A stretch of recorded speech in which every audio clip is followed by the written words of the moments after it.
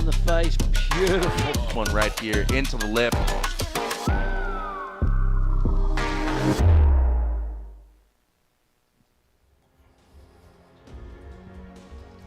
Welcome to day 5 of competition at the ISA World Junior Surfing Championships. We are here in Surf City, El Salvador. Contest has been running between La Bocana and El Sunzal, just outside of El Tunco City. Great little town here with some amazing locals and some incredible waves right out front. Shannon Hughes alongside Barton Lynch for the call this morning. A couple fun waves out there. Yes, it looks a little bit smaller, but it's still plenty big enough, head high, double overhead on the biggest sets, and beautiful conditions. Low tide this morning coming in through to around about a 2 o'clock high. So we'll see the tide coming in. That'll mean that the swells will stay consistent, and this is a marathon of froth. The kids have been just here from all over the world, 54 countries, and the surfing standard has been amazing.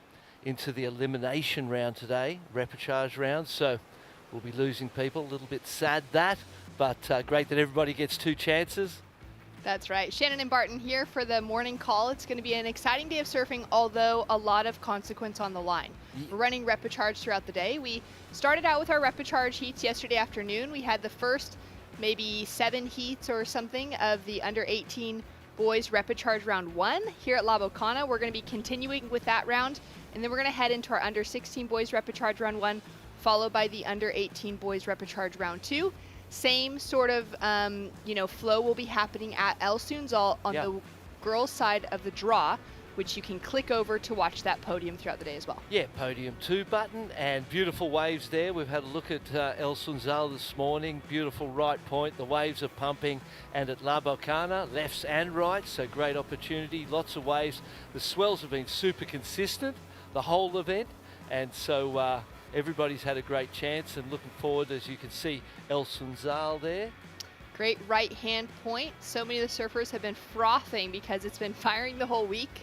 Plenty of overhead sets coming through, and really consistent throughout the week of competition so far. So that's really exciting. Today, waking up this morning, there were still some of those really big sets kind of heading out the back, which we weren't sure if they'd be sticking around, but they seem to be. So that is awesome for everybody out in the lineup. As we take a look at high quality waves here at La Bocana, podium 1 for the morning. Yeah, it's a great competitive venue because there's lefts and rights, and it's quite a wide playing field, so there's a lot of area that you can move and sit in. As we see our first heat out the back there, ready for action, waiting for a start. Here's the current conditions. Low tide early, a little bit later actually than what we've had the last few days, but 8:40, so we've got about an hour and a half of that tide draining before it starts to push for the rest of the day. Yeah, and you look at the coefficient, 7 feet really of change in the tide. So a big movement, and there's the water temp and the air temp, pretty similar in and out, but it's amazingly warm in the water when you get in there and you start paddling around, particularly in a heat with the intensity of a heat. I mean, you can free surf and essentially, rarely be out of breath. You start a heat and you are puffing and panting. A lot on the line for these 3 surfers out of El Salvador, the British Virgin Islands, and Switzerland. Heading out for the first heat of this morning. This is heat number 7 for under 18 boys repechage round 1, so they're continuing on from what we began yesterday. Julio, Ernesto, Crespin out in the lineup against Rush, Broderick, and Revon Roscoff. And they're just waiting for that countdown to start off from the judges, everyone getting themselves in position, the surfers in position, and starting to settle in for a big day of competition. We'll be finishing out again around maybe just before that 5 o'clock mark. We've got big days of surfing, and this today we're running so many heats because it's repechage round. We also only have 15 minutes on the clock, which means we're cramming even more heats in total than what we've been doing the last few days. Ha, believe it or not. Believe it or not, but it's because there's still so many surfers in the draw. We started out with 441. Today, we're going to start to eliminate those surfers and whittle down that field day by day. But we got a lot of days ahead of us. We're only halfway through competition, Barton. We've got, By the end of today, we'll be halfway. Yes, We're still exactly. pretty halfway at this stage, but we'll still have 4 more days of competition after this before we are crowning our finalists. Yeah, on next Sunday, the 12th of May, and it is a marathon of an event with all of these little sprints inside of the marathon, and the repechage really means that, it's great that there's 2 chances. No one loses first time. They always get to the repechage round, and that means that, it helps with the development of surfing as a sport across the world, because, some of the developing nations, and they come here for the experience, and to get the 2 surfs is fantastic. But 20 minutes is fast and furious, 15 even more so. So we called some of those heats yesterday afternoon, and this heat's underway, 13:20, so a minute and a half gone. You've got to be focused on the start. You've got to get that good start, and the sooner you've got your 2 rides of consequence, or 2 rides of any sort of score, the better, because then you can start to build. We see our beach marshal Manny down there helping the young competitors get the sticker on the board. Yeah, super important. There's always a ISA competitor sticker that gets stuck on any bit of equipment that's going to be used in competition, and Beach Marshal's always doing a great job to make sure that it really sticks on there. And they've got a huge roll of stickers just in case they do come loose with the salt water, the high temperatures as well. And out in the lineup, you can see the surfers just having a little check back, each one of them, maybe to see their positioning in the lineup, as well as, if they've got that team support down on the beach to maybe point them in a different direction. But early start this morning, 7 a.m. We're a few minutes into the first heat of the day, 15 minutes on the clock for every heat we're running through today, as we are in the repechage rounds. And so, like you said, it's going to be really important for which surfer gets that first wave and gets this campaign underway. And so rare that you see 3 surfers, more or less they were sitting in a straight line from out the back to the shore, directly sort of in front of each other. Red making a move now to the side a little bit. He's decided to sit way inside. Feels and sounds like a good idea to me, because the further in you are on the shallower reef, the more options that present to you. And given 15 minutes, they're 11 and a half now, 3 and a half gone. The earlier the start, the better. I couldn't agree more. You can see with this little set, kind of 3 waves split up between them as the swell continues to decrease in size from what we've had the last couple of days. Those peaks are going to become a little bit more defined, a little more spread apart than those bigger days where we had a lot of closeouts coming through. So a couple little waves on the inside, but not quite what these surfers want to be looking at for scoring potential just yet. And I had a look at the forecast.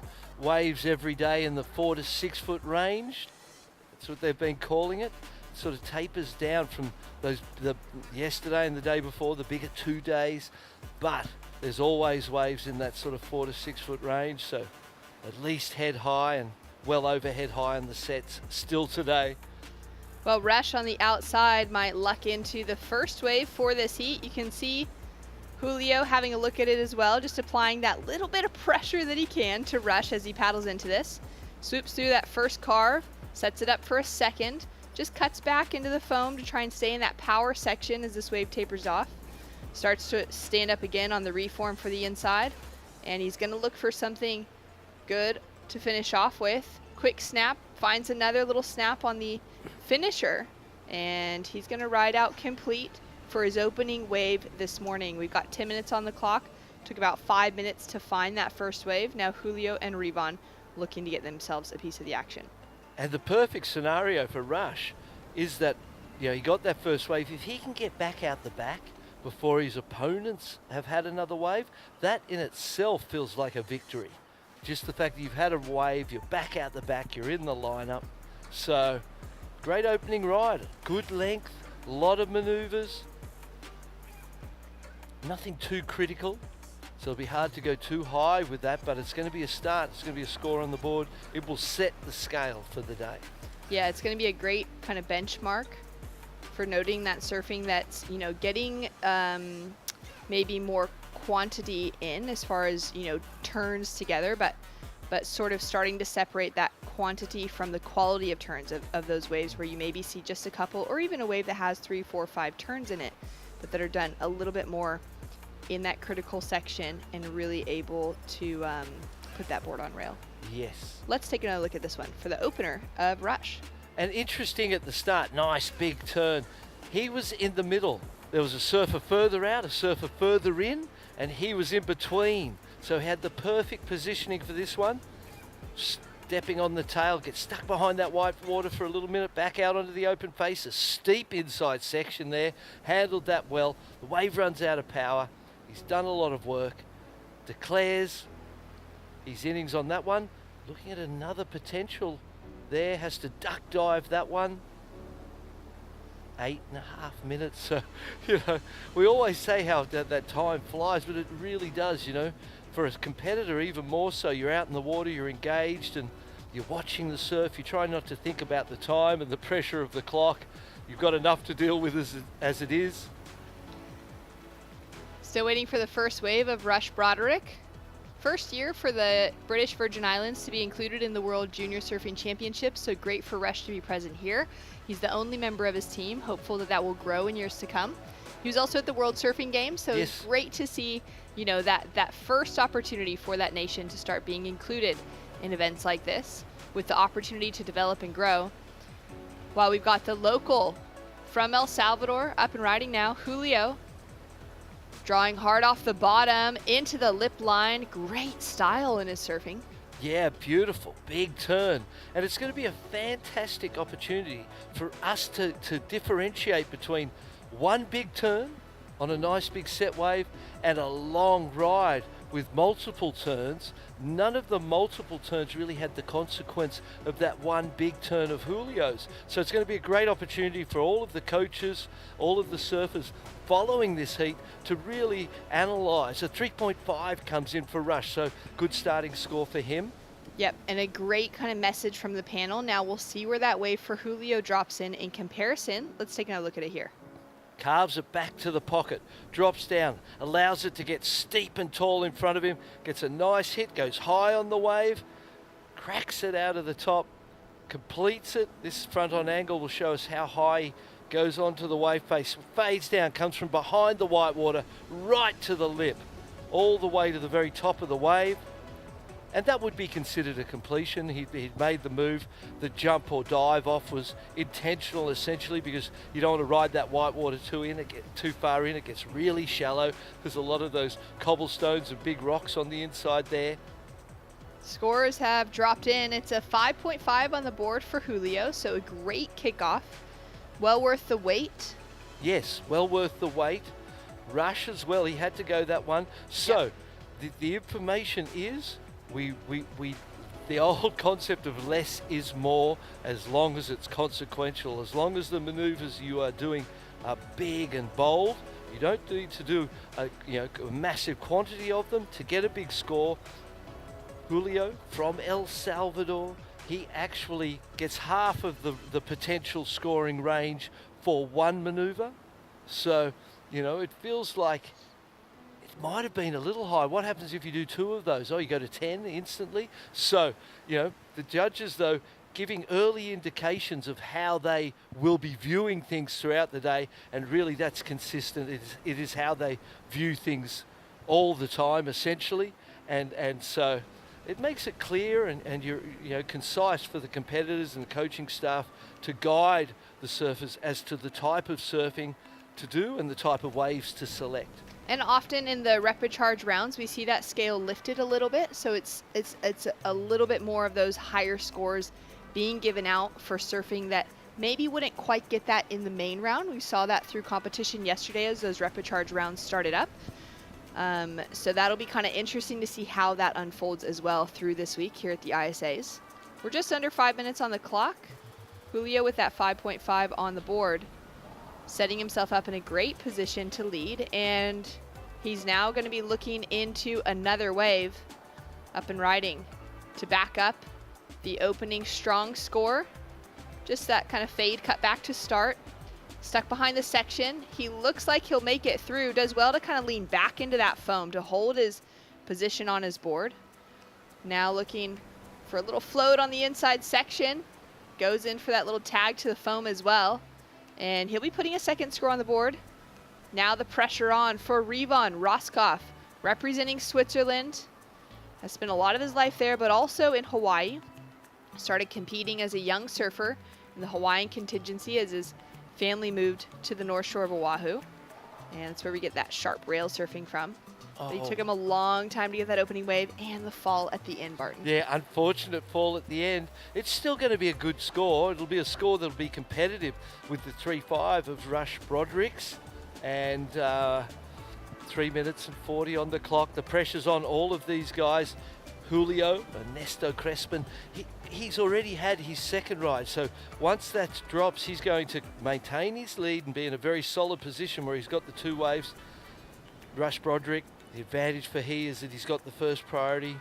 I caught up with Rush yesterday and had a chat. He's just such a positive young man, so stoked to be here representing the British Virgin Islands, and just loves his surfing. So we really enjoy having him here. There's a score of 3.53, so 0.03 advantage to Revon. Well, it puts him right back in the heat, about 4 minutes on the clock when he took off on that wave.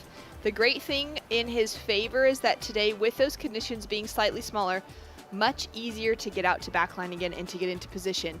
In our first few days of competition, you know, it could take a surfer 3 or 4 minutes just to get themselves back in the spot with the current, with the size. Oh, go, mate. Strong paddle, just stuck right behind it and can't quite get in. He's going to lose his priority, which is going to hand it to Revon. Oh, critical situation. Revon looking for a second score. Rush. Perhaps he could go right on this one. He's going to get it. Here we go. Revon tries to get into it, but he's unable to, and that opens up the door for Rush with that opening turn. Sets it up now for the second. Driving down the line, looking for what this wave might offer. Another inside snap quickly. And it looks like he might have a steep section. Can he time it? He does very well. Look at the rocks. To get that in section and hopefully avoid some collision with those fins. Oh, it looks like he did. Got the second score. A 4 comes through for El Salvador. So a 9.5 total there. The local looking good, looking strong. 1 minute 40 on the clock. British Virgin Islands. I said before, the first time at the World Surfing Games, Rush Broderick. Sounds like a Hollywood name, like an actor's name, don't you think? Rush Broderick. And he reached out to me on Instagram and said thanks for the comments, and we had a laugh about that. He's a great young man. His second score comes through better than the first, a 3.97. Great positioning there because he'd paddled for the wave before it, lost his first priority, went down to third priority, positioned himself. If Revon had got that wave, things would be very grim for Rush right now because he'd be in the third place with only 1 wave and a minute to go. But positioning, got a little inside Revon, got that wave, got a better score, improved on the first, took himself into second place. The pressure now is all on the surfer from Switzerland. Yeah, I mean, with that last wave that came through, whichever of those surfers got onto it was going to have the advantage coming down to the final few seconds. Rush on the inside there. He's not going to make it out the back. He's just got to wait and hope that another wave doesn't come through. He's also going to be best friends with Julio when Julio gets out of the water because he is sticking straight on Revon, wanting to make sure that Revon doesn't get an opportunity to get a final wave. 20 seconds and he may not. There's waves out the back, but I don't know if they're going to get there in time.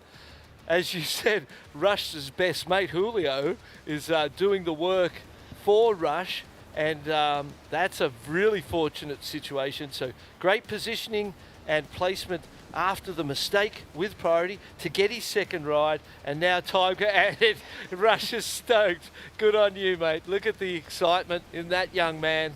And this means a lot to these kids. It's a massive moment in their lives. Congratulations to the local here as well. Yeah, great surfing from Julio. That 5.5 looked so just poised and sharp as he opened up his campaign, was patient with it, but knew that wave selection would get him through with a win, and that's exactly what happened in that heat. Yeah, it's always tough, surfing on home turf. While there's an advantage of sorts, there's an enormous amount of pressure that comes with surfing in front of family and friends and your nation, and there's so much riding on surfing here in El Salvador.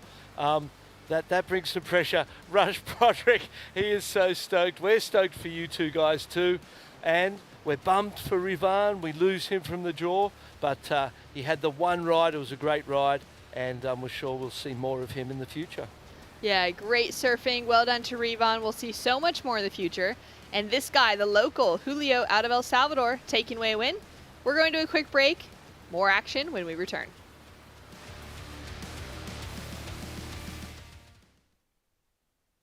There's a right time for everything.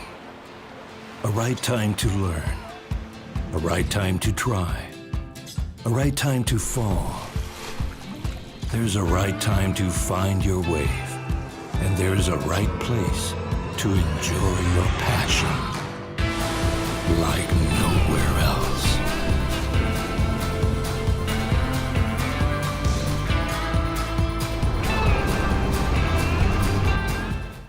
Bienvenidos a la tierra de anfitriones.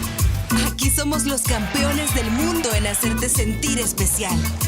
Te compartimos olas, volcanes, pueblos históricos y te aseguramos una experiencia de 5,000 estrellas. Porque esta tierra tiene más anfitriones por kilómetro cuadrado que cualquier otro país del mundo. El Salvador, tierra de anfitriones.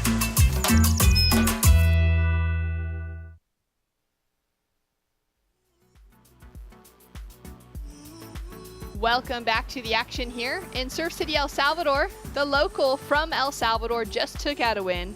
Julio threw with a 9.5 heat total, scored himself a 5.5 as his high score, and put together some sharp surfing, just the two waves. Getting a little media coverage down on the shoreline as well. Great preparation for his future as a professional surfer. I like that. Yeah, here we go. Paddle now from Alejandro. Sancho up and riding for Team Spain. Quick check off the top. Sets himself up down the line. Kind of recognized in that last heat the importance to get an early start, and he certainly is finding it here with a wave that has offered so much and will give him a good end section as well, it seems. Driving, pumping down the line, gaining some speed. Tags that section, throws a lot of spray. Can't quite find that finishing maneuver, but some exceptional surfing on his way. Big set approaching now as both Tigo and Mateo need to either duck dive or swing to have a look at this. Mateo up and riding on the full kind of surrender fall on that one. That was really late to the section. Would have been a great looking wave for Mateo had he been able to get into it. And Tigo's just going to get himself under that one as well. Those four surfers in the lineup. Alejandro in the leading position, drops a 6.33. And Juan for Uruguay sitting with that 0.5. A great opening ride, 6.33. That's, that was a two-wave combination in the last heat, really, in that sort of around that high 6-7 range. So that'd fill you with confidence. Mateo throwing himself over the falls there on a really late drop. It was ambitious. And we didn't see a set that size in the first heat. So understandable, after watching the first heat and positioning off what you'd seen there, that these guys in the first heat would be caught by that set because you wouldn't be expecting it. Alejandro with his opening wave dropped in as a 6.33, Barton. And you can see why. Powerful surfing, sharp, fast, energetic, showing no signs of nerves, just working away all the way through the inside. It stood up again here. He got one last turn. There was a closeout in it, but it's so shallow in there. There's so little water on the rocks. Here's this, nearly got barreled on the takeoff and just launches himself from the top. Really short wall on that one too. Yeah. So, I don't know that there was so much in it, and definitely worth a try. Yeah, definitely worth a try. Had a look at it. A little bit of humor added as a funny kind of looking wipeout, but he's right back out there in position. Looked like, no struggles getting himself back into the spot, sitting with second priority now. And a great kickoff for our Spanish surfer, Sancho, in that leading position. We got a paddle here from Tigo. He's caught pretty deep behind the section, was holding on to first priority in that wave, so that was his right away. Out of the Netherlands. Great backhand snap to start. Second one goes a bit flat. Good energy. Smaller, younger man. And got his start. That's the main thing. And in reality, he's going to have the second best wave of the opening exchange. The 0.5, the 0.13, he's going to eclipse that. And even though he was the slowest to get his start, he'll go into second place with that. 10 minutes on the clock. Alejandro in the lead at the moment, but that last heat was owned by the local surfer from El Salvador, Julio Ernesto Crespin, down on the beach with Mitch Salazar. That's right, and also a local surfer to the area right here in La Bocana. Julio, muchas felicidades. So a great heat, un heat muy impresionante, el primer heat del día, the first heat of the morning. ¿Cómo te sentiste con el apoyo de la gente local? How did you feel with the support of the local people? La verdad me siento muy feliz y gracias porque me están apoyando desde casa y bueno, mis amigos que están aquí y gracias a mi coach y a todos que me estuvieron apoyando y siempre a darles con todo y me siento muy feliz de haber pasado mi hit en primero y a seguirle dando, que con Dios se puede. I feel really happy, really stoked, and most importantly, I really want to thank all the local people, especially my friends, for coming down here and supporting me. And with God, everything is possible. Una pregunta muy importante, haces buen trabajo con Puro Surf. You do a lot of great work with Puro Surf, one of the local surf hostels here in the area. Marcelo Castellanos, el equipo entero en realidad, Marcelo Castellanos, the entire crew, they've been doing some awesome work preparing for you for the event. La preparación con el evento de Marcelo, ¿qué han hecho en la preparación? Bueno, en la preparación del evento con Marcelo hemos practicado como no estarme como mucho frustrando, entonces lo siento que lo he trabajado muy bien y a mantenerme activo los 15 minutos o los 20 minutos del hit y lo he estado haciendo y gracias a Marcelo lo he logrado y me siento muy agradecido con él y con el team de Puro Sur que me apoya siempre desde de Puro Sur, entonces me siento muy feliz. Well, it's just been trying to stay active those 15 minutes, but most importantly, not being so frustrated at myself.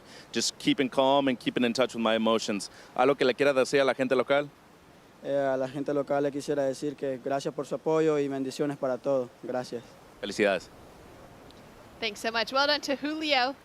An impressive performance to kick things off, and you know, to be able to be growing up in this area where so many big events are happening now, an incredible advantage to knowing the waves. Also to having a great coach like Marcelo behind the scenes who owns Puro Surf. It's a beautiful accommodation for anyone listening in that's going, waves are looking pretty good. Maybe I'll come here on a surf trip. That is such an incredible spot to be staying at. And it's been great to be able to hear from some of that local crew. Yeah, it's, you know, it just warms my heart to see opportunities to build your life coming from riding waves. That happened for me. My life was changed because of surfing, coming from deep on a big set, double overhead. Wow, huge set in front of him, and he'll go down. Now with 7 minutes on the clock, halfway through this heat, a 2.83 drops in for that first wave of Tigo. He'll now have a second wave to come, but an interference has been called on Mateo Cristodulo. Unfortunate situation there for Greece. Not sure how that occurred, but it's impactful.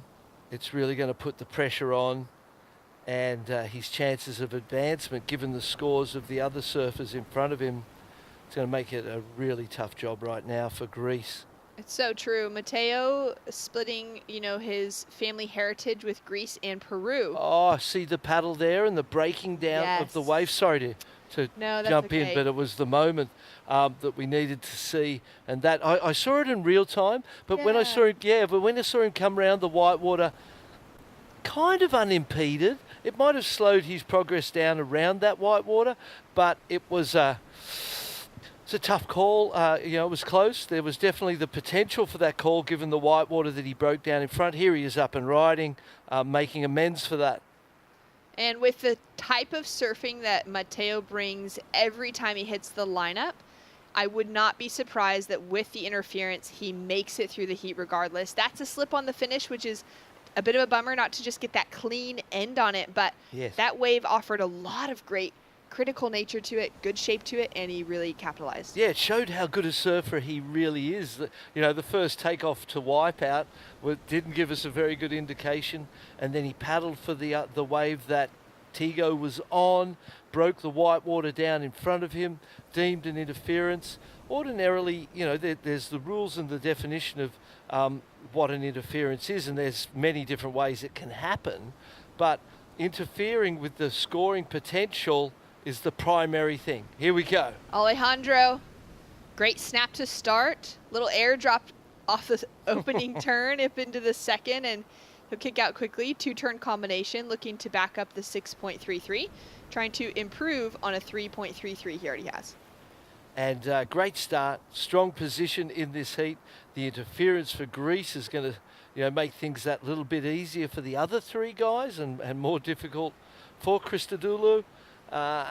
It's such a bummer when you see that. And that was a fine line. He did break the whitewater down. It did take Tigo a little longer to get around that whitewater, so you can see where it came from. It wasn't intentional, but it was a little, I suppose, a lack of attention to detail there in terms of paddling for that wave. Great learning opportunity, and even just the nature that wave was a little bit more of a closeout from where they were sitting and where Tigo was positioned on the inside.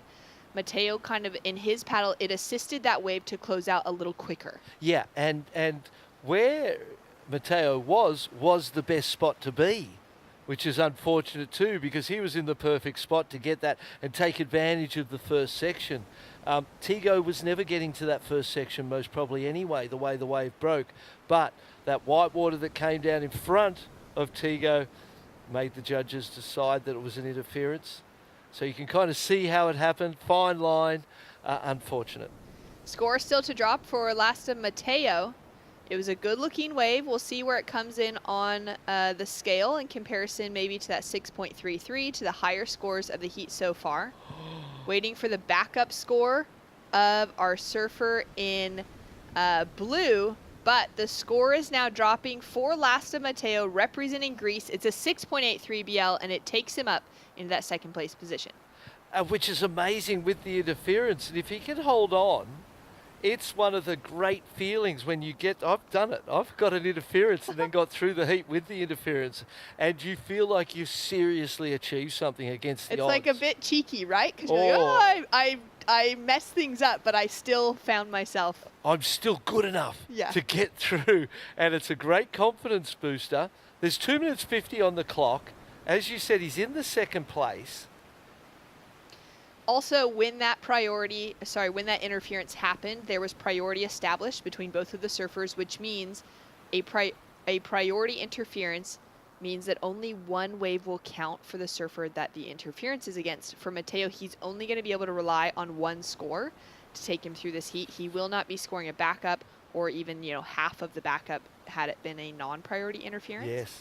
So he's going to have to hope that Tigo cannot find himself a 4.01, which give him the same heat total as Mateo or just higher, and the 6.43 for Juan, knowing that Mateo can only improve his situation by taking off on something that offers him a 7+ ride. And that's a big, good score this morning. We haven't seen something in that range. The 6.83 is a fantastic score. It's the biggest score we've seen so far. Yeah, it speaks to the talent of this young man. On the inside, Uruguay need to get going. They need to catch waves. Up and riding on that opening turn, just the single maneuver, and unfortunately can't hold on to the finish. So for Mateo, that's going to be great. For Juan, that's going to hurt because he's down to 1 minute 30 seconds on the clock. He's got his family tuning in. He's got the support of them every day when he's back at home.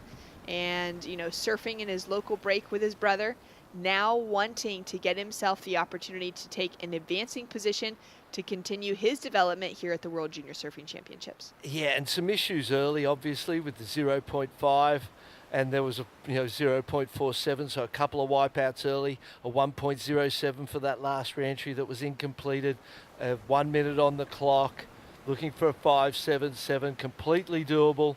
Tigo, Saidhoff, looking for a 4.01, completely doable. Will they get an opportunity? Tigo's got the advantage of first priority.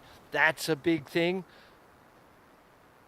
Juan down in the fourth priority, though. He's up against it. First and second place in second and third priority, leaving some space for Juan and Tigo to create opportunities for themselves. will Mother Nature cooperate and give him that chance? Yeah, it seems a little bit quiet. You could see Mateo on the inside there having a sniff around as well. Yeah, he looks urgent, but no real In that reason to position, be. he needs a wave that can improve to a 7, essentially. That's going to be a really high quality wave. In your shoes, Barton, what would you be doing if you were Mateo? Well, given the time, I'd be right where he is catching this one. Up and Here he goes. riding. One more opportunity. It shuts down in front of him. You can feel the frustration. I feel like he doesn't understand the position he's actually sitting in and that it's worked in his favor that he's in that advancing spot. The time is up. It's done. I wonder whether that was frustration or, which, you know, for the interference, you would definitely feel frustration and disappointment, but it's going to turn to elation when you realise that, hey, I was on one wave against 3 guys with 2 waves and I advanced with the highest scoring wave of the heat. My surfing has quality. I just need to clean up my competing. Well, a big day of competition ahead of us. Getting that early start, Barton, so important in today's competition. The most important part, own the start, manage the middle, get something big at the end, always a good recipe. Stay sharp and if at all possible, avoid the interference. We've got more action to come when we return. The under 18 boys Rapid Charge round 1 continues.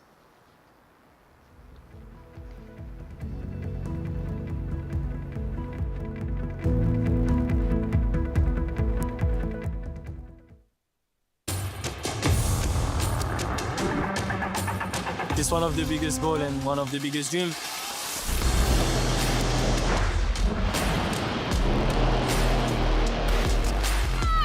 It's been like an emotional roller coaster. I ask myself, what just happened? Is this real? Every athlete's dream is to, reach that gold medal. I'm on a mission, you know? I think that everything is possible. It's not over till it's over.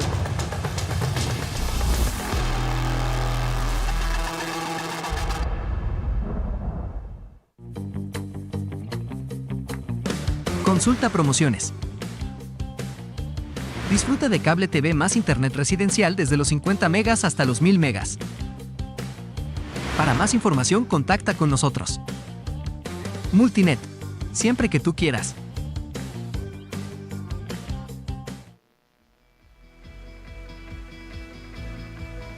We're here in Surf City, El Salvador, where the walk across the cobblestones is pretty challenging. They're slippery. They got some little tiny barnacles all over them. And also when that sun comes out, they get very, very warm. So it's nice in the afternoons when it's high tide and you can just kind of swim in across the rocks instead of having to walk. You can see the tide line and how far it comes up. Yesterday and the day before in that big swell, it was coming up to the base of the tower there. Oh yeah, you get wash-throughs for sure. All the support on the beach is going to be getting pretty wet. As we take a look now at Khalil Piñeras, representing Colombia, lives and resides in Hawaii. Great young surfer coming out of that region of the world. He'll put his first score on the board. Up against Miguel Navarro from Spain, Nicaragua's Rasti Jasso. We just saw Rasti having a paddle at that one. A look at it. Miguel's got the first priority at this point in time. And there's the names of these 3 boys 18s, Repechage 1, Heat 9. Colombia, El Salvador, and Nicaragua in the lineup. Now, we already saw the local surfer Julio take out the win earlier this morning. Yep. Now Miguel, his teammate, is in the lineup. Feeding off of that energy, that excitement to see his teammate be advancing through with the win earlier today. He's sitting out there with first priority now, as we have a score to drop for first of Khalil, and there's already a 1-point ride on the board for Rasti out of Nicaragua. Khalil takes the advancing or the leading position at the moment with a 4.33. Yep, good score. Couple of nice backhand turns there. Anytime you're over 4, particularly in a 15-minute heat, as we have here today in this repechage round, the local up and riding. Up and riding from El Salvador, setting himself up around the section, carving back, putting some power into it as well, keeping that low stance. Low center of gravity now as he drives hard off the bottom. Snap off the top. His feet almost came unstuck from the board, but he manages to keep control until that final maneuver. I thought I saw a little slip there too. There was I got worried. Unstable moment because the surfing to that point was great. There's the Greek team. Can't wait to hear from, well, we won't hear from Christodoulou, but he put on a wild, it was a wild ride. It was an emotional experience, and we saw the expression of that emotion on the last wave. It looked like absolute frustration, saying to himself, why did you do that? What did I do? Why did I, really still advancing though. And the thing that I learned is it's not great to be hard on yourself. You know what I mean? As a competitor, you've got to be forgiving, and you learn to let go of the bad things that happen or the mistakes that you make, the losses you experience. You take it as experience and as a learning lesson, and try to move into those next moments of your life without that baggage on your shoulders. And it's a great life lesson, but something essential as a competitor. Looking for a second score quick, great strategy. Sets himself up with a 4-point ride off the start. Now Miguel is up and riding for that second. Great combination, bit of variety within the surfing for those first 2 turns as well. And sticking with this one all the way to the inside section. It's going to stand up for him, and he's going to do a little pop on the finish. Get that ride out really clean, staying super low, staying in control. Good wide stance, powerful surfing. Got a 4 on the first wave, right just below the 4.33. I think that wave's better than the first. So there was the big tail slide out of the top where the foot slipped a little bit, but he completed it. That was a radical maneuver, something risky. That'll have some points in it. But there it is, a 5-point ride for the second one, and he goes into the lead. Great score, and well rewarded for just going that little bit higher. You can see a little more control within that wave and a little more speed as well. Yes. Paddle here now from Khalil, finds himself in second, only needs a 4.68 to move up into the lead. Paced out for that first turn, and just catches a rail for a moment, coming out of that bottom turn. Starts to gain a little momentum back. Wow. Seamless on the inside section. Really squaring off the bottom. That's more like the kid I know. That's more like the surfing we know he's capable of. He's disappointed to be in this round. Also doing double duty, 18s and 16s. So surfing above his age here. But when you look at the performance he just put on, definitely capable of matching it at this level in the under 18s. And that score, when it comes through, is going to make this young man's job really hard. But with surfing like that. Great start for Rasty. Throws in some flair with that push of the tail in the second turn. Lines it up for the finish, and I was hopeful he was going to reappear. Well, the confidence and the speed and the aggression in that surfing, there was a distinct difference right there. When he stood up, the energy he brought to that performance is going to excite the judges. Here's the replay. First turn, nice re-entry off a whitewater section that just peaked up in front of him perfectly. Couple of nice wrapping cutbacks into the closeout, pumping, driving the board to build speed, throws the tail out of the top, drifts in that whitewater, gets the completion, avoids the rocks, and gets the 5-point ride.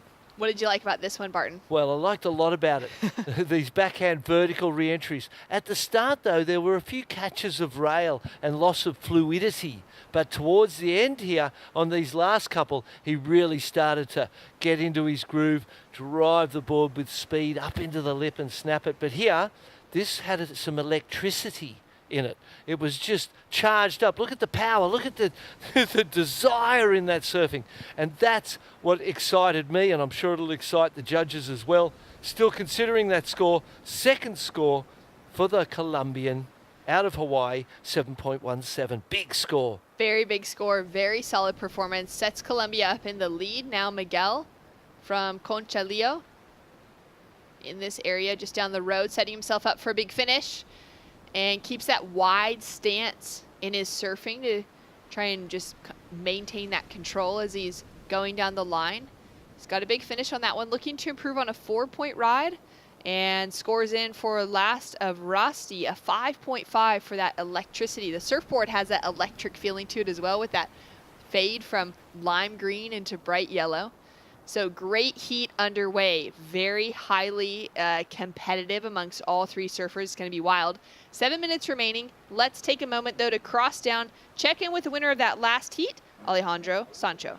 That's right, Ale with another great heat. A couple of 7, Shannon, pretty impressive. Ale, muchas felicidades, un gran hit, un par de 7s. ¿Cómo te sentiste al ser el segundo hit del día al encontrar las olas? How did you feel being the second hit of the morning, knowing that you'd already seen a couple waves? Muy bien, la verdad, conseguí coger una ola rápido, que conseguí hacer un buen score y ya pues me dio toda la tranquilidad de la manga y estuve esperando y me cuadró una buena de 2 giros y conseguí los dos 7s. I was able to see a couple waves in the warm-ups, and obviously after getting the first wave, it settled down my nerves. I was able to get that 7 and then back it up immediately afterwards with another 7-point ride. Hay una foto tuya en tus redes sociales. There's a photo of you on your Instagram. You met Italo Ferreira back in 2019, I believe. Conociste al campeón olímpico Italo Ferreira en el 2019. Ahora que ves eso y reflejas, estás compitiendo aquí en la ISA, ¿cómo te sientes al respecto de eso, ya ser miembro del equipo de España? How do you feel after meeting Italo in 2019 and now being a member of Team Spain yourself? Sí, estuve con él en Francia, estaba haciendo unas fotos y era pequeño y me hacía mucha ilusión ir a verle. Y pues súper contento de representar a España y con muchas ganas de hacerlo lo mejor posible. Just meeting him was a dream come true, but most importantly, being at that event, seeing a lot of the world's greatest surfers was something that motivated me, and now being part of Team Spain is a dream come true and a total honor. Algo que le quiera decir a la gente de Cantabria y al resto de España. Pues muchas gracias por apoyarme. Mi primera manga no pasé y tuve mogollón de apoyo de todos mis amigos y familiares. Y un saludo muy grande a mi padre que siempre me apoya. Felicidades, Ale, gracias. Brilliant surfing from Ale, owning a couple 6s by the end of that heat, taking him through with the win as we take a look at Rosti, looking electric, setting himself up for that second turn. A little bit more kind of slow 2-stage carves as he's coming through the inside. That wave has essentially no power where he's at. Also, hardly a wave, but he's able to just keep riding and walking on water. Yeah, walking on water. He's looking for a 387, and it's quite possible that he got it. During the interview, Pinedes got a right-hander, a couple of nice turns on that, fell on the last.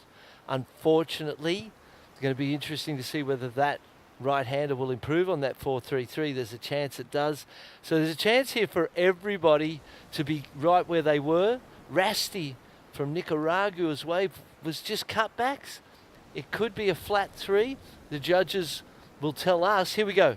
Replay of the local from El Salvador. First snap. I like seeing him go on his backhand, mix it up, show the judges something different. Unfortunately, that wave didn't have a lot of wall. First turn. Well, it was a carve in a pretty tight pocket, so it wasn't just a wrapping cutback. It was more of a carving turn. This is where the wave goes flat, gets that third little wrap in. That's going to be really close to the score. It could come in just as a flat 4 and just be above as well. Judges will tell us, looking for the 387. The El Salvadorian under pressure now. Also the score to drop for Colombia, waiting on that. So 3 minutes 30. We need these scores in. The surfers need these scores in. They need it announced by our beach announcers, and then they'll know exactly where they are and who needs to do what.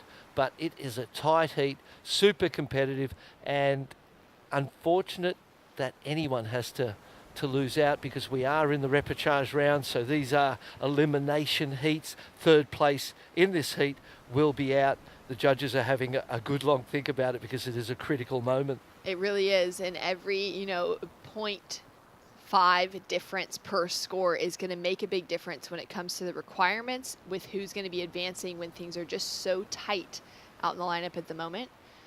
Really rippable conditions, which is allowing everybody that opportunity also to put scores on the board. We're going to definitely see another exchange, I think, before the 2.5 minutes is rounded out, even if it's kind of on the inside on those smaller waves. But because of this cobblestone bottom, a lot of those waves can stand up and still have some decent shape to them for at least that opening first or second turn. And we've seen, big scores for one turn. We know that you don't need multiples, you just need big ones.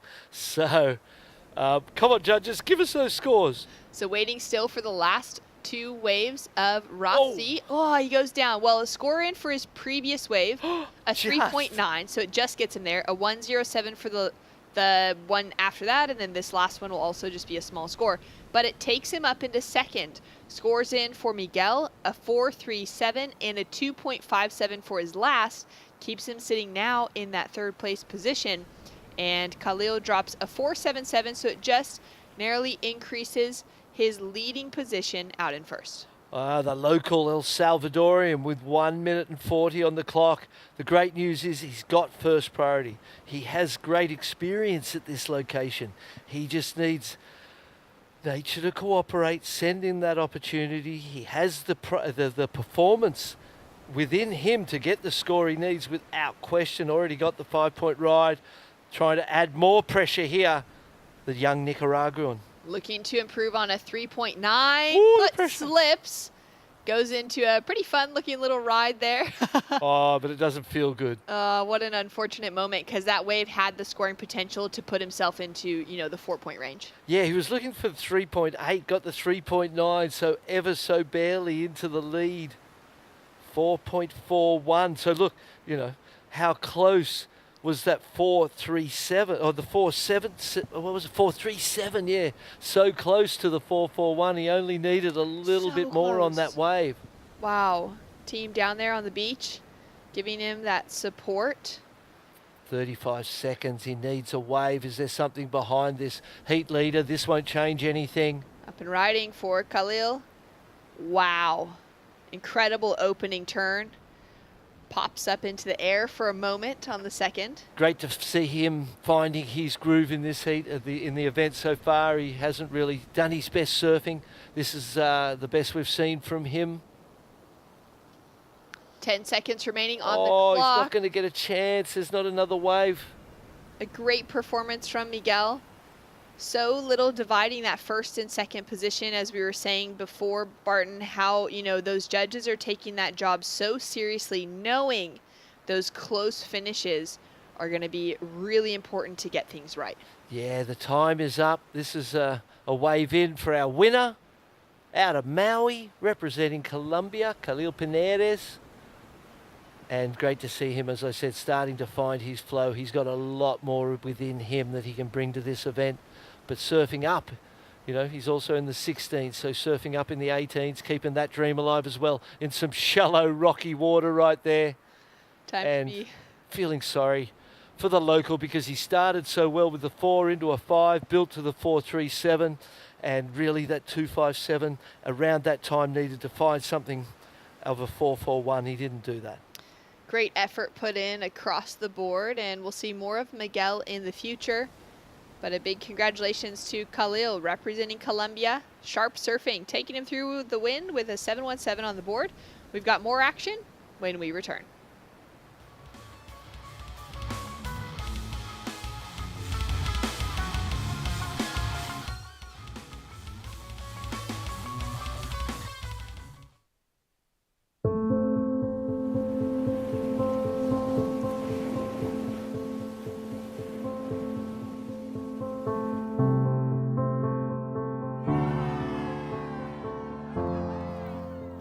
There's something profoundly spiritual about riding waves. Water is transformative, healing. You're at the mercy of Mother Nature, the ever-changing movement of water. The ocean is the great equalizer. You don't need to belong to a certain race, religion, or gender to surf. The pursuit of these fleeting walls transcends sport. It's a way of life. And surfing has the power to change the world and has now taken its place on the world's greatest sporting stage, the Olympic Games. The International Surfing Association is the world's governing body of surfing, recognised by the International Olympic Committee with member nations around the globe. This is the International Surfing Association. This is a better world through surfing.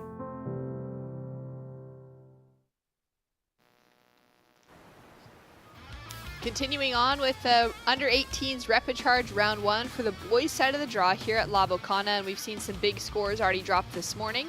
We've seen some long walks across the rocks to get themselves up to the shoreline to meet up with the teams and celebrate the advancements or take the consolations from their fellow competitors and their teammates. Out in the lineup, Portugal, El Salvador, Italy, and Nicaragua. So for Nicaragua and for El Salvador, keeping their teams on the beach to continue cheering for the surfers in this next heat, as we had 2 in the one before. Portugal and Italy sending their surfers out for the first time this morning, at least, in the lineup. Alfonso Pinto, Melvin Alexis Ayala, Samuele Ricci, and Steven Castillo. Looking for some good waves. We've already got a couple that have dropped in from the break quick off the start. But first, let's look at some live action. With Steven for Nicaragua into a great looking first carve. Sets himself up now hard off the bottom. Drives through that second turn. Just manages to keep control of it as he kicks out and the wave tapers away. We've already got a 5.4 on the board, Barton, and a 4.83 for our leading 2 surfers. Yeah, great start for El Salvador.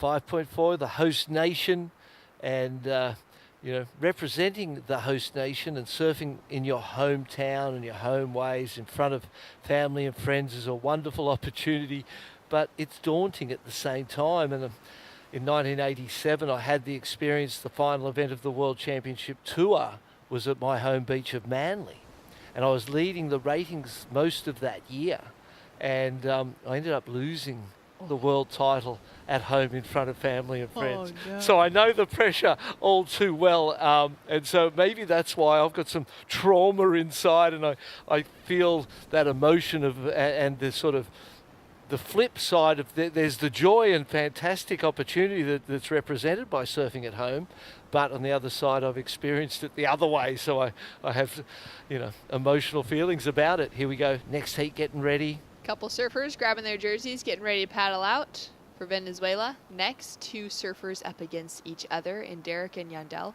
Now, what year did you say that was that you lost that in front of the home crowd? Maybe before you were born. No, 1987. 1987, the next year you came back.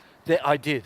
So I went through that emotional experience. That's incredible that it was that following year, getting so close in 87, that you were able to take away the world title in 88. Yeah, and at Pipeline in 8 to 12 foot, and I'm thinking I'll switch Manly for Pipeline every day of the year. So you got to keep the faith, regardless of the experiences you go through. Keep the faith, because you don't know the message and the journey. Yeah, to win at Pipeline, certainly something special. Well, down on the lineup, down on the shoreline, we've got Colombia's Khalil Piñeras, an impressive performance, looking really sharp. He'll be heading through to the next round with Mitch Salazar. Yeah, Khalil's been ripping all event long, and he's pulling double duty once again. Khalil, congratulations. Heat at La Bocana first thing in the morning. Must be worse places out there that I can think of to have a heat. Yeah. Finally, I got a heat in the morning. I really wanted to surf in the morning, especially with no one out during a heat. So it's so sick to have it all glassy and no one out early in the morning. It's like the best thing. Still 14, Khalil. You're going to be 15 in around a month, pulling double duty this week. How are you feeling in terms of the emotion, just handling all the stress, and maybe even testing your patience out there? Yeah, I think really is just to not focus too much on one heat and just like continue and know that there's a lot and just pace yourself. Because I'm in both repercharges, so I know I have a lot of heats ahead of me. So I'm just kind of pacing myself and knowing that I have heats ahead of me and not to like exert too much energy during one heat. Your mama's here this time. I know your dad Ryan's watching back home. Anything you want to say to him? I love you. Hopefully you guys get some waves on Maui because I know it's been pretty flat.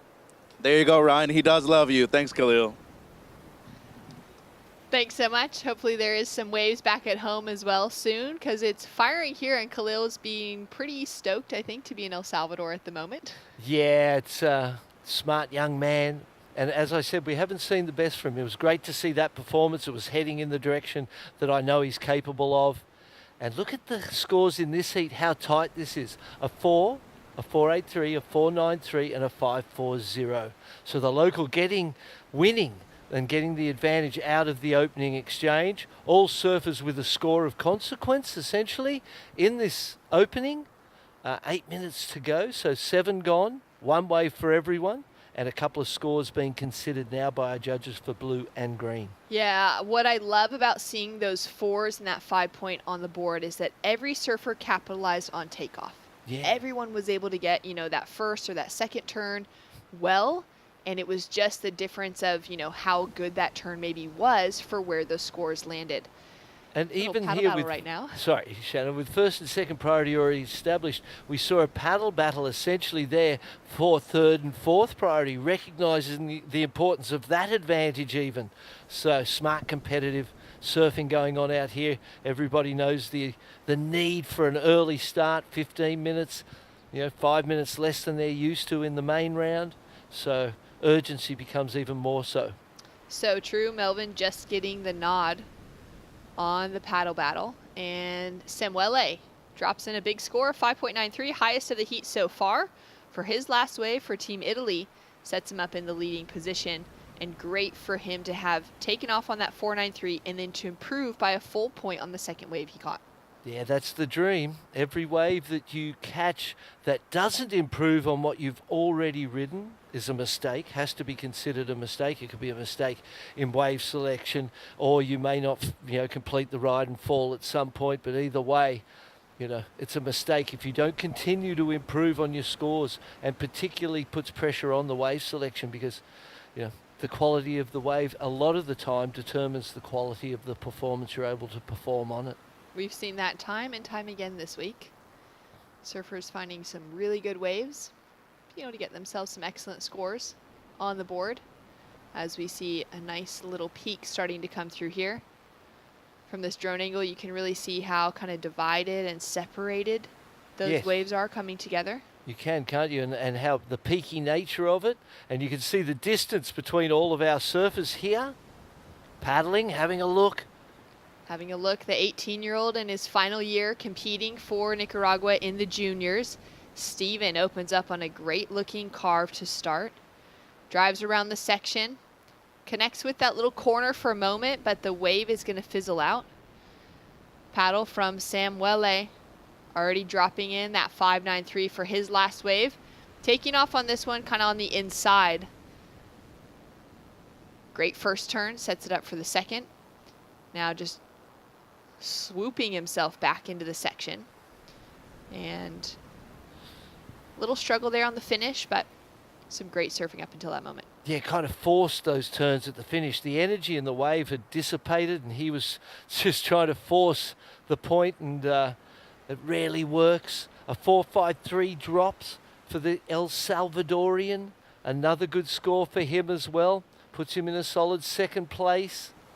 Castillo got a 2.77 for that last one.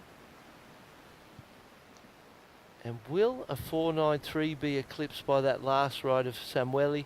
The ending wasn't so clean, but there was some good work done on it. Or before that, Afonso Pinto in the fourth place. He's feeling good about the first priority, but we're down to 4 minutes and 30.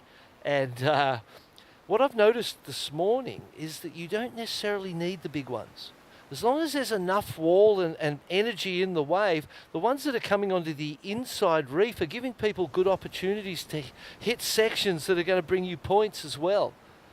Shape of the wave being more important today than the size of the wave. Yes, exactly. And the volume in that wave, the energy in the wall and how much power it has, so it allows you, as we see the Portuguese surfer paddling for this one, is he going to be too far inside or will he be able to turn late?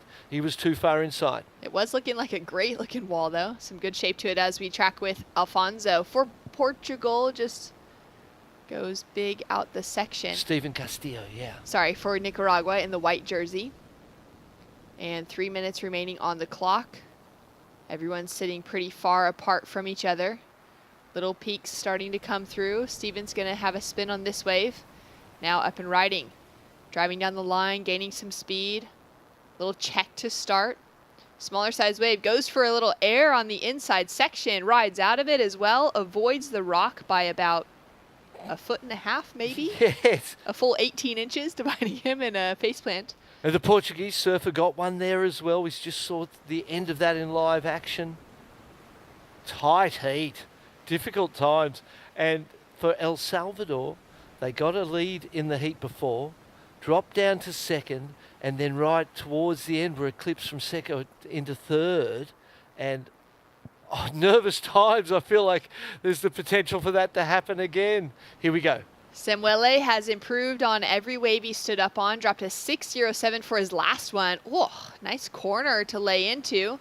He's not going to be able to get the ride out though, so that will be unlikely to now improve the situation for the first time for him in this heat. Great consistency out in the lineup.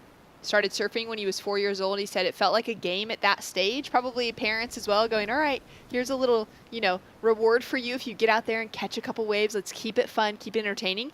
Now it's his full passion and he just can't get enough of it. As we take a look at Alfonso. Oh, one turn, but it was a big turn, and we know the judges love that critical surfing.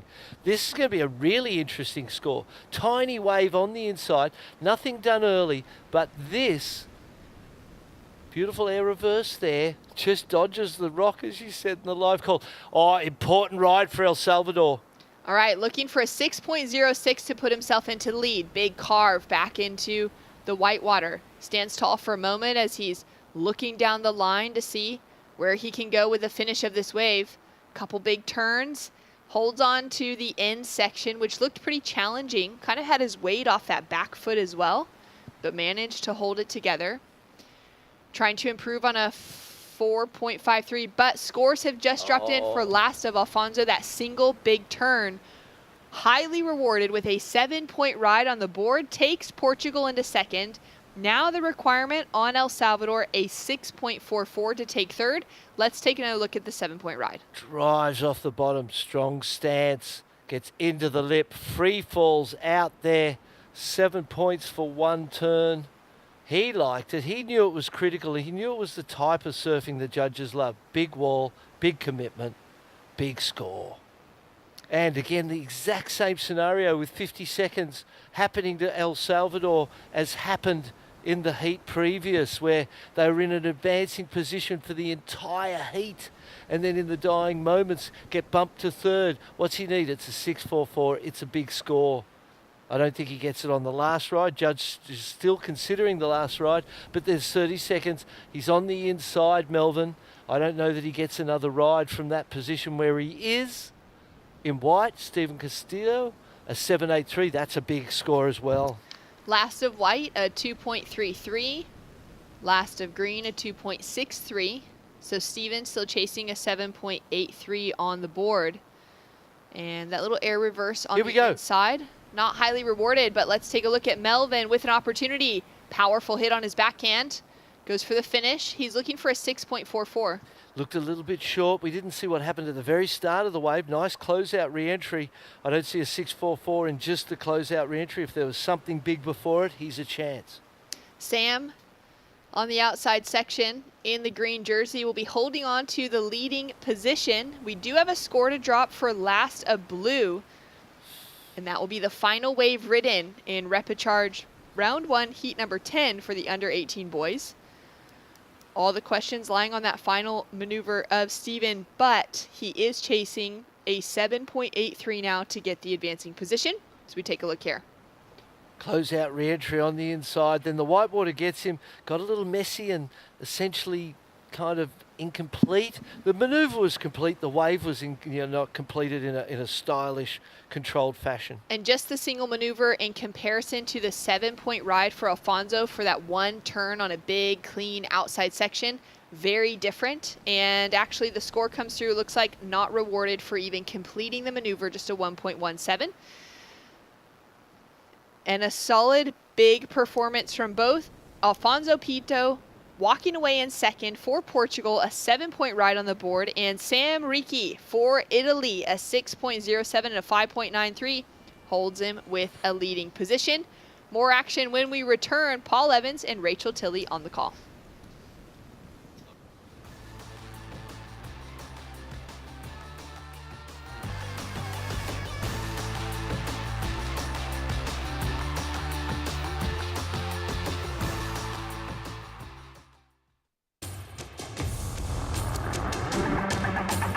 It's one of the biggest goals and one of the biggest dreams.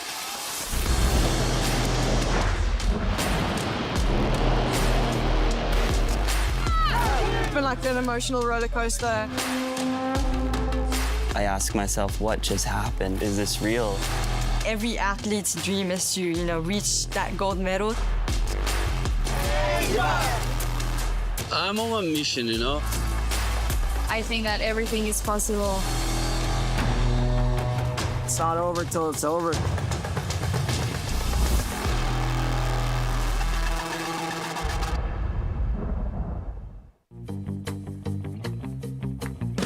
Consulta promociones. Disfruta de cable TV más internet residencial desde los 50 megas hasta los 1000 megas. Para más información, contacta con nosotros. Multinet, siempre que tú quieras. There's a right time for everything. A right time to learn. A right time to try. A right time to fall. There's a right time to find your wave. And there's a right place to enjoy your passion like nowhere else.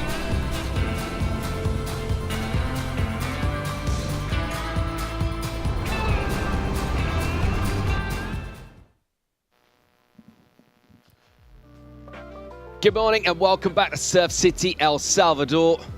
As this swell continues to deliver the goods for the repechage round, we're watching Heat 11 of the boys under 18. Only 2 can remain. We will be unfortunately eliminating 2 surfers from this quartet. 2 will stay alive in the repechage round as we'll set things up and check out Yendil Marentes from Venezuela, Aris Gabriel Voisu from Romania, Luca Castagnier from Panama, Derek Ortegana from Venezuela. I'm Paul Evans. I'm delighted to be joined by Rachel Tilley. How are you feeling? Thank you very much. I'm so excited to be here. Day 5, we're on it. I can't believe it. It's been flying by. So much surfing that's been happening. I mean, you call it day 5. I've actually sort of relinquished the concept of linear time. Yeah, I'm just at surf time now. It's just more waves, more lines, more heats. Well, and we're really only just diving into these elimination round heats. We started yesterday afternoon in this boys U18 repechage round 1, where we saw our first surfers start to get eliminated from the draw. We are continuing that round at the moment. And this is where those emotions get a little bit higher in those main round heats. If you get knocked out, you're disappointed, but you know you have another chance. Now it's all on the line. Yeah, I just want to ask you about that. As a competitor, there's always a lot of pressure and nerves coming into a heat, but this time with the prospect of being knocked out, how do you stop that from affecting your performance? Is that a difficult thing to do? It's super tricky. I think it comes from experience and really trusting in your preparation prior to paddling out there, knowing that you can perform when under pressure. But I think it comes from experience of being in these heats, and over time you learn to trust yourself in those situations. And that's what this competing at this stage, in a world stage, is so impressive at such a young age. This is vital for these surfers' careers. And I guess it's also a little bit of a vicious cycle as well, because obviously the more heats you serve, then the more experience you get surfing heats. And yet if you're losing, then you can't get into that rhythm. So it's one of the things you can't really practice for. You can go and practice surfing, you can do heat drills and time it, but to actually recreate that kind of pressure that you feel on yourself, it's really hard to do. You can only really do it by surfing events at the top level. Yeah, absolutely. And I think that's why it's so important, these countries that have a really strong national federation series, for the surfers to get that practice at home in heat surfing too. Me growing up in California and America, we had a really strong system of events that I could grow up competing at almost every other weekend, getting heat time and learning so much. Let's get down to business here. Ortegana, the Venezuelan, off the bottom, and thinks twice about getting into the lip. That's because this one goes super soft on him. And he's going to have to be patient here. A little wiggle through to the inside for him.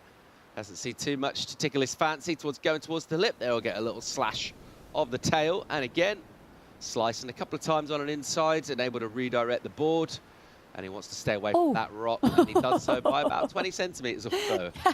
Yeah, I feel like we saw oh my goodness, that's crazy. That just popped up out of nowhere. It is very low tide at the moment.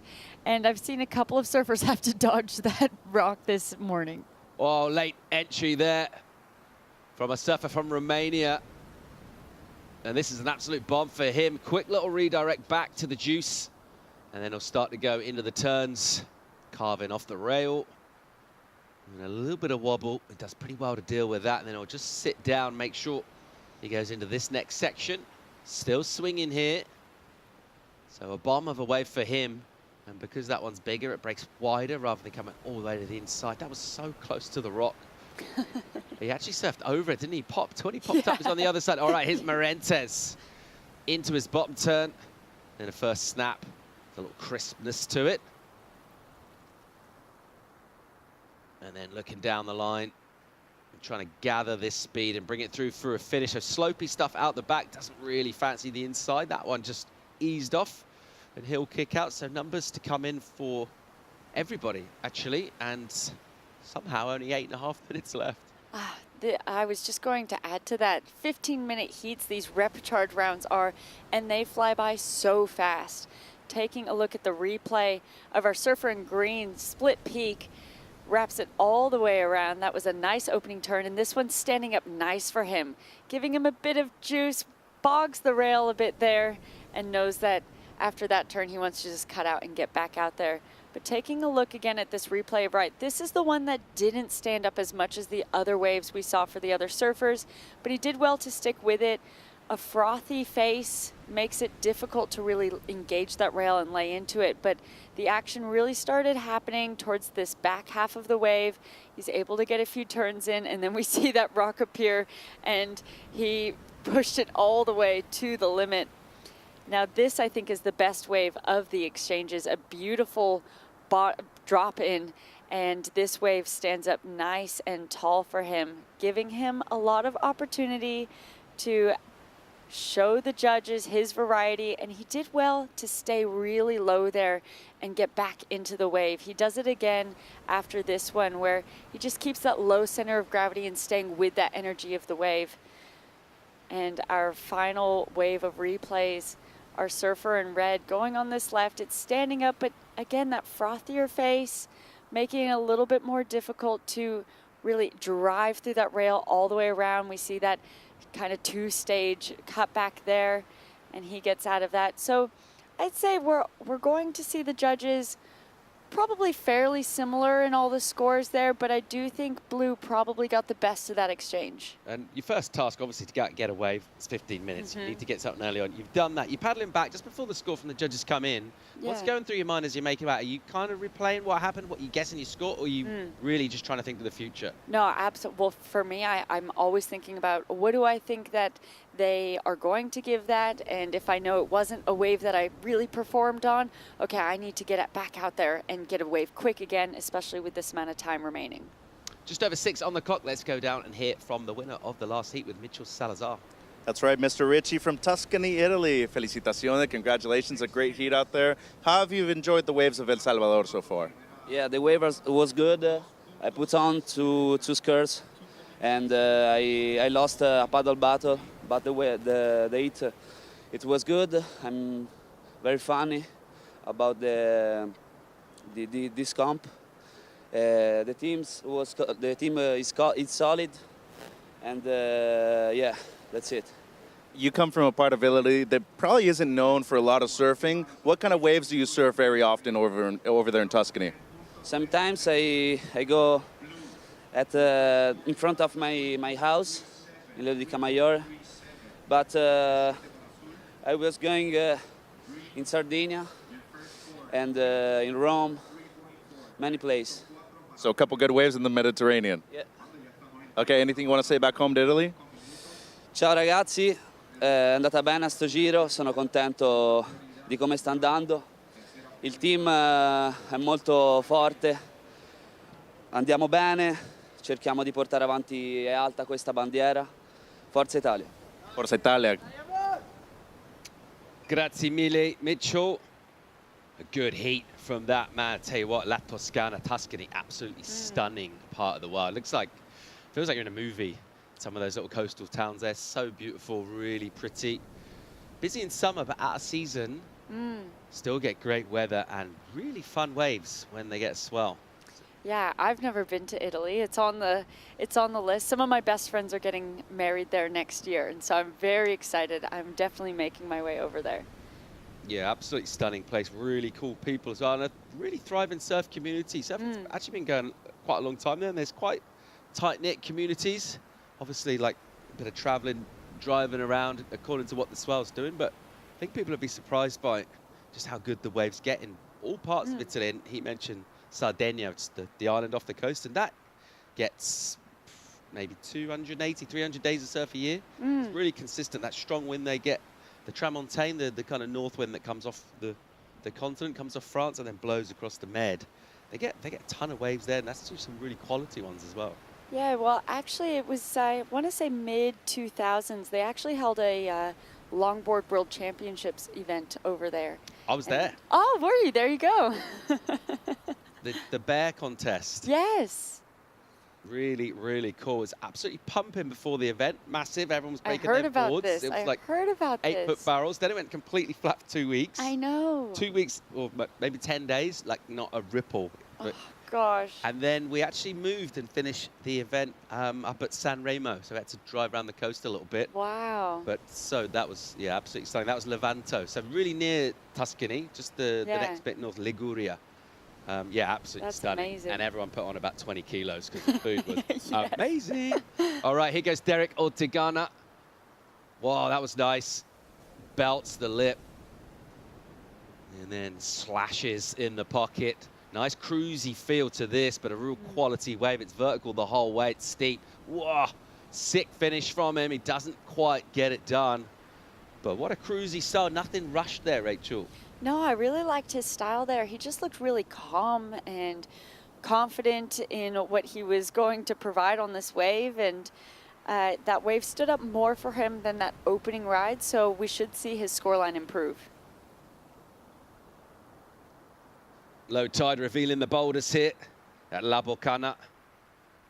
And just don't want to paddle too deep. Definitely don't want to duck dive too deep now. Just a little shallow duck dive. He'll pop through. Very well done. He'll only have a couple of minutes though. Not sure he'll quite get back into the lineup. So a crucial number for Derek. And he doesn't need much to get into an advancing position. He'll get that number for sure. And here's a paddle. And here, finally, Yandel Marentes is up and swinging. And he'll drive in nice. Even just the impetus he gets on the rebound, giving it a little extra oomph as he tags that white water. It's just a couple of quick figure eights for him. But you know what? In the context of just 90 seconds to go, that's a great move to catch a wave. Yeah, I think this heat and how many waves we've seen ridden is a great example of how quick the 15 minutes goes. And all these surfers are still just trying to get their second wave within the final 2 minutes of the heat. Counting down, and they're just absolutely flying by. But great news for surfers in the lineup. Look at these lines approaching. And not just lines, actually, but triangles, real shapely. Let's see if we can get someone on one of these waves. Absolute bomb, feather it out the back. Look at this thing. Just a beautiful peak at La Bocana for rapid charge. Heat 11 for the under 18. And with under a minute to go, here goes Adis, surfer out of Romania. He's been spending a lot of time in Brazil, I believe. And he can't quite get on that one. Will he get another shot? Let's see. Just 40 to go, Rachel. Yeah, it looks like he's by himself over there, so at least the priority situation won't come into play so much, but it's more the time that he is against at the moment. Counting down now, maybe a last chance here.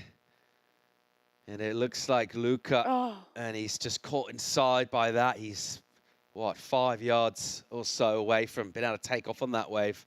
Because the number's in for Ortegana, and it's a crucial one. 5.67 is huge in the context of this. And Marentes with a couple of quick whips. That's good enough for 3.63. All right, here we go. Here goes Adis, the Romanian. Needs a 3.6. He's got a bomb. Disappears. And just about hangs on. So great board control. Not massive point scoring maneuver, but very well done. Now he'll go to work. What's he got? He'll swing and crack it. And then all the way through to the inside here. So got a couple of quick turns done. He had to deal with that powerful pushy section. He disappeared and we thought he was gone and didn't think he was going to have the legs to hang on. He did really well to stick that. Yeah, what's his training regime? Because he did so well in so many of those situations to hold on to that. I love, he kind of actually purposely stalled himself in there and didn't get to come out through any barrel section. It obviously enveloped him there, but did get some work there. And look at that, the bumpy section on the inside. He did so well to manage so much. He only needs a 3.6. He sort of technically got barreled. He disappeared right a little lay back into it.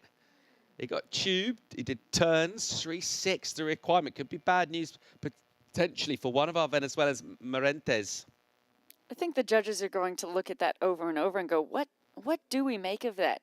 Because he did look like he intentionally slot himself in that space, but it just didn't turn into anything super critical. A lot harder for him to make out of than high scoring potential. It's going to be just the technical, the difficulty of being able to do that. Well, okay. Well, we speculate on what the number's going to be. The judges end the speculation, and they give him a number 3-2-3. So agonizingly close, not quite enough, but well done, well surfed. Yeah, you can see him put his hands up there. He probably would have just gotten that news too and would have thought, come on, surely that would have been just enough. He put so much into it, but it was going to be close. So well done to Derek Ortegana on your screen. And he advances in first position, and that'll wrap up our Heat 11 for the under-18 boys repechage. We'll keep it going here. More action from Surf City, El Salvador, right after the break.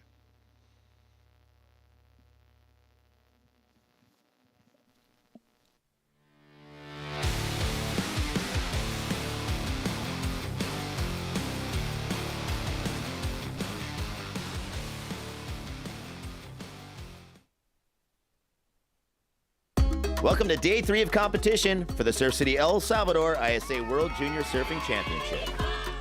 Here's Ocean Lancaster, another Australian driving off the bottom and then a nice bottom turn which drives him towards the, and then this section's really steep. Yeah, I was here for about a week before the comp and it was new to me. Like, water's like the warmest thing I've ever touched in the world. So yeah, it was a new thing, kind of getting used to it. But yeah, everyone around here is super nice, super good restaurants. Dylan Donegan with an 8.93 for Team Spain. Fletcher Kelleher gets an 8.50 for Team Australia. Team Australia's Dane Henry with an 8.33. Out of China into that first turn on her opening wave. So she's been really patient with this one. Gets those first 2 turns connected together. Powerful. Team Peru's Catalina Zariquier with 9.30 points. Great first turn, sets it up, driving really hard off that bottom turn. You can see all the spray coming off that outside rail at the bottom turns as well. Just so many incredible results back at home for her. Yeah, we're really happy. The wave was amazing. It was a big wave, and it felt incredible. That wraps up day 3 of competition. For more live action from here in Surf City, tune in tomorrow.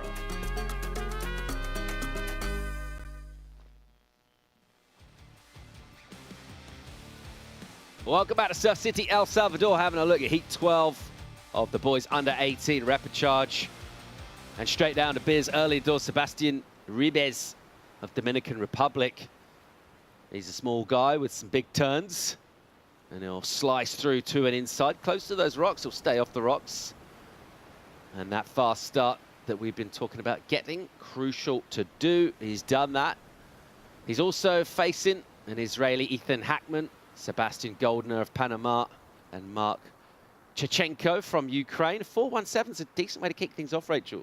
Yeah, that would have been in the former heat that we just saw, the second highest score of the heat. And these are scores that are really crucial to have in your score line with a short heat and not a ton of opportunity to find those waves that are really standing up and allowing to drive that rail and offer those critical maneuvers for the judges. Goldner, good looking wave here. That section will just drop around him, but the style is great. As he just pushes for his first turn, then the wave just sits down frustratingly. So he's forced to just do some kind of joining the dots here rather than really get on the attack, but nice low body position, and that was nice. He leaned into that, gave it a bit of body, and finished off. So his best turn, that last one. As he paddled into that wave, it looked really inviting. Just that section tumbled next to him, and he had to be patient.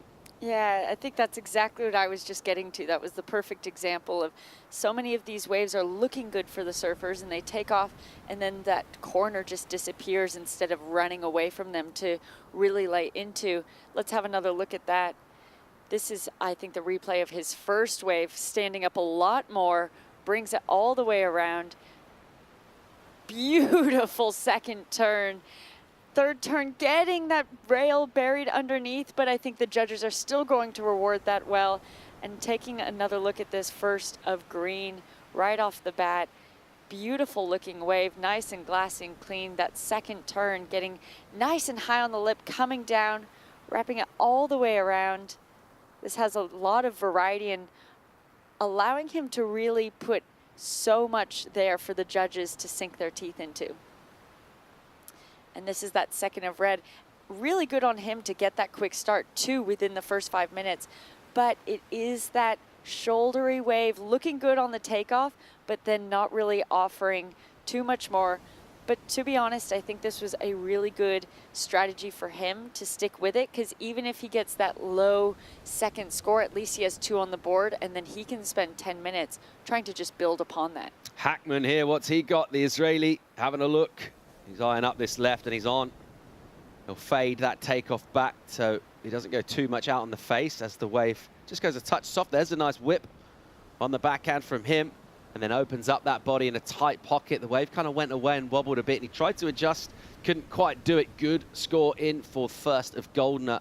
Panama 6-3-3, solid score for him. That one turn, he belted it, and the judges wasting a little time and rewarding him, and then the 3 to back it up. He's in a good position in this one. 9:33, that's us. Salat Bocana. This is Surf City, El Salvador. We haven't explored much on the inside. It looks green and beautiful and tropical and jungly. Have to go check that out. So beautiful, tons of waterfalls, volcanoes, hikes, an amazing area to explore. There's tons of great waves, but even more to see outside of the beach. Well, on a surf trip, you surf when the waves are good, and then when the waves aren't so good, you go, okay, let's go and check out whatever. But I feel like in El Salvador, it might be tricky. There's waves every day.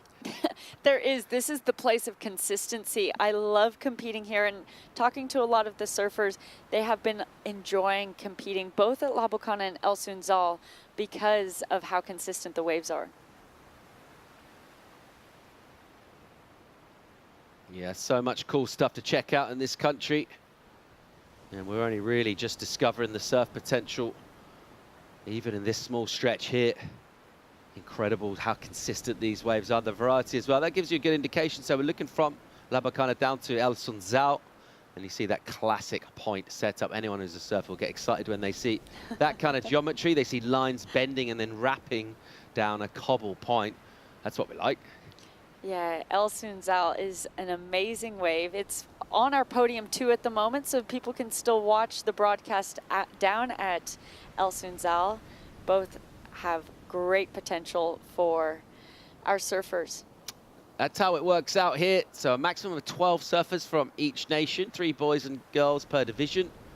And with 2 divisions, 3 times 4, that equals 12. This is the format, what we're doing, and we're somewhere between the 4th and 11th right now. So yeah, we've lost track a little bit of dates, but we're in there somewhere, about midway through possibly, something like that.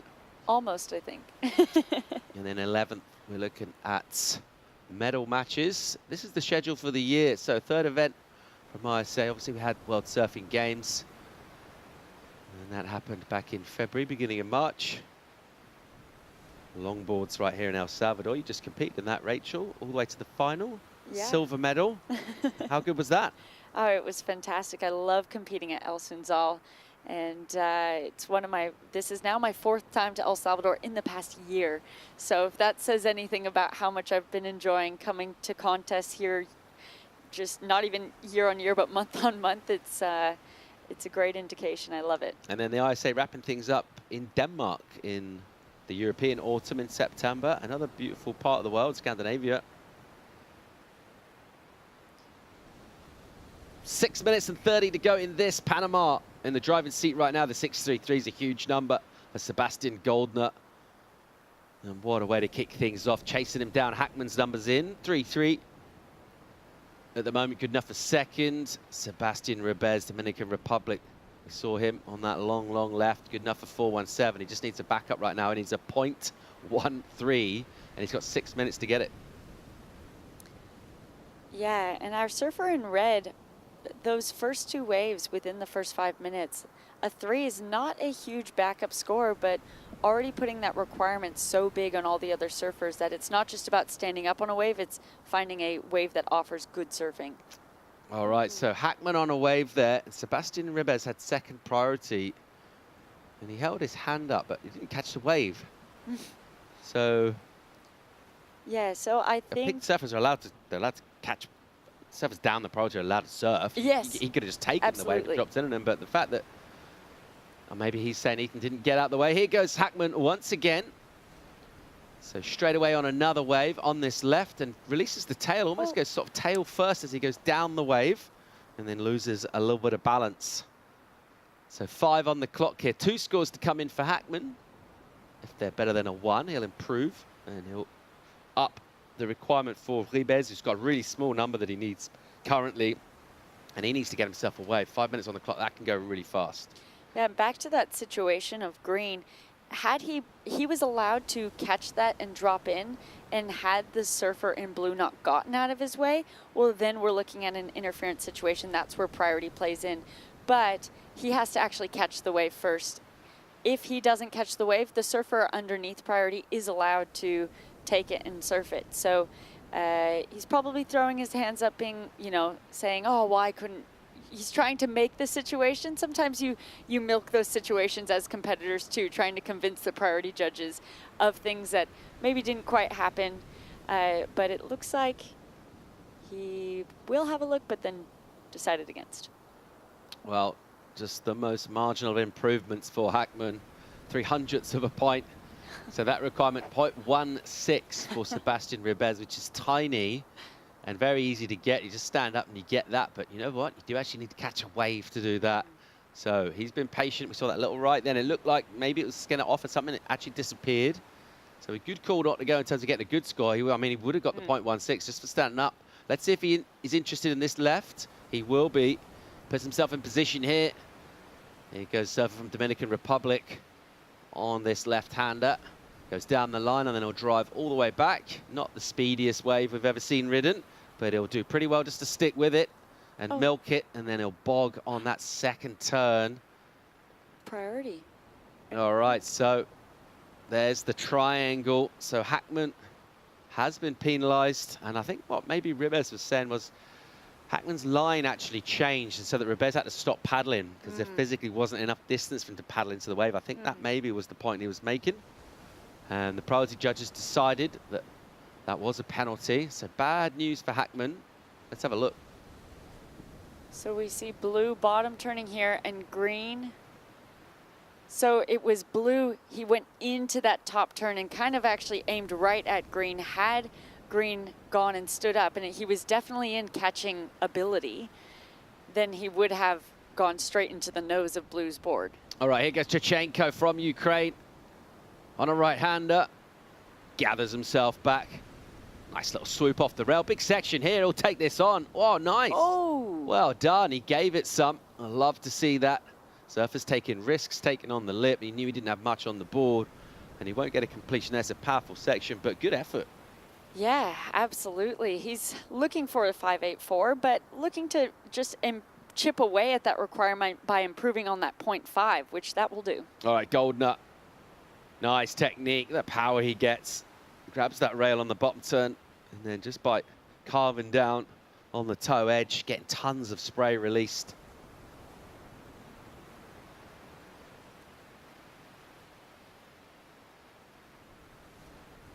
So an interference for Ethan Hackman. And what we think is that essentially just his line stopped Ribes from being able to catch that wave. And that'll mean Hackman, well, he'll be penalized here. I think either which way, he would have still been in third place because Ribes got the score that he required. Only needed a tiny number, and he got the 2. But it's going to be tough for him now, and he's looking for, he's lost a wave, so he needs 6.34. He needs to make the combined score of Sebastian Ribes at least with just 1 wave, and he's got 1:20 to get that. From a coach's perspective, I think when you're talking priority and strategy of priority, the best thing when you're taking off on a wave where you're third, fourth, or just under priority of anybody is to stay on the safe side and always kind of give the person, if the person with higher priority is looking for a wave that you're already on, you actually should just shy away from it. Has Rachel Tilley had many interferences? Oh, I have had interference. It's been a long career now that I've been competing, so there's definitely interferences that have happened, but I'd say in my later years they haven't come about so often because it's all about strategy and being really strategic with where you position yourself even when you have under priority. All right, paddle out the back on a left, and it's the heat leader again with a good wave and just pushing hard there, a little too hard. And the wave actually disappears anyway, so it was only really that initial section for him, but he's looking pretty good. He's got a bit of a margin between second as well. And it looks like Panama, Dominican Republic at the moment will count down here. Don't think we'll get another wave ridden. I think we're all caught up with numbers as well, and we'll count down, and it will be Goldner of Panama and Ribez from the Dominican Republic. Those two will advance. We'll lose Ethan Hackman and Mark Chachenko from the draw here. They'll stick around, support their team. And you maybe can't do it and add too much in terms of points to your team out in the water, but what you can do is back up the squad, bring the energy, maybe give some insights, and just generally have good vibes. Absolutely. Being on a team aspect, that is so amazing here at the ISA, and you get supported by your team, and then you get to go and support your others. Team Panama are stoked. Their guy, Sebastian Goldner, ripped this heat, and some confidence for him into the next round. He'll stay in repechage, and we'll keep rolling here. Plenty of waves still out in the water. More live action from Surf City, El Salvador, real soon.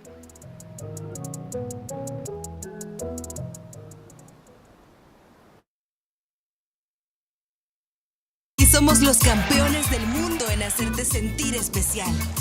Te compartimos olas, volcanes, pueblos históricos y te aseguramos una experiencia de 5,000 estrellas. Porque esta tierra tiene más anfitriones por kilómetro cuadrado que cualquier otro país del mundo. El Salvador, tierra de anfitriones. There's a right time for everything. A right time to learn, a right time to try, a right time to fall. There's a right time to find your wave, and there's a right place to enjoy your passion like nowhere else.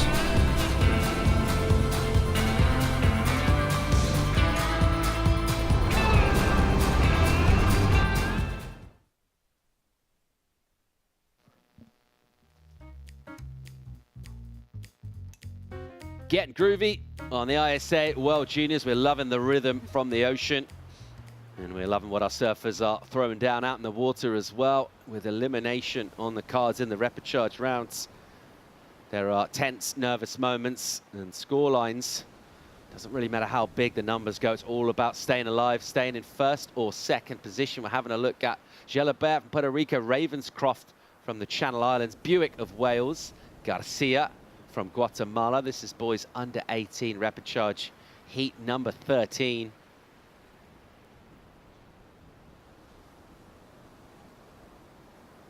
Now let's see how this one pans out with just 15 on the clock.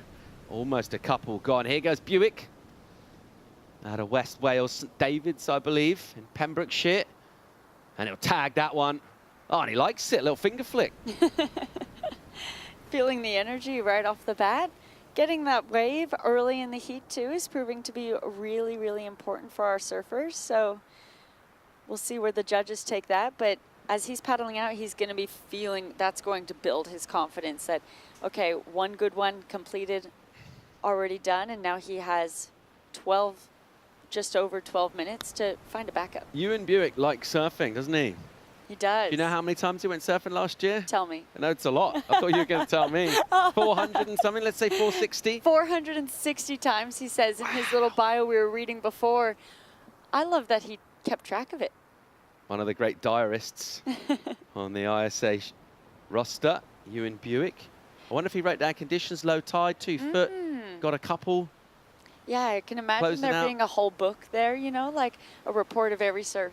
Brilliant. What happened in each one. Well, he says he's a lifeguard back at home in Wales, and so, you know, that's the perfect job for having that opportunity to on your brakes or whatever, because 460 times, that means multiple days, majority of days he was surfing more than once. So I imagine at work he gets to surf before work, maybe in the middle of the day on a break. I wonder if he gave himself a minimum requirement for a session as well. Say he paddled out and just got like one wave. Does that count as a surf? So I've had a friend who had this going where she surfed every day for 7 years straight, or I think it was 7 years. Right. Her requirement was 4 waves. That 4? counted a session. I was convinced you were going to say 3 then. Yeah. But all right, 4 so waves. What would it, I mean, I guess it's all subjective. What would you make it for yours? You had a surf this morning, 3 waves. Exactly. And you I'd count that. That's a surf. You got 3 waves. is a surf. I'd say 3. Yeah. 1 or 2 is, depends on the wave, obviously. True. If you go out, a pipe. I was just going to say pipe. Wait 2 hours. Yeah. And then get hosed on a bomb. Like I think we'll count that Even as a one wave session. Something like that. Yeah. That's Quality. legit. Yeah. That's legit. I agree.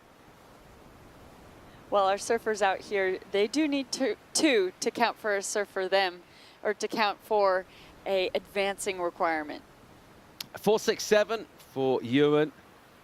He'll be pleased with that. Trying to make this surf count here in the rapid charge rounds and stay alive in competition at the ISA World Juniors. As we see sets filling in here. It's just that number in for Buick so far. No one else has managed to get a wave yet. We've almost lost a third of this 15-minute heat, which absolutely just flies by.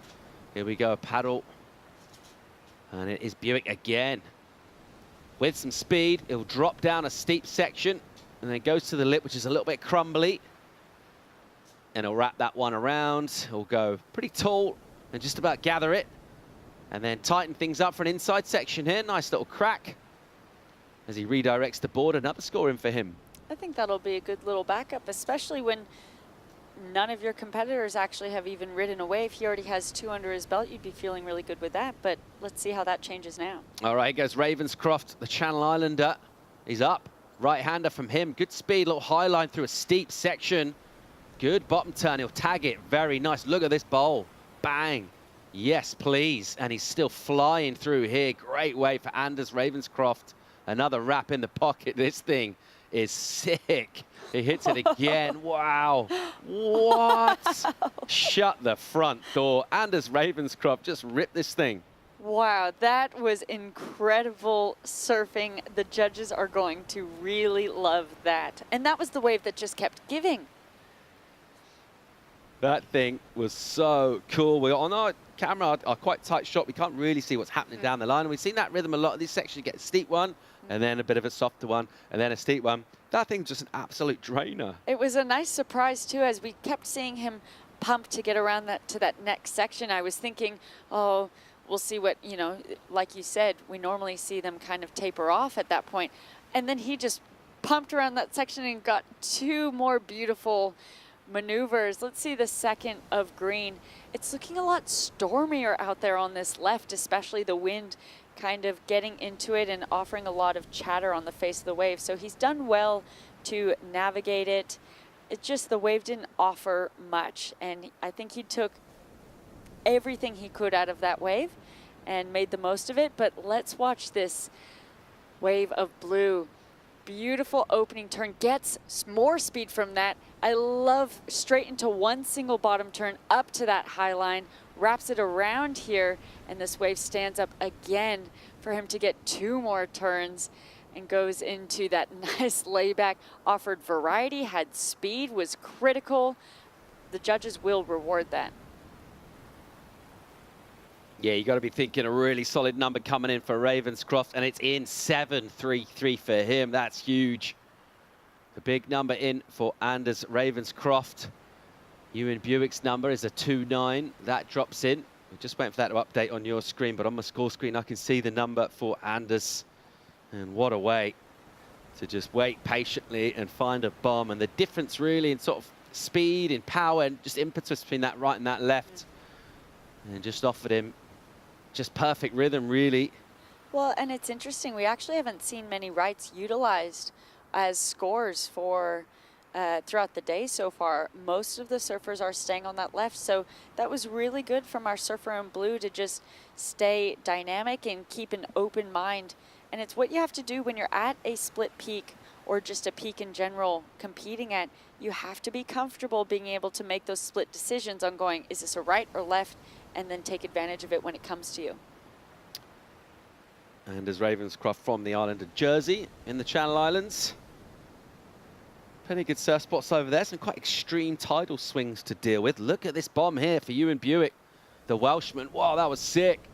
Big gouge in the pocket for him. Loads of spray. And again, slicing back. And then looking for a lip to finish on the inside. So it's been the UK passport holders in this one have been busier. And they're doing all the damage here. That number for Ravenscroft on the screen there, 733. It's similar to the total of Buick. He'll improve, you would say, for sure on the 2.9, possibly on the 4. Yeah, I'd say so. That was a nice opening turn, kept it tight in the pocket, threw a lot of spray, and was able to make something of a wave that, again, started to back off a bit, but kept strong with it. Just under 6 to go. Let's go and hear from the winner of the last heat, standing by with Mitchell Salazar.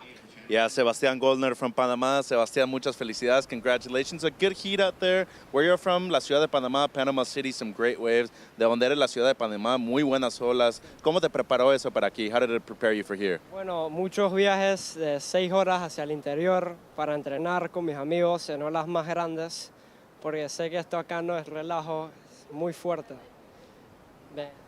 Sí. ¿Al Pacífico fuiste entonces? Al Pacífico, sí. Entrené más que todo el Pacífico, Cambutal, Playa Venado, en olas pesadas como esta.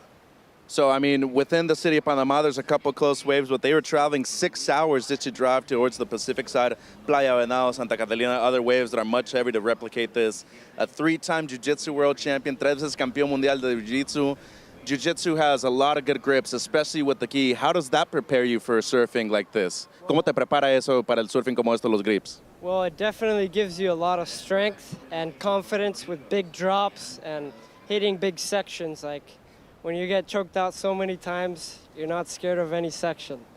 Hey, congratulations. ¿Algo que le quieras decir a la gente de Panamá? Bueno, saludos al grupo de Contadora y a Panama Surf Foundation, Surf APS y a todos. Gracias, felicidades. Thanks, Mitch. Well done, Sebastian. We're watching a wave here from Helabert, Puerto Rico, long left. And you hear big noise from his squad cheering him on. He surfed that thing all the way down. Another number in for Anders Ravenscroft, a 2.9. So deciding pretty prudently just to get a score in and gets himself into double figures. He's got a decent total. Buick's number did get the improvement that we thought. A 4.17 for him. And putting a little bit of pressure on Halabert before catching that wave. He needs an 8. Not sure we saw that, but he'll certainly go some way towards that. Haven't seen much of the Guatemalan Garcia so far in this, and we're going to need to see him soon. We're under 4 minutes, Rachel. Yeah, it's getting to that point of the heat that you're going to run out of time to catch 2 waves. You definitely have to have one under your belt by now, but I'd say at a wave at El Sunzal, it's a really long paddle back out. You've run out of time to catch 2. La Bocana, though, is a shorter paddle back out, and, you know, we might be able to see our surfers make something of it in these final 3 minutes in terms of multiple waves. 3 on the clock right now. It is Ravenscroft and Buick. You 1-2. The number in for Helabert, 3.27 for him. So still chasing a mid-range score of a 5.57. And Garcia needs to get to work, really. Needs to catch a wave as quick as he can here. He's still got time to get 2 waves. A couple of 4s will do it. That's very doable. But he'll need to go next set, essentially. And you mentioned a little bit stormy. We've got a little that kind of rip stuff coming into the left, haven't we? And a few chops on the face. And we talked about the power of this wave, but when you do have those bumps as well, you go really fast to takeoff. And a lot of people come with speed from the takeoff section. And then if the wave goes fat and then you get into the chops, it's really hard to deal with. Yeah, it's really, with so much speed too, engaging that rail to drive through the bottom turn straight to the top turn seamlessly is not easy when there's so much bump on the face. So that's why we see a wave like Blue rewarded so well, because it was such a clean face and we saw him able to do that. Drive straight from the top turn, didn't have to cut off any speed. He was able to then lean straight onto his toe edge, drive through that rail, and then go back to the top of the wave. And it was really seamless technical surfing, that it's not just about the surfing that you are able to bring to the wave, but the wave selection that you have too, and how those two marry together to get a score like a 7.33. Yeah, our wind and our current going into this left, so from right of your picture towards the left, so just chopping up that face a bit. By contrast, that's smoothing out the right-hander. That's exactly what we saw with Ravenscroft. He had a bomb and he just belted it multiple times. Here we go. Buick from deep. The Welshman, absolute bomb of a wave for him. Look at this thing. Off the bottom, he gets a slicing wrap and stays close to the whitewater, and he hits it. Just didn't quite get the body right, and he'll go down. Nothing really on offer, actually, other than that takeoff section, which looked really good when it stood up, and then disappeared. Garcia. Here he goes. Oh, just frustrating. Can't quite get it. Buick says cheers. He'll go. Whoa, almost straight into the tube. Yeah. Takeoff, bang. Wow, that was cool. And then off the bottom again, he'll hit it. Good spray from him. He's in rhythm here. And he's ripped this wave apart. Nice turn on the inside. He'll give it a little tickle to finish as well. And well done, Ewan Buick, for sort of snaffled that opportunity, didn't he? That was the definition of just being in rhythm, and all of a sudden he turned around, had the opportunity, and when you don't think just how fluidly sometimes the surfing naturally comes out of you, that was really nice surfing from our surfer and green. And as Ravenscroft having a little look over his shoulder, he's safe anyway. He's got good numbers on the board. That 7.33 is just absolutely vital. Getting those big numbers early on, just settling yourself down, rather than leaving it down to dramatics and chasing twos and things like that. Things can get weird when you're doing that. Actually, the way this heat has gone, it's been pretty big requirements for the surface chasing. Well, a mid-range number for Helabert, which he won't get. We're out of time here. Garcia, it's quite a long way back, so we'll watch Ewan Buick nimbly deal with the rocks. This was great surfing for a 7.33 from Ravenscroft. We'll keep rolling here with the rapid charge round under 18 boys. More live action from Surf City, El Salvador when we return.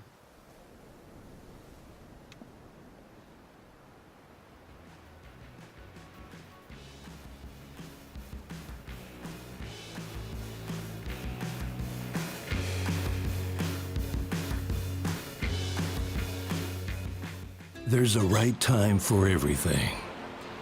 A right time to learn. A right time to try. A right time to fall.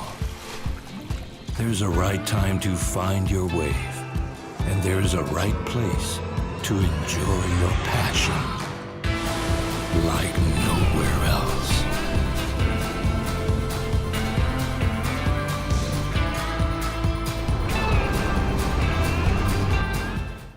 Bienvenidos a la tierra de anfitriones. Aquí somos los campeones del mundo en hacerte sentir especial. Te compartimos olas, volcanes, pueblos históricos y te aseguramos una experiencia de 5,000 estrellas. Porque esta tierra tiene más anfitriones por kilómetro cuadrado que cualquier otro país del mundo. El Salvador, tierra de anfitriones.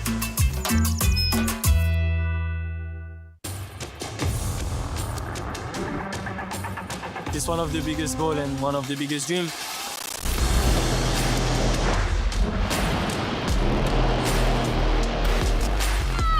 It's been like an emotional roller coaster. I ask myself, what just happened? Is this real? Every athlete's dream is to, reach that gold medal. I'm on a mission, I think that everything is possible. It's not over till it's over.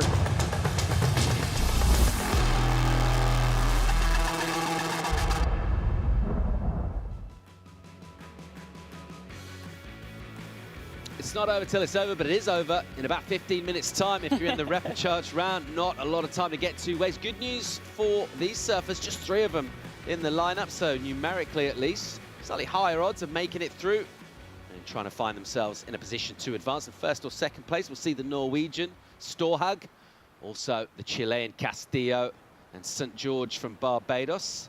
I'm Paul Evans, joined by Rachel Tilley. How's this going to affect things? A slightly less busy lineup, just 3 of them. Well, I think when I'm paddling out into a heat like this, where you know 2 people are still advancing, you go, okay, statistically the odds are in my favor. And I try and let that help relax me a little bit and just think, you know, not worry about too many dynamics with trying to battle 4 surfers. Makes a big difference. Castillo down to business. What's he got here? Nice speed generation. That was cool. Got loads of the board up through the section. Possibly a little too much from the point of view of making it. And he gets consumed by this powerful white water at La Bocana. And he'll go down for a small number. A quick paddle out required here. Bombs coming out the back. Let's see where Storhaug and St. George go towards putting themselves in position here. They'll go over the first one, have a little look around. And then, actually, maybe not quite as many waves in that initial set as we anticipated. They'll be a little patient here. You see they're paddling against that current slightly, going from right to left. The drone actually, good indication, you can actually see the current moving through. There's a bit of juice out there. There is. The swell has really been filling in over the past few days. Yesterday we saw it peak a lot, I think, and conditions looking very different to this time of the morning yesterday. I think would have the surfers surprised, and this is a great example of how surfers need to stay adaptable to do well. Already a couple of minutes gone in this, 11:30 remaining. 2 surfers will stay alive in repechage right now. And 1 surfer will become more of a support energy for the team, for the squad. Important in any event, of course, particularly here with everything going on with the heat and all that stuff and how much it takes out of you. Just maybe being there with some words of encouragement, maybe a bit of shade, some water.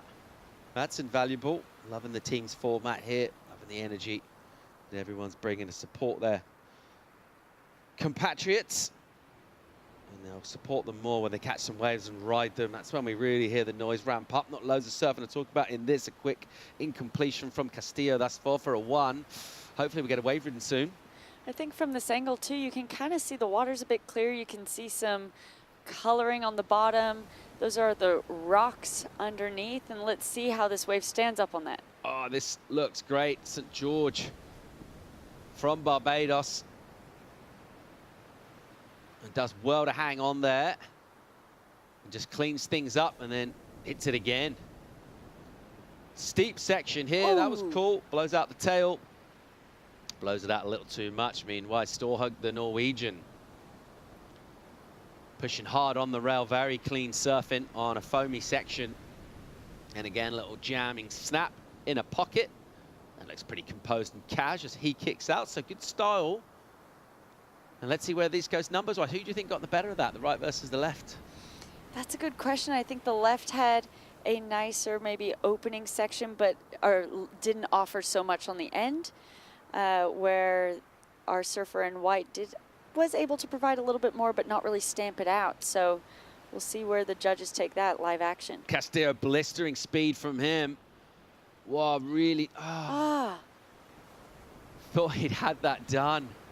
And just loses it right at the end of the turn. The wrap was so cool. He had so much speed. We've seen a lot of people lose speed on those wraps and then struggle to come to the inside with enough pace. But he looked like he had everything done right there. What happened? Yeah, just looks like he got that. There is a lot of bump on the face of the wave, especially on those lefts that we've been seeing. It looks like maybe his nose just got stuck under a chop that he wasn't anticipating and went down quick.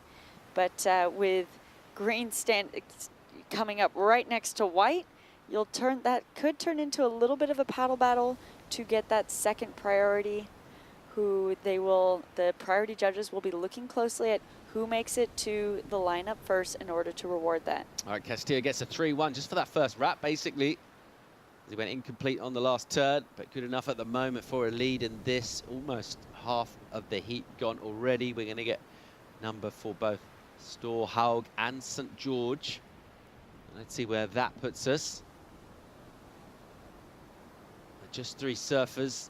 You would think slightly more opportunity to catch more waves, but not loads of action so far in this one. Let's see what we got here. This will be Castillo, the Chilean. A steep section in front of him. Buries that board, kind of pushes it through, and does really well to stick that. Just kind of forcing the issue there, Rachel. Yeah, he almost did the same exact thing there, but I think you could see the will of him going, I cannot get knocked from another one here. I need to complete this wave. And actually, mindset can be so much of that. If you hit a chop or a bump that is unforeseen and you don't have a strong mind for it, you can get bucked off. But if you're like, I will fight to keep this one, that's what we saw him do, and it turned into a completed wave. Will be his best one. Surfer out of Jersey, Ravenscroft ripped his last heat for the win. Let's go hear from him. He's with Mitchell Salazar. Yes, he did, and he had a super long run in the process, too, over on the right-hander. Anders, congratulations. Obviously not easy out there. The wind is truly picked up right now, but I would think you'd probably be used to some of these conditions back home in Jersey. Yeah, it's pretty similar to home. We got strong onshore winds, so yeah, just riding a bigger board to get through the chop, and yeah. What are you riding today? It seems like a sharp eye. Yeah, sharp eye, 510. Bit of a step up for me. Pin, holding to the waves a bit better.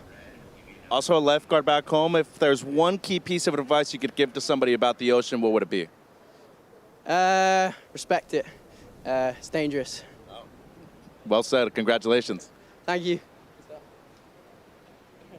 Well done to Anders Ravenscroft. Quite surprised he feels it's similar conditions to home, though. No, it wouldn't be an obvious comparison that I would make myself. Well, I think the wind is what is, maybe he said the onshore conditions, but I think a lot less rubber you're wearing here for sure. Low tide in Jersey, you got to walk about 3 miles down the beach as well to paddle out. Right. They got huge tidal ranges, some of the biggest in the world, and the beaches are pretty flat. Yeah. So, yeah, high tide, the water's right up by the land, and then low tide, you almost can't see the sea. My first time competing in England at all, or just going there to surf, that blew my mind. Especially from heat on heat, if you have a heat in the morning that's low tide, you're walking over those peaks that once you're at high tide later in the day, you're surfing on those on those sandbanks that you were walking over earlier. It's amazing. Where was that, in Cornwall? In Cornwall at Boardmasters. What was the highlight of your trip in England? What was your favourite thing about it? Too many to mention, or can you narrow it down in the next 5.5 minutes? I absolutely loved it. I did go to London after the trip, and that was an amazing experience. I also got taken around by some of the English that are actually here, Ben Skinner, Emily Curry. Good hosts. Yeah, they were able to show me around and take me to different waves outside of Newquay too, and I loved how green and beautiful it was. And I think everything you imagine coming from America, what you see in movies and stuff, it lived up to all of that. Good stuff. Thomas Castillo, he's doing all right. 4-4 for him, 3-1. Good enough for 7-5 right now. The Norwegian right behind him with a 3.93. Really close numbers, actually. We speculated where this number would go for Kai St. George, 3.57. So he's not a long way back at all from Noah. And suddenly with under 5 to go. And this one, we've had 5 waves ridden so far between these 3 in over 10 minutes. And we're going to need to see some more waves ridden by the likes of Kai St. George if he wants to move up. He'll need to get a second score on the board. Also, the Norwegian Storhaug, if he wants to just put a little bit of, I'm not going to even call it safety, but it's a little bit more of a numerical margin between him. He'll need to get going at some stage. He's got first priority. Let's see if he'll show any interest here. Peak will come through. It does seem like we've got maybe a little mixture of swell, but we have seen longer lines. This is a slightly shorter period and maybe a combination of 2 swells in the water, but we do have more peaks. We do, but I think that's the hard part too. A lot more peaks, but they're shorter and have less of a wall to them. Heat leader Castillo here. This one's deep. And as soon as he stood up, particularly from the drone actually, it gave a really good indication of the fact that there wasn't loads happening for him down the line, but sitting out of that priority rotation a little wide, why not? Yeah, especially where he's at leading the heat. Let's see if he can, it's on some of those under priority situations that you can improve upon your scoreline because you have the freedom, the competitive freedom to just take off on whatever and set yourself away from the pack. And we've seen some of our highest scores actually taken from under priority. Castillo's up for this. He'll go again here. Softer looking left, but why not? Just keep surfing. It's a really short heat. And he'll swing. It might get a little insider going here, a little bit of speed, a steep section. He'll tag it. Pretty cool. So well done him, looking to improve. Maybe he'll build on the 3-1. Let's see if he builds on the 4-4. Under 3 minutes to go. He'll keep in motion and keep surfing. Who needs to do that is White. Kai St. George has priority, needs 0.37, Rachel. This could get weird. Yeah, I think that's exactly what we were just talking about with Green being able to find a 4.33 that was just dropped on that. And that is nearly the highest single wave score. Either red or white would have been really happy with that wave. Here goes Norway. Noah Storhaug with speed. And with a bit of a slopey fat face, can't do much with it. Looks a little bit miffed as he looks around and realizes that's just pushing him wide. That will count for him, and it will actually improve his second position and make the requirement a bit steeper for St. George, but nothing like the kind of wave he wanted. Now this one got a little bit of rip bowl energy to it. Let's see if this one is steeper. Already it looks better. There's a really nice turn. He's got great style. Wow, ooh, that was super cool. Drifted out the tail. I tell you what, he looks really, really good. The style is great. Super composed, nothing rushed.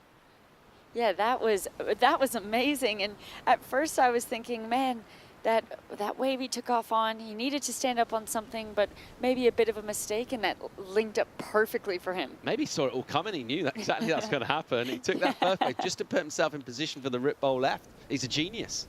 He is, and that would have been, again, that under priority. Sometimes when you have priority, you get a little bit too selective. And this is that wave that stood up more for him, wraps it all the way around. You can see the energy of the wave. I love him sliding the fins, using the upper body, very expressive and explosive, selling it to the judges.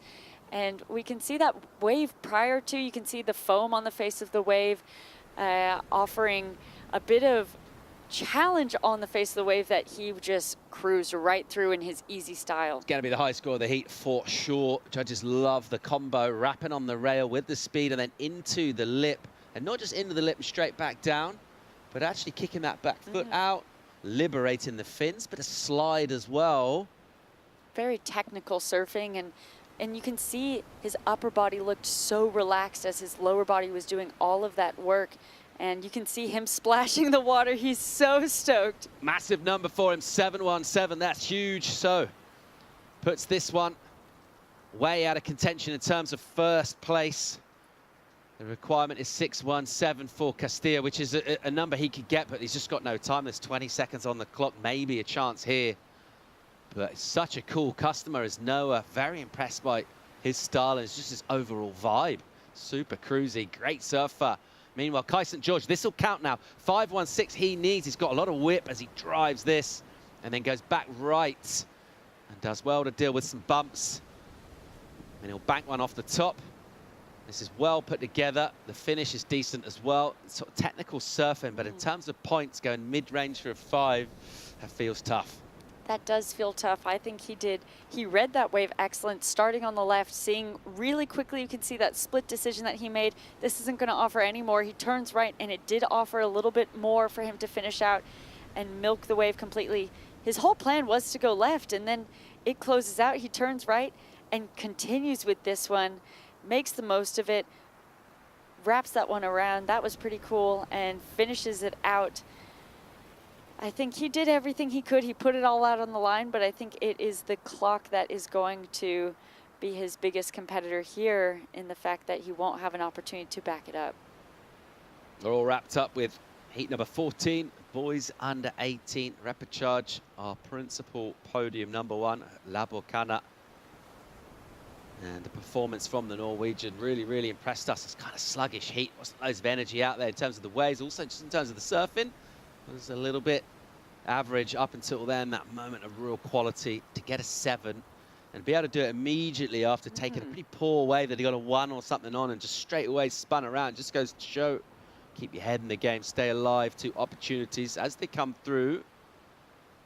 Well, you started this heat out opening saying it's not over till it's over, and that was the perfect example of that.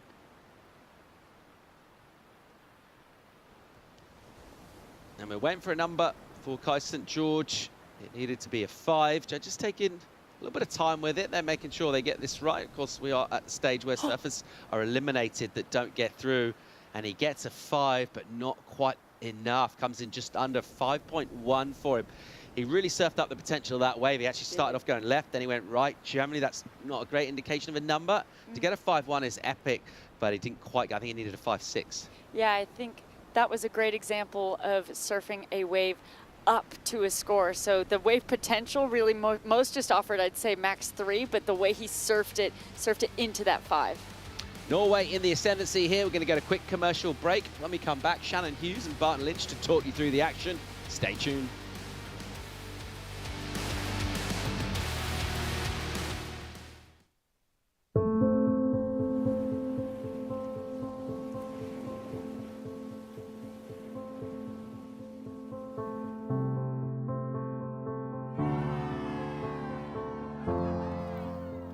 There's something profoundly spiritual about riding waves. Water is transformative, healing. You're at the mercy of Mother Nature, the ever-changing movement of water. The ocean is the great equalizer. You don't need to belong to a certain race, religion, or gender to surf. The pursuit of these fleeting walls transcends sport. It's a way of life. And surfing has the power to change the world and has now taken its place on the world's greatest sporting stage, the Olympic Games.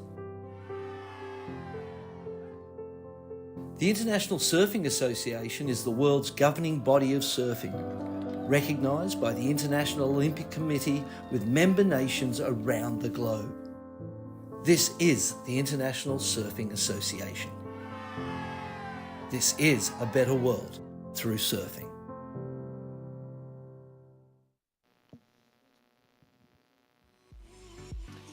We're back to a little bit of wind on the horizon and some challenging takeoffs, little positioning and battling for Jay Fips, and looked like Mark Najera for Guatemala. Fips up and riding for France and goes in for big layback to start things off. That wave will end up being likely a throwaway for him. And Kai Schmitz for Germany, having a look at this one on his backhand. A lot of wind out there now. Shannon Hughes alongside the 88 world champion Barton Lynch. Barton, looking forward to calling this heat with you, especially as we've seen a change of conditions and seeing how each of these surfers will be adjusting. Rhino Lewis from Trinidad and Tobago there on screen, just looking to put himself a little bit farther away from the pack as well and get himself a position to get a start off the buzzer. 11 minutes remaining. Yeah, and an interesting situation there with the Mark Eduardo Najera and Jay Fips. We saw an interference in the last call that we did, the last heat that we called. So it's going to be interesting to see whether he got away with that. There's a bit of a messy takeoff. Jay Fips, parents Australian, lived in France a long time, representing France for the young fella. Trinidad and Tobago. Riano Lewis, Kai Schmitz, Germany. Great to have another incredibly international field, and it's one of the parts that I enjoy the most, Shannon, is just seeing these developing nations fresh and new to the ISA competition. 4 new nations this year, and it seems like every time we come to an event there are new nations getting involved and on board the surfing train. It's so exciting, 60 years being celebrated for the ISA this year. Yeah. Specifically in May of 2024. 60 years since the inaugural World Championships there in Manly Beach with the International Surfing Federation, now known as the International Surfing Association.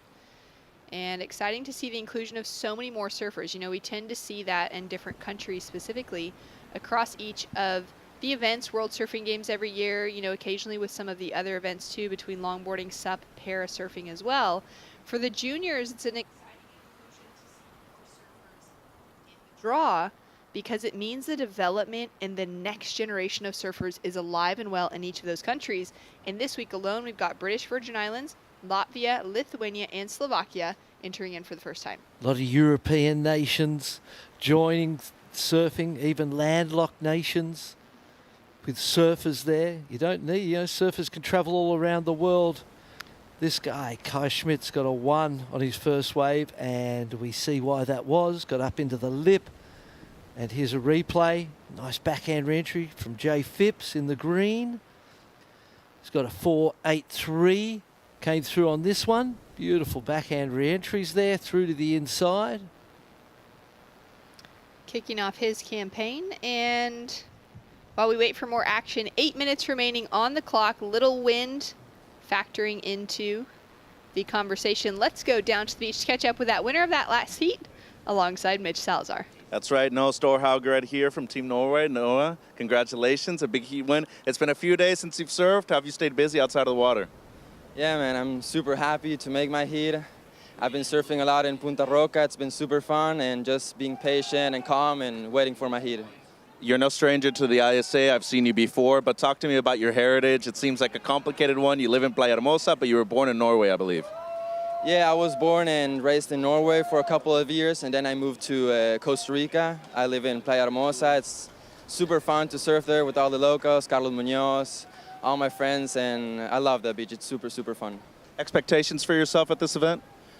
Well, I've been trying to really keep calm. I haven't never been able to demonstrate my surf. I really want to demonstrate my surf. I know I'm very capable of doing it, of going far, so I just want to be calm, be confident. I'm feeling confident, and I just want to keep going and heat by heat. Congratulations. Thank you. Thank you very much. Well done to Noah, structuring those heats very well. Important when it comes to the repechage rounds. All important, always. It's all about the management of time, the management of opportunity, management of the lineup, management of your opponents. There's a lot that goes into success in a surfing competition. And, I know that it wasn't so long ago that people didn't understand surfing. They didn't understand how difficult it was, how complicated it is. The engagement with the ocean is such a challenging thing just to paddle out. There's what percentage of the earth couldn't, the population of the earth couldn't even swim out into that. So we paddle out on the surfboards and ride them. And it's a wonderful expression. Beautiful wave here. A couple of nice turns on the replay for Jay Fips. He's doing well in this heat. He's got a couple of scores now on the board. Look at this one. Riano on the backhand. Fantastic cut back to the pocket. Flares the body. Good technique. Touches the wave with that front arm as he bottom turns up into the lip. Gets stuck for a moment, but some good work done before that. 16 years old, out of Wim on the island of Tobago. Proudly representing his country. Sitting with a 3.67 for that opening wave puts him into a decent position considering there's only 6 minutes on the clock. We've yet to see the opening ride of Mark Nahera for Ecuador, and for Kai Schmitz, it's just that 1 point ride on the board. So those two are going to have to surf a quick heat as we're down to 6 minutes. Absolutely quick heat. The good news is they've got the priority. Kai Schmitz in first. Mark Nahera from Guatemala, second priority. So that needs to be used quickly because both those guys are going to need 2 waves in 5 minutes and 40 seconds. It's possible. It's still completely possible. But they need to get that first one pretty soon. There's some lines approaching the area that they're sitting. And Trinidad and Tobago, I met Riano yesterday, did a photo with he and Aiden Albeida, who's the principal of that team, really. Here we go. Jay Fips just laying into the rail. Nice little kind of wedgy pockets within this wave. Surface has changed a lot in comparison to what we started out with this morning, and Jay's making the most of it, setting a statement here in this heat. Great finish. Great spray on that board. Every time it sort of hits that white water, it flares and stands out. Kai Schmitz having a look at this with his first priority. Doesn't attempt to paddle. You see, as he was looking at it, he put that one arm on the nose of the board to indicate to the judges, hey, I'm not having a paddle. Please do not take the priority off me.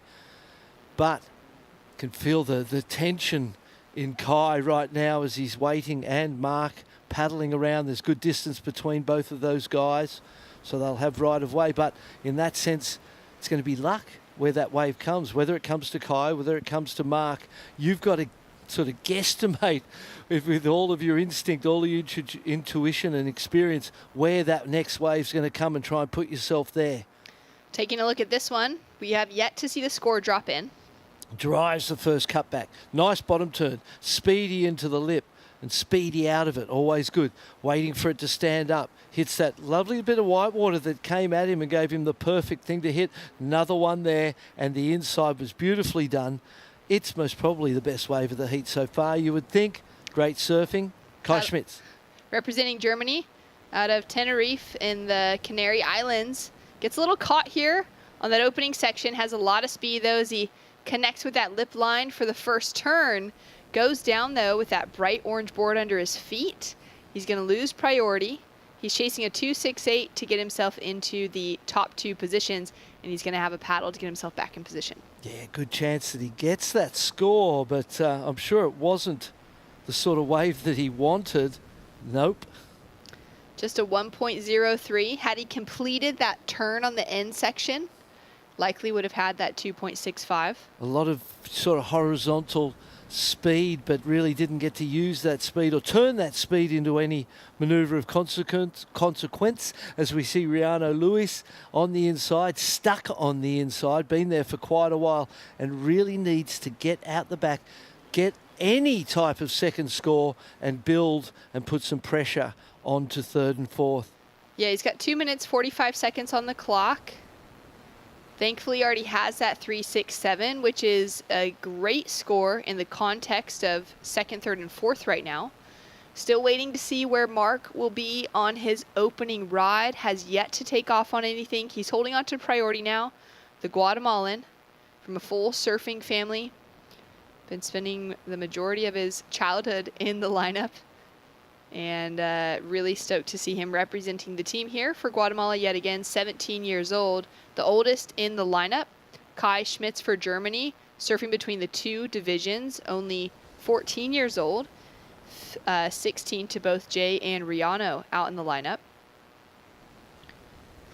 2 minutes, Shannon, and not a ride for Guatemala. We're about half an hour off the dead low, so that tide will start to move in now. Keep that swell coming. The wind that we can see sort of sending some side cross chop across the surface of the ocean is from the southwest.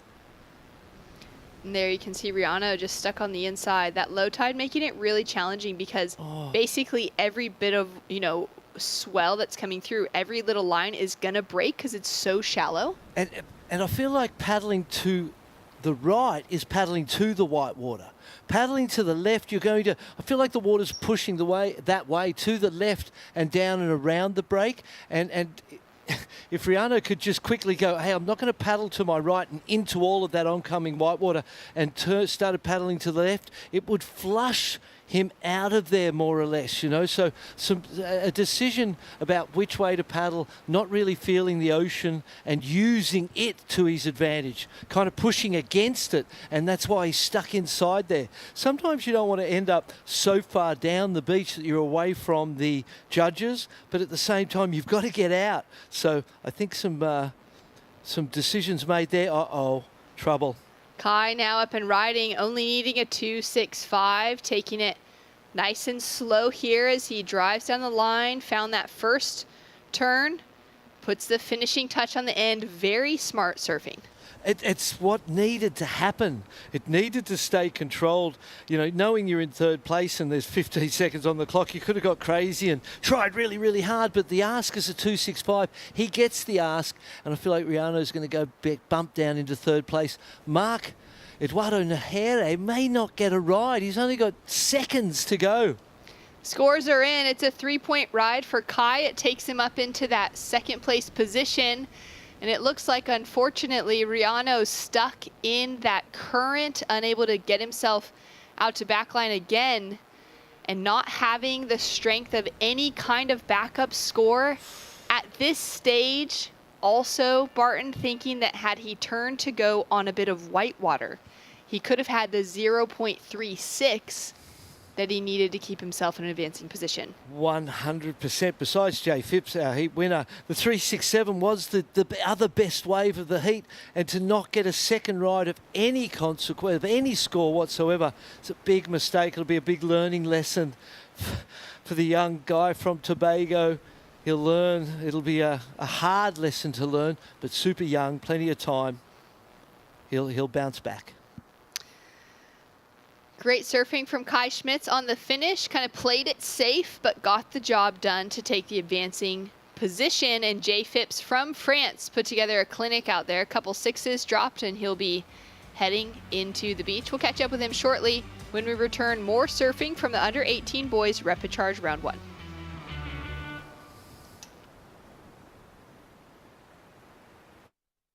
Bienvenidos a la tierra de anfitriones.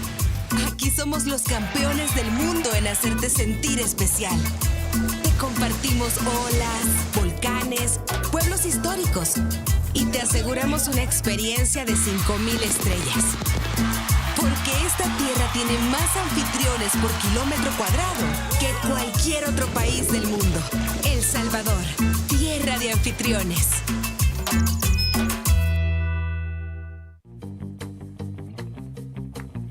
Consulta promociones. Disfruta de cable TV más internet residencial desde los 50 megas hasta los 1000 megas. Para más información, contacta con nosotros. Multinet, siempre que tú quieras. There's a right time for everything. A right time to learn. A right time to try. A right time to fall. There's a right time to find your wave. And there's a right place to enjoy your passion like nowhere else.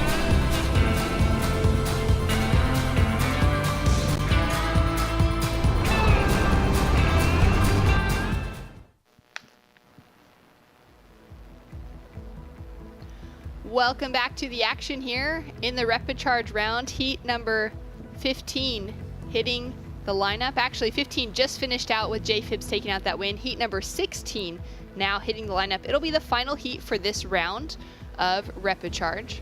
Round number 1 for the under 18 boys with Switzerland, Chile, and Barbados in the lineup. Jake Anderson, Renato Medina, and Warren Pavi.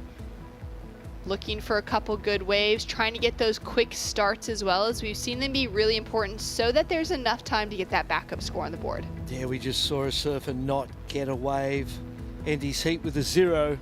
I sympathise with him because I've done it. I scored a 0 in a heat in Brazil and didn't catch a wave, and it's so frustrating, and your mind just starts reflecting on opportunities that you may not have missed. I should have done this, or if I did that, there's lessons to be learnt in that. So the Guatemalan, hopefully he learns those lessons and bounces back, and the team support him, give him a hug and make him feel better, because you feel bad enough. Yeah, it's a rough position to be in. 17 years old, so we'll see him in the draw again next year for the World Junior Championships in that final year as an 18-year-old. And guaranteed it will never happen again. Yeah. You know that. Once it's happened. It happened in my maybe the last heat I ever surfed was the Masters in Rio. So I might have finished on that note. Finished on that note. You know, I don't want to risk that happening again, so I'm going to call it. Yeah, that's enough of a career. Let's get out of here. Solid opportunity to retire. Waiting for the first wave to be ridden now out in the lineup. 13 minutes, 22 seconds on the clock. Little paddle here. Renato looking to put himself in position for Chile.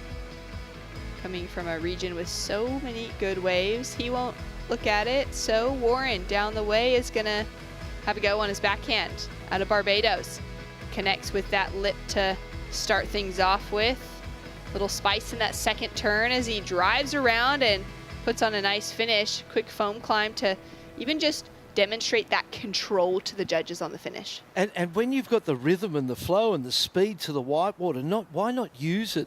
It's one of the, I was thinking it the other night, the use of the whitewater. We live in a day or a time where it's uncool to do anything in the whitewater. And people will finish their rides, and the minute it goes to whitewater, they're out of there. And I've imagined, in the future, someone creatively finds something amazing to do with the whitewater, and all of a sudden it becomes an element of the ride that adds points to it. That would be an interesting place to sort of experiment and work and try and create something new, something that no one else is doing, that utilises that part of the wave. Here we go, Jake Anderson. Out of Switzerland.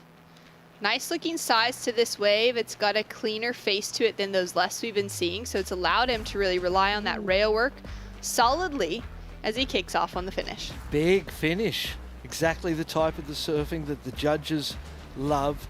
4.83 comes in for Warren Povey from Barbados. I met the Caribbean, those Caribbean nations hang together.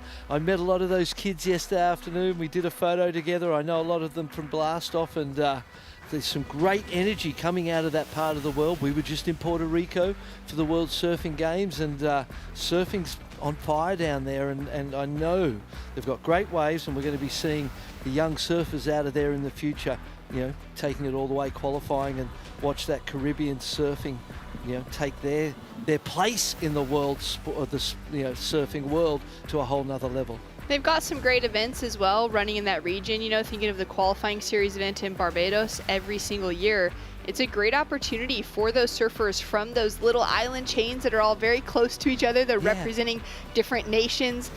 When they get to put on a jersey, for them to have an event in their home region is massive for the development moving forward as we take a look at this first wave of Warren. 2 turns already, big turns on the outside. Flares the tail up onto the whitewater to show speed and control. Cuts out with authority. Great ride from Warren.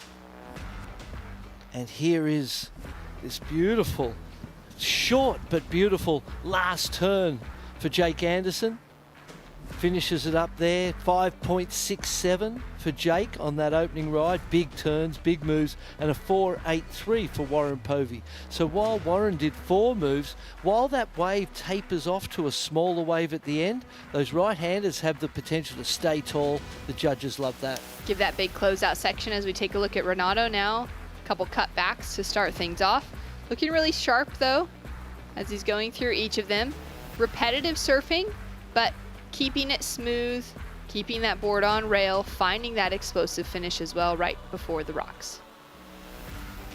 4.84 is the requirement as he'll gather himself and paddle back out. We've got scores to drop, the 5, 6, 7 of Jake Anderson being the highest so far, and it keeps Switzerland sitting in that leading position. A score to drop now for Renato, and let's go down to the beach, catch up with Mitchell Salazar, winner of that last heat. Yeah, Jay Fips here from France. Jay, congratulations. Couple of 6s. How do you feel out there? It seems like 15 minutes isn't a very long time out there. Yeah, I feel good. It was definitely challenging 15 minutes. Definitely a test of your cardio. And yeah, it's always a bit shattering to go into rep charge after the first round, but I'll hopefully stay on a roll, and I'm super stoked with my first heat. Australian father, Welsh mother, but your dad is also your shaper. Mark Fips shapes right here. Really nice airbrush, by the way. It looks beautiful, but talk to me about the equipment that your dad makes for you. Yeah, this is actually a replica of one of the Jeremy Flores' favorite boards when he was still riding my dad's boards. I'm feeling incredibly confident with the equipment under my feet, and yeah, it's actually, I did the airbrush. I want to talk about the fins real quick too. AJ, our cameraman, has been doing an incredible job, but you're not that big of a guy, and I see you're riding some larger fins out here with the JSs. Why about that? Yeah, I feel quite sharp with this board, so I felt like the bigger fins helped me staying on the rail and doing bigger and more powerful turns. It's great surfing. See you in the next round. Yeah, thank you. Thanks so much. Well done to Jay. His own spray job on that board too. Epic, and a shout out to his dad, Mark Fipsy, as we all knew him. Moved over to Europe a long time ago, and his young boy charging goofy footer, riding dad's boards, and airbrushing is such a wonderful part of the surfing industry. And a surfboard, while it's a piece of sporting equipment, it's a piece of art in the shape, in the production, and in the spray job. My little boy Lion has been learning to airbrush himself and airbrushed his first couple of boards himself. So that's awesome. It's a very, very cool thing. I was stoked to hear. Did he go for some bright colors? Was he going more for like some cool designs? Went for flames. All of it. Ooh. Yeah, flames. Solid. And then he designed... Traditional. Yeah, and then the second board that he airbrushed, he's got a great teacher, Gavin Hasegawa, who's one of the legendary airbrushers in Hawaii, did all the IPAs, buttons, incredible. Larry Bertelman, those sprays. Works for Town and Country over there and has taken my little boy under his wing a bit and started to teach us the art. Well, down to 7 minutes remaining on the clock. And Warren sitting in that leading position with a 4.83 and that 2.93 to back it up. 5.23 came through for Medina's from Chile. Good score. So while Warren Povey is in the lead, if you look at the best single ride, he's actually in third place, and he's in first place courtesy of that 2.93 and the better of the second ride. So a dangerous situation. What he needs to do is turn that 4.83 into his second score and get something better than that to consolidate his lead. Yeah, it's a great way to look at things. You know, the positives for both Jake and Renato being that they've had very solid performances, not quite into that good range, but just shy of it with those mid-range fives on the board, and looking for very small requirements to make a change, as well as having priority in their favor. So we take a look at the contest venue at La Bocana. That's where our judges are sitting in that big white ISA tower, and a great location to be able to look out on a pretty awesome break here in El Salvador. And the infrastructure that they create for these events is unbelievable. You know, some of the nicest working conditions that we experience. And then did you see those beautiful little apartments up behind there with the swimming pools and they look like luxury living. That did right here on La Bocana, walk to the beach. And obviously this week, these 10 days, you might take the 10 days off given there's 440 grommets out there frothing. Jake representing Switzerland, as that's where his mom is from. Born and raised in Cape Town, South Africa. Locking into that first turn, already sitting on a 5.67. Finds himself with a second great section to lay into. And little foam finish on the inside. Great re-entry. And he'll be putting a solid backup score in. Now to see, is Renato going to get a score in that solid range as well? Yeah, just under the 5 minutes now. So there's this heat has felt like they've had a lot of time, where in other heats it felt like it rushed by. That 5.67 being the best wave of the heat. He's going to back that up with a really good wave. And Jake Anderson's wave selection in this heat, there it is, a 6.77. So his wave selection in this heat has been perfect. And looking at what we've seen so far today, I'm going right. I would be sticking to the rights. The taper on the left doesn't excite the judges as the wave goes on, and it starts to kind of, you might get more done on a left, but the end result is that the wave is smaller by the time you finish it because of the taper, and that's not exciting the judges. They like the big wall. So some good, information here for coaches and surfers. I'm thinking those rights are where the money is. And when you look at the direction of the wind, you see some chop out to sea. It's getting stronger, and as the day heats up, I imagine it will get even stronger. The right hand is smoother on the face because the wind's at the back of them. This is a smooth left, though, for Chile, and big problems for Warren Povey if this has turned into a good score. Into the foam, just a single maneuver. Is he going to hold on to the finish? And he's going to ride out of it, only needing a 2.53. Big wave, a little kind of lackluster on the finishing only maneuver to it. Yeah, didn't get very high, just climbed the white water a little bit. That could come under. It's a 2.53. So you need a judge or two to go up to 3 points to get over the 2.5. There's a chance, though. As you said, it was if it happens, it's because of the size of the wave. It just did happen by the look of it. A 3.3 comes in for Medina and takes him into second place. Warren Povey needs to make that 4.83 his backup score as quick as he can. We'll see this on the replay. Horizontal off the bottom, looking for something to hit. Gets a little flare of the tail, a complicated completion that he makes confidently and gets the score he needs, takes himself into second place. Warren Povey, he needs to use his priority that he's got now into something big. Here we go. Patience from Jake Anderson. Nice carve out of the top. Patient again. Nice carve back to the pocket. And then comes through to this inside. The wave gets tall, gets the last turn for a 6.77. And so far, a great heat for Switzerland. Yeah, very solid surfing. Representing Switzerland for Jake, but out of Lundundo in Cape Town. What a beautiful little town Lundundo is. It's got incredible surf, heavy beach breaks, but on those small days, just really kind of fun and playful. But one of those big, heavy waves when the right kind of time comes.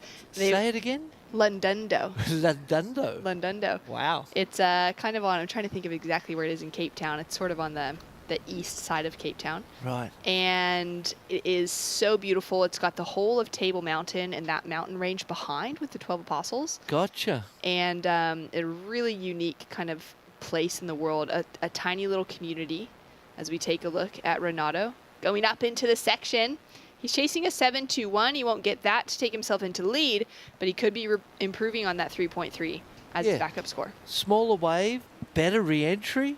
Feels like it's real close, you know what I mean? It might improve by a small amount because of that kind of flare in the re-entry out of the top of that wave. Still only one turn. Warren Povey, 1 minute and 5 seconds on the clock, waiting patiently with the first priority. Will he get an opportunity?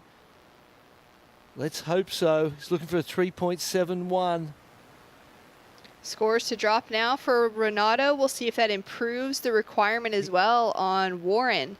Warren with a kind of gnarly takeoff, a little bit deep. Wave is super flat though. It's not going to give him anything that he's looking for. 45 seconds on the clock. If he keeps himself away from the pack, he could luck into another little kind of insider. Jake Anderson's going to be holding on to priority. He may be able to get the priority as well ahead of Warren. He doesn't even need it. He's going to have a look at this one. Definitely a better takeoff on the start. Already locking into that first turn.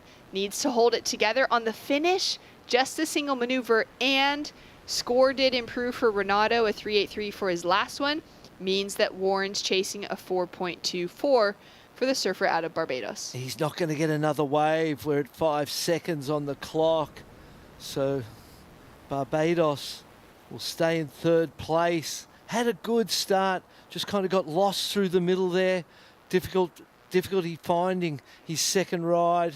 And I'm feeling those rights, Shannon. I'm feeling like, you saw when he came out of that wave with the wobbly takeoff, he paddled to the right where everyone else was. I feel like paddling to the left and getting away from those people and trying to find one of those big section rights, because one turn on those rights would have got you a 4, which was what he was searching for. And we've been seeing that wind that's picked up, that onshore kind of cross shore, is blowing straight up the face of the lefts. It's keeping those rights very clean. So great surfing. Jake Anderson for Switzerland takes away the win. Renato Medina of Chile in second, unfortunately out, but not disheartened, hopefully. Warren Povey, he'll be here supporting the team for Barbados, put together a couple great scores. Had he had one more opportunity, he likely would have been advancing. We're going to go to a quick break. When we return, we're going to be changing divisions. That was our last of the under-18s. We're now going to be heading into round 1, under-16 boys repechage round.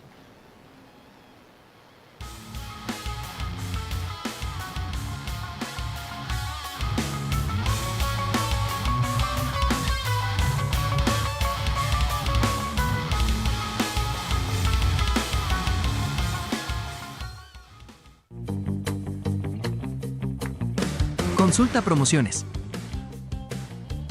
Disfruta de cable TV más internet residencial desde los 50 megas hasta los 1000 megas. Para más información, contacta con nosotros. Multinet, siempre que tú quieras.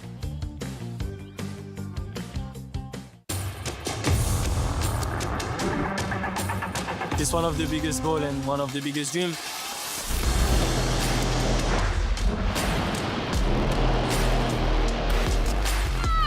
It's been like an emotional roller coaster. I ask myself, what just happened? Is this real? Every athlete's dream is to, reach that gold medal. I'm on a mission, you know. I think that everything is possible. It's not over till it's over.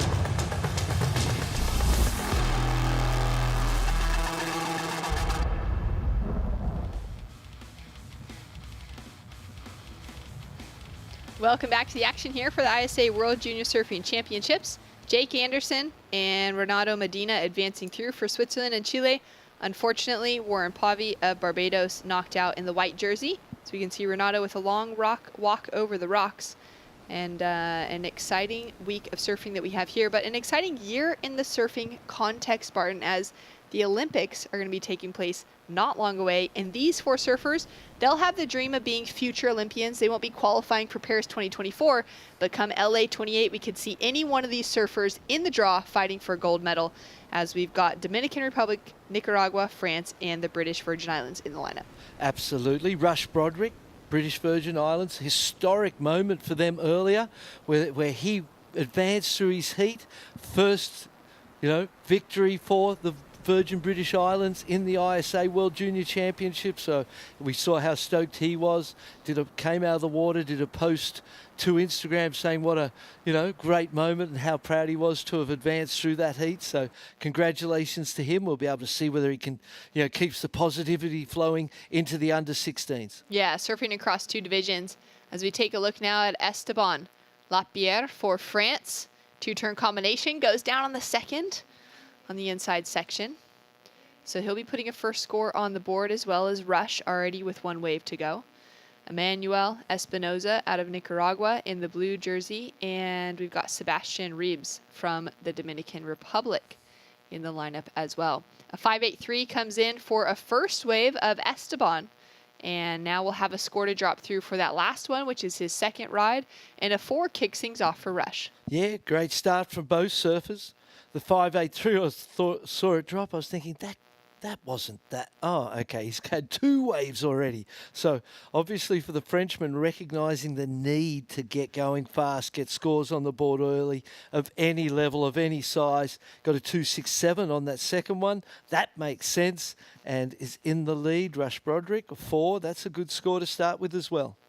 And a huge learning opportunity for each of the surfers in this year's draw. Going down as young as 10 years old in the draw up to those 18-year-olds that are in their final year and their final opportunities to be competing for their nations here for the ISA World Juniors. They could be in the World Surfing Games. A lot of these surfers are already competing for their teams at the World Surfing Games as well, across both sides of it.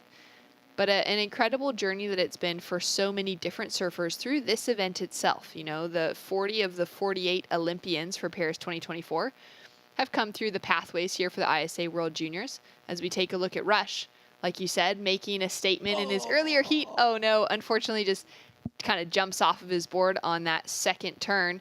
And Emmanuel, board slips off and comes flying past him. That was a really hectic wipeout. Grabbing that board. Looks like he's okay.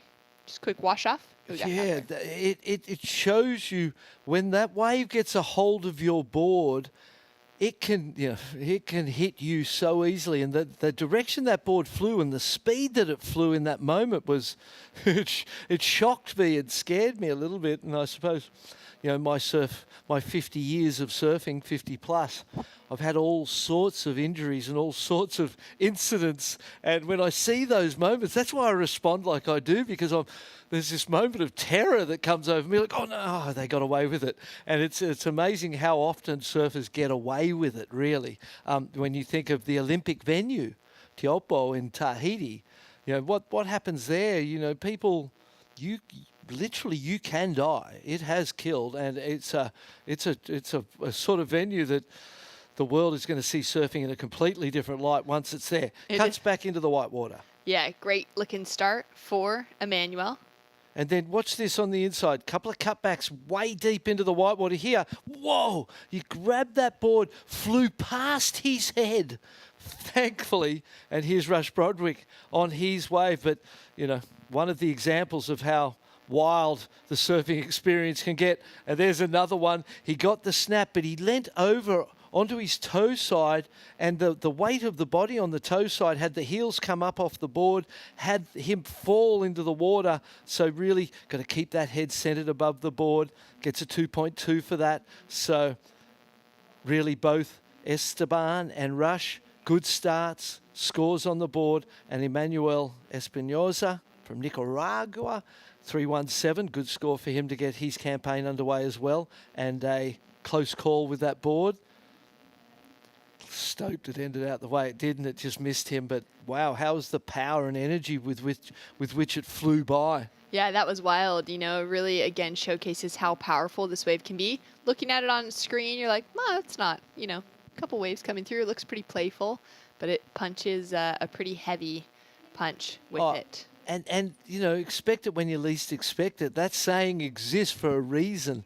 And so many of my injuries had happened on days where, you know, the big days, the crazy days, the ones where you're really focused, you somehow get through those unscathed, and it's those days that are not so, you don't think anything of them. You think it's inconsequential. It's 1 to 3 foot, whatever, and the next thing you know, something happens. You're like, wow, I can't take anything for granted. I cannot assume anything is less powerful or less, dangerous than any other moment. They all need to be treated with the same amount of concentration and respect. So true. So many of my surfing related injuries have come from that 2 foot day where you're just kind of having fun and not thinking very much, and you kind of connect with the bottom of the ocean on a small fall, or even, your ankles and your knees can go in those kind of moments from just kind of jumping down and landing in the shallows. Yep. So ultra important to stay aware no matter what the conditions are looking like. 100%. We've got 7 minutes remaining on the clock out in the lineup for our first heat of the under 16s, but to round out a win for the under 18s Repicharge round 1, Jake Anderson of Switzerland takes it out. And he's the Swiss Army knife, Shannon. He can do everything. We saw the layback the other day with the sick barrel, which, by the way, has to be one of the highlights of the event so far from my perspective. Good heat out there. Congratulations, Jake.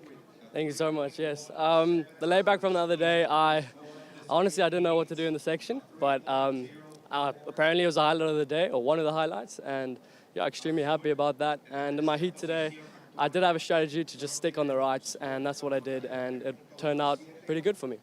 12th year in terms of school, last year in terms of the ISA juniors now. What can we expect from you moving forward now that you're going to graduate? Definitely going to be studying and traveling all over the world next year, training, surfing, and probably studying at the same time, doing it online. But yeah, it's an amazing experience here, and I'm just extremely happy that I made my heat. And good surfing so far from the team. How stoked are you guys about your performance overall? I think this is the best the Swiss team has ever done. But we are extremely stoked. We have insanely good surfers, and I can't wait what we're going to do in the future. Anything you'd like to say to Switzerland? Hello Switzerland, hello home, love you all. Thank you so much for the support, and yeah, going to keep going for you guys. Thanks, Jake. Thank you. Thanks so much. Great to hear from Jake, representing Switzerland, growing up in South Africa. And we've got Rush now up and riding. This wave's going really flat for him on the outside section. That wind coming into play. Goes for a little 360 on the finish. I like the aggression in those turns, the amount of commitment in the rail.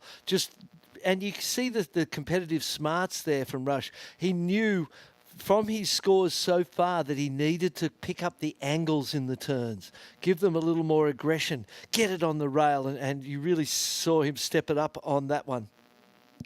Down to the final 5 minutes of this heat, Esteban leading for Team France. He's been leading since early with that opening 5.83. Rush sitting in second has been building on his score line, putting those backup scores together. And now Sebastian, the young 13-year-old out of the Dominican Republic, up and riding on his first wave. Great style in that opening snap, Barton. Yeah, really lovely snap.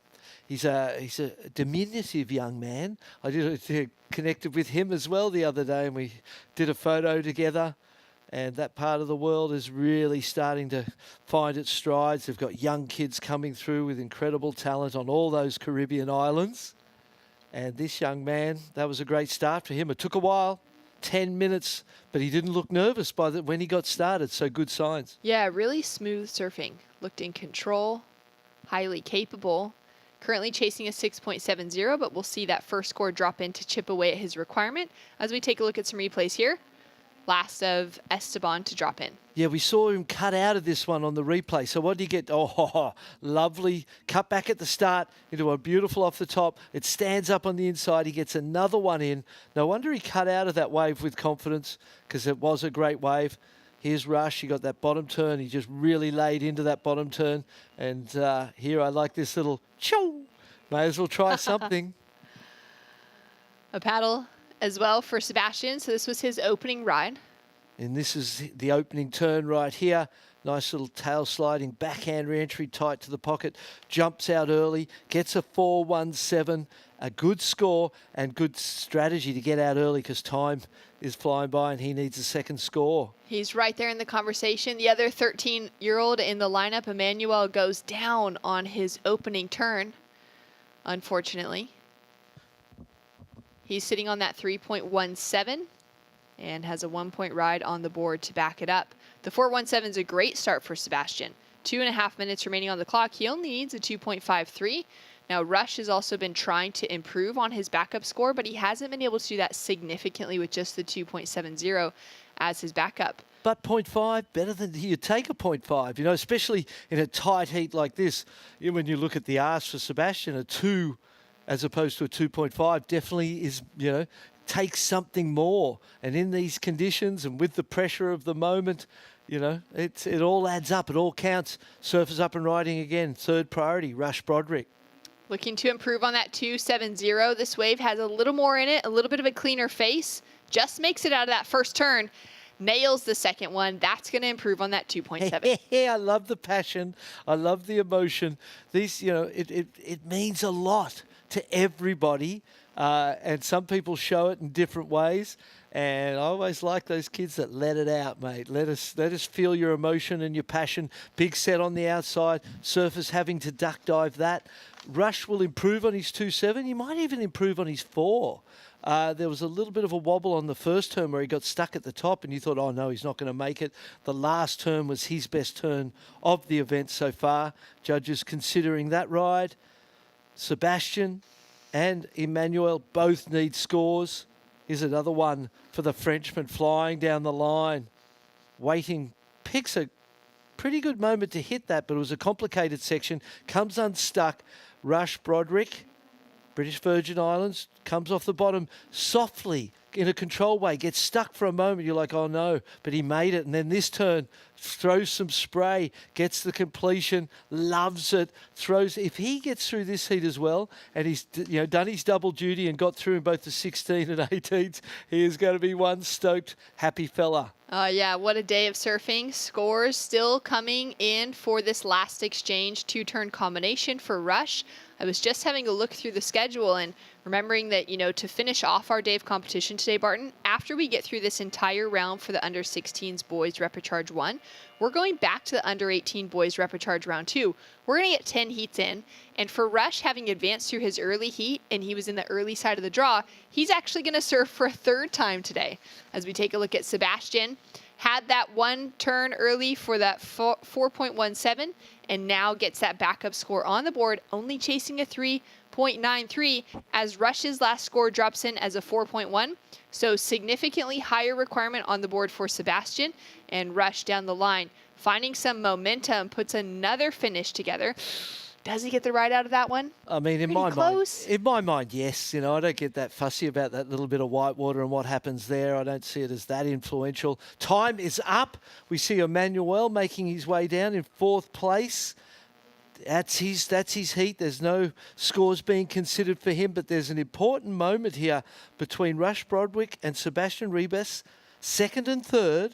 Sebastian's wave, I don't feel like it was as good as his first re-entry. That first re-entry was better than that, the 4.17. He needs a 4. It's a 3.93, so he needs a 4.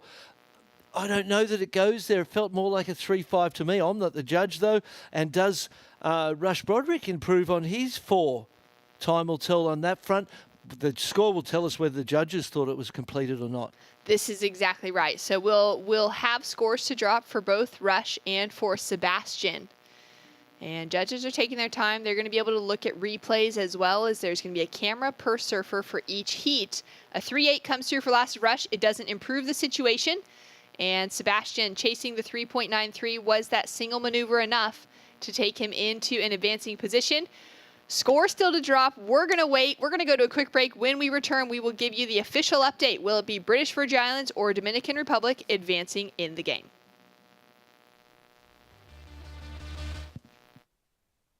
There's a right time for everything. A right time to learn. A right time to try. A right time to fall. There's a right time to find your wave. And there's a right place to enjoy your passion like nowhere else.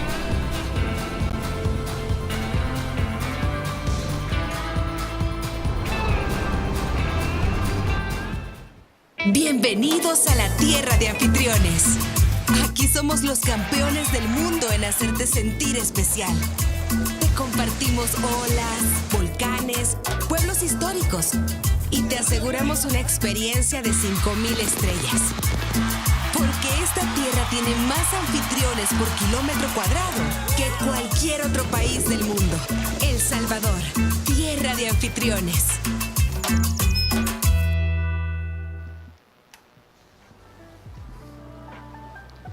Well, results are in, and officially Rush Broderick for the British Virgin Islands will hold on to second place. Esteban Lapierre from France holding on to the leading spot. And Sebastian Ribes out of Dominican Republic dropped a high 3 for his last wave, but it was just shy of that requirement he needed in the 4-point range to get himself through for the next heat. Impressive surfing from him nonetheless. And well done to our Nicaraguan, Emmanuel Espinoza, for putting together some solid surfing. As we take a look at live action with Dylan Reed going for the layback on the inside section out of the Channel Islands. Unfortunately slipping there, the foot slipped off. So yeah, 8.10 to 8 in second and third in that last heat. So really close, and just shows it just comes down to such tiny things. You know, you need attention to all the detail to succeed. Working out all those little kind of shakes and wobbles within the surfing to make sure the judges are like, all right, the difference here and there was the flow within that one surfing as opposed to the others, things like that. And the wave selection is so important in delivering you those opportunities. Rush Broderick caught a lot of waves in that heat. Sebastian, not so many. So different approaches, but so close. Yeah. 13 minutes on the clock. Channel Islands. Dylan Reed sitting in the red jersey out in the water. We have Duke Van Dyke from the Netherlands in blue. As we take a look at Dylan up and right. Oh, he takes a dive on the takeoff. Little bit of a lump coming up in the face of that wave, and he'll go down. Both those surfers, Channel Islands and Netherlands, up against South Africa's Gordon Fallagil and Barbados' Tommaso Layson. Yep. Caught up with Tommaso yesterday afternoon as well. All the Caribbean kids were down there, and this young man, he was very disappointed in the fact that he hadn't really shown his best surfing yet. And to be in the repechage round. Yeah, and been so nervous and just, you know, hadn't really performed, and things didn't feel like they were going his way. And I just said, mate, that's a good thing. You're still in the event and it hasn't gone your way. And you just keep the faith, and at some point it turns around and you hope you're still there to connect with that. Only the one wave, or the one surfer to have ridden waves, Channel Islands, a 1 and a 0.3. You'd imagine at the end of the heat they won't really influence anything. You're in fourth priority. The other surfer's waiting patiently, so that's the surfer in red's opportunity to just get on the hunt, and he's doing exactly that. Got a right-hander here. Little wall opening up in front of him. Quick snap, so successful for that opening maneuver. Looking for a good finish here now. Putting in as much power as he can in a kind of slower paced wave. But he'll be improving on the 1 and the 0.3 that he has so far. Yeah, best wave of the heat so far. Got the completion. The previous 2 rides he fell on, so that'll help the confidence as well as the scoreline. Duke out of the Netherlands looking for his opening ride, as well as Gordon and Tommaso. We got a paddle now out the back from Gordon. Quick scratches to get into it. Now up and riding for the Safa. And down the line, you can see this wave beginning to build and stand up for him. Important moments as he connects with that lip line for the finish. Best wave of the heat so far, you'd imagine. Young goofy footer. Big set starting to approach now. And no priority established between white and blue, so whoever's on the inside section is allowed right of way. Duke having a look. On the inside, he'll be able to go, which means that white needs to pull back, but Duke wasn't quite able to get into that wave. It looks really hard out there now, Barton. Yeah, there's some bump, isn't there? You could see it in the paddle. He was bouncing around in the paddle. And then a closeout set comes through. It's one of the, those situations where I suppose from the inside to the outside, it could be 50 meters of distance that you can choose to sit, and where you choose is so important. You could be too far in for the big ones, too far out for the little ones, and somewhere in between is just right. 10 minutes remaining in this heat. The last one was dominated by the Frenchman Esteban Lapierre. He takes away a win. He's with Mitch Salazar. That's right, the kid from Martinique who now resides in mainland France. Jay Fips will be doing the translating for us. You moved from Martinique last September. Why the big decision to move to mainland France afterwards? Sorry, could you... You moved to Martinique in September last year. Why the big decision for the move from the Caribbean to mainland France? Pourquoi t'as bougé de Martinique en France? Je vais dire en anglais? Non, français. J'ai bougé pour avoir plus d'opportunités pour mieux surfer, pour aller au Pôle France. Et j'ai bien progressé, je suis super heureux. It gives him more opportunity to surf and do more contests. Then there's a great Surfing France program in mainland France, and he went to join that. And yeah, it gives him a lot more opportunities than on the island. And another great board by Johnny Cabianca too. How about the equipment here for the ISA? Bien tes boards, t'aimes bien et genre tu penses quoi de tes boards? Ouais. Okay. Ouais, je suis super content, elles sont vraiment top. Il fait un bon boulot, c'est super cool, je me sens bien dessus. Merci. Yes for sure. He did a great job designing them with him, and he feels super confident on them, and yeah, he loves them. A message in French? Merci à tous ceux qui regardent, à mes potes, à la famille. Grosse dédicace à vous et je vous aime. Merci, félicitations. That was great. That was great working for the two of them together, getting that interview done. It was very cool, wasn't it? I love those winks. What a character. Big smile on his face for Esteban taking out the win. That was cool. Jay doing a great job with the translations for his teammate as well. I mean, that in itself's a daunting prospect, isn't it? You've got a camera sticking in your face and you've got to explain yourself. And another part of the development of these young surfers is that ability to handle media, to handle the responsibilities that come with surfing success. All four surfers there on the inside, paddling. Tommaso Lacen up and riding here on the replay. Drives in. One nice closeout turn. The kid's got beautiful style, incredible technique. Scores in a 5.17 for that as we take a look at the first of Gordon coming through as a 3.17. Pumping along the line, gets a nice turn there into the closeout section, jumps off quickly to shorten the paddle back out. 16-year-old surfer out of Durban. Durban, bro. Durban. Where's so the many good lacquer waves, there, eh? good bunny chow as well. The bunny chow is kiff, eh? It's so kiff. So I love the delicious. bunny chow. I remember going to South Africa the early years and hearing about bunny chow. But not really knowing, literally having no clue what they're talking about with it. No idea what it was. And people, you got to have a bunny chow brew. You got to have a bunny chow. And so what they do is they have the loaf of bread unsliced, chop it in half, take the inside of the bread out, and then fill it with the best curry you've ever had. And they are just magic. I suppose the bunny chow is like the El Salvadorian pupusa. Yes, exactly. Especially for Durban. Bunny Yes. chow, you can find it all around South Africa. Durban specifically is really where that comes from. And it is that, a bowl created out of a half a loaf of bread. Yep. It's a decent sized meal. And the curry is out of this world. Sure As is. we take a look at Gordon now from Durban up and riding, has a little bit of a lump and That opening section of the wave. Big section. Sets himself up with a beautiful looking hook up into the lip. That wave just bowled out so nicely.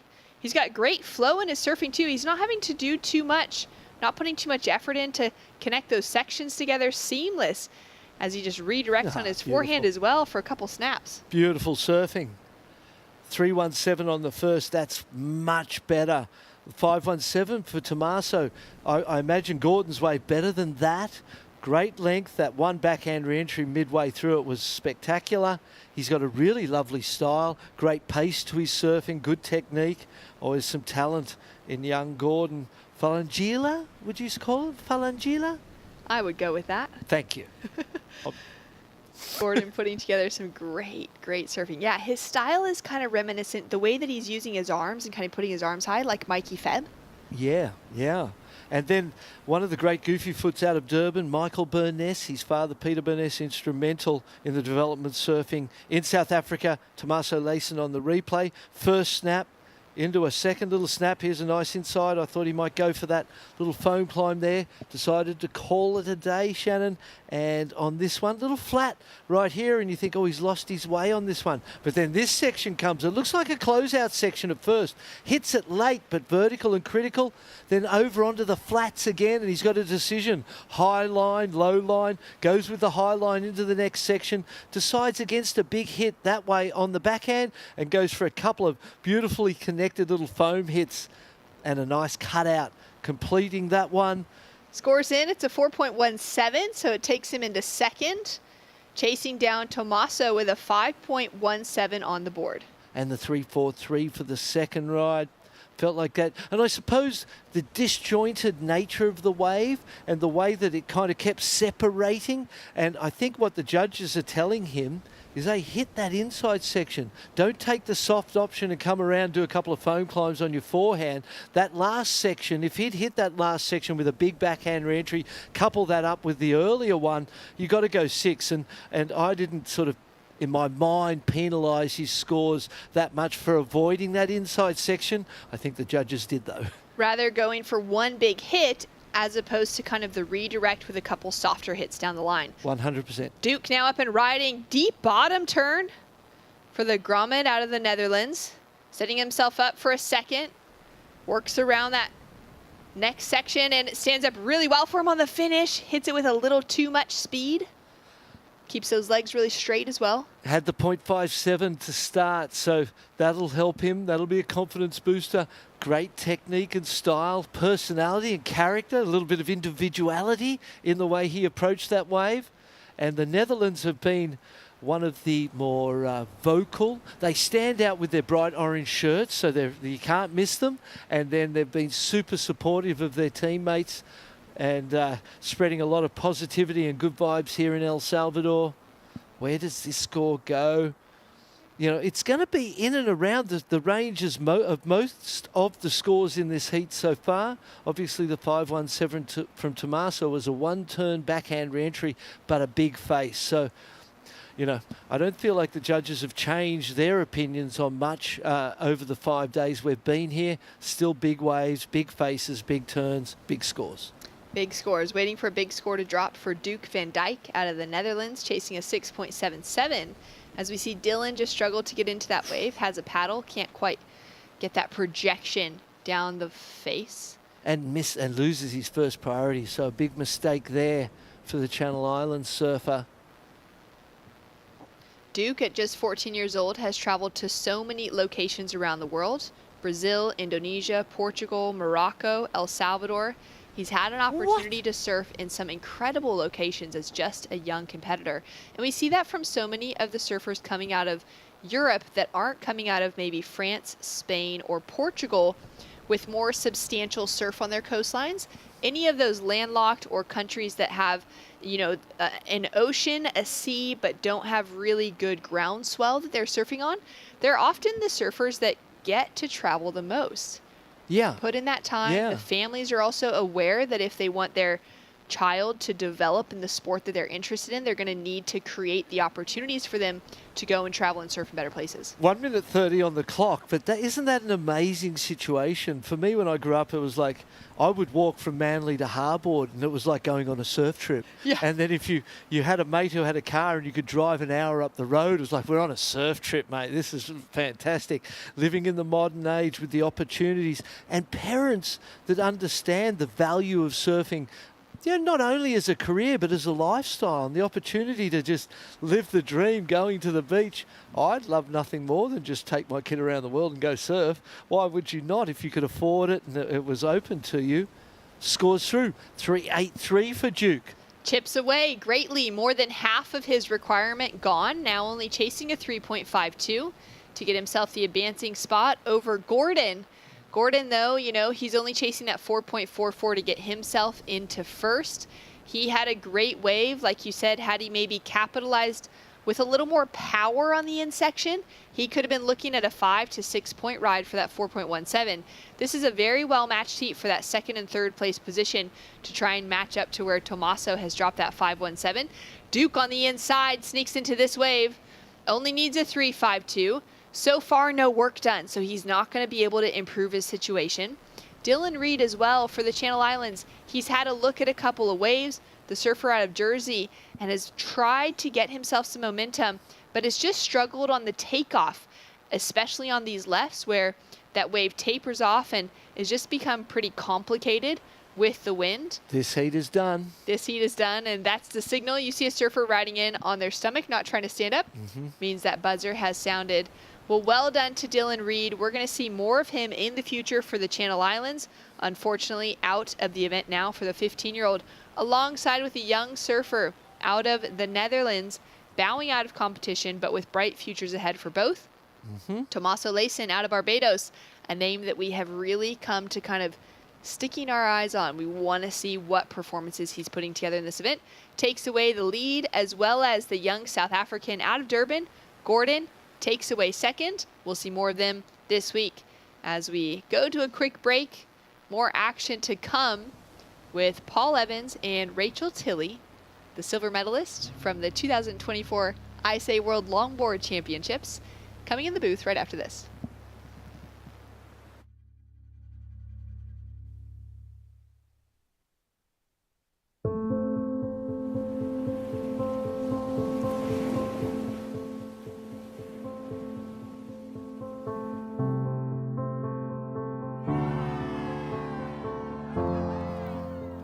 There's something profoundly spiritual about riding waves. Water is transformative, healing. You're at the mercy of Mother Nature, the ever-changing movement of water. The ocean is the great equalizer. You don't need to belong to a certain race, religion, or gender to surf. The pursuit of these fleeting walls transcends sport. It's a way of life. And surfing has the power to change the world and has now taken its place on the world's greatest sporting stage, the Olympic Games. The International Surfing Association is the world's governing body of surfing, recognised by the International Olympic Committee with member nations around the globe. This is the International Surfing Association. This is a better world through surfing.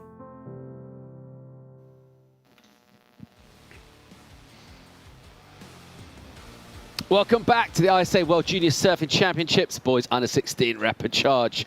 Opening round, heat number 3 features out of Israel, Guy Turner from Ukraine, David Doronin, Lucas Senkbiel from Mexico, Hector Flores from El Salvador. I'm Paul Evans, joined by Rachel Tilley. These 15-minute heats are going to fly by. We talk about surfers getting those strong starts. It's proven crucial. Get out there, catch someone as quick as you can. Yeah, the surfers that are catching within those first 3-4 minutes are definitely having that advantage towards the end of the heat. It's not all coming down to the wire as much in terms of wave quantity, but it isn't over till it's over, as we've talked about tons, and we have seen surfers get those higher excellent scores towards the very last minute or two. And it's really amazing how we've been seeing these 15-minute heats played out. Different ways of hunting down waves. Do you overthink sort of positioning and try and really sort of get exactly on the place, or is it vibes? Do you send out positive vibes into the surfer sphere and hope they come right back at you in the form of wave energy? Bit of both? Definitely a bit of both. I think for me, paddling out into a heat, I'm very, very intentional about having strong positioning when it's that non-priority situation before anyone's caught a wave. Here at El Sunzal, I was always making sure I was trying, last week when I was competing, I was trying to always be the most inside, have that, you know, just general priority, although it's not priority by the judges, to have that first wave for selection and get that quick start, because it does make a difference. And then priority does what it does, and you hope for the vibes. Senkbil here from Mexico, whipping the board around. Nice and tight, jams that one. And then steers the ship around with a bit of a plumb.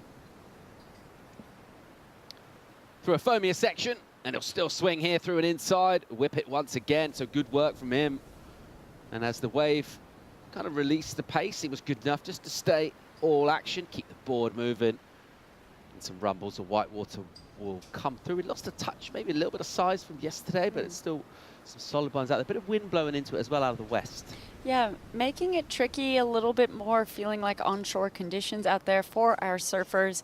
But I think that was a really smart move by our surfer in green to just milk it all the way to the end. You know, those last few turns and last little bit of a section, maybe just added half a point, 3/4 of a point to his score line of what the overall wave would be. But those really minute points have been crucial towards the back half of the heat, especially in these really quick ones where not a lot of waves are necessarily being surfed. Yeah, we talk about how quick the heat goes by, just 15 minutes. Look at the prep that a lot of these surfers are doing. They're really sort of mimicking stuff that you see going up right to the very highest level. Absolutely. And, like, heat preparation become really...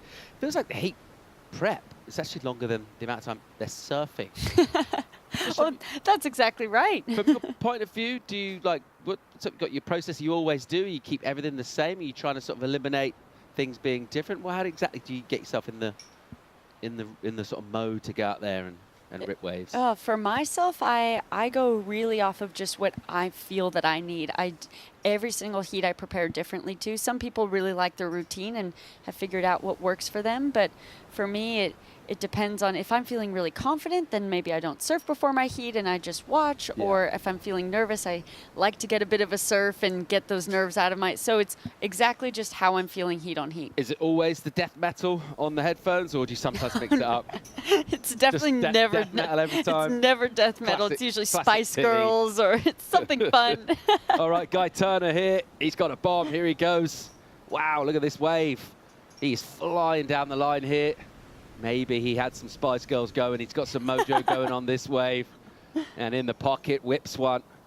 Again, Turner, by name, by nature, as he moves the board around in the pocket. A good ride from him. Yeah, great opening ride. He'll be happy with that. And I liked his decision to kick out at the end, too, because the way that Wright was coming at it was really horseshoeing, and it would have been a really difficult end section to surf out of cleanly, more likely getting unstuck there. And the judges love seeing a completed ride. And there he just finished it off nice and clean, handed it over to the judges instead of falling and the judges kind of being their last taste of the wave. 5 feels solid for Lucas. 5 points for him. Solid mid-range number. Great way to open up the campaign. We're going to have another look here at Guy. Yeah, coming from this drone angle, you can see how the wave is lining up in front of him, gets around that section, is nice and patient, and it offers another opportunity, really digs into it there. And that last little one, really putting the head into it too and cuts out clean. That'll be a nice opening ride. I love looking at it now from this front angle. Mid-face turn, big, wobbly. He did well to navigate that and sticks with it here. It almost looked like it would shoulder off, but it stood back up for him.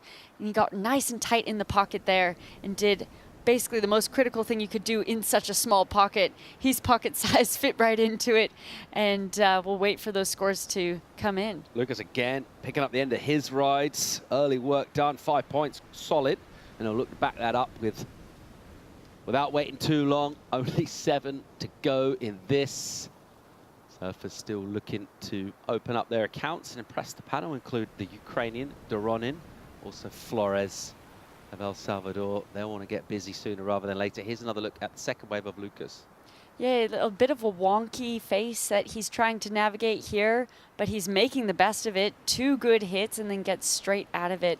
So I definitely think he did what he could there on what was on offer, a difficult wave, but really important to have, I think, 2 rides already on the board if you want to feel comfortable going into these last 6 minutes of the heat. Am I right in thinking the Spice Girls have got back together recently? Didn't they do a gig? Is that right? Am I tripping? No, they did. I think I actually saw this on Instagram. It was Victoria Beckham's 50th birthday or something, and they all got together and did a little like a... How'd it go? Did you watch it? I just saw some things on Instagram about it. Looked like fun. They still got it? Definitely, definitely. Speaking of people who've still got it, showing us their form in the repechage round to take out the win. Let's go and hear from winner of the last heat. Some insights with Mitchell Salazar. Bayesian invasion is real, Paul. Tomasino Layson, another good heat. Talk to me about coming from Barbados, a place where Josh Burke just got an equal 3rd place over at the first Challenger event of the season. But for yourself, what kind of things do you look forward to later on in your life and within the event too? Yeah, we were just watching Josh actually a few days ago, and yeah, he's doing really well, 3rd place. But yeah, I'm having a great time in El Salvador. Waves are really good all the time. Food's good, people are nice, and yeah, I would like just keep making rounds, make it far. Yeah, I would really like to make the final and win the gold. That would be the plan. So, a young star, but most importantly, competing in both divisions.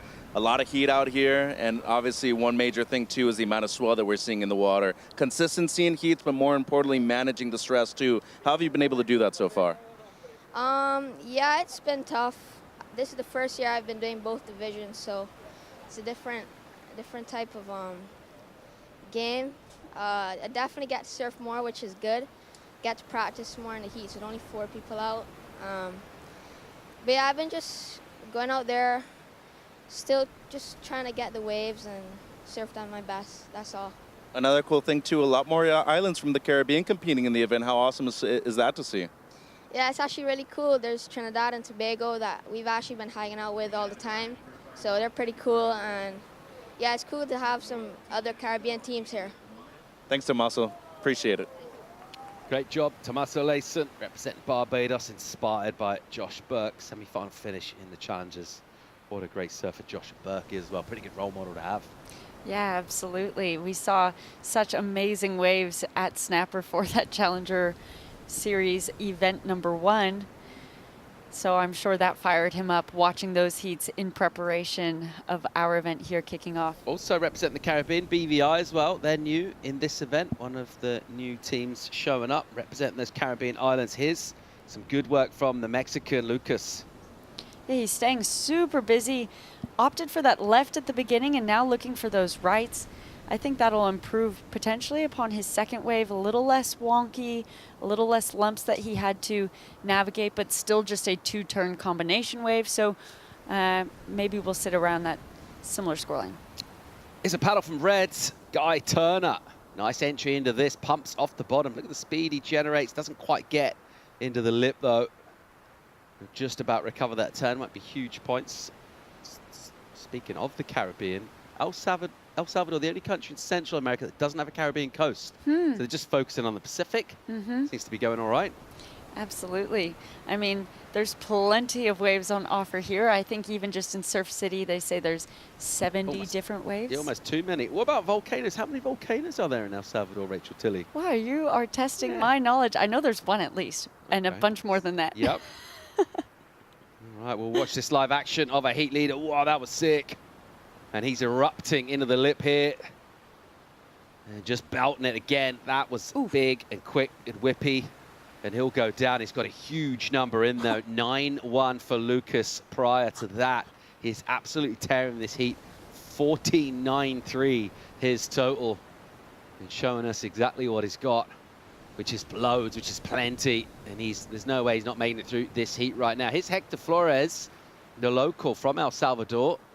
I'm sure he'd be aware that there's over 100 volcanoes in El Salvador. Oh. 20 that are considered active. That means they've erupted in the Holocene period, so the last sort of few thousand to sort of 1 million years ago.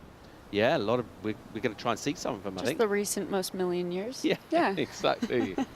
Yeah, a lot of cool volcanoes to check out if you can turn your back on the Pacific Ocean, which is providing so many waves, relentless day after day, super consistent, really fun.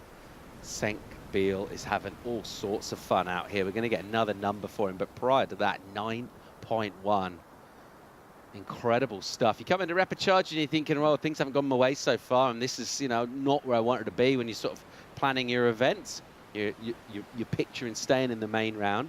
You come to Repechage, you're going to be nervous, you could get eliminated. How good does that feel to get a massive, excellent number? Oh, it feels amazing. I think, too, when the pressure gets put on you and you rise to the occasion, it gives you more confidence going forward into further heats, knowing that you can trust yourself, you can trust your ability, and when the moment calls for it, you can step up. Well, he's continued to go from strength to strength. 7-3-3 in for that left. And just absolutely hammering it on the backhand. So Team Mexico, they'll be really, really pleased with watching their surfer not just get the result that looks like he'll certainly stay in first, but do it in the style, the performance. Absolutely huge. 16.43 is a massive total for any heat, any level of surfing. And what about the confidence that brings you for your next round? So much. And the fact you can see that he's done I already know what his coaches said before. It was to stay busy and stay active, because look at how many waves he has caught, and he's on another one. He doesn't need this one, but he's just having fun surfing. We'll just blast that one with a little lazy rotation down by way of a victory lap. Very well deserved victory. Looking forward to getting his insights when he eventually chats to Mitch Salazar. But surfer out of Mexico, Lucas St. Beale, has just dominated this heat. And it's been a battle for second place, and it looks like we're out of time. It looks like this guy, Guy Turner from Israel, will hang on to second spot. So Doronin and Flores unable to do too much in the way of damage in their 15 minutes.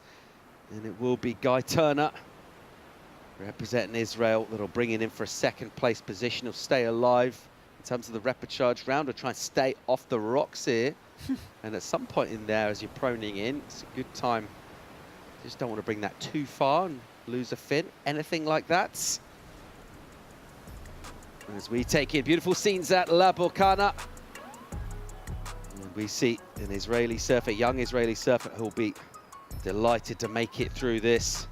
And we've just witnessed a really, really strong performance from Lucas. There's that scoreboard, 16.43, absolutely huge from him. We're going to get a quick commercial break. When we come back, we'll keep rolling. Under 16 boys repechage from Surf City, El Salvador. We'll be right back.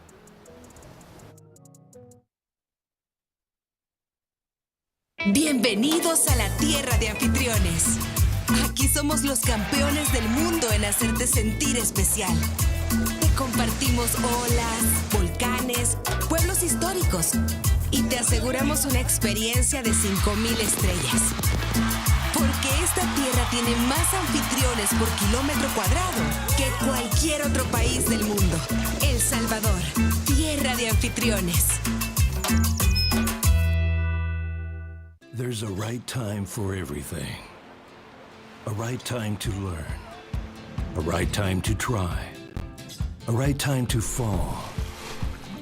There's a right time to find your wave. And there's a right place to enjoy your passion like nowhere else.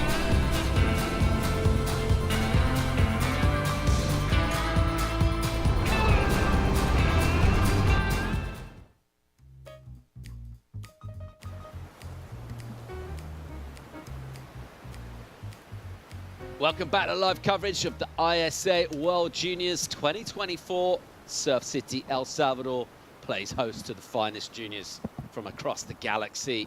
And a couple of them making it through there, namely surfer out of Mexico, who absolutely dominated that heat. Really, really cool stuff from Lucas. Also, Turner out of Israel. Let's check out a brand new quartet. Peo Chariot from Tahiti, Alan Selsby, Puerto Rico, Ming Zhang Lu from Chinese Taipei, Tom O'Leary from Wales. I'm Paul Evans, joined by Rachel Tilley. And once again, with 15 minutes on the clock, it's time to get down to business from the get-go. It absolutely is. And even just coming from that break, a few minutes already passed, only 12 minutes remaining. But we do have 3 out of our 4 surfers who have already stood up on a wave. So they have been watching. They've had the benefit of being able to see now, what time is it? Local time. It is 10:30. So they've seen now at least 3 hours of competition take place, and they can make strategies based off that. Quick starts are the strategies that are proving to be more beneficial. You mentioned earlier you were over in the UK in Cornwall. Did you make it to Wales? Did you get an opportunity to cross the River Severn and head to Wales? I didn't, unfortunately. I'd love to go back, though. On the bucket list for next time. It is, absolutely. So Tom O'Leary out of Porthcawl in South Wales, in between Cardiff and Swansea, and a place that's had a strong heritage of competitive surfers down the years. He's here representing the Mexican flag. Is flying proudly in the breeze because there's different ways of getting through heat. So if you're smashing out 9s and 7s and really dominating things, that feels great. The team will love that. Good energy from Team Mexico throughout competition here. We've got loads more to come. Numbers 4-5 for Peo out of Tahiti. I just wonder about the journey from Tahiti to El Salvador. I wonder if you can fly to South America. Can you maybe get to South America direct from there? I know there's a Sydney straight to Chile flight, but that seems kind of out of the way in both regards, because from Chile to El Salvador, I think, is a pretty long trek. Yeah. As well. I think regardless, coming from that's basically just opposite sides of the world. It's a long trek. 10.5 to go in this one. We're waiting for some action from Alan Selsby. Just got a small number for Louis from Taipei. And Tom O'Leary with that 217, surfer from Wales. And we see such an age range in this under 16 division. Some surfers being as young as 11, 12 years old. But in this heat, all of our surfers are around that 15, 16, more experienced for their division. Here goes Salisbury right now, Puerto Rico. Talking about those Caribbean islands. Puerto Rico got a really strong surfing scene, and they've surfed brilliantly in this event. He won't get the finish done, but he did some whips and some redirects prior to that. Let's see where that goes. Look how far inside he is out the back. Meanwhile, it looks like Chariot, and he won't go that wave. Meanwhile, more sets with a little bump coming through. Talked about the power of this wave as well. So that extra chop just providing maybe a little more trickiness as well. Tide coming in still. We're probably around about the mid-tide mark now, something like that. Yeah, and we see the tide swing pretty drastically, not as drastic as our surfer Tom from Wales would be used to, but drastic nonetheless, that if you're watching heat about 3 heats before you, it will look very different to where the peaks are dominantly breaking, or if you're looking on those rights or lefts, because of how much the tide changes. 9 minutes to go in this one. It's still that 4-5 from Chariot. There's any real bit of quality we got in terms of numbers. Selby's number drops 317 for him. That'll do. Second best wave of this heat so far. He'll want something else of that order, or obviously hopefully a bit better than that too. First priority is with our surfer from Wales, O'Leary. Let's have another look at Peo. Nice opening wrap, bringing it all the way around. Second one, a little bit tighter in the pocket, but does make a point to bring that board back to the whitewash. He's done that on every single turn. Just makes it look a lot more complete, digging into that one a little bit more, and cuts out nice and clean. So I think it's clear that why that came in at a 4.5, or the highest single wave score of this heat. Let's go down and hear from the winner of our last heat. Not just the winner, but someone that really stamped his authority and ripped itself out of Mexico. Lucas is standing by with Mitchell Salazar. Yeah, the pride of Los Cabos, and Lucas, really a dominant performance. More than 16 points. I would think you're feeling happy with that one. Yeah, I'm pretty happy. I started off, I had a pretty rough heat over at Sunsal for the main round 1. And yeah, I was feeling a little nervous, and I was just happy to get back in the water. I got sick like 2 days ago, and yeah, it's kind of a confidence booster, and hope to go far in this contest. What did you tell yourself in between heats after the one mistake that you had over there at Sunsal? Well, I don't know. I honestly, I had like a whole day of just being negative, and my mom was just telling me not to.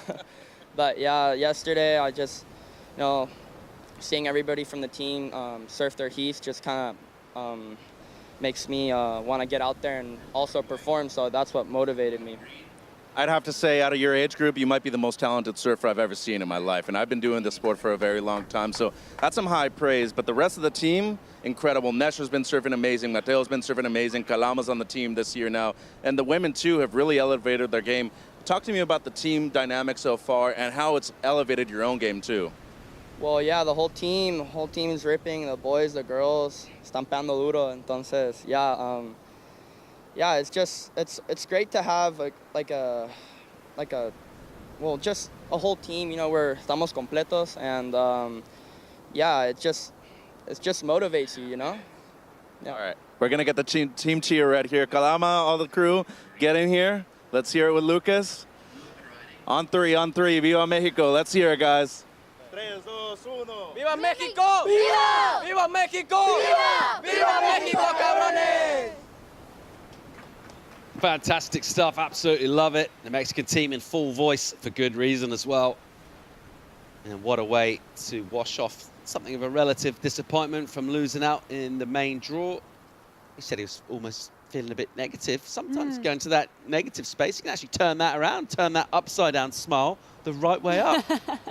Well, that's the way to dig yourself out of it and go and celebrate some excellent scores. But I think that's the difference of surfing in a team dynamic here is what he said. He drew a lot of strength and just determination from watching his other teammates compete, which normally in an event when you're not surfing in a team, you are just there as an individual. And he said he'd had his mom in his ear saying, hey, don't be so negative. But sometimes it's hard to get out of that when it's just by yourself. So he did really well to lean on that team dynamic, and that's exactly what it is here for at the ISA. Yeah, well, whatever Mum said, it certainly looked like it worked. Well done to her for the advice. Well done to him for just really bringing the performance and entertaining everybody. Mitchell Salazar was impressed, wasn't he? 5 minutes to go in this.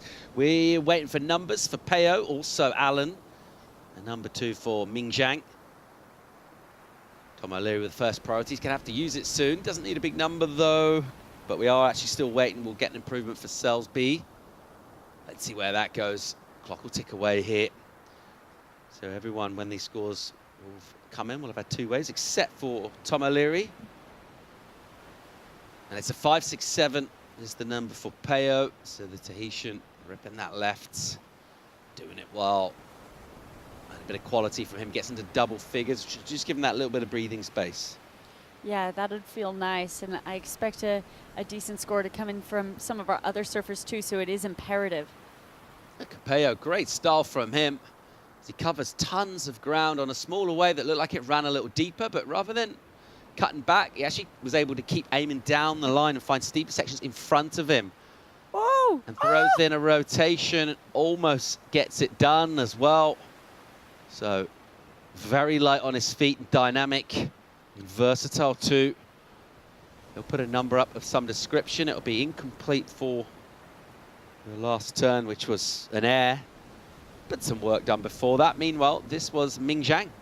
A nice open face wave, wrapping it all the way around. I love the use of his upper body there, driving it deep off the bottom, getting a little bogged there, but it didn't take away too much of what he gets to continue to do here. A 4-turn combination. Not quite finishing it off at the end, but the judges will reward him well for the 3 turns that he did complete well. Yeah, he surfed out well those sections that he had. He went to town on them. He's up again here. So a frenzy of activities. Looked like we saw a glimpse of Tom O'Leary having a swing. And then we picked up Ming Zhang again. Good style from him, good composure, not a lot wiggling around. Everything looks pretty smooth. And plenty of drive from that surfboard as well. Really crisp, particularly on the bottom turns. That impresses the judges. It also means you keep all of your power and speed as you go up towards the lip, onto the face to do turns. All right, what's O'Leary got here? He's got a left-hander. And he'll cut back. And the wave just goes a little soft, and he can't bring loads into that first turn on the inside. At the second one, he gets a little bit more of a crack. And he's still going here. He'll try and get a finish too. So managed to string together a few moves on the inside, which will feel good. Yeah, that'd feel really good, especially at this time in the heat. There's only 2 minutes remaining. He might be able to make it back out of there, but he'll just feel good. He's only looking for a 3.97, a small requirement. We're still waiting for scores to drop for blue as well, which might change that situation. But at the moment, he's with the requirement at hand. I think he did something that could be close to at least getting that or chipping away at that. Yeah, important number for Ming Zhang. 5.13 for him, solid. And that's even without the completion on the last turn. You can think where that would have gone if he'd stuck that one.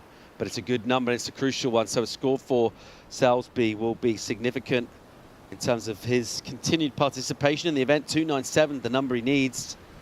Panel having a good think about that. 90 seconds remaining in this. We're also going to get a number in for Tom O'Leary. His requirement of 3.97 currently. Let's see if that changes. A little bit of texture on the water from the wind means the lip crumbles a bit on the outside. Sometimes that can actually help you get into them though. Yeah, on some of these for sure. And let's have a look at this right. Yeah, exactly that kind of chip shot in is what Ming Zhang gets. And then he'll get bounced off. So won't be able to add to his one. And that, we'll see how costly that proves when the number's in for Selby. So the number's in, it's a 3.47. Meanwhile, your heat leader, Chariot from Tahiti with a good looking right here. He's got a section. He goes at it, doesn't go all the way up, but gets enough to redirect the board and crucially goes complete. Let's see if he'll attack his number. Salisbury now. Puerto Rico, right-hander, a lot cleaner on the right, isn't it? A lot steeper as well. And he whips the board around, not the speediest turn we've ever seen, and then as a result of not having loads of speed, has to push a little too hard, although does well to actually catch his board. I like that.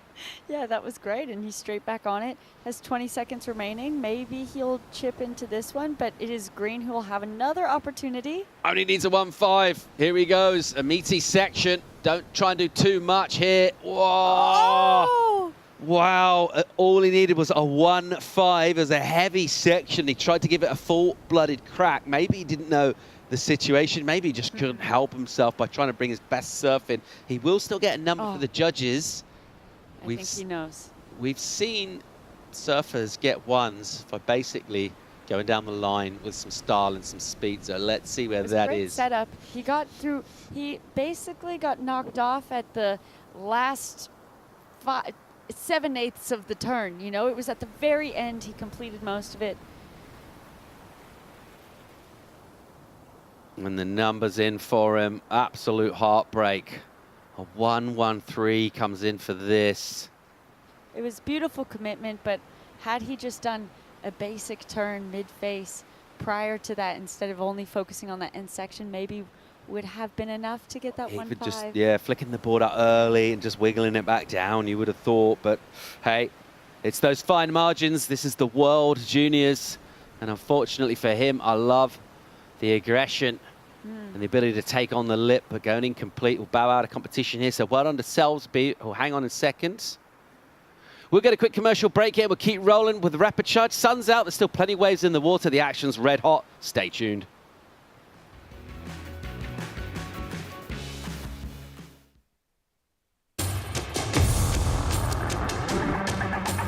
It's one of the biggest goals and one of the biggest dreams.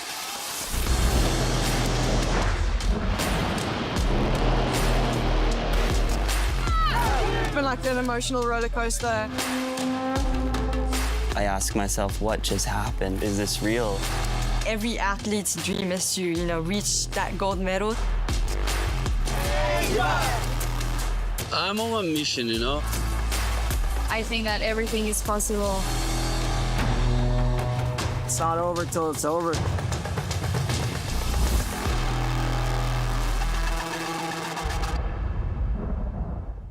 There's a right time for everything. A right time to learn. A right time to try. A right time to fall. There's a right time to find your wave. And there's a right place to enjoy your passion like nowhere else.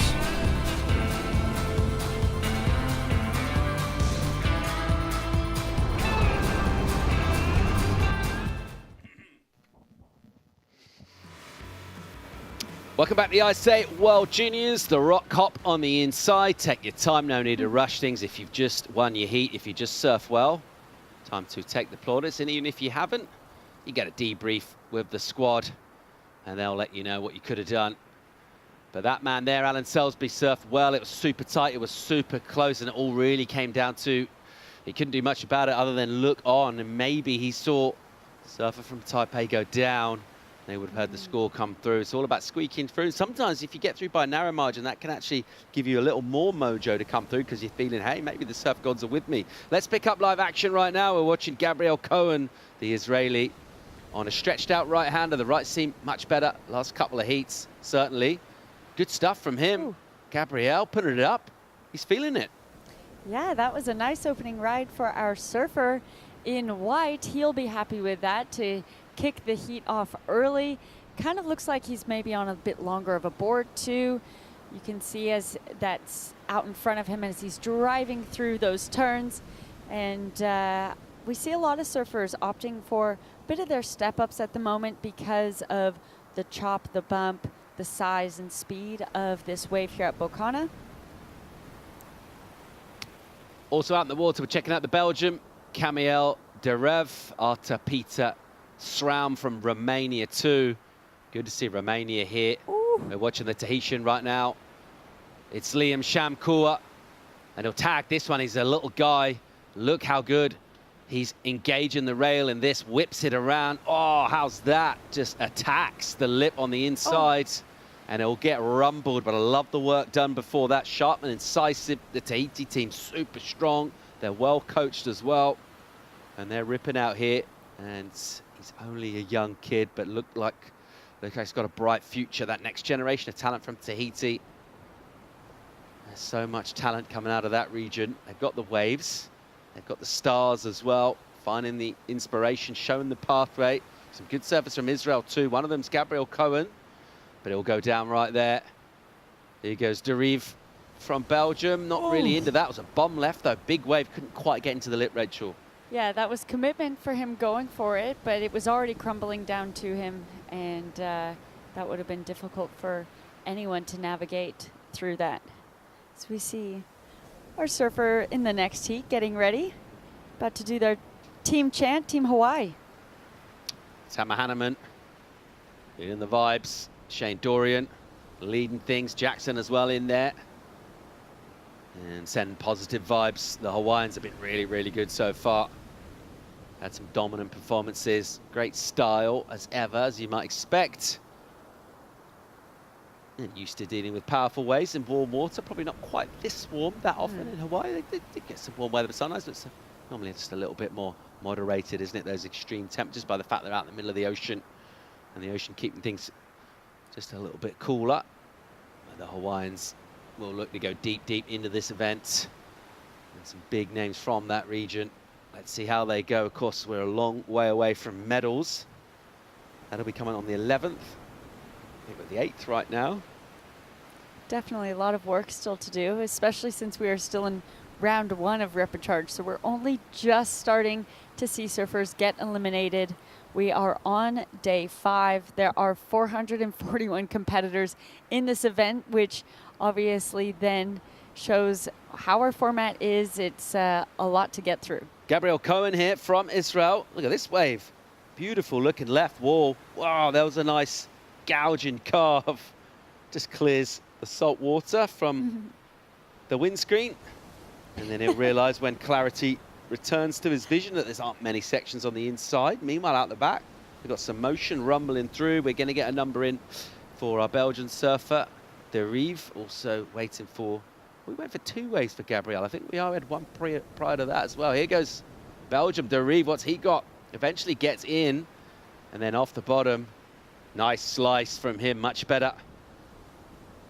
And again, redirect goes low. That's been a tricky section. A surfers rebound off that. The white water bounces hard and can bounce you off. He does well to hang on there. Yeah, really important that he kept those knees really bent. That low center of gravity helped him navigate all of those bumps on that wave. You could, had he been standing a bit taller, could have easily gotten knocked off. He did well. Surfer out of Tahiti, Kua. He's a ripper, this kid. Here he goes again. Look at that. Nice venom in that turn. And even the face turns, the redirects. He slices hard and he'll get in a paddle battle as well. We don't mind that. Cohen, again, he's been real busy. Look at this wall in front of him. He'll jam that one back. And then from that high position on the wave, he'll get a little bowl and a run out of section here. Throws up a snap. Still going. Oh! Pushes hard, goes layback. That steep section, so tough to hit. But I like the maneuver selection. I like the variety. Getting creative. Oh, that looked like it could have actually been a painful fall, as he's kind of taking his time getting back on his board, shaking it off. I'm going to get back out there. Let's go down here from the winner of the last heat is with Mitchell Salazar. Oh, sorry. I was talking to Peo off screen. Peo, felicitación, congratulations. We're actually going to do it in Spanish, guys. He's a multilingual. Naciste en Panama, you were born in Panama. You live in Teahupo now, right? Teahupo now, yes.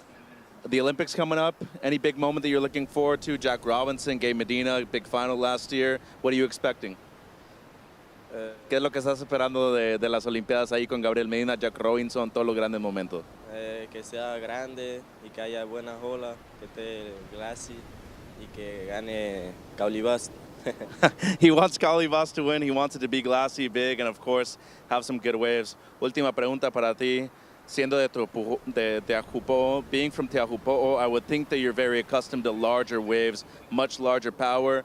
What do you think about the waves so far here in El Salvador? ¿Qué piensas del Salvador hasta el momento con las olas de Teahupo? Las olas de Salvador son increíbles, tienen mucha fuerza. Hay casi todo tipo de olas, como olas fuertes de orilla, olas largas como el Sunsal, y olas de tubo como Punta Roca y esas. There's a lot of great waves. I'm really stoked on the conditions that we've had so far. Punta Roca, a lot of great shore breaks too, but La Bocana, can't really beat it. ¿Algo que le quieras decir a la gente de la Polinesia Francesa? Muchas gracias a todos los que me miran, que me apoyan y que me ayudan. Saludos. Felicidades. Thanks, Mitchell. Absolutely ripped that heat, didn't he, Peo? Well done to him. 6 minutes just over that to go in this. We're waiting for numbers for 3 surfers from the panel. Cohen's got a few waves to drop in. Also, we're waiting for Kamel Derive from Belgium. You're watching him, the rash guard, the singlet is baggy on him. He's small in stature. He's ripping, though. Really impressive with surfing. Also, Liam, speaking of surfers out of Tahiti, he's pretty young. Just turned 11, Rachel. That is amazing to have this experience too, to compete and meet people around the world at that type of age is so instrumental for surfing. Let's take a look at this replay of Reds. I love the extension of the body and his use of that leading shoulder as he drives off the bottom through these turns. A third turn and he cuts out clean. That going into his top 2 as he's looking to add into his top 2. Yeah, we'll see how these numbers come in, but just goes to prove a point, actually. Some of these smaller surfers, we talk a lot about power in surfing. It is an important thing, but you don't have to be physically brawny to generate power. A lot of it's to do with timing, technique, and most crucially of all, reading of the ocean, I guess, reading the sections. Yeah, absolutely. That's really well said. It's majority about technique and your connection to your equipment, being on the right equipment for your size too. So we would see a really diverse length and range of equipment that all these surfers would be choosing for themselves. But it is, I mean, being bigger does help, especially that we saw in, I guess, like yesterday and the day before, as in those really big, clean conditions. You could see maybe the advantage towards some of these surfers that are bigger in stature, but nothing beats technique. So if you're bigger but don't have technique, you definitely will easily get beat out by someone who's smaller but has excellent technique. I mean, the difference as well between 11 and 16 is really massive. huge. I mean, those 5 years, that is absolutely massive. So just being able to compete, just being here and being involved is incredible. But actually, to put scores up and to threaten surfers more senior in years, even more impressive. Right now, in terms of scores, we've got that 3-4-3 in for Gabriel Cohen. We're still going to get another number for him and wait for a third score of the Belgian surfer Derive. Let's see where that one goes. He needs a 3-2-3. He's got a 5-2-7 prior to that. Good backhand turns from him. Let's see where that number is. It could threaten the surfer from Tahiti, Kua. Let's see, with 3.5 on the clock, what goes down in terms of priority. is with our surfer from Romania. He's in blue. Sraum. We need to get him a wave. He'll need to go excellent to go up to the advancing position. I just want to see him ride a wave and surf. I know, definitely. A surfer from Romania with not coming from a country known for its surfing or its waves, and that is a real pleasure to see countries such as that here represented at the ISA World Juniors. Your heat leader Gabriel Cohen at the moment, his numbers are in. He got a 3.43 again for his last wave, so an identical number, hailing from Herzliya, so a little bit north of Tel Aviv. Some really fun waves around there. A little more punch as well, a couple of powerful spots in that region. Gabriel Cohen at the moment leading this one. 8.6 is his number, not a long way behind Kua, the surfer out of Tahiti, but it's a crucial number, still waiting for our panel to give us that. And our surfer from Belgium, Khalil Derive, let's see where this puts him. Doesn't need to be a big one to threaten. Well, he goes straight to first. There we go. He thought it was going to be decent. 5.5, his best. It's the high score of the heat. In fact, he's got the highest and the second highest score. And he's also a surfer, really small in stature, but we talked about aggression and even be able to have power. Just the speed and be able to redirect. And when you're smaller as well, it means you're on a smaller, bladier board. The board looks really sharp in these kind of conditions. He's cutting through the chops. Yeah, absolutely. And the judges are loving what he is providing. And now that our surfer in green, 11-year-old, goes down into third, he only needs a 4.28. I think when you're sitting in that position, you're going knowing that you already have a 4.33. You go, okay, well, I've done what they're currently looking for from me. I've done it before. All I need to do is do that again. So it's definitely within realm. Now it's just about, will the opportunity come with the time left? He is in second priority, which is of the higher end of the four. So that's a good position. We'll see what happens. Getting down towards final minute and 15 seconds to go. Priority with the surfer from Romania. See if he can find himself an opportunity to express himself. And we're also waiting to see if Kua, the 11-year-old surfer out of Tahiti, can get down to business again. Here's your heat leader with the two best waves. Beautiful technique, opens up, extends the body and then compresses it again with the carve and then into the lip. And the judges love that combo, the carve in turn and then the attack on the lip. And Derive is not resting on his laurels with first place. Surfing a right-hander there. Will we get an improvement on his fives with that?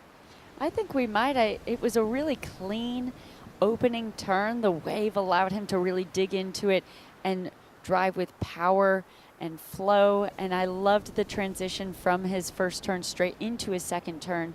So in terms of criteria, that was what the judges are asking for. Final 20 seconds now. Let's see if we get more waves ridden.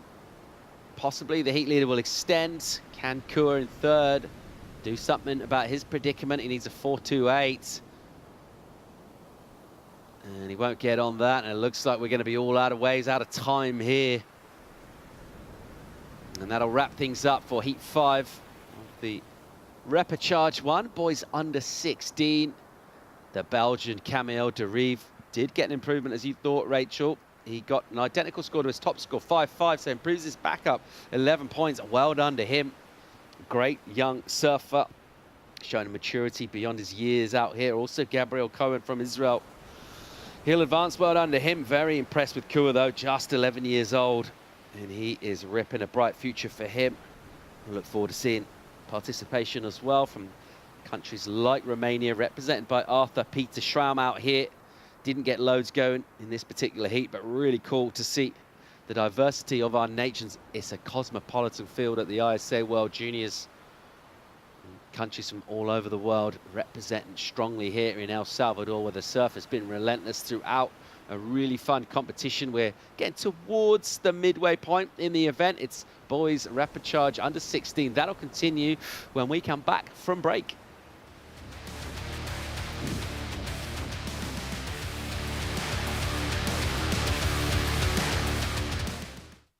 There's a right time for everything. A right time to learn. A right time to try. A right time to fall. There's a right time to find your wave. And there's a right place to enjoy your passion like nowhere else.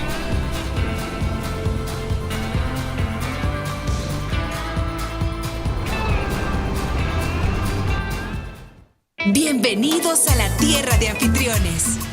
Aquí somos los campeones del mundo en hacerte sentir especial. Te compartimos olas, volcanes, pueblos históricos y te aseguramos una experiencia de 5,000 estrellas. Porque esta tierra tiene más anfitriones por kilómetro cuadrado que cualquier otro país del mundo. El Salvador, tierra de anfitriones.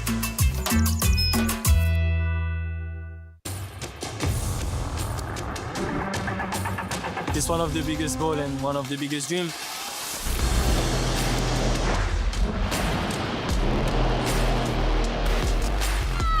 It's been like an emotional roller coaster. I ask myself, what just happened? Is this real? Every athlete's dream is to, reach that gold medal. I'm on a mission, I think that everything is possible. It's not over till it's over.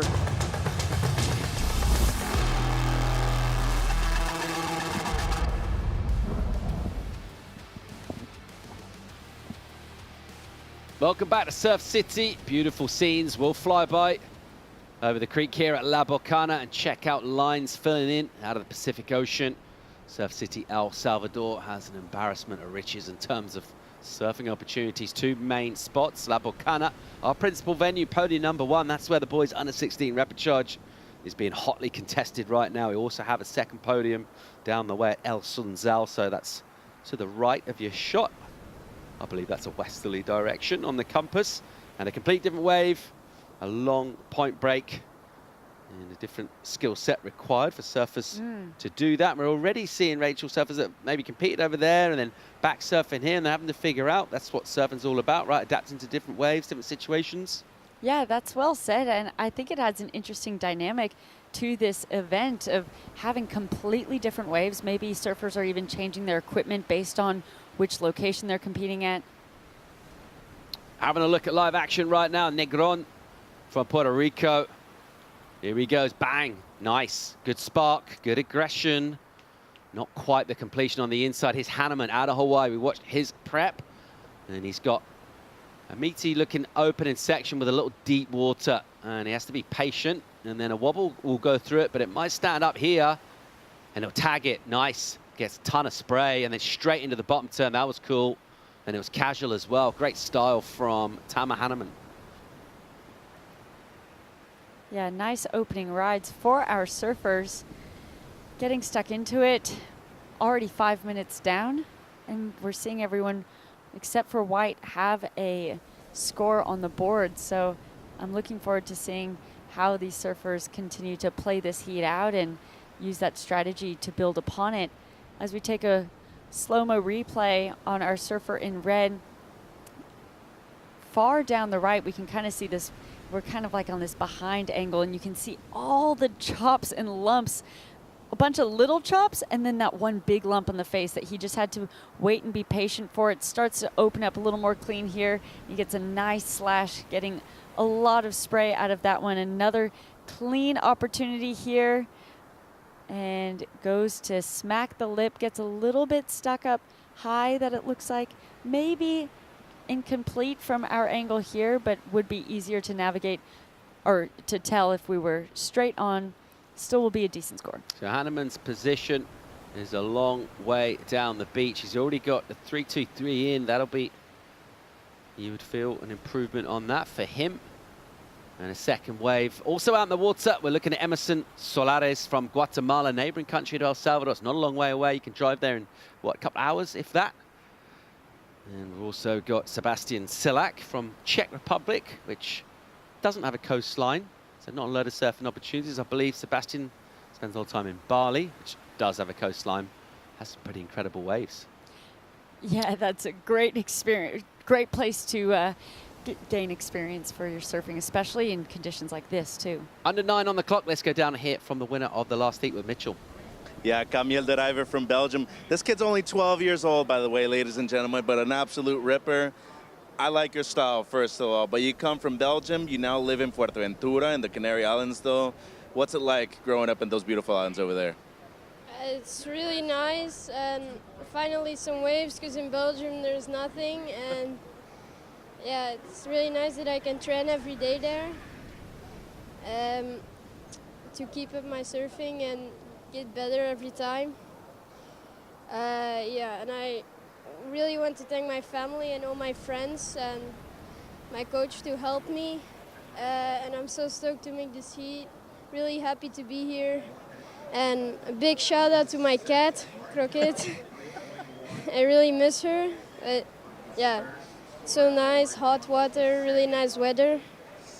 And yeah, I'm just really stoked to be here and surf every day. All right, I got one more question before I let you go. Outside of surfing, you're a great waterman too. I see you're windfoiling now too in the Canary Islands, right? Outside of surfing, you do have other activities you like? Yeah, because I started it because in Belgium there was way more wind and waves, so that I could do more, and it's really fun, and I just like being in the water, just, yeah, enjoying it, enjoying life. It seems that way. Congratulations. Thank you.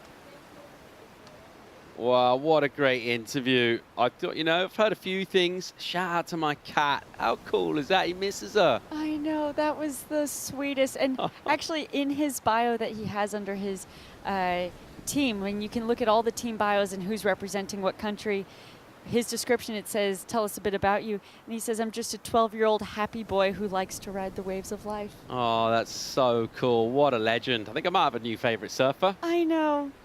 That was very precious, and you can see how small, 12 years old and so small against some of these other surfers you see in the under 16. I can't believe how big they are, so what a range. Yeah, very impressed by him. Look at this bomb here for Hanneman. Look at this thing. This is why he sat down there, his position on the right, and it stretches out in front of him, and he'll swing down and then wait patiently for a section. It'll get steep here. What's he got? He'll tag it. And doesn't need to do too much. The speed he had from the previous section, the power of the wave drawing off the rocks there. Good enough to whip the board around and tag it and finish. Doesn't need to blow out the tail, and after going all that way, go incomplete. Smart surfing, he's already got a 5 in prior to that. Probably get an improvement here. Yeah, I think so. He's only looking to drop a 3.23, and the amount of speed and confidence he had, especially in that last turn, the judges will like that. I mean, speed is one of the main points of the criteria, speed, power, flow being that, and that is what that wave exactly had. Let's have another look at it. A late takeoff coming around the whitewash, opening turn, navigating that bump, goes through a little bit of a chop. Not much you can do about that though, and it all came down to this final maneuver. I love how he actually projects at the top of the wave, down the wave. That was really technical surfing and well done.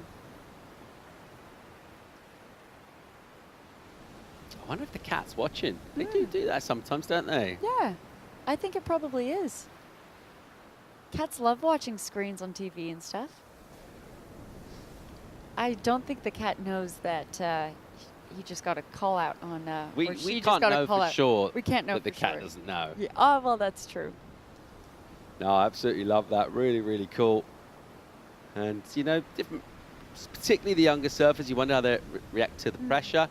Camera on them, he would have probably surfed quite a lot of heats up until now, but how many have been live broadcast, you're not sure, and that can make you really kind of tense up and tighten up and kind of get scared, but really cool to see surfers being relaxed and just enjoying themselves and being natural. That feels like if you can do that, it's going to bring the best out of your surfing as well. Yeah, and I think part of that, especially for these younger surfers, is being able to have this exposure on the world stage with the backing of a team. They're not just here on their own, so you feel a little bit more safe and supported and secure in the job that you've come here to do, with a lot of fun outside of heats, team camaraderie, and can then allow you to just be relaxed and confident once you do paddle out.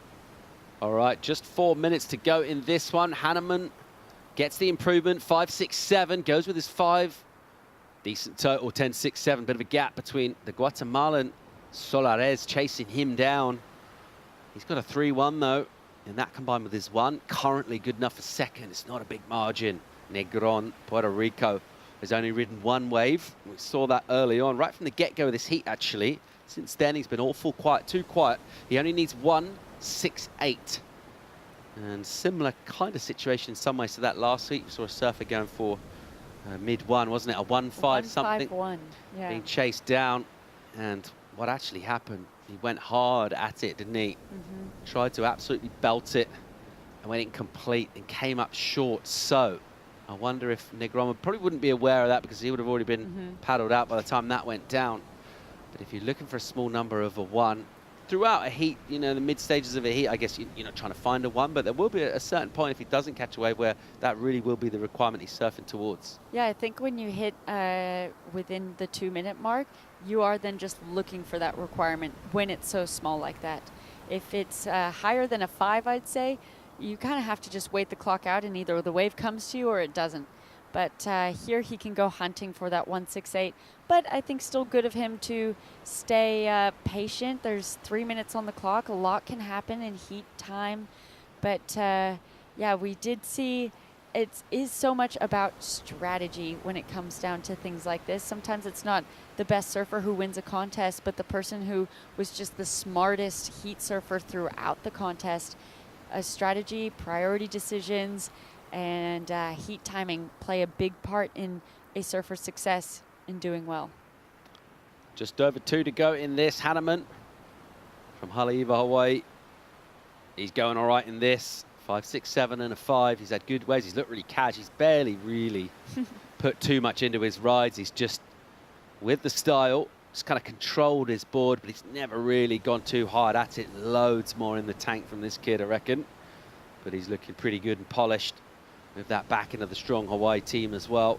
But interesting to see his position. He went and sat significantly further from the beginning of the heat on the right, and he's still down on that right. So that team, we've certainly identified that's where the clean water is. There's running right-handers, and these lefts going into that chop, that winds, the current as well, coming into that. You see it there as really good indication from the drone, actually. You can see why those lefts are chopped up and why those rights are cleaning up.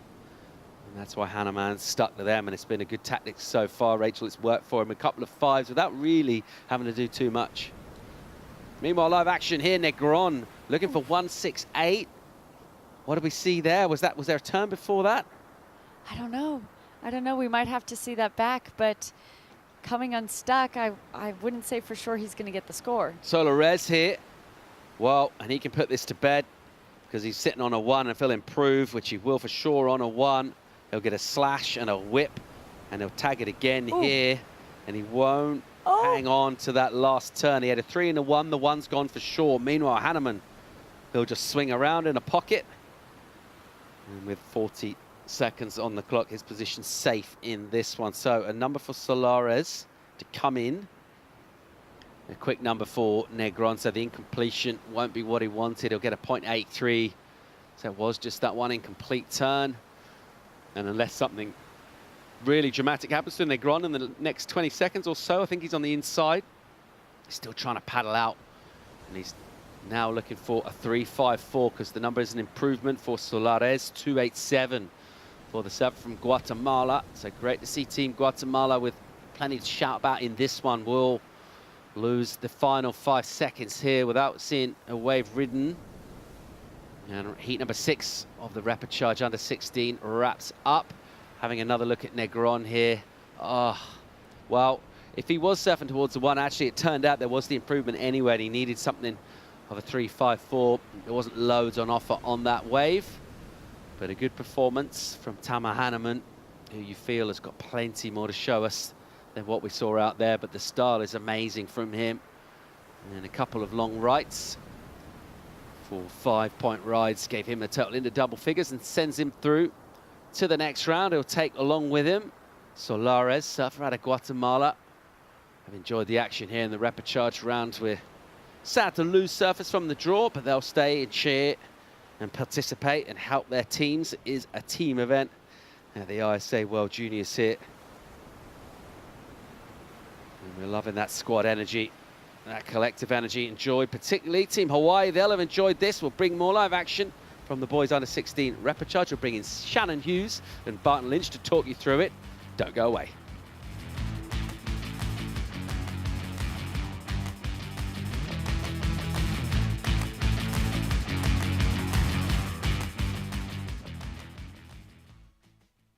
There's a right time for everything. A right time to learn.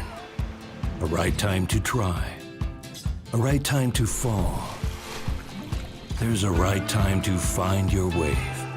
And there's a right place to enjoy your passion like nowhere else.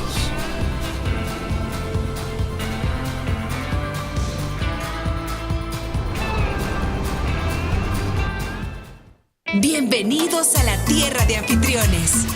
Aquí somos los campeones del mundo en hacerte sentir especial. Te compartimos olas, volcanes, pueblos históricos y te aseguramos una experiencia de 5,000 estrellas. Porque esta tierra tiene más anfitriones por kilómetro cuadrado que cualquier otro país del mundo. El Salvador, tierra de anfitriones.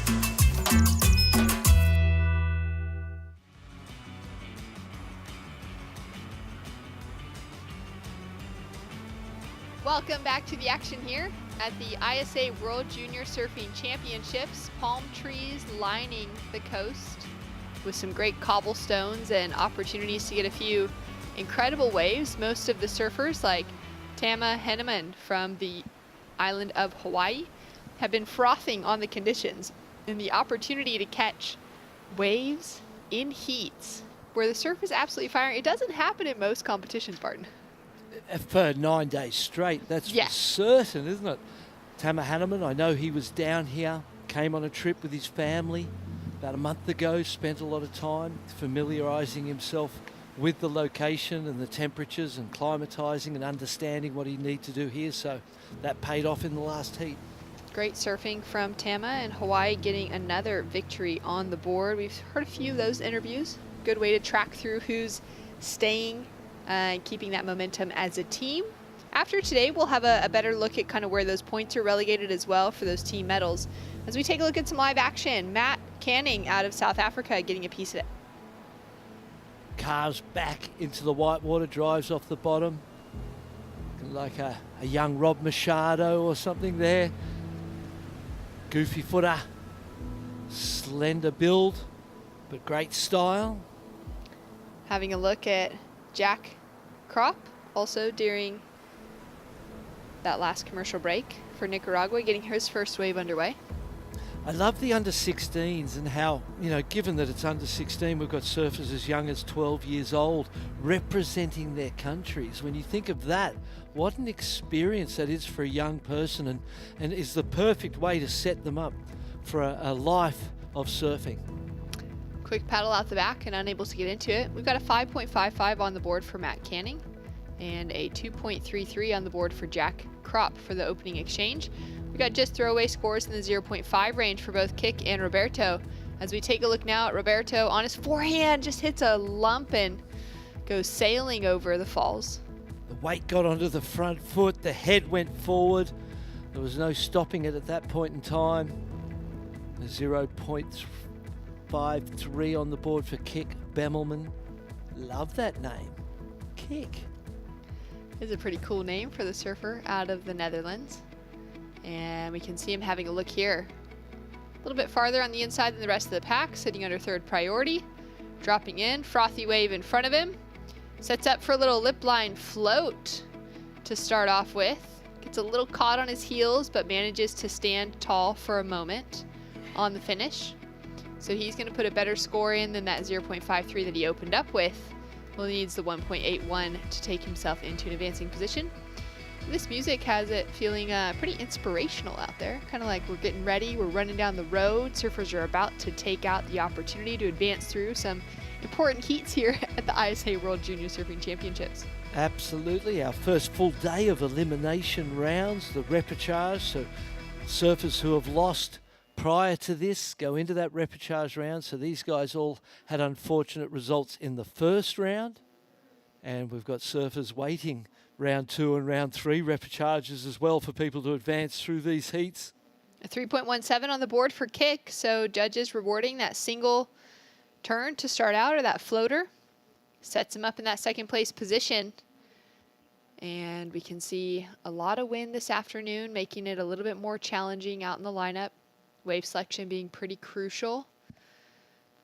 And Matt Canning looking to put himself in position on this one. Setting himself up for one potential turn, but that wave will close out pretty quickly. It was looking a bit lumpy off takeoff as well. And he saw the size of the wave. I think that's what attracted him. And you could see when he was paddling, he didn't know whether to go left or right. He kind of looked both ways, and in the end, neither way was worth the effort. Kick on his forehand. He's also just too late to the section. Big sets approaching as that tide is now going to be pushing in. It's 11 a.m. here, almost 11:30 in the morning. We'll have that high tide later this afternoon around 2:30. Yeah, mid-tide right now. Always a good time to surf, the middle of the tide. Not too high, not too low, not extreme, but centered in the middle. And then you can see in the whitewater trails how perfectly they peel off both right and left if you select the right waves. And with that wind coming from the southwest, I think it's important that, the lefts don't look too bad on the wave face, but I think, without on the screen, you don't get to feel the strength in it. The right-handers definitely will be cleaner on the wave face. Yeah, very strong sea breeze today.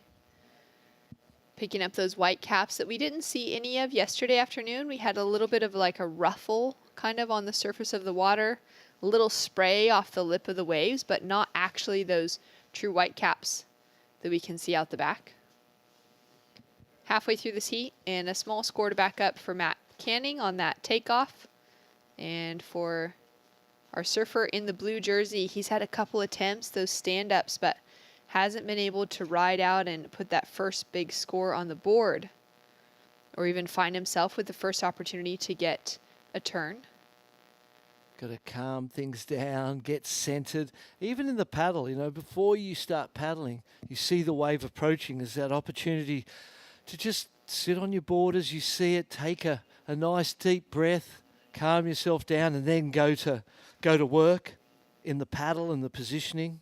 But always, I think everything happens so fast in the water. The wind's blowing, the waves are moving, the ocean's always moving, the swells are coming towards you, your mind's racing, there's pressure on, and your job's just to slow it all down, stay composed, stay centered, and surf from that place and try and deliver your best performance from there. If you start going fast, you start racing like everything else is. It's never a good thing. 6 minutes remaining on the clock. It was Team Hawaii victorious in the last one with Tama Henneman taking out the victory. Let's check in with him now. Yeah, the Rocky Point Shredder, and he's out here right here after coming out of La Bocana. Congratulations, Tama. I would think you're pretty content with that performance out there.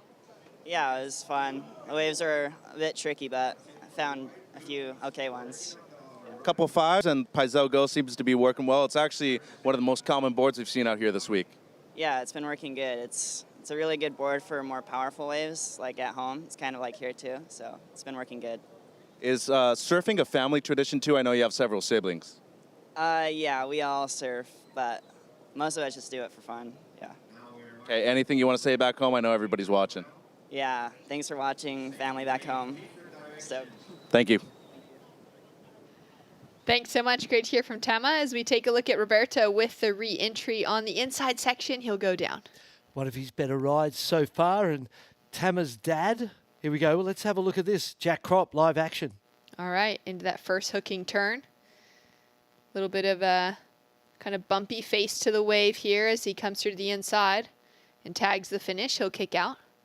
Yeah, Tama's dad, Shem, one of 7 boys. 7 brothers, and they have a chain of hamburger restaurants there in Hawaii. 7 brothers. Little shout out to them. Big family. Big family, yeah. And Tama's got a couple of younger brothers and a newborn as well in the family. So I think 4 kids there for Andy and Shem. A great group of uncles to be out there in the lineup surfing with as well. Yeah, great family. Really lovely people. And he's a great young surfer. He's got an incredible air game. They spend the summers in the Mentawais, and that's been a real boost for his surfing. Great opportunity as we see Roberto just take off deep behind the section. Priority sitting with kick. Having that 3.17 to his name, he now finds himself in third place as a 3.07 has dropped in for last of Jack, which improves his situation.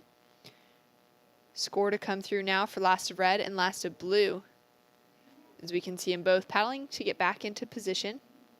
Just a throwaway score for Roberto for that fall, and for Matt Canning out of South Africa. Looking to back up his 5.33. He's in a good position with the lead, though, a score being at least 2 points higher than the rest of the field. Yeah, and still in the lead, really, with only one score, the .50. Be throwing that away, no doubt. 3 minutes and 30, though, so you want to get rid of it quickly.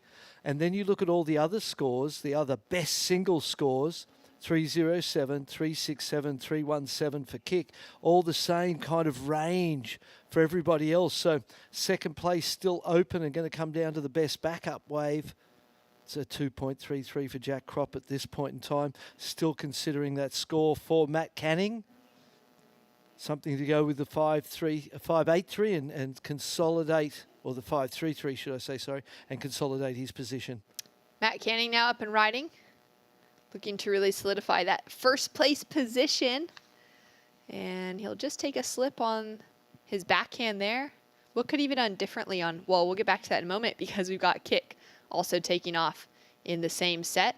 Uses that first priority, only needs a 2.23 right now to make a difference. Take away the position from Jack Crop, and a couple turns like that, he'll be on his way to the score, now wanting to capitalize on this suckier in section that gives a little bit more of a critical lip to hit. Doing really well to take it through to the inside. Long ride, a 5.77 drops for Canning. Consolidates his lead with two good fives, an 11.10 total. Here we go. Kick with a score to drop through for the Netherlands. Good and long right-hander, a lot of work done on that wave. Got some re-entries into the pocket. Roberto having a look here for Uruguay. Here we go, having a little look, just trying to eye off, if he wants to go for the lefts, if he wants to go for the rights. We've been talking about it for the last, hour or so, the fact that those lefts, the shape of the wave or the surface of the wave is a little bit challenging because of that wind, where these rights are staying really clean. Matt Canning, first turn was money. Big vertical re-entry, couple of smaller turns, just waiting to get through to the inside. Get some nice work in there. And judges still considering the ride for Kick. Bemelman, he's in fourth place, needs the 2.23, and he gets it. He goes up into second. A 4.5, it's a solid score, takes Kick into second, knocks Jack Crop from Nicaragua down into third. He's chasing a 4.6, and a 4.01 is the requirement for Roberto. Both of them sitting with 3-point scores as their highest. So for them, the requirement being a bit higher than what they already have on the board. Looks like maybe there will be enough time for this next set to come through. Still 45 seconds on the clock, which is very short, but actually relatively long when we're looking at waves at backline, getting into, a takeoff position. Yeah, and generally speaking, you might have 10, 12 seconds between the waves themselves. That one, a big set, has to duck dive in fourth place. There's a chance. Nope, misses that one. Oh, having a look maybe down the line, can see that wave might be shutting down. 25 seconds to go. And Canning is going to just paddle over this. It looks like Jack is going to have a look at the left. Oh, he little decides positioning not to mistake. go. Yeah, too close inside. Needed to be a stroke or two outside of that position. Only 5 seconds remaining. Roberto trying to get into position, but also to get around this wave. And that buzzer is going to sound before he'll be able to get up and riding on this wave. Wave wouldn't have amounted to anything anyways, as it's gone really soft. And as that tide moves in through the afternoon, I think it might just be getting a little bit more challenging to find those waves with a clean line, a clean wall on them. To really be able to find some scoring potential. The rights at the moment seeming maybe more favorable in that conversation. Yeah, I think that might almost be consistently the case, just because of the height of the wall, and the last turn on those rights is always a big turn. And so that ain't so on the lefts a lot of the time. So, yeah, individual choice in the moment, but you've got to consistently watch it and come up with what it is. the right idea. Best Well, idea. unfortunately, yeah, Nicaragua and Uruguay sending their surfers to the shoreline to support the teams for the rest of the week. The winner out of South Africa in that red jersey flying down the line on the rights. We got more action right after this.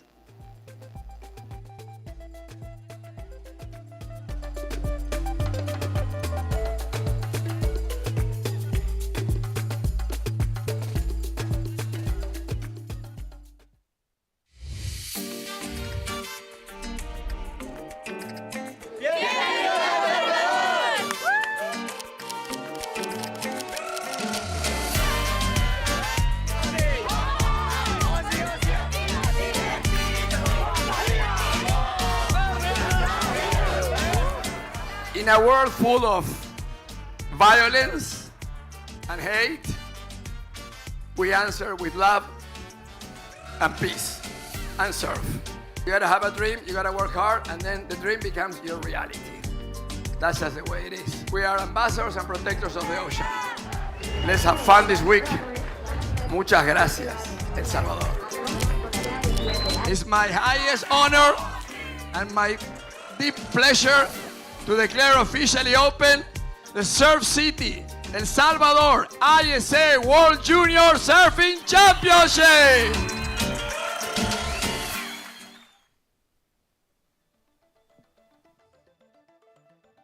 Welcome back to the action here at the ISA World Junior Surfing Championships. A long walk back to get into kind of the contest area where surfers are hanging out, where teams and coaches are trying to find a little bit of shade and protection from the sunlight. But the teams will be meeting their surfers on the water's edge as well to support them. The South African Matt Canning took out the lead in that last one. Yeah, convincing win right from the start. Couple of good 5-point rides on the backhand. Some great re-entries. And now in Heat 8 of this repechage round 1. Lots of heats here, 16 in total. So now halfway through, or about halfway through, the opening repechage round for the under 16 boys. As we take a look at Portugal, Thailand, Dominican Republic, and Trinidad and Tobago with surfers in the lineup. Tiago, Guerrera, Ramil, Aromchia, and Mitchell de los Santos up against Rion Lewis. No waves ridden yet aside from the 187 from Tiago off the start. He's got that wave. He's also now positioning himself on the inside to get away from that pack. And we'll be waiting for the first waves for our other 3 surfers. Just 15 minutes on the clock for each of these repechage heats, and Ramil tries to have a dig to get into that wave. Just unable to. Ahead of Riano, as we take a look now at Tiago on his forehand. Snuck away from the pack, able to pull this wave together under priority. That last turn looking really sharp.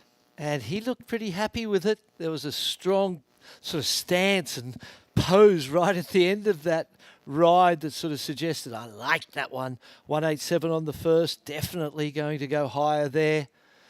And put some pressure on early. We've actually, already had 9 minutes and 45 seconds go in this heat.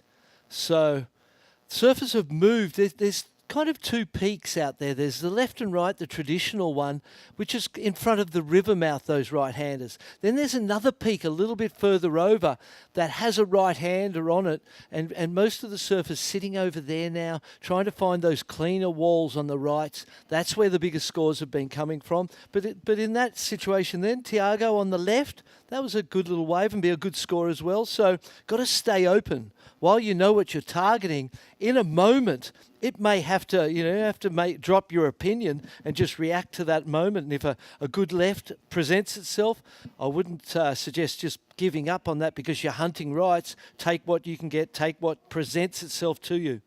And you could be looking at some decent scores. Waiting for last of Tiago as Miguel is up and riding. Pumping and driving down the line. Checks into the next section. And he'll just get stuck behind for the young surfer out of the Dominican. But he's going to put that first score on the board. And now we'll wait for Ramil and Riano to get their opening rides. Halfway mark right now. Just over halfway, as it's just the 15-minute heat because we're in the replicharge rounds. Thank you. I was in the 20-minute heat rhythm, wasn't I? And that, 5 minutes gone, so you'd feel better about that. 787 the total in the first 5 for the Portuguese surfer, so that's very cool. Good start. 6-point ride for his last one. Caught under priority, got himself away from the pack, that smaller left. Also would have had at least a wave break in front of it that cleaned it up and allowed it to have that smoother face. Yeah, definitely something you should be aware of. I mean, second waves of the sets are going to be cleaner because that first wave, especially if there's been a long lull between the sets, then the water surface gets all choppy and bumpy and lumpy and the surfer up and riding. Ramil for Team Thailand just can't hold on to the bottom turn. Laid it over with a little bit too much power and energy for that moment. And really important to match your tempo of your maneuvers to the tempo of the wave. If you go too soft, you miss stuff. If you go too hard, you will more than likely have a wipeout or fall off. So matching your tempo to the tempo of the wave is a momentary thing that really needs to be focused on. Riano doing well to make it through that first section. Carves back, sets himself up, pumping down the line, a little rail-to-rail use. Gets a quick snap under the lip, and he'll be kicking out. Already surfing a couple of heats. He's surfing between both divisions as well, as we already saw him in the water earlier on. Yep. Well, this would be his sort of preferred division, given his age. Amazing opportunity to surf up in the 18s as well and get more experience. There's the 4-point ride for the last of greens. Good score. Sets him up in a decent position. And now waiting for no more scores because a 2.23 has landed for Riano. 0.5 on the board for Ramil, so everybody able to at least get that, feet in the wax at the start of this heat. Halfway through now as we're down to 7.5 minutes. Nice little bump starting to come to the inside here at La Bocana. We'll be running through the boys replicharge rounds between under 16 and under 18 for the whole day here at La Bocana. Same story at El Sunzal for the girls under 16s and under 18s. They've been getting some great waves on the right-hander, and this wind is sort of favorable at that location specifically. So they've lucked into the venue of the day. Yeah, as the swell wraps around the point at El Sunzal, it goes offshore really in this wind down the inside and cleans right up. Seen the ladies getting some great rides there as well. Miguel. Oh, carving through that first section. Sets himself up for the finish. The board just kind of came off his heels. Unstuck on the landing. That was going to be a great score to back up the 4 with a completion, because really the energy and the power in the rail looked great on those opening couple of turns. From Las Torreñas out in the Dominican Republic. Miguel being his proper name, his passport name, but going by Mitchell to his friends. He's been really enjoying his opportunity here to compete for the team. It's been cool to see a location, a nation like the Dominican Republic really start to step up, especially in the Grom conversation, to get more of those surfers. They don't quite have a full team, so because of that, they've got some of their younger surfers that are surfing up a division. But, following in the shoes of Manuel Selman, who represented Dominican Republic for a long time in his surfing career, from Dominican Republic representing Chile as well, kind of doing time between the two nations. And Trinidad and Tobago as well. The Caribbean area of the world really starting to get some momentum. We're seeing all of those tiny islands with teams coming to the events. The event in Puerto Rico, the World Surfing Games, was a great stimulus for surfing in that area. And we're going to see great things because there's great waves, great climate, very conducive to surfing all the time, which you need to do to progress at this most difficult of sports. Tiago opening up on that first turn. Slides around in the second. Just a 2-turn opportunity. We've got 5 minutes remaining on the clock. We got a wave in front of Tiago to get himself under. And we've got a score to drop for last of red. As we do, We've got surfers from that last heat put together solid performances, and we'll go down to sidelines to check in with the winner. Yeah, Matt Canning from Team South Africa, recently qualified for the World Junior Team for South Africa. First of all, congratulations. Second generation professional surfer too. I believe your dad, Paul, was on the CT. Yeah, I know. My dad was on the CT. Yeah, I just qualified. Super stoked, and yeah, it's been fun. So no freebies making the team, even if your dad's on the CT for a few years. No, it was a lot of pressure. Hey? Yeah, he was putting a lot of pressure on me to make it, but yeah, all paid off. It's super fun. What do you make of your experience so far this week, Matt? It's been so fun here. It's been offshore every single morning. Waves have been pumping, but it's a bit hot, eh? And coming from Durban, I would think you're experienced with a lot of moving water around too? Yeah, it is. It's similar, it reminds me to home, so yeah, I think that plays a big role. Congratulations. Well, let's get the cheer, guys. Come on. Surprise everybody. Matt Canning, ladies and gentlemen. Big support for Matt from the South African contingency, coming from, you know, a surfing family. His mom from Spain, his dad from South Africa, having spent that valuable time in the early days on the championship tour. Yeah, I remember Paul well. We surfed together on the tour. He was a goofy footer as well, like his son, powerful. And up and riding, Tiago, 347 on the last. Good looking wave on the kind of opening section. Turn was a little bit stunted, but times it out very well for that finishing maneuver. He's going to try and stick with this to see if he can get into the open face again. That wave's so frothy. It's not going to give him much scoring potential. Looking to improve on the 347 from his last. And what do you see in Tiago that's different to nearly everybody else in this whole event, and is something that only a few people have ever done or ever do? I'm trying really hard to think of where your brain is at, and I have no idea. He wears his leash on the front foot. Oh. You watch on the Great next one. catch. He wears his leash on the front foot. There's very few About people who have ever done that. 2% of surfers around the world? Not even 2%. Way less, I would say. Buzzy Kerbox, the great Hawaiian, he used to do that, still does that, surfs with the leg rope on the front foot. It kind of, in my mind, doesn't make sense because you're putting the leg, you know, on the back foot, it's all behind you. Yeah. On the front foot, it's kind of coming through your feet, you would imagine. But some people do prefer to put it on the front foot. But it's a very, very individual thing and a very rare thing. But I noticed that in Tiago. You'll see on the next one. It'll stand out now.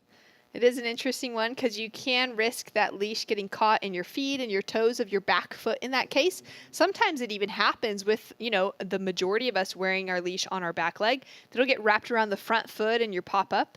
As we take a look now at Miguel. Nice style, flying down the line out of that first transitional maneuver, goes for the layback on the finish. Sort of accidental layback maybe. Yeah, pops back out to his feet. Didn't plan on that, did he? But he pulled it. And he's in second now. He's going to back up that 4 with a good score. Definitely better than 2.7. He's got great energy. You see when he gets up, he's compressing, extending. He's got that energy, that focus in his body that tells you he cares. And, you know, when you look at the scores for Thailand, a 0.97, 0.50. Ramil needs a completion. And again, needs to settle things down, calm it down, and just find some composure in the dying minute of this heat. Pressure on now for our third and fourth place surfers. For Riano, looking for that 6.6. For Ramil, traveling out of Thailand, chasing a 7.86, 14 years old, from Kolak in the south of Thailand. He says it's an area that doesn't have much great surf, but he absolutely loves it.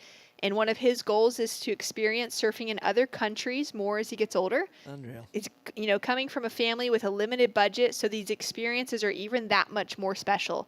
To be able to be here, traveling far away from home, getting some waves in El Salvador.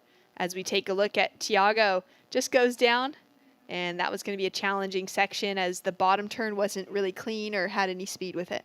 Isn't it, you know, not such great surf, but he loves it, and that's... You know, we see so many great surfers coming from places without great waves, and it really creates, Florida's a fantastic example of that, but it creates a determination and a desire to get out in the world and travel and experience, and that's a powerful, powerful thing. Paddling there, Ramil missed that one. Or was that Rihanna on the inside? That was Rihanna on the outside, just unable to get into it. Tiago now on the inside. Leash on that front foot for the goofy footer. And results will stay the same out in the lineup with Tiago Guerra for Portugal holding on to the leading position, and Miguel de los Santos of the Dominican Republic holding it on in those advancing spots.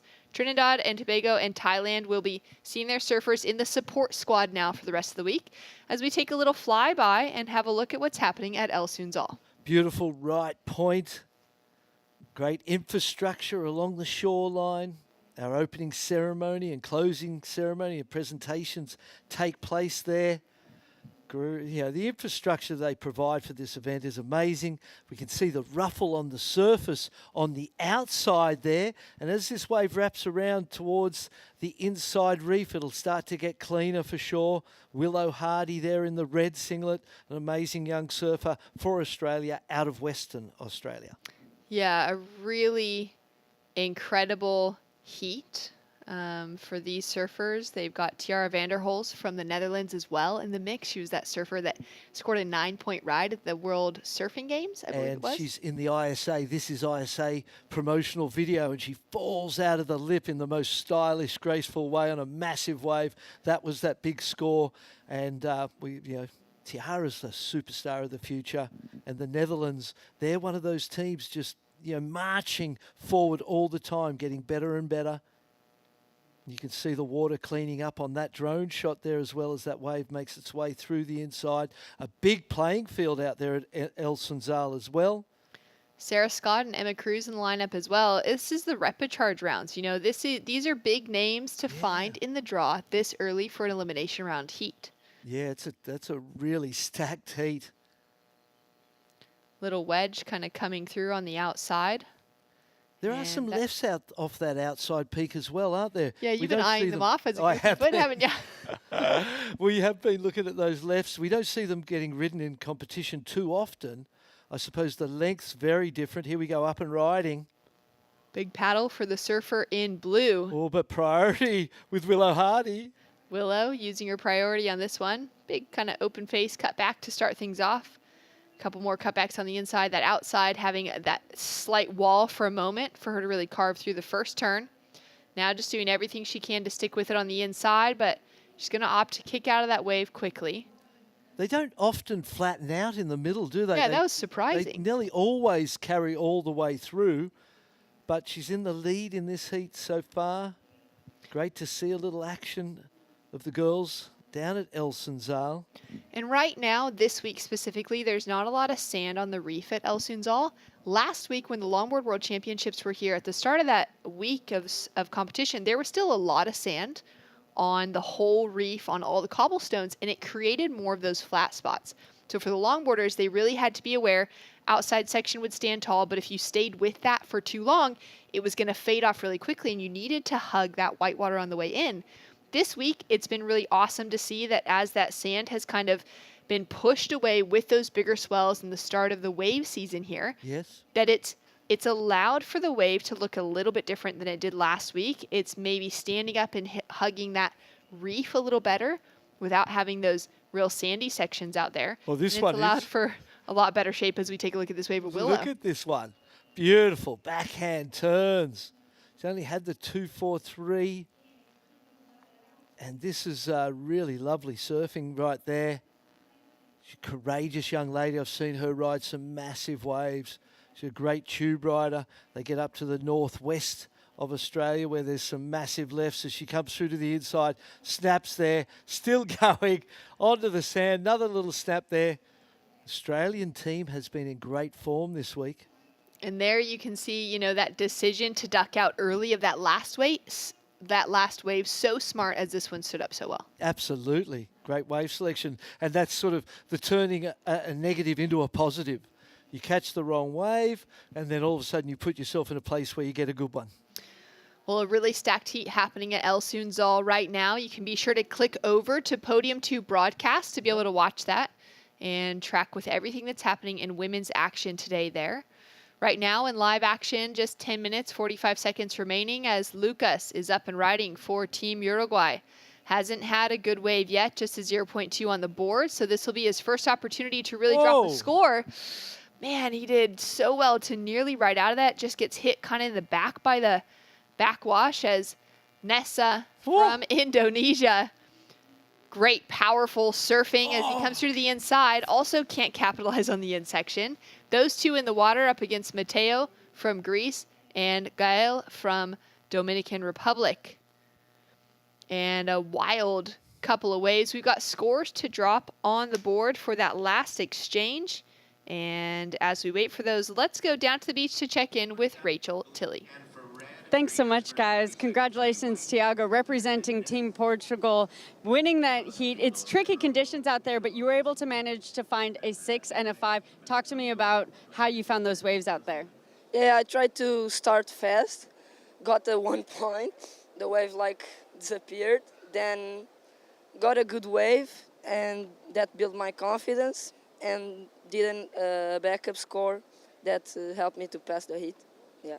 And we were talking about how mid-heat you started looking farther down at the right, maybe you should be there. How do you deal in your mind with strategy constantly changing out there?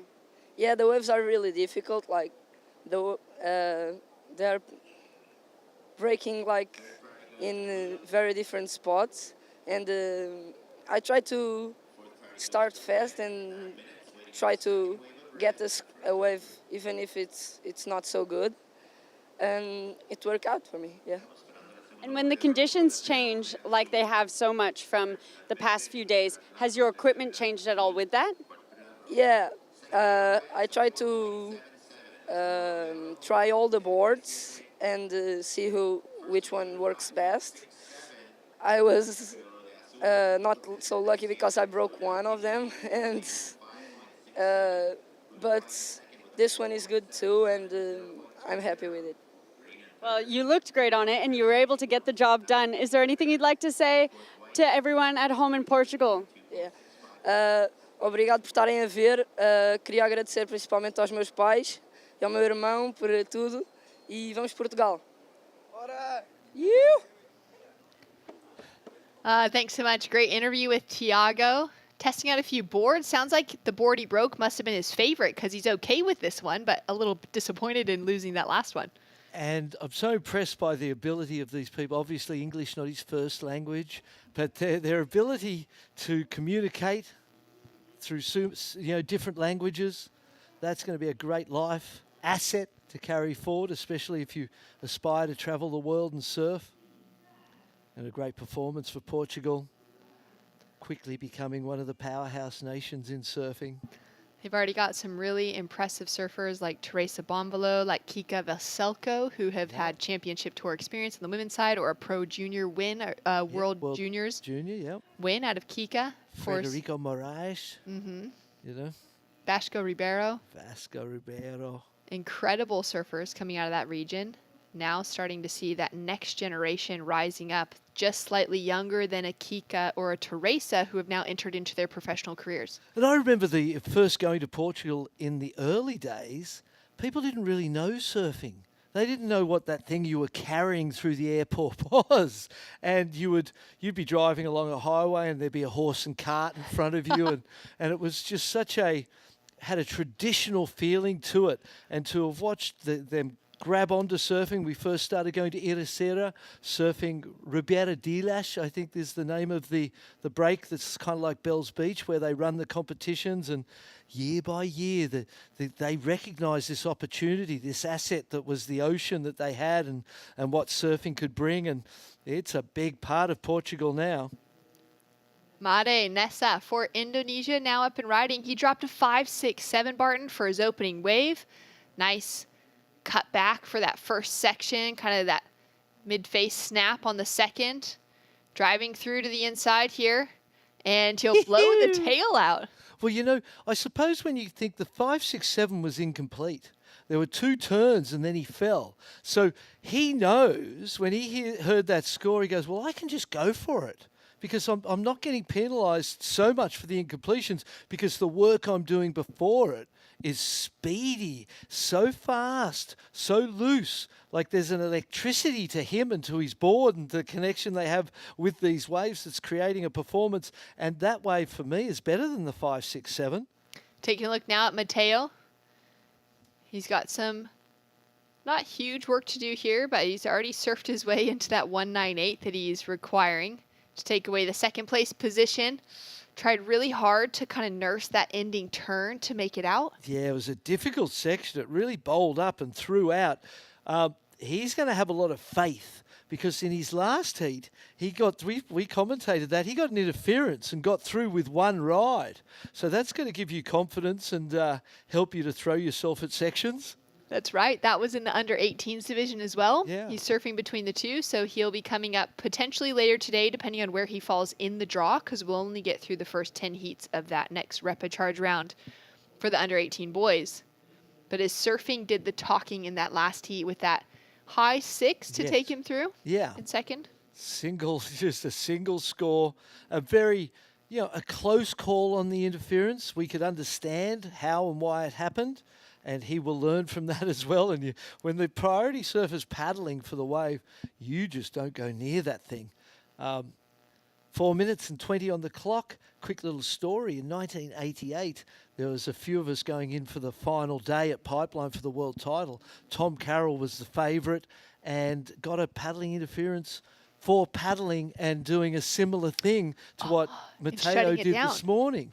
And so that opened up the door for the old fella to kind of have a good day and take away the championship. So, that proved to me at that point in time that if there's a priority surfer paddling for a wave, you just stay well clear and don't chance it in any way. Easy lesson learned and applied moving forward.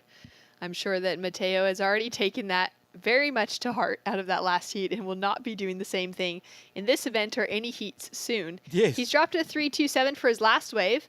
Now scores are big though for the last of Nessa out of Indonesia, a 6.4 on the board now, sitting him in that 12-point heat total range. And for Nessa, it's his first time not just competing at an international event, but traveling internationally, getting outside of home in Bali and able to get a taste of another culture, to understand what jet lag is for the first time. I mean, thinking about that, how many Groms this week are experiencing jet lag for the first time?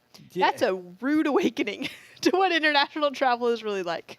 Yeah, dude, especially in those first trips, isn't it? Yeah. It really does affect you. I don't even notice it anymore. Honestly, I don't even feel it. I don't even know what that is anymore. But it's a place you just get to when you look at Nessa, second place needing the 8.8 to catch you. He is solid in this heat, 2 minutes 40. He's going to win this heat at the least, you would imagine, and it'll be a great confidence booster and experience for the young guy. He is a great surfer. There is an energy, an electricity, a speed, and a sharpness to everything that he's doing that really has him, in this heat in particular, standing out and above the rest of the field. He's put himself in a really solid position. The Indonesian Ministry of Sports and Youth put in a lot of support to these young surfers. He's really grateful for that, as we see a nice check off the top to start, driving around the section, looking for clean little finish. Doesn't quite kind of hold it together on the end. And really doesn't matter, which is a lovely place to be. It's not like he needed that wave really, and you're at that point where you just want to surf a couple because you know you're in the lead. Tippy Jibrick coaching there with Indonesia, and Bali in particular really is an international community. So many influences. So you may not have left home, but you would be well versed in meeting people from other countries, understanding the differences between people. And we all love Bali. What a surfing mecca Bali is. Special part of the world. Oh, so good. I first went there in 1979 as a 14-year-old little boy, and my mum wanted to go to Hong Kong. She was trying to talk me she wanted to go shopping. I went, I'm not going to Hong Kong shopping. And she said, what about Bali if we stop there on the way? I said, I'm coming, book me a ticket. Come along for the trip, get a few good waves. we got to Hong Kong and I just sat in the hotel room. I discovered room service for the first time. And while my mum was out shopping, I was ringing ice cream and like little grommet, just getting all the food, watching cartoons, in a different language and running the stairwell to train. The full Home Alone experience. Yes. As we take a look at Gael on his backhand. Comes into a kind of a heavy, thicker lip on the finish and can't find his way through it, unfortunately. Only needing a 3.49 and only a 1.5 requirement on the board. Taking a look now at Lucas, gets stuck on the section. Geez, we've really seen the impact of the falls, haven't we, across the board. The people who are getting through are the people who are completing their rides, particularly early. This, heading to 5 seconds left, up and riding. Mateo with the opportunity to close the door, to put a much bigger requirement on the rest of the field. Starts out with that first turn, breaks through the lip line on the second, wraps it around on the third, bit of variety being thrown in. Smaller wave, doing really well to just work it here to the inside section. Goes for a powerful carve to finish. Little jump off the foam at the end. And he would be chasing an 8.8 to take away the win, but at this stage, it's looking pretty favorable for him to be locking in that second place position. We do have a score still to drop for Gael, but we would also be expecting that Mateo is going to increase the requirement ahead of that 4-point range for our surfer in fourth. A couple of good heats, some confidence there for the surfer representing Greece. First heat today gets through on a single wave with an interference penalty. That heat, a couple of threes, holding on to the lead. The surfer in third only needed a 1.5, so another little get out of jail card, and he'll be stoked on that and use that momentum. Well served for the Indonesian, for Nessa Made, advancing through in that leading position. 6.4 and a 5.67 gets the job done. Scores still to come through for last of green and for last of white.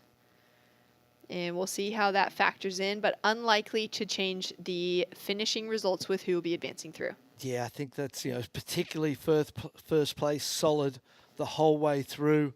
Team Indonesia they'll get a lot of confidence out of that one. And he can challenge the real field in the main draw.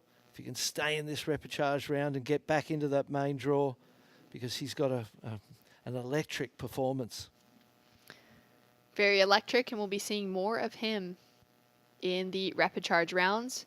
When we return, Uruguay, Thailand, Brazil, and Trinidad and Tobago hit the lineup.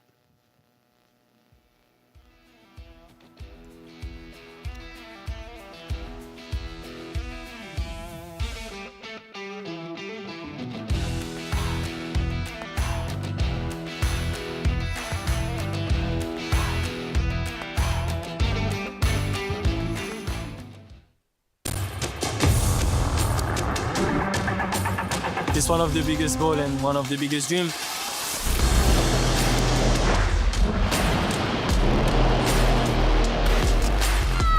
It's been like an emotional roller coaster. I ask myself, what just happened? Is this real? Every athlete's dream is to, reach that gold medal. I'm on a mission, I think that everything is possible. It's not over till it's over.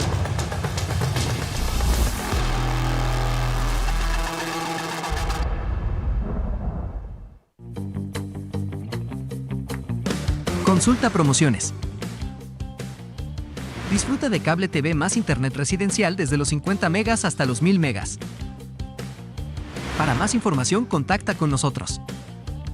Multinet, siempre que tú quieras. There's a right time for everything. A right time to learn.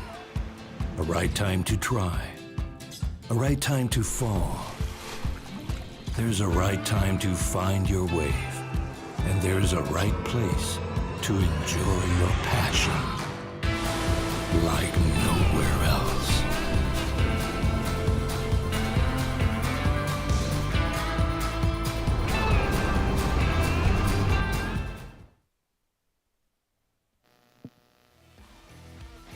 Welcome back to the action.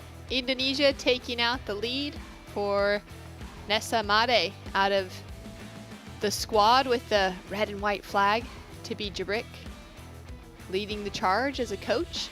Yep. And we've got some more great surfing ahead of us, but that was a really fun heat to be able to witness from a surfer on his first trip outside of home, outside of Indonesia, and getting things going.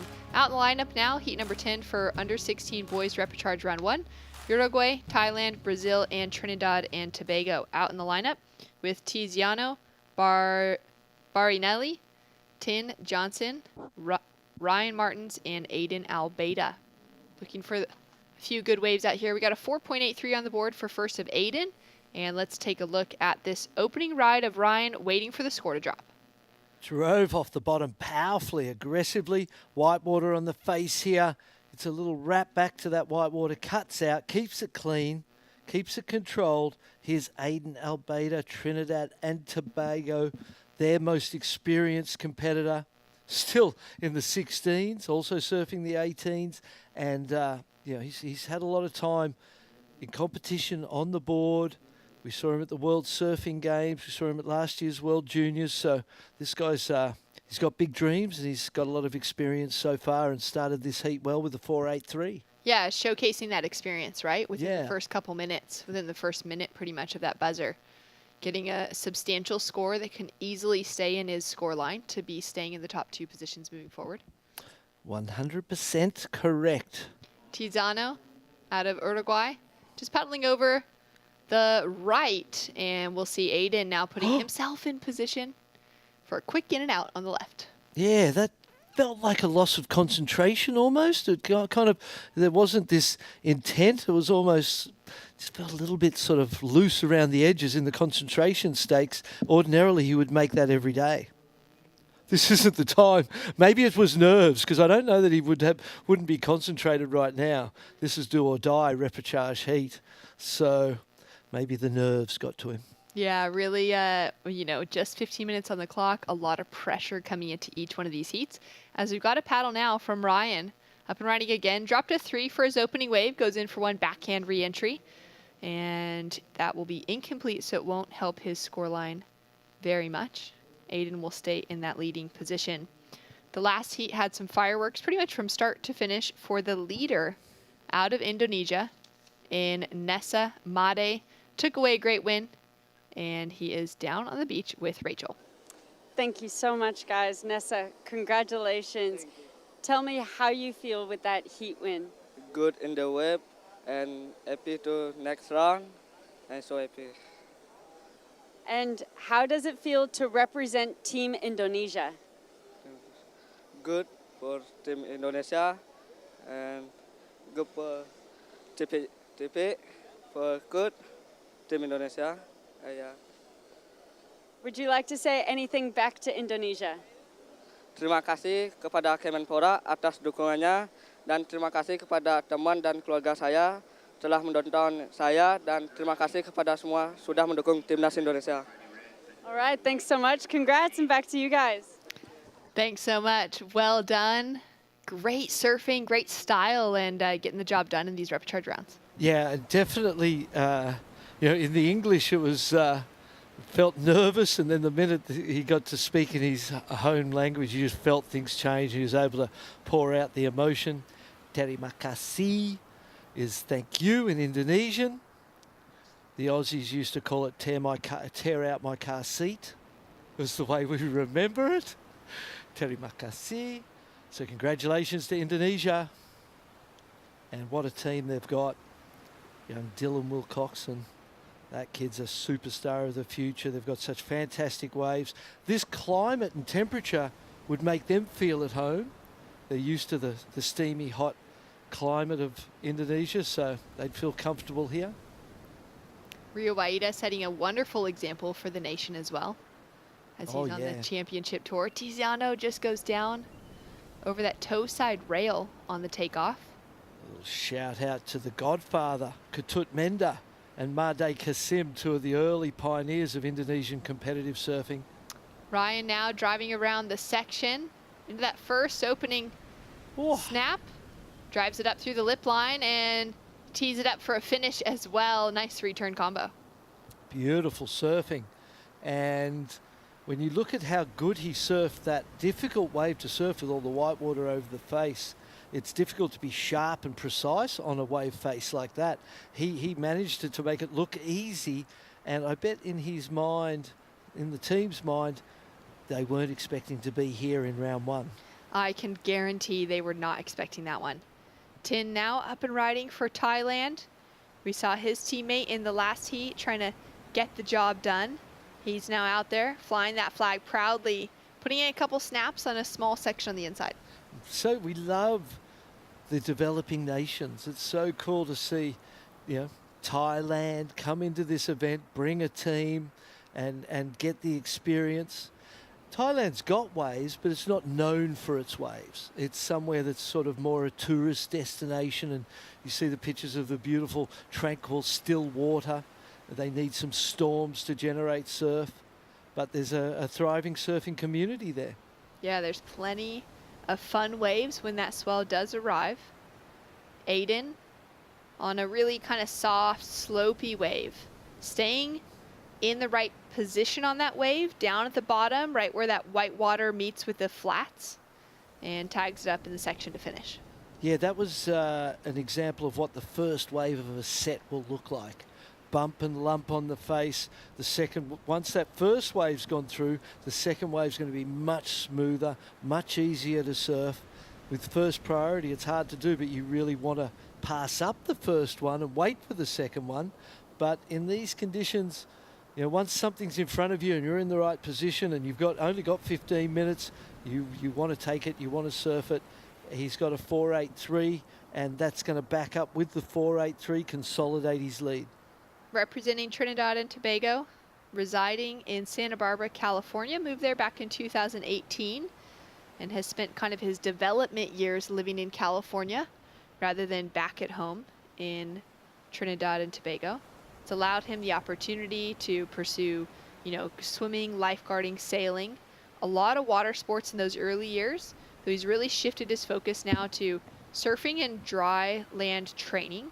So a bit of kind of cross training on land to strengthen himself to really take on a lot of those big events that are happening up and down the California coastline, like NSSAs and those prime events.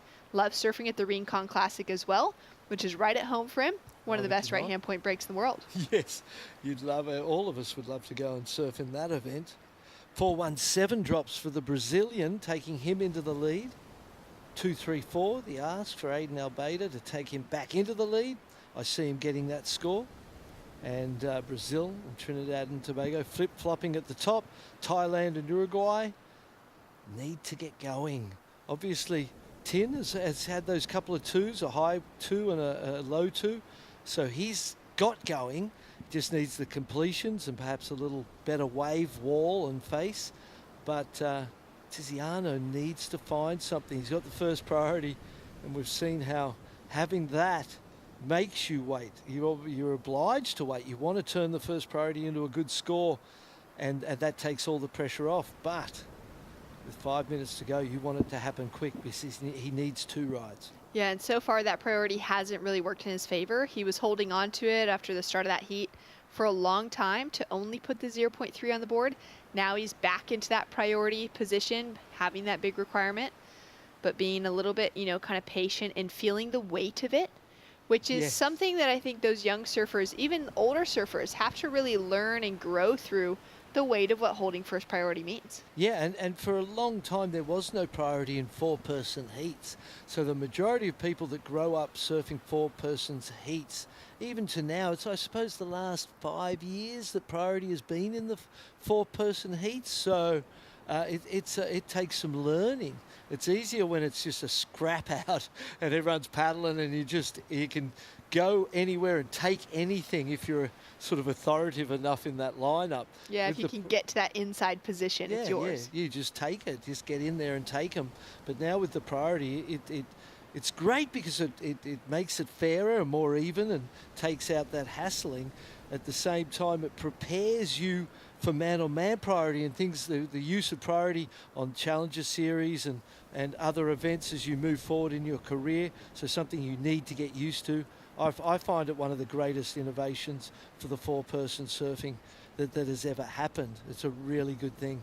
but it doesn't eliminate strategy. It almost increases strategy. Yeah, it's that extra thing that you have to consider within your heat strategy.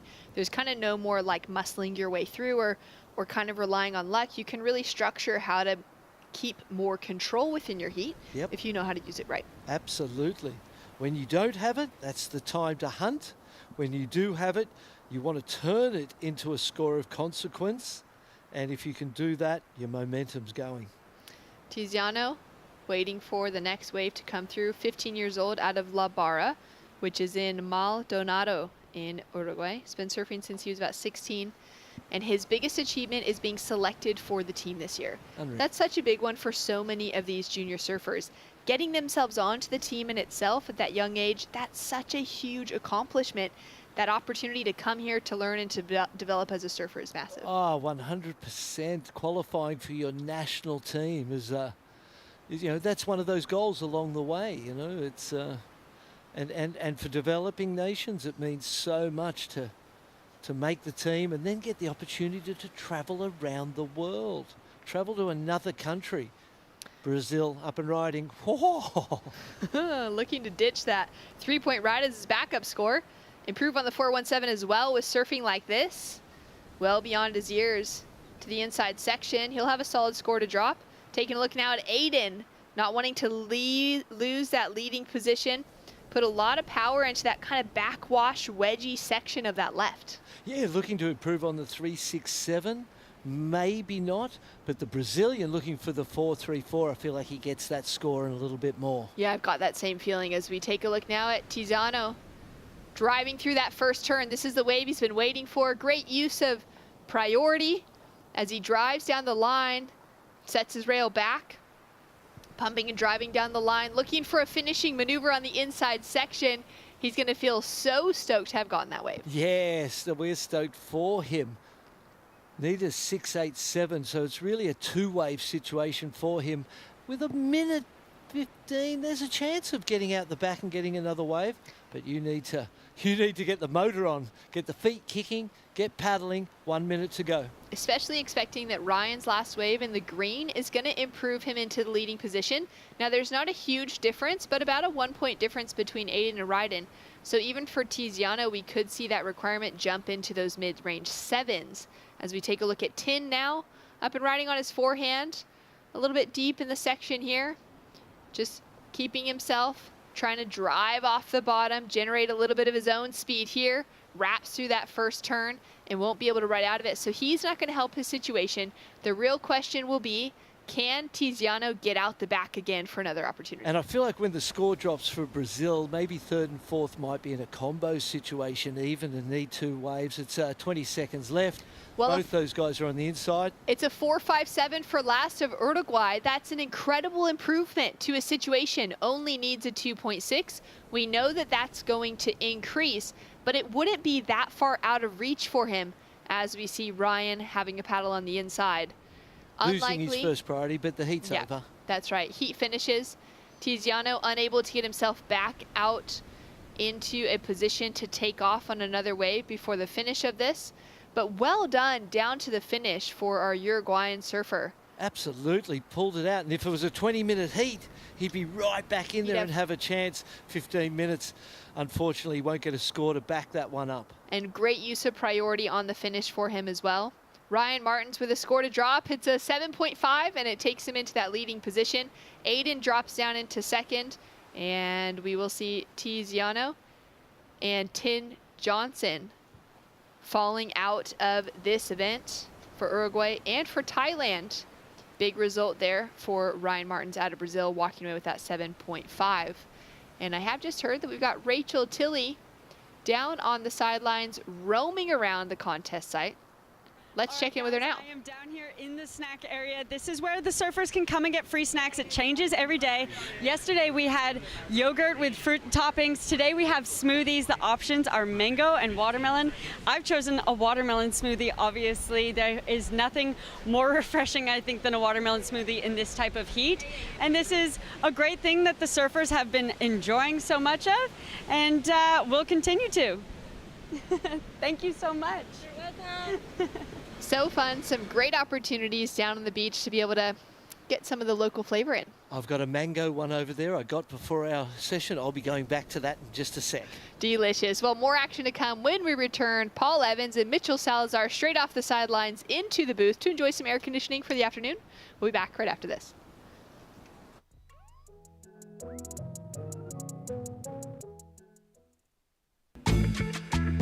Welcome to day 2 of competition for the Surf City El Salvador ISA World Junior Surfing Championship. These are our top single wave scores for day 2 of competition.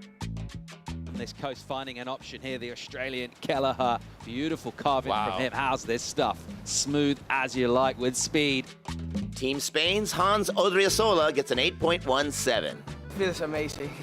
I'm super happy to get 2 good waves, and I'm happy to make my first heat, and let's see how it goes. Team Hawaii's Tiger Abubo with a 9-point ride.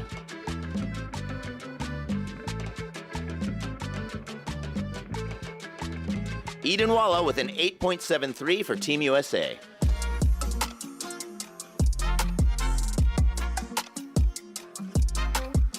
Look at this thing, absolute bomb. Rosanna, how's that turn? Love that. Really aggressive, coiled in the bottom. Another vicious snap, loads of speed.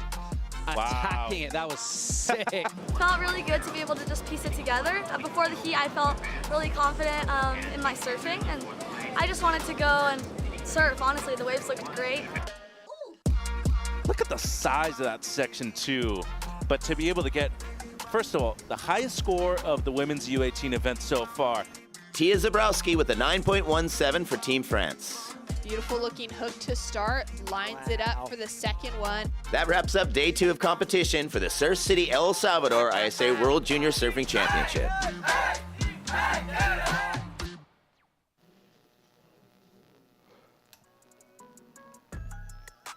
Action coming thick and fast from Surf City as we rejoin the boys under 16 rapid charge. Heat 11 takes to the water. Plenty of swell still on tap. Straight down to Biz Anderson Rivas of Guatemala. And into it, leaning in and having a go on an inside section with a bit of heft to it. Some redirects for him before he concludes his ride on the inside. Out in the water, taken on from Finland, Yunus Otero. Also Aris Gabriel Voicu from Romania and Joffrey Vargas from Venezuela. I'm Paul Evans. I'm very happy to say, joined for the first time today by Senor Mitchell Salazar. How you doing, mate? Todo bien, mi carnal. All good, my brother. You're fresh from the fight. You've been over there. What intel have you got? You've been looking at, you've got eyes on this wave firsthand. How is it over there? How's the vibes? Pretty tricky. A lot of people are excited to get out there and compete, but, you know, already single elimination right here, being in the rapid charge. Need to be very cautious about the way you're managing your time out there, Paul. Yeah, not a lot on the clock, even at the start of the heat, and that just absolutely flies by. Rivas, 2.83 for him. By the time he gets into the lineup, he'll have about 10 minutes, and we can see some wobble coming through. It feels like there's a lot of current from the screen. How does it look while you're down there? This is the wind and the current and the tide all pushing together. Yeah, and the rights are so much more cleaner than the lefts, too. The only issue with the rights is that it does send you quite far down, yeah. All right, flying down the face on this Vargas of Venezuela. Can't find anything to hit his Otero. He's styly. And what's he got for us here? Into the lip, doesn't do too much, but it's nice and polished and composed. That was really cool. And he looks like a smooth cat, Yunus Otero. And the timing was sweet. Didn't overforce it. We've seen a lot of surfers on that last section go a long way, and then by the time they get to the steepest part of the wave, they get a little excited, maybe arrive and push a bit hard. He didn't do that, and crucially got the completion. Yeah, and Jonas was supposed to be accompanied by Ellie Timpety. You know, Ellie's been a long-time staple now for Team Finland, residing in Southern California. Is sustaining a knee injury right now, though. But Jonas actually resides on the east coast of the U.S., so nice to see him compete here for the first time for the Finnish team. Aris from Romania, been hanging in Brazil. And that strong surf culture showing in his ripping as he goes across the left, tries to go to town on a section, which has other thoughts and wobbles him off. Well, I'm doing some scouting in terms of names potentially for my kids down the line. You know, I'm saying in a decade I'm probably going to have, you know, a couple of names in mind after an event like this. Aris already being one of them. Jonas could for sure be one of them. Why not Anderson too? Anderson Rivas of Guatemala. A short commute for him here to El Salvador with so many waves on offer. Trying to make the most of those waves. Right now, the Venezuelan Vargas gets a little caught there, Mitch. Yeah, and Jonas with a solid score right now, a 6-point ride, and very surprised to see that everybody's only looking at the left so far, Paul. As you said, time does go by real quick in 15 minutes. And luckily for us, we still do have a 7-minute paddle out over the La Bocana today. Judges being super rewarding with that. It seems like Rivas here up. Oh, a bomb. Look at this thing. Absolutely macking for him. Wow, that was cool. Snapped it hard. Snapped the board sort of above the surface of the water, really. Got the whole thing free.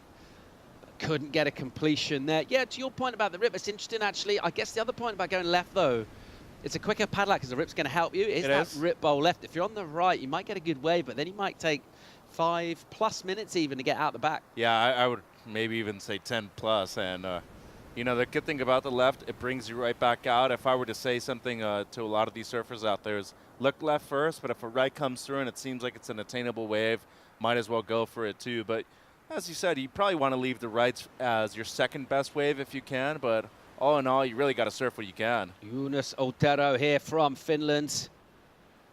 And a stylish customer redirecting on a slopey face with not loads to get overly excited about. With under 8 to go, let's go and check in winner of the last heat, standing by with Rachel. Thanks so much, guys. Yeah, I'm here with Brian. It's interesting, you guys in the booth are talking about how this heat is right now just staying on the lefts, and we were just talking about how the rights are better out there. Can you talk to me about what your experience was with that? Yeah, I'm so happy to pass the heat. The ride's better for me, the high score of the battery. And let's go to next heat. I'm so happy, and let's go. Thank you, Team Brazil. Yeah, it's this. A 7.5 you got at the very end of the heat. Tell me how good that feels to get such a high score right at the end. Yeah, I'm just relaxed, but the other waves little score, and I need one high score, and relax and go to the wave. Yeah, thank you. Is there anything you'd like to say back to Brazil? Muito obrigado a todos que estão me assistindo. Obrigado a Deus por essa oportunidade. Obrigado ao meu pai e minha mãe que estão assistindo aí. Vamos com tudo para cima. Bora. Thanks so much. Great surfing. Thank you. Muito parabéns, Ryan Martins. Good stuff from him. Shout out to mum and dad back home as well, of course. And he's keeping it rolling here in rapid charge, sticking to the rights, finding good scores. It's been about the left thus far. Half the heat gone. Otero of Finland backs up the 6 with a 2. That'll do for now. It's good enough for first place, Mitch. Have you been a long-time polyglot yourself already, Paul? Yeah. Yeah? Yeah. I'm impressed. Ryan Martins, everything. You're getting the Portuguese. You might even get the Finnish at the end of this heat, too, if Jonas stays I've in got a first. little bit of Finnish. Really? You want to hear some? Yeah. Tarvi, tarvi. What does that mean? How you doing? Oh. Yeah, what's up? I couldn't respond back. You can say moing. Moing? Moing is the same thing. Yeah. Moing, like, what's up? Yep. Okay. And then you just say it back. That's literally all. That's all I got. Though. All right. Cool. Yeah, dude. Seeing a lot of these kids, not only being able to interview them, but just see them behind the scenes in the background, getting them ready and everything. It's one of the coolest experiences you could probably think of. And, the one interview that I had with the Belgian kid earlier today, the whole time I was just thinking to myself, how rad is this little dude that I'm interviewing right now? A windfoiler when he's 12, surfs probably heavy waves. Like, that's pretty rad. It's my new favorite surfer in the whole world. Can't wait to see him go again. What a legend. Checking out on the peak here. Priority with the Finn. Otero doesn't use it on a soft one that will slip under. Second prior, Anderson Rivas needs to get going, but doesn't need loads. 177. Take off bottom turn. Anything on the face is on his way to the number. Meanwhile, here goes Jonas. Late drop from him. That upright style. And then he'll hook it over in a pocket with a load of spray.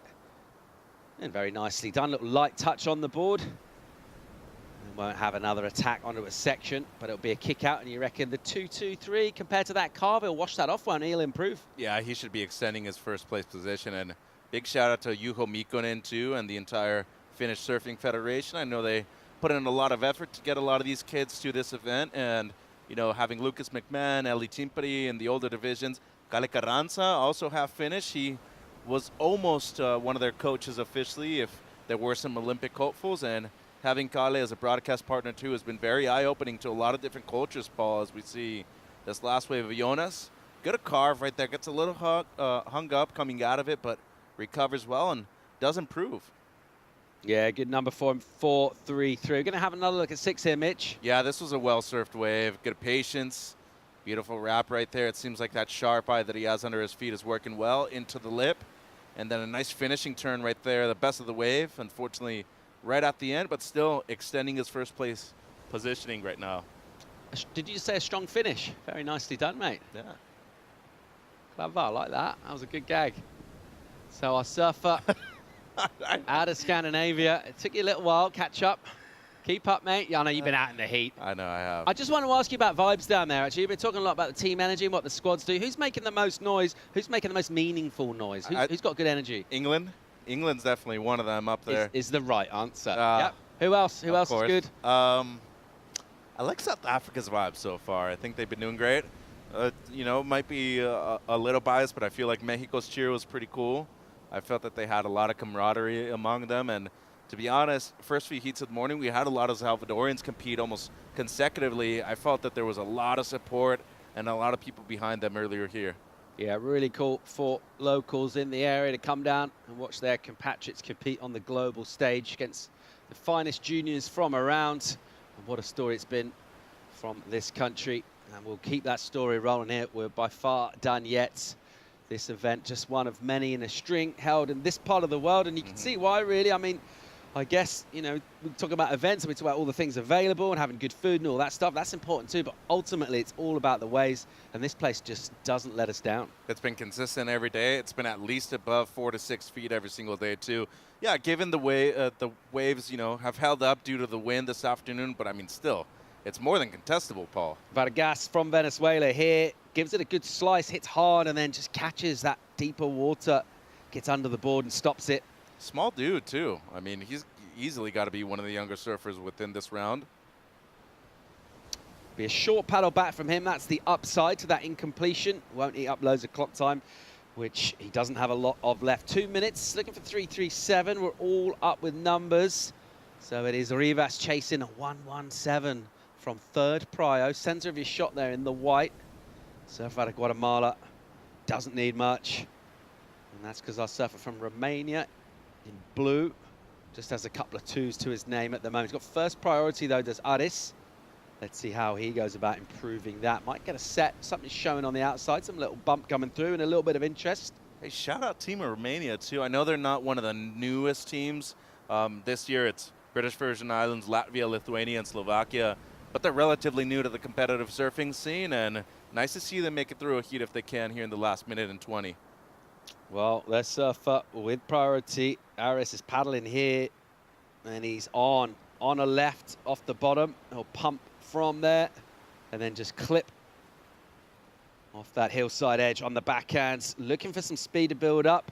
Gives it a little whack, and then jams one around, still swinging.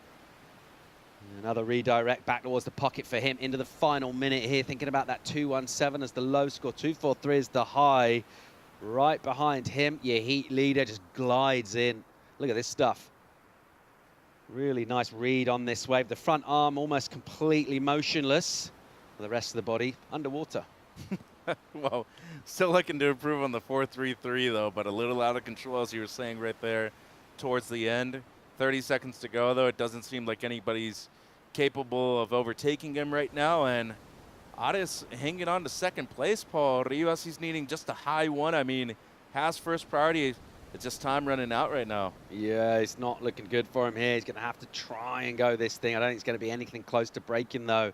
Final 10 seconds. And Guatemala looking for a 1:17, pending an improvement, of course, from Aris of Romania. If he does get that improvement, things will get a little tougher.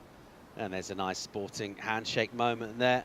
Anderson Rivas just congratulating Vargas in the red. And that'll be all wrapped up for heat number 11. Under 16, boys repechage. Well done to Finland.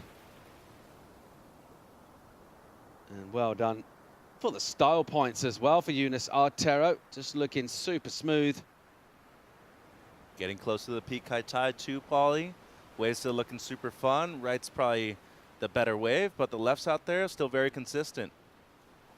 We'll appreciate the work of Eunice Altero, winner of the last heat, as we head to break. When we come back, more live action from the boys under 16 repechage from Surf City, El Salvador. Stay tuned.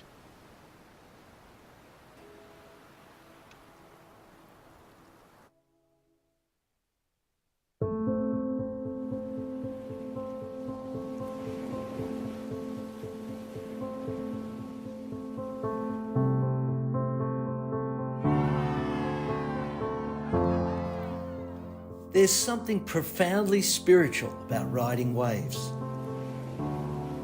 Water is transformative, healing.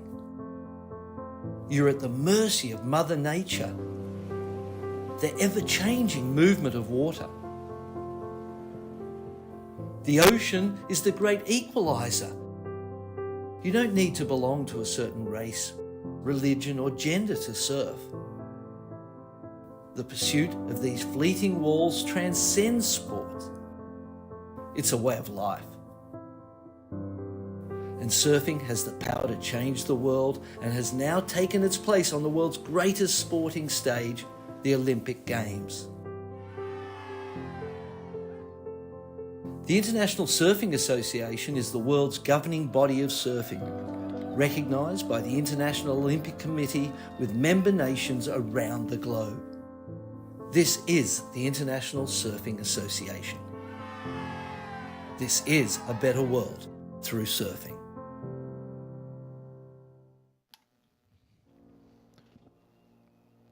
We'll keep rolling here with repechage under 16 boys in the water. And it's lunchtime on what feels like a Wednesday. We're sort of lost, really. Every day's a surf day here in Surf City, El Salvador. And we're about midway through the World Juniors. And here goes surfer from England, Jago Tasca. Bang, good. Ooh. First hit, very nice. And then into it again. Nice. Assault on the lip, full-blooded from Jago.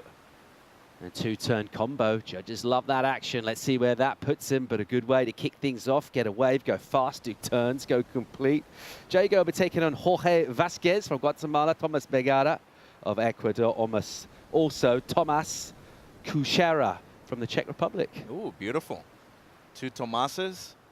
You got to go off of the last name right here when we have a couple surfers with the same first name, Paulie. But assault on Precinct 13 right there from Tasker. It's a pretty sick combo on the backhand. Love the style that this young surfer from England has. Let's talk about the consistency of waves in, you know, the British Isles too. A lot of waves over there on the Cornish coast. I know we have a couple surfers from the other side of England too, but Ireland, Scotland, all that area, they have plenty of waves. The only issue, Paulie, it's a bit cold.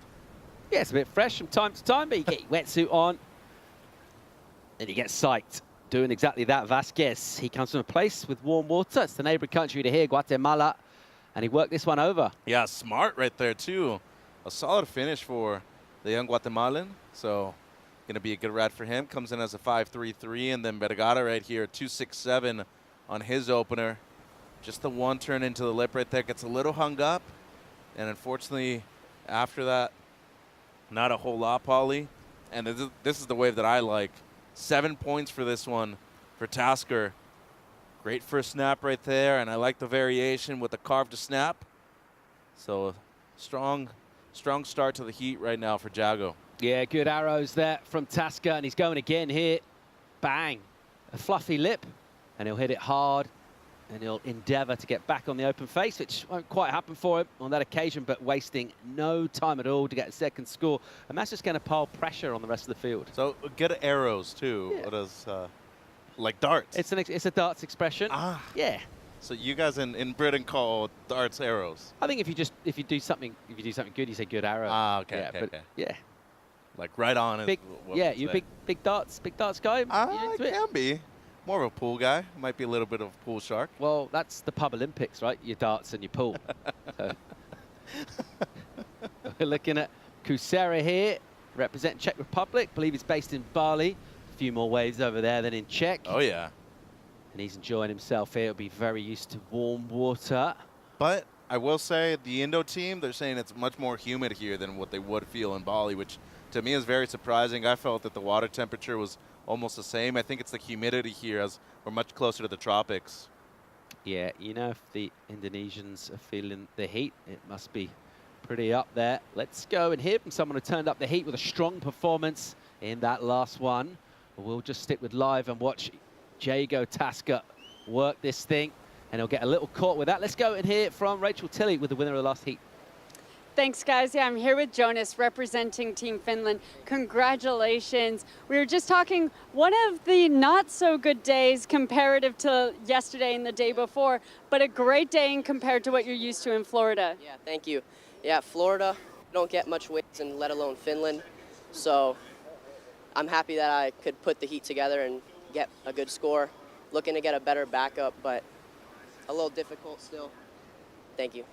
Well, looking at your experience, you surf a lot of NSSAs, USA Surfing Prime events. Do you think a lot of that heat experience was translated for you out there? Of course, yeah. Surfing in the East Coast, of course, it's nowhere near as good as this, and still super fun, and that helped me, you know, all that experience helped me to pick the right waves and surf good. So what is it like when you actually get to go into waves that you think are the best waves that you've competed in? Does that give you more confidence leveling up basically in conditions? Yeah, I feel like I surf much better in better waves, and, you know, it just gives me better confidence and stuff, because in the Florida surf, you never know what happens, you know, and this kind of waves, I can just surf and it's more fun and stuff, and more fun you have, the more confidence and better you surf, so. Well, you absolutely showed that out there. Is there anything you'd like to say back to your family in Florida and back to the country of Finland? Kiitos Suomi. Hyvää päivää. Kiitos. Thank you. Thanks so much. Back to you guys. Thank you, Rachel. Well done, Jonas Otero. You get any of that? He said thanks, Suomi. That's thanks, Finland. Uh-huh. And that's it. Yeah. Okay. All right. That's way better than me, though. I never said that was good. You want to know a fun fact? You know how big of a Star Wars fan I am? In the newest trilogy, the actor who plays Chewbacca, also Jonas, from Finland. Yeah. All right. Just a little bit of, you know, Star Wars knowledge out there for my fans. What's the new Star Wars movie? You mean like the newest trilogy? Yeah, the one you're talking about. Well, we don't really consider it canon because most of them were pretty bad. But you know, you have Rise of Skywalker that shouldn't have been made, Last Jedi, and of course The Force Awakens, which was the first one. But yeah, we don't really talk about the newer trilogy. It was pretty bad. Not too pleased. Are they going to make more, or? I hope so. I mean, they need to redeem themselves after that what they put out. Yeah, they owe it to the fans. For sure. Do you have the figures? Do you play with toys still in their boxes, as some people describe Star Wars figures aficionados? No. Fully grown adults playing with toys in their boxes. That not you, Mitchell? A little bit of Lego action, though, I will say. Legos are great. All right, 6.5 to go in this. Here goes Begada of Ecuador. Squares off the bottom. There, very nice snap. Keeps the low stance. And tag it again. So a slice to finish, a third turn. Let's see where that puts him. Tasker's running away with this, the 7 and the 4. That puts him in pretty safe waters in terms of advancing from this. And that battle for seconds heating up because Vasquez has the 5.33. He just needs to back that up. We'll get a number in for Vergara as well. And it's all about that race for second right now. Yeah, and Tomas has surfed quite well. I feel like his last wave should be improving on the 2.67. Vasquez at the moment, I mean, after the 5.33, he just hasn't been able to be in position after that wave. And, you know, the funny thing is that you open up the heat so well, literally right off of the buzzer getting something better than a 5. And then after that, you're just kind of searching for the same wave over and over again. You get in your mind a little bit, Paulie. And right here, he just really needs to back it up and get anything that he can. 5.5 here. So time for surfers to find waves, but you're thinking 2 waves max probably may just come down to 1. You know, there's a 25 wave max, which I just feel is completely unnecessary to even mention. It's almost trolling. Yeah, it's like, dude, if you catch 25 waves in a 15-minute heat, then you probably still need to go back to your local events. But as of right now, 15 minutes at La Bocana, I feel like 4 waves max. At El Sunsal, you're catching 3 waves in a heat. You're doing quite well, Paulie. All right, sets outside, major ones actually. Jago Tasker holding down the peak, holding down the heat as well. Surfer out of England. That's 7 locked in for a great combo of turns early on. Ooh, blue might be going here. All right, let's have a look at Vasquez, Guatemala. And here we go. This will count for him. His second ride. Nice opening carve. Really good. And manages the speed and the power well. The stance is wide to great effect. And plenty of spray and a wind in for a finish. And he's going to get the number he needs for sure to put a bit of pressure on Vergara. His number's in. So the improvement from Vergara and leaves that as a 2-8 for Jorge. And I reckon we saw that for sure. More than 100% right there. And with just over 4 minutes, you know, getting something that'll back up the 5.33. Doubt it's going to be enough for the lead, but it should be helping out a situation right here. And, you know, you mentioned the water stance. It might not look as pretty, but what it does is that it's super effective and you rarely fall. So good job right there. Actually, it is enough for the lead. He drops the 6, Paul.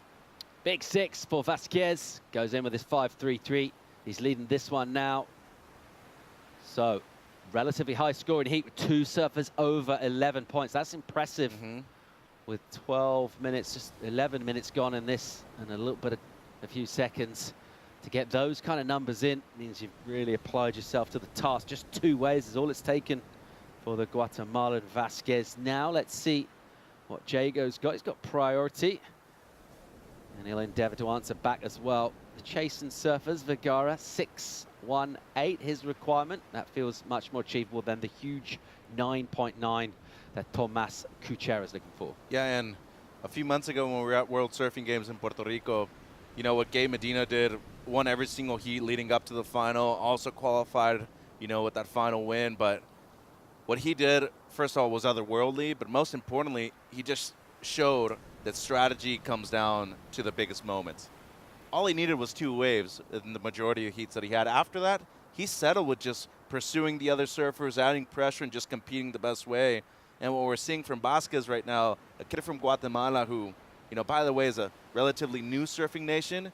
Just awesome to see this kid really elevate his performance in a necessary moment, Paul. Yeah, doing really well. Been impressed with him. Meanwhile, here goes a bomb for Tasker. Off the bottom and a little caught on that first turn. Now we'll drive into a steep section and just bank in that one. He'll fade that one back behind the white water to give himself something to swing at. A redirect, throwing up some spray. And then does well just to make room with the board here. He'll get a couple of wiggles. He'll go incomplete on the last one. Almost got run over by his own board. Sorry, he's looking at 4 as his backup score. Did we see an improvement there? I would say so, yeah. There was some good work before the fall right there towards the end. 2 minutes to go. And, you know, one thing that I've noticed a lot with surfers from colder water places, including the English surfers, Lucas Skinner's one of them, Ben Skinner another one, they tend to use their earplugs even when competing. And I know it's just something about their ears now. They're too sensitive, and all in all, you want to keep them protected.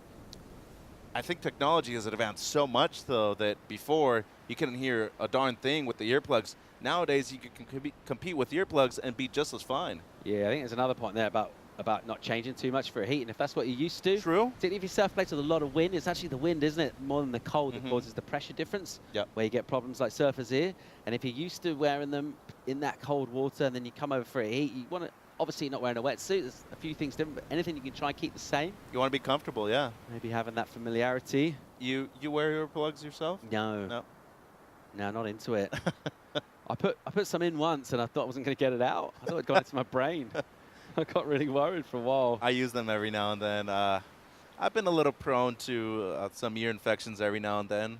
Definitely has taught me to clean my ears a lot more lately, Paulie, but yeah, it's something that I think a lot of surfers need to be aware of, especially those in cold water. Are you going Q-tip or what's your method? No, they advise against that these days. They do. It's horrible for you. Okay. Because good. I'm glad you said that. Putting the earwax back in, it's just like the other way it should be coming out, not going back in. So but, you're more of a rinse guy? Yeah.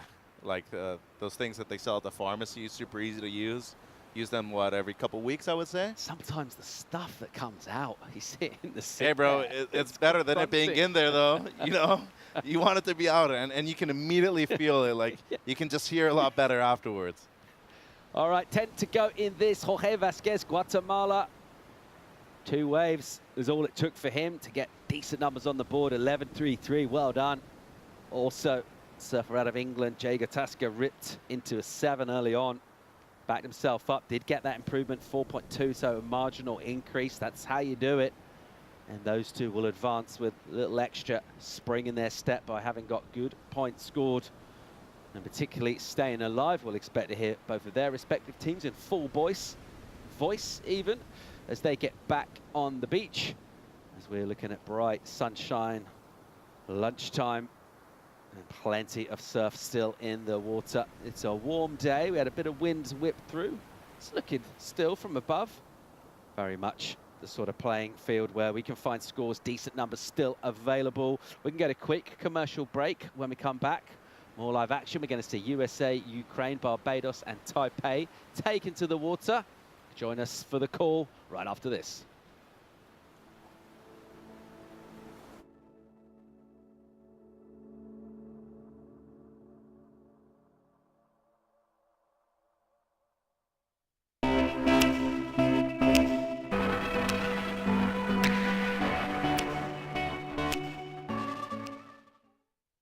There's a right time for everything. A right time to learn. A right time to try. A right time to fall. There's a right time to find your wave. And there's a right place to enjoy your passion like nowhere else.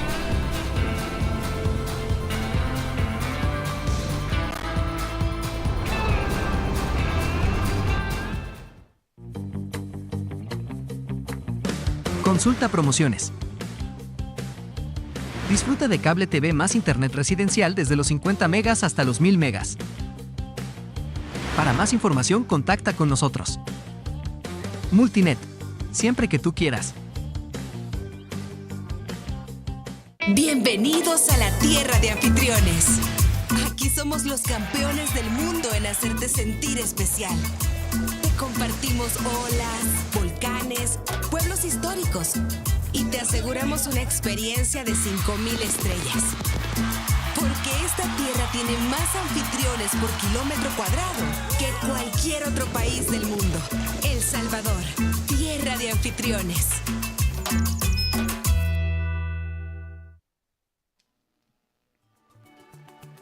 Let's go ISA World Junior Championships, Surf City, El Salvador. And we're up to heat number 13 of the boys under 16 repechage. Paul Evans joined by Mitchell Salazar. In terms of performances, repechage, you're thinking maybe a little bit of nerves creeping in. No one wants to get eliminated. We're still seeing some big numbers go down. Yeah, a couple great heats too, and I think the people with a lot more competitive experience have stood out a bit more. But just in this heat alone, a couple of countries that have really shown that they have a lot of progress. And one of the superpowers within the heat too, you have Beckham McCart out there from Florida representing the US of A. He's looking to at least advance out of this heat and potentially get into finals days. Also out in the water, Mark Chichenko from Ukraine, Christian Stout, Barbados, Shen Yang Chen from Taipei. That is our quartet. And only 2 places available to remain in this competition. Let's see who gets there. A little number in for Ukraine, 3-5 for Mark. He'll be happy just to get a score on the board, get something. Thinking about the scores from the last heat, making it through in second place. A backup score was a 4-1, a 4-2, something like that. So a 3-5, yeah, it could be a backup score to get you through in second. It's all about really getting in rhythm with the ocean, though, trying to unlock, unload, and impress the panel. Who's going to do that with this set? It looks like Beckham put himself in position here. He'll have a little look around, realise the Christian isn't going. Here goes Beckham McCart. Ooh. Really nice turn from him. So much whip into that. The bottom turn's raking. He's standing relatively far back off the tail, and that allows him to get super vert as he opens up the body. Just one turn, but it was a good one. And Sister Dea, also a great surfer. I would imagine she's watching back home with her fam. And, you know, Beckham, one of the new qualifiers for the U.S., and seeing him throughout the program over there has been really cool. And if you've ever been part of Eastern Surfing Association, NSSA, and even USA Surfing, you know how to surf a 15-minute heat. So I would think Beckham right here, he's comfortable. Let's go and hear from the winner of the last heat, standing by for an interview with Rachel Tilley. Thank you so much, guys. Congratulations. a heat where you were very selective. You only caught 2 waves in the entire heat. Was that your strategy going into the heat? Dice que tu hit seleccionaste 2 olas muy buenas y que cómo te sentiste en la ola. Pues bueno, me sentí muy cómodo. Logré agarrar esas 2 olas y pues muy feliz de avanzar en primer lugar. He says feel good, it's thinking and selections the waves and his paddle more. And how much have you been practicing here at La Bocana and El Sunzao? How long have you been spending in El Salvador prior to the contest starting? ¿Cuánto tiempo has estado practicando entre La Bocana y El Sunzal?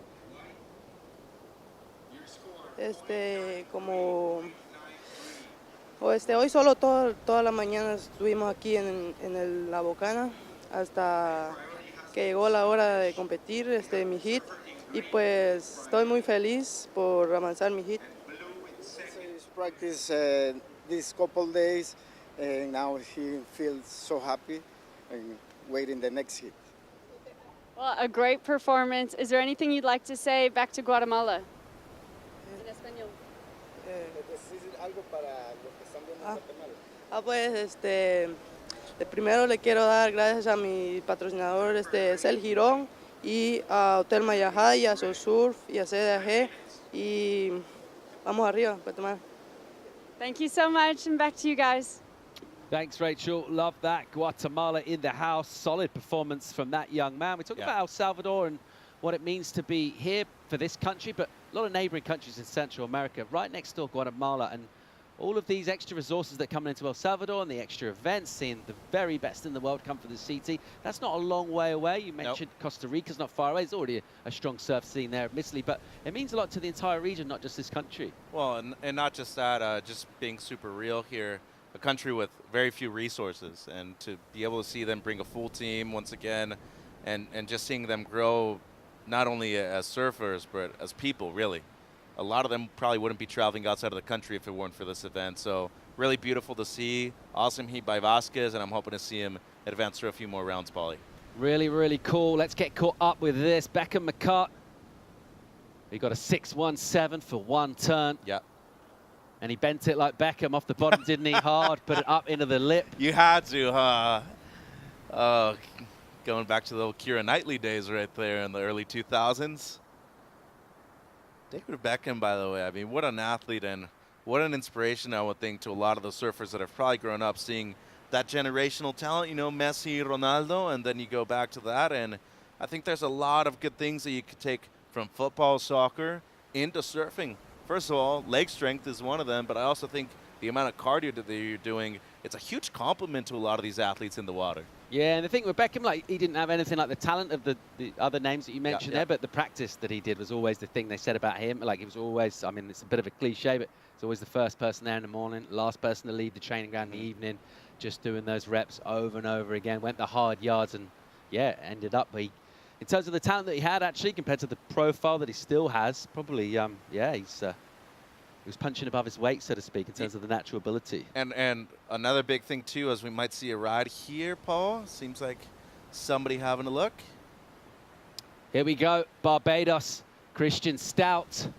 He's only a little guy, but he's going real fast across this wave, and that's a great turn on the backhand. Just whip that thing. Look at this stuff on the inside. This section's still overhead on him, and he is absolutely bringing it hard. He bashed that last section, didn't quite get a completion.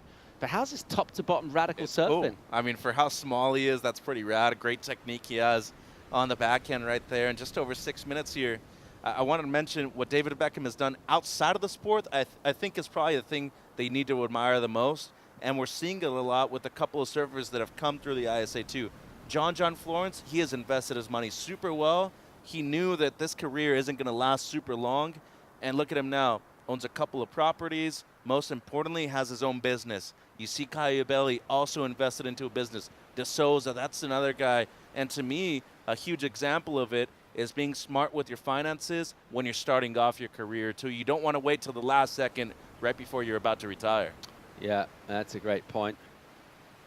Gotta be a little bit of book smart, not just street smart too, Paulie. And in this event, these youngsters can look to their heroes, their idols, the icons, and look at the pathway and see the very, very top. And you look at this pathway here with the ISA Juniors, which then goes into the World Games, and then of course Olympic Games. And that pathway is there. Obviously, they're away from it, but it's not something that's unattainable in terms of leading you there. How do you get there, which is the really cool thing about this story. And to have some of the sort of leading global talents that we've seen in this, I mean, some of the best surfers in the world, the best surfers in their age group, and then coming up against some other surfers that we don't know so much about, and these emerging countries. That's part of the story too. It's not all about the elite of the elite. There's something more behind the ISA, and that's been really obvious from the few days that I've seen here so far. Well, and let me give you another example.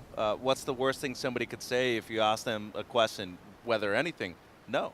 So it's like, why would you be afraid to go up to one of your idols and try to converse with them? Given there should be certain moments for you to be able to do that, but there's a whole reason why we've seen a lot of the former medalists here at this event. I mean, since 2003 all the way to last year, Jordy Smith, Wilkinson, Tonino Benson, Owen Wright, just those guys alone have been on the championship tour and have had success. All of them have had major success with sponsorships too, and I think we're seeing a new generation carve out a pathway because of social media on another side of it too, Paul.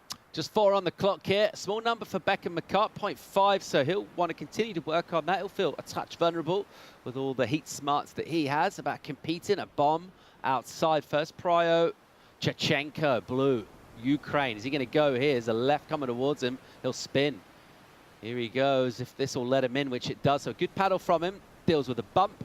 And then all that speed gets to the bomb. Didn't quite have the legs to hang on. Yeah, just a bit too straight-legged too. Want to be a little bit more downright right there. Beckham's going to let that one wave go. Smart choice. And just under 4 minutes to go right here. Paul, seems like a big set coming through. Beckham might be able to get into one of these corners if this wave backs off a little bit. Still, think the mid to low tide is probably the best option out here. The high tide tends to be quite difficult to really establish positioning. And as you saw after the 617, it's been really hard for McCart to be able to find a backup score. And with still only 3 minutes to go, heat's still open. So Kachenko could easily get another 3. Stout wants to back up that 4.33 as well. And Chen, so far, nothing better than an 0.93, Paul. Yeah, just 6 waves ridden. That's why it's pretty open, particularly that hunt for second place. But even first is very available. All right, here goes Chen. Nice looking wave for him. And stylish. Look at the size of this wall. That's a great snap if he'll hang on here. Oh, no. Oh, that was such a well-ridden wave. And the poise that he had not to rush up to the lip. He timed it really well. But that speed coming in there and everything converging, the power. And as he got down towards the flats, just got consumed by the whitewater. We got 3 really small kids within the same heat, though. I mean, Stout, Kachenko, and Chen. Look at this bottom turn, too. How's the technique coming off of the bottom right there?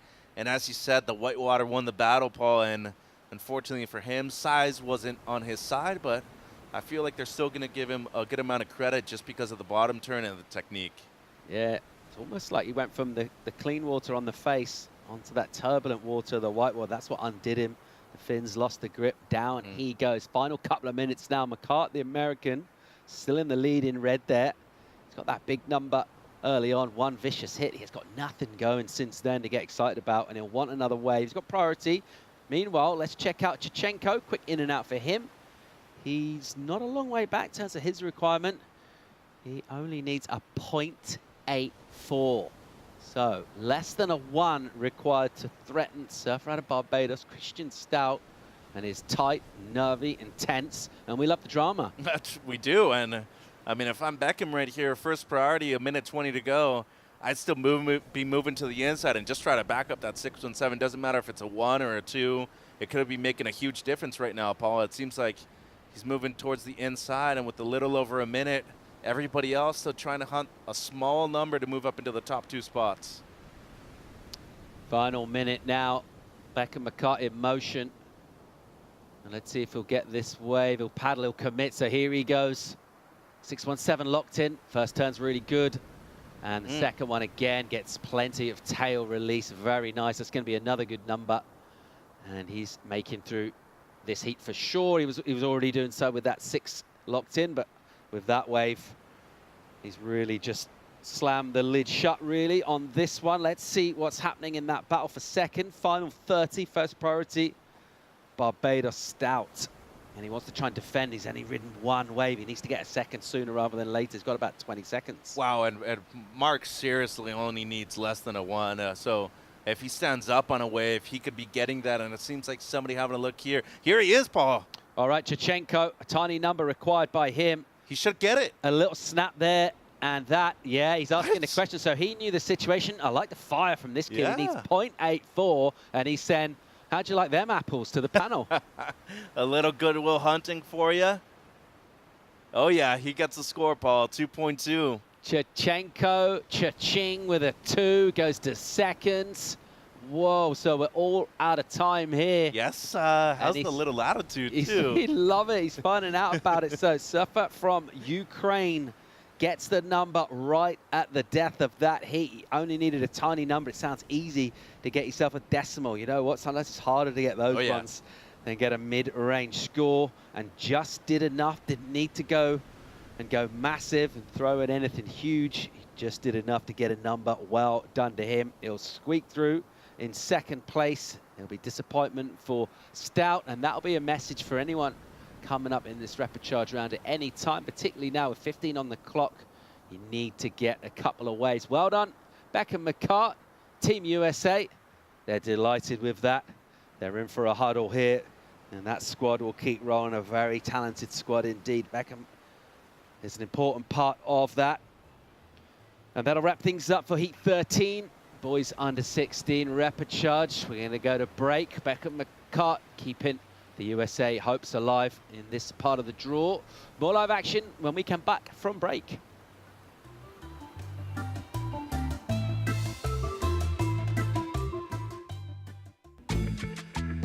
Welcome to day 2 of competition for the Surf City El Salvador ISA World Junior Surfing Championship. These are our top single wave scores for day 2 of competition. This coast finding an option here, the Australian Kelleher. Beautiful carving from him. How's this stuff? Smooth as you like with speed. Team Spain's Hans Odriozola gets an 8.17. Feels amazing. I'm super happy to get 2 good waves, and I'm happy to make my first heat, and let's see how it goes. Team Hawaii's Tiger Abubo with a 9-point ride.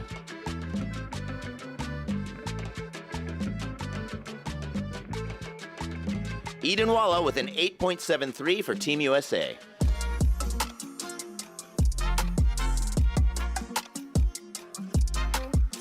Look at this thing, an absolute bomb. Razana, how's that turn? Love that. Really aggressive, coiled in the bottom. Another vicious snap, loads of speed. Attacking it, that was sick. Felt really good to be able to just piece it together. Before the heat, I felt really confident in my surfing, and I just wanted to go and surf. Honestly, the waves looked great. Look at the size of that section, too. But to be able to get, first of all, the highest score of the women's U18 event so far.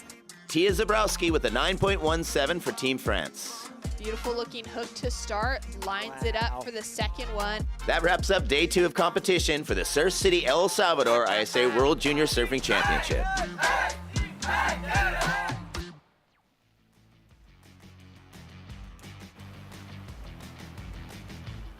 Surf City El Salvador is the spot. The ISA World Juniors is the event. We're watching the best from across planet surf go at it here. And they come thick and fast in rapid charge. You don't get long. And the stakes are remaining in competition, getting into spots 1 and 2. And you have to impress the panel in order to do that. Just cleaning up that last heat. Beckham McCart, big numbers for him. 14.5 good total. And then in behind, Mark Chachenko just squeaked through. He won't mind that one bit. We like the attitude from the kid as well. Let's check out Heat 14. Roscoff, Switzerland, Parkinson, Puerto Rico, Mendez from El Salvador right here.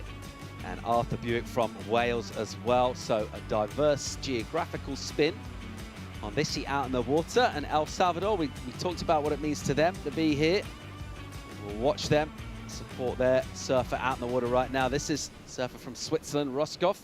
On the backhand here, Mitch. Yeah, he rips, got a 4.17 on this one, his opener. A lot of froth on the open face right there, incomplete on the finish, but we see blue right here. Parkinson wearing the helmet and everything too, a larger wave.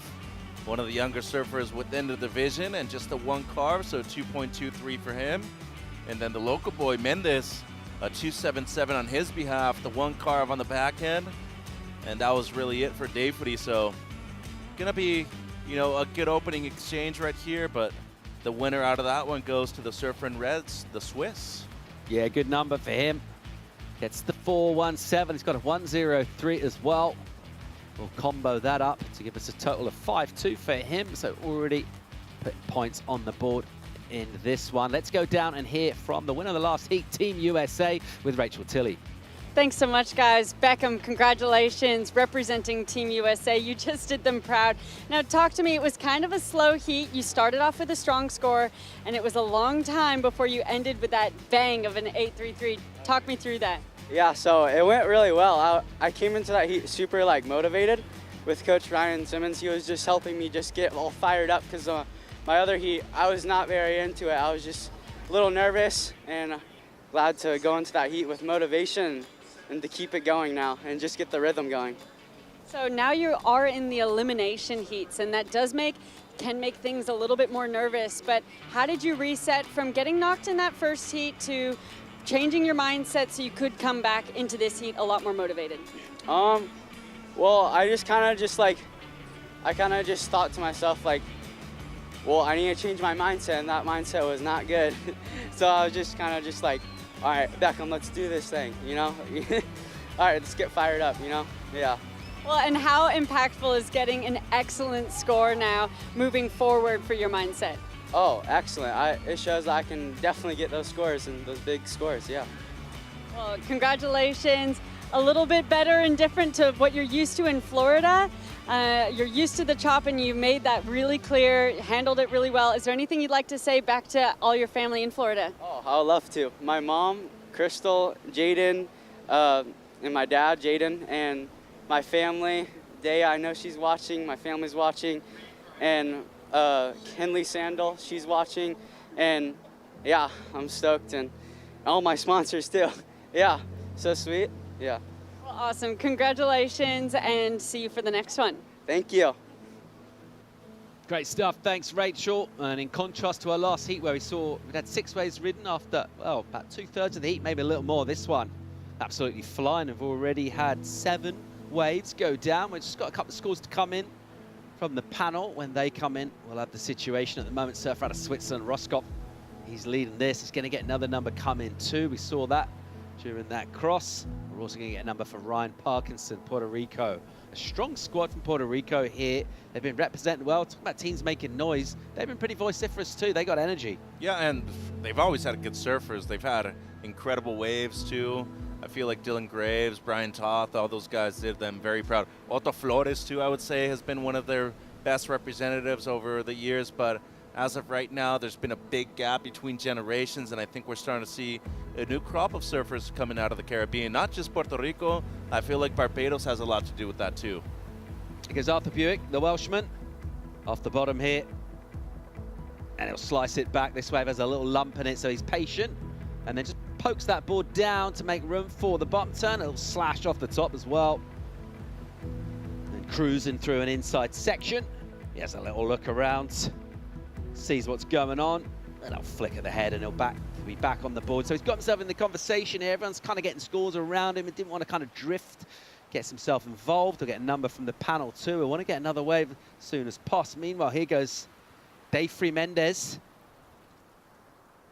And he'll chop one on the backhand. A little bit of a wobble. He does it really well. That's a great turn. He timed that so well with that backwash that he got up into the lip at exactly the right time, and it made it look cool and impactful.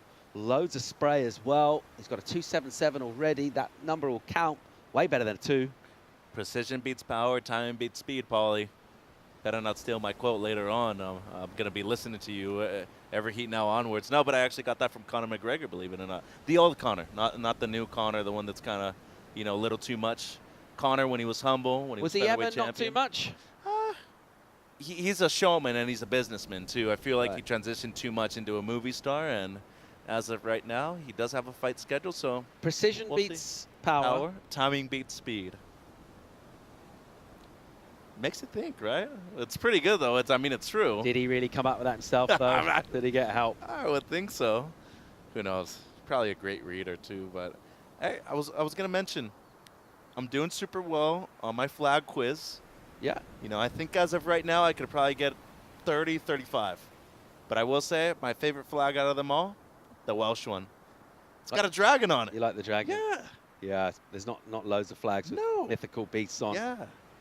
I mean, it might not be mythical, but yeah. So see? I'm telling you, we had a conversation last night. You don't think Godzilla's real? These could all of a sudden be out there. We could see the Loch Ness Monster, too. I'm telling you. Put it out there. I want to see some photos, some evidence. We are looking at just 6 minutes and 20 to go in this. Numbers for Dayfree Mendez. Good one. 5.83. Solid. Goes to the lead with that. Here goes Arthur Buick flying. That Welsh Dragon on the flag. Does well to recover on the bottom turn. And then get some good spray, actually. That's that timing that you were talking about. Doesn't put loads of board into it, but just the fact that the wave had power when he got there. Got a bit of spray. It looked cool. A bit lateral, too, as we see Killian now. Switzerland wants to go back to first, disappears with an under the lip snap. The Finns lost control, and he'll go under. And he's got a couple of fours, similar kind of numbers for him. I don't think he'll improve that. His total 8.5, very close in behind Mendez, who leads this, but it's all very even right now. We're going to get number for Arthur Buick. We're also looking at 4.37 for Ryan Parkinson. This is anyone's. Yeah, and 5.5 to go in the heat. Really impressed by the Salvadorian team so far. I feel like they've competed super well today, especially in the repechage with a lot on the line. And, you know, more importantly than getting your individual results and whatnot, you want to be able to do overall well as a team and move up your seeding into next year, too, because one thing that we're seeing, especially with the investment, what they've had with, you know, tourism board, with the government, they're going to be putting in a lot of money into surfing. So, you know, you're going to get an investment into the future. Brian Perez, he's going into the Olympics. And I think another big thing, too, is that having the championship tour here come next month to Punta Roca, you're seeing the very best, the elite. So you want to be able to go down there at least a couple of days of the week and check that out and see what you can improve on during a 4-period day event, Paul. Bomb out the back. Let's see if we got any takers here. Mendez, the heat leader with Pryor. Roscoff will have a look. Yeah, he likes it. Surf out of Switzerland. He'll drop in with loads of speed, controlling that board and then snapping into that wind. And it gets slopey here, so some more redirection. Is he better in a 4 there? It's debatable, and he does need a 4.28 to take the lead. And as of right now, Parkinson has the 4.13. Buick doesn't have anything better than a 2.77, so he's needing close to a 6-point ride at the moment to move up into the top 2. But 4 minutes is more than enough time, and as of right now, it's really been the battle of the backups, Paulie. Flag chat. How many volcanoes are on the El Salvadoran flag? There's a little crest in the middle with volcanoes on. 3. 5? Do you know what they represent? I was wrong with that. Hey, give me a little break, though. I've been in the sun most of the day, too, so. Here goes Dayfree Mendez. He's jamming around. He's in the sun. He's throwing up spray. He's increasing the humidity here with turns like that.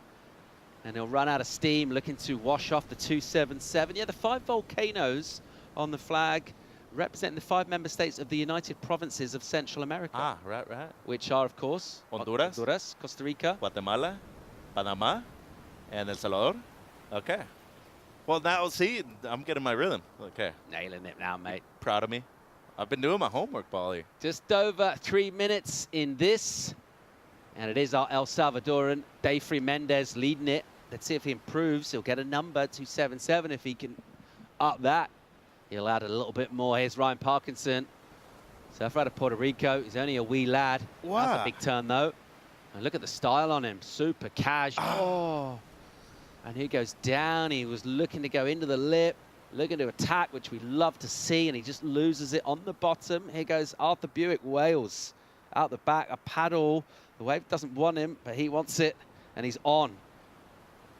And that bottom turn, the board got down away from him a little bit, just lost a little bit of drive, and just in that split second, wave runs away. Yeah, and Parco had, you know, a chance to go for the 4.37 that he was needing. Unfortunately, after the first turn, just slid out a bit too much, and, you know, that's the only bad thing about being a little smaller in these kind of conditions. Most of the time, the wave's going to win that battle, Paul, and as of right now, we've seen that in a few heats in a row. So 2 minutes to go. Still needing a mid-forward, not impossible. He has made it back out. I'd like to see him go right, though. I feel like he's gone left quite a bit. The left's super choppy. Right's a lot cleaner. And as of right now, we haven't seen too many rights in the heat either. That little improvement from Mendez, 2.9 for him. So just adding a touch. It matters, though. Sprinkling a little bit on top of his score could be crucial. This is a low-scored heat. It's a tense heat. And we're looking at Buick from Wales in fourth, looking for 5.73. He's not in the. He was just about to get back in the lineup. Parkinson, second priority, 4.37. He's well capable of that. Let's see if we get a set for him, though. 90 on the clock here, Mitch. There he goes to the south, Paulie, or to the east side, I'd say. Might have a chance at this left. Oh, can't get into it.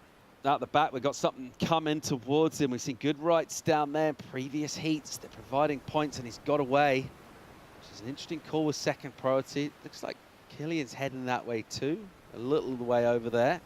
A little time will tick down. It's going to take another 20 seconds or so for this line to get to us, and it could be the last action on this as we go inside that final minute. Yeah, and Parco needing the 4.37. Buick, well, he's needing close to a 6, so it would have to be the second best route of the heat, a 5.73 to be exact. 45 seconds, though. It seems like Parkinson, he's made his way towards that other peak, Paul. He's been looking for it and just needs to be under the lip in order to catch it. That wave will slip underneath him. He's got about 35 seconds to try and find something to stay in this competition as a competitor. 4.37 the requirement, just a little more than his high score. Also, shout out to Ryan Parkinson wearing a helmet, too. Safety over everything. I think that's something that we've been seeing a lot more over the last few years. And you see him kicking the legs there, and he's probably just a little bit annoyed that he's definitely got the surfing to get the 4, but he won't get the opportunity. And that's the thing about this sport. It doesn't really matter how good form you are in, how well you're surfing, how good your boards are working. You do need waves in order to show that. And we're going to run out of time here. And you have to say, well done, El Salvador. We'll watch a wave ridden. This will be after the horn. And it's Roscoff in second place, representing Switzerland. What a cool story to say, representing El Salvador, this country right here. Dayfree Mendez, very well done. Yeah, beautiful stuff right there. Had the best wave of the heat, backed it up with the 2.9 afterwards, and was able to control his emotions towards the end, take away the victory. Wrapping up heat number 14, boys under 16, rapid charge. First round of that. We're at our principal spot of La Bocana. Still plenty of waves coming through. Tide swung in. That'll change things up a little bit. That'll ask a different set of questions from our competitors. We're going to go to break. When we come back, the action will continue. We're going to bring in Shannon Hughes and Barton Lynch for the call. Stay tuned.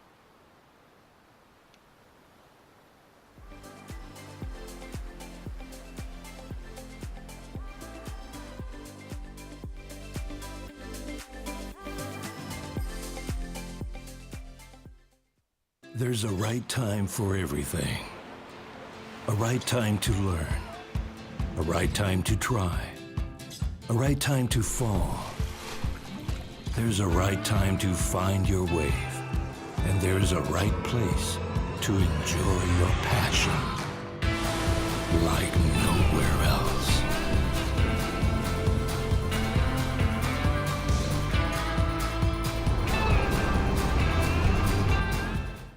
Bienvenidos a la tierra de anfitriones. Aquí somos los campeones del mundo en hacerte sentir especial. Te compartimos olas, volcanes, pueblos históricos y te aseguramos una experiencia de 5,000 estrellas. Porque esta tierra tiene más anfitriones por kilómetro cuadrado que cualquier otro país del mundo. El Salvador, tierra de anfitriones.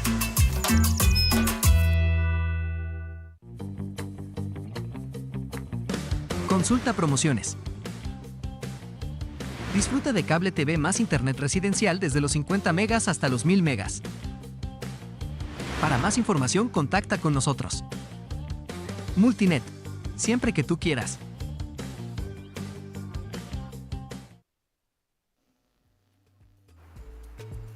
Welcome back to the action here in Surf City, El Salvador for the 2024 ISA World Junior Surfing Championships. It's been a long week so far. We're in day number 5, and we still have 4 more to go. So we're just past that halfway mark as we're more than halfway through today's competition. Before crowning our gold medalists. Out in the lineup, we're currently in heat number 15 for the boys under 16 rapid charge round 1 with Slovakia, Ukraine, Barbados, and Chinese Taipei in the lineup. Tiago, Kitka, Ivan Maneko, Daniel Banfield, and Bo Yu Chen out in the lineup. We've got a 2.83 on the board already for Tiago. Shannon Hughes alongside Barton Lynch for the call. Barton, we might have another little look on the inside here. It's our surfer in red.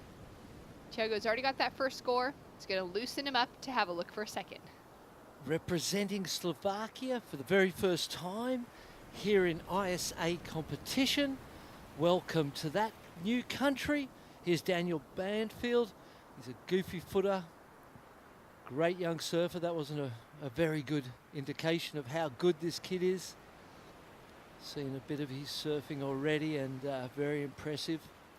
And then Bo Yu Chen, first priority.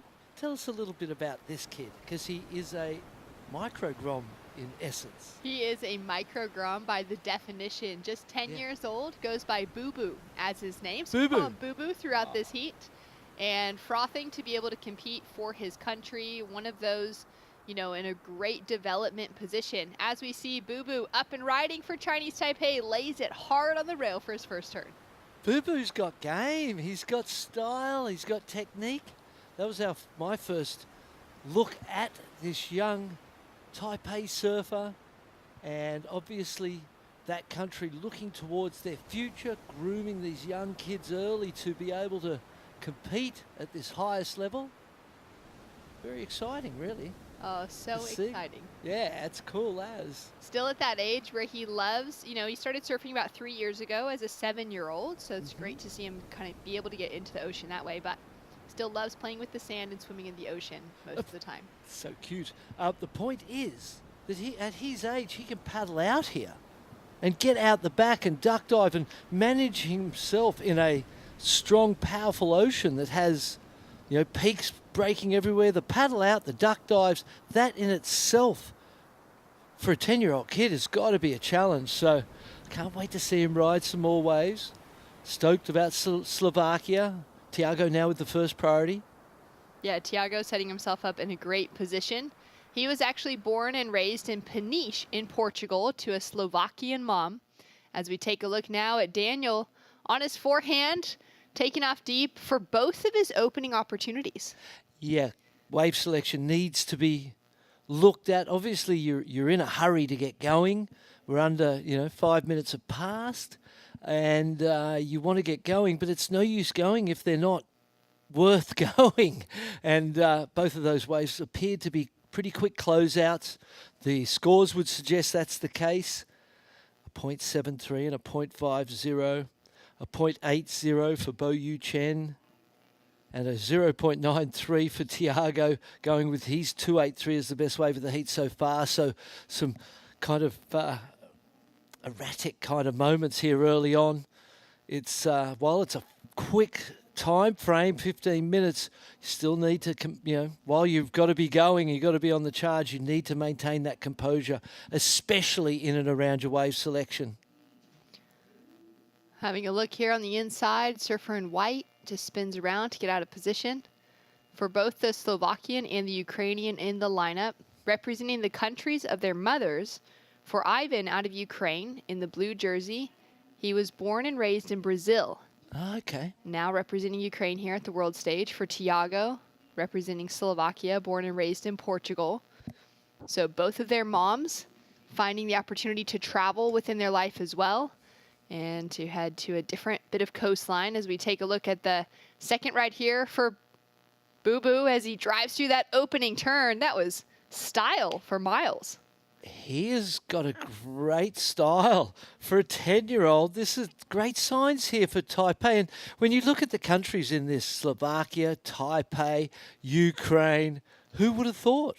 Barbados even, but obviously we know there's waves there and surfers have come out of there. But the other three countries really, welcome to this stage. Welcome to the ISA.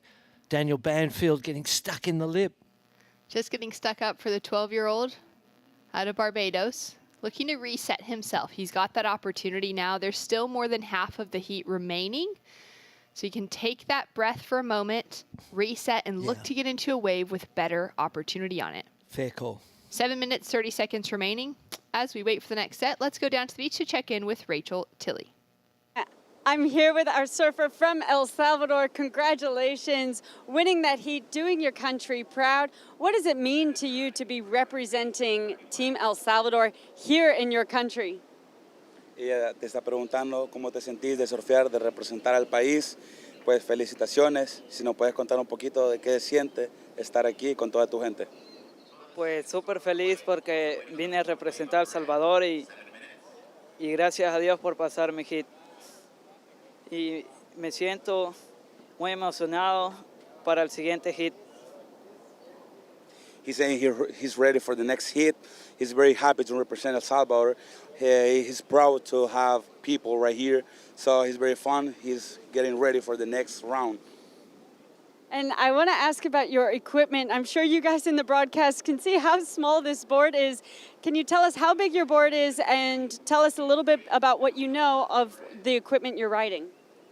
Te pregunta acerca sobre tu tabla. ¿Qué sientes surfear en una tabla pequeña? Si nos puedes contar un poquito acerca de ella, dónde más has surfeado con ella y cómo es la preparación con esa tabla. Pues está muy buena.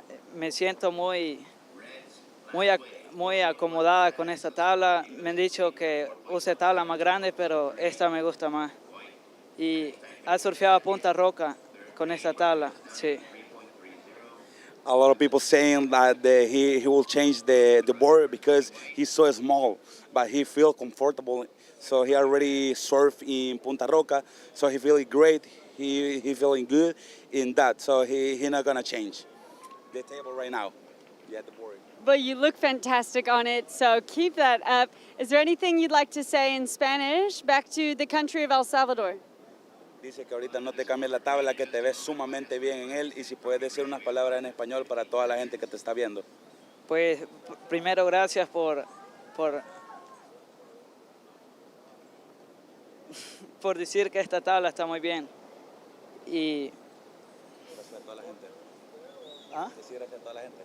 Y gracias a toda la gente que estuvo apoyando a mi familia y a mis amigos. That's perfect. Thank you so much. Congrats and good luck for the next heat.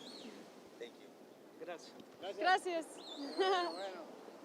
Thank you. What a great opportunity for Day Free to get that, big post-heat interview after a solid win when there's a lot of pressure on the line in the rapid charge rounds, Barton, to be able to break down some of his equipment, loving the way that it feels at all sorts of waves within the region, and getting that opportunity to learn how to start handling himself in those kind of situations. Yeah, that was perfect because it's so innocent and so real. And just a young man finding himself in a World Junior Championships in his home country, doing his first interview, and what a great win for El Salvador. And that young man, I just love that energy and love the backhand re-entry as well. How was that one? That was a great looking turn for Tiago.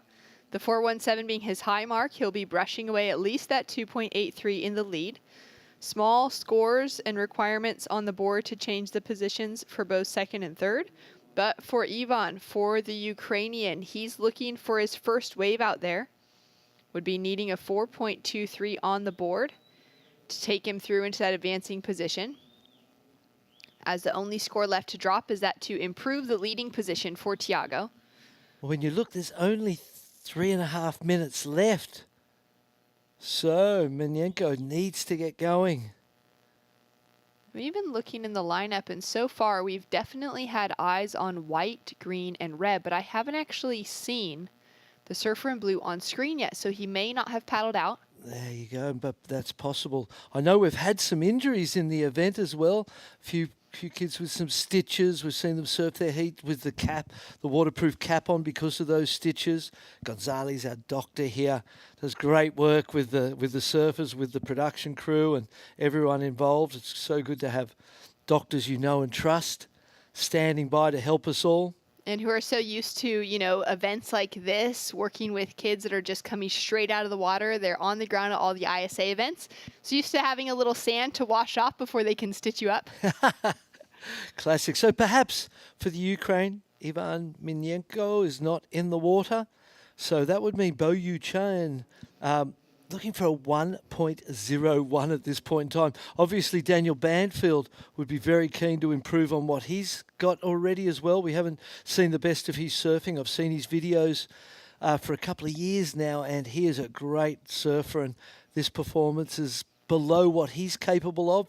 But I'm sure that comes with the pressure of the moment, the 15-minute heats, and the responsibilities that come with representing your family and your country. Kind of challenging conditions as well, as we're nearing that high tide mark. That wind has kicked up through the afternoon, and it's extremely, extremely hot outside. So there's a few things to be factoring in. Now in the water right now, surfer in white has first priority for Bubu Chen out of Chinese Taipei, only needing a 1.01. Although we can see Daniel having a look at this wave, Bubu kind of paddles in underneath him with that priority, and they both decide to give that wave a pass. Down to the final 90 seconds, and it looks like we might see some action. Everyone's trying. They're putting themselves in position. Bo Yu Chen's got first priority. Daniel Banfield, third priority. It really is a battle for second place at this point in time between those two surfers. So close. The 3.5 to a 3.23 and a 0.73 to a 0.80.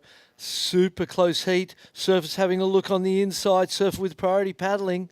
Oh, they're both having a paddle. Neither of them are able to get into it, but you will see the priority roster shift. There it goes. Daniel Banfield just got the opportunity to block, essentially, with the second priority over Bo Yu Chen's third priority. So a big mistake there, but he's a 10-year-old kid learning on the fly here at the ISA World Juniors, and Daniel Banfield lets him get a chance. Lets him get a wave. No, he doesn't quite catch it. It almost just needed to have one more little push from the whitewater. He would have been straight into it. And Daniel Banfield, he needs to get another wave and get rid of that 0.73 as quick as he possibly can, because the pressure's on.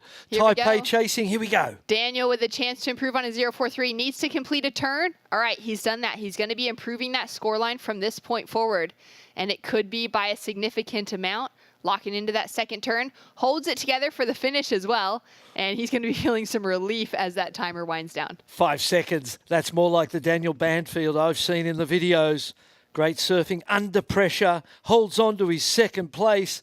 But 10-year-old Bo Yu Chen, we want to hear from him as well. I'd love to see him on camera and just get it. You know, obviously we'd most probably need the translator, but it'd be great to hear his thoughts on this experience. Yeah, what a great experience for the young 10-year-old. There's another 10-year-old in the women's side of the draw, Tegan Sandvig, representing. She's representing Canada. She is equal age, so those two being the youngest in competition this week, which is so exciting to think of their future and the type of surfing we've seen from them so far. Yeah, absolutely. Sharp, sharp rail work from Bo Yu. And beautiful style. Yeah. That was the, you know, as soon as he stood up, you went, oh, okay, this guy's got some. And then he did that beautiful carve for his high score, and that was really good. And here we go. They're making their way in. What a great event for this young man anyway. We're super stoked to have him. Can't wait to watch his future. He is the future of Taipei surfing, and that's going to be a good thing for us to watch. Well, Tiago Kitka from Slovakia takes away a giant win for the nation's first time represented here at the World Junior Championships. We've got more action to come. When we return, it's our final heat for the under-16 boys Repechage Round 1. Bienvenidos a la tierra de anfitriones. Aquí somos los campeones del mundo en hacerte sentir especial. Te compartimos olas, volcanes, pueblos históricos y te aseguramos una experiencia de 5,000 estrellas. Porque esta tierra tiene más anfitriones por kilómetro cuadrado que cualquier otro país del mundo. El Salvador, tierra de anfitriones.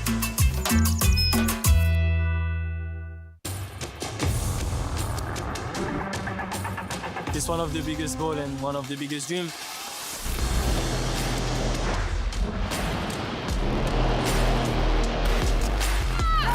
been like an emotional roller coaster. I ask myself, what just happened? Is this real? Every athlete's dream is to, reach that gold medal. I'm on a mission, I think that everything is possible. It's not over till it's over.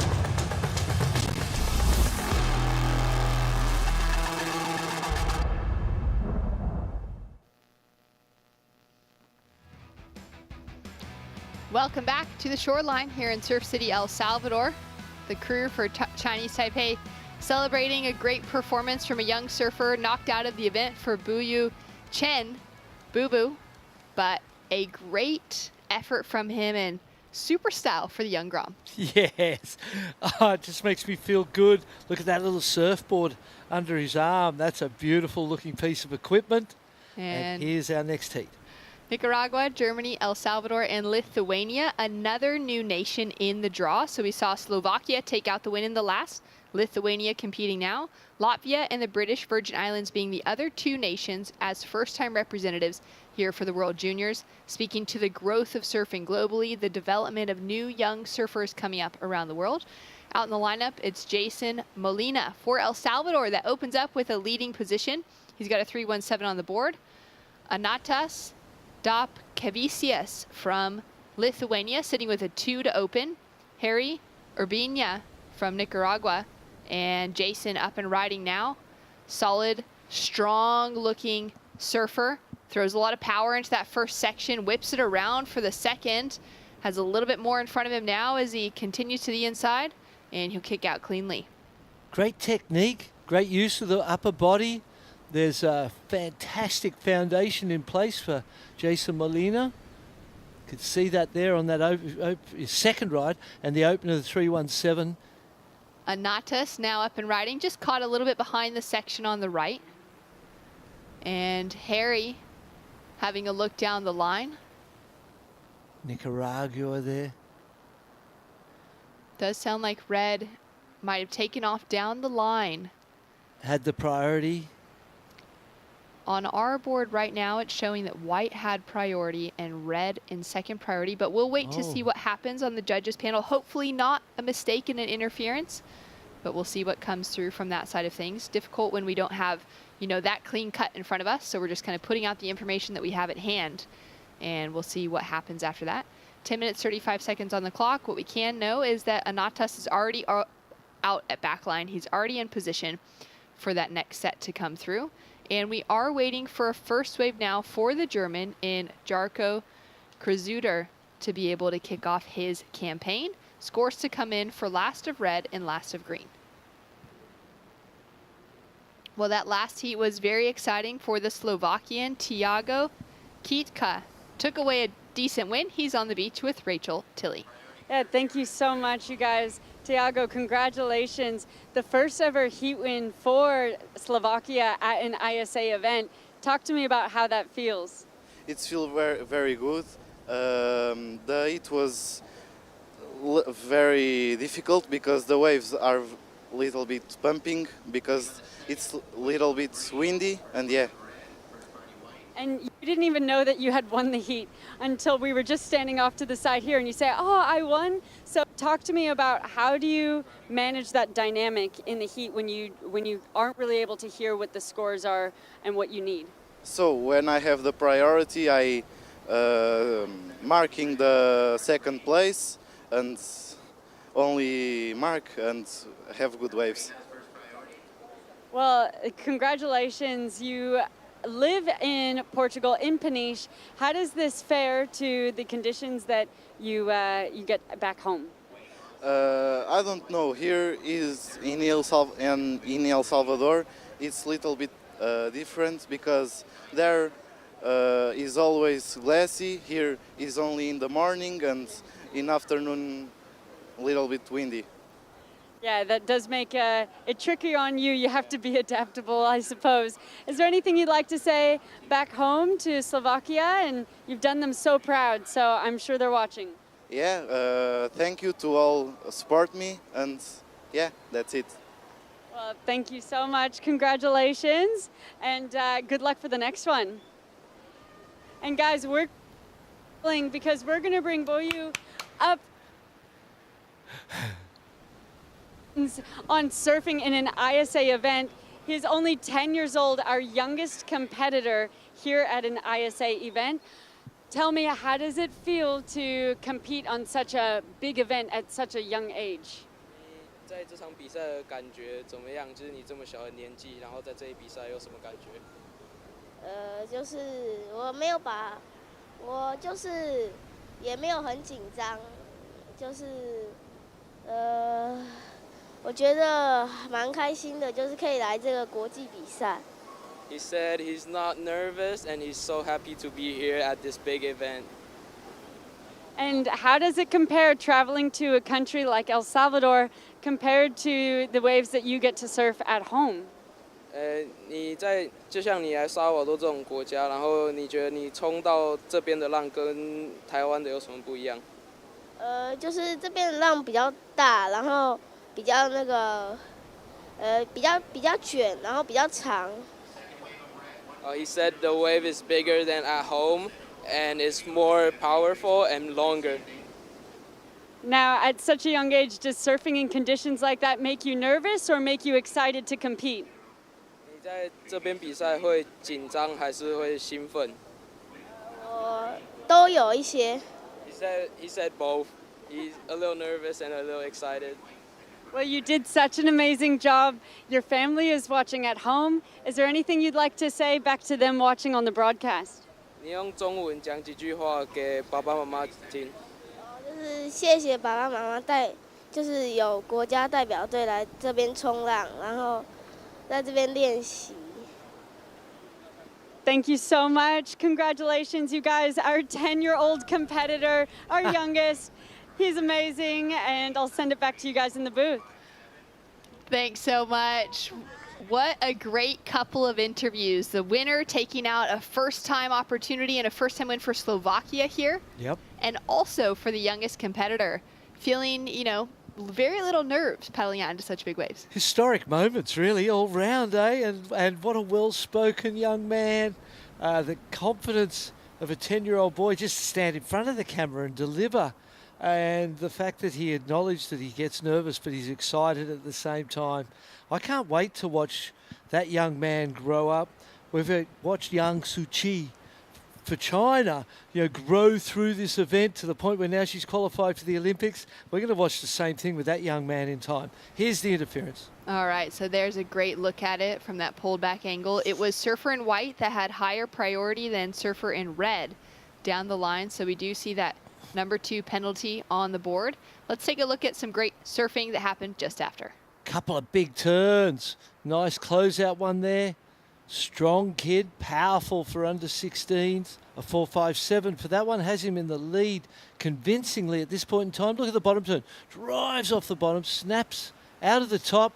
Big section in front. Jumps off just so he doesn't get washed too far in. Make that paddle a little shorter. And 4.57, 3.57, 8.14 total. And second place, needing a 6.14 to catch him. So El Salvador, with 4.44 on the clock, is in a solid position. It's been great to watch the development of this nation and their surfing team. Definitely seeing improvements on the World Surfing Games of last year. Yeah, they're really growing in leaps and bounds. I know the first time the ISA came here with the opportunity for the juniors to be able to compete, there weren't juniors in the draw for El Salvador. Now to be able to see the development of the nation, to see so many more Groms and their level of surfing being identified with those, we see it in those pathway programs across the nation in El Salvador, or across the world, with those power surfing nations like in Australia, USA, etc. For a nation like El Salvador now, they're in that growth and development space. They have that opportunity to start identifying these surfers that can put together great free surfing when they're just out there enjoying the time with their friends, but also able to translate that into good competitive surfing as well. Harry now up and riding on his forehand. Quick snap from the young Nicaraguan, and he'll go down. The unfortunate error at the beginning means that he will have an interference to his name, and it will be a little more challenging for him to take that advancing position because he'll just be counting that single score. Yeah, it wasn't deliberate. And really, in reality, I don't know that there was any impediment of the scoring potential of the surfer in white. The fact that the surfer in white, Antanas, is up and riding again here. All right, great looking snap for that opening section. Sets it up for a second. And as he drives through the inside, he's looking for a 6.4, but also looking to increase on that 2 to put more pressure on third. Oh, and he did that. That was his best wave for sure. Couple of nice backhand re-entries out of the top of the wave there. Red again. Up and riding on the inside. Oh! Goes to kind of ride that coping for a second. And with the interference, that's the type of surfing you're going to have to do to advance. And you may as well do it just to, you know, create a level of comfort with going for it in the jersey. It's easy to do in a free surf, but it's a little more difficult once you pull on the competition jersey. Also a surfer from Germany out in the lineup in Jarko. We haven't seen actually eyes on him either. We definitely haven't seen any waves come through for him. So it may be a similar situation to the last where he hasn't actually checked in for his heat. We'll see if we can get an update on that. But for right now, that battle for second is looking more favorable for the Lithuanian. A 3.3 drops in, and it now means on a single score that our surfer out of Nicaragua, the 12-year-old Harry, is going to need a 5.03 to take it into an advancing position. Paddle form now on the inside. Great looking board under his feet. Love that faded spray. Bright colors as he lines it up. Goes for a little combination of major maneuvers through the inside section with a pretty mature looking float there. Yeah, capable. Unfortunate with the interference. And for green and white, if indeed blue Jarko hasn't checked in, the German surfer, and then there's an interference on the third place surfer, you would have to feel pretty good about Lithuania's chances of getting through repechage round 1. That's exactly right. We're down to 1 minute, 15 seconds on the board. And for Anatas from Lithuania, he took up surfing at 11 years old, just a few years ago during COVID, on a trip to Fuerteventura in the Canary Islands. Has an older brother, and sorry, he's the oldest, but he's got a brother and 4 little sisters underneath him. So we could be seeing in years to come, you know, the full team of Lithuania packed out with the siblings. Classic stuff here. Day 5, the ISA World Junior Surfing Championships, and every day has had waves so far. You were here for the World Longboard titles before this event, and that too had waves every day. And all we keep hearing, I was talking to a fellow staff member who said he'd been here 10 times and had never seen it under chest high. That's the same with me. I've never seen it smaller than maybe what we had on our opening day, where it was kind of like, you know, a bit playful, couple sets, but just kind of those smaller shoulder high days. How does that happen? 10 seconds on the clock though. Here we go paddling. An opportunity to just take himself into that advancing position. He's already sitting in it and getting to know this wave at Labokana even better. A couple great snaps on his backhand. Surfs at home on the Baltic Sea. Feeling stoked to get some big, powerful ocean energy here in El Salvador. And Anatas will be taking through that advancing position just behind Jason from El Salvador. Well, congratulations to the host nation, El Salvador, a win there. And then Lithuania, advancement for the first time in ISA history. So a big moment there for that country. Yeah, they had another surfer in the draw, Goda. She did fall out of the girls' side of the repechage rounds earlier on today. So Anatas flying the flag strong, and love the crew cheering him on. Great surfing from Jason. We're going to hear from him shortly. El Salvador keeping it on a roll. Couple heats right after another with those heat wins. We'll be back with more action when we return. We're heading into repechage round 2 for our under 18 boys.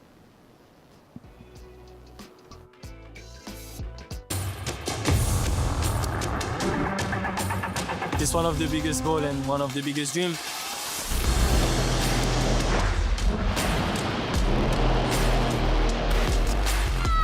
It's been like an emotional roller coaster. I ask myself, what just happened? Is this real? Every athlete's dream is to, you know, reach that gold medal. I'm on a mission, you know. I think that everything is possible. It's not over till it's over.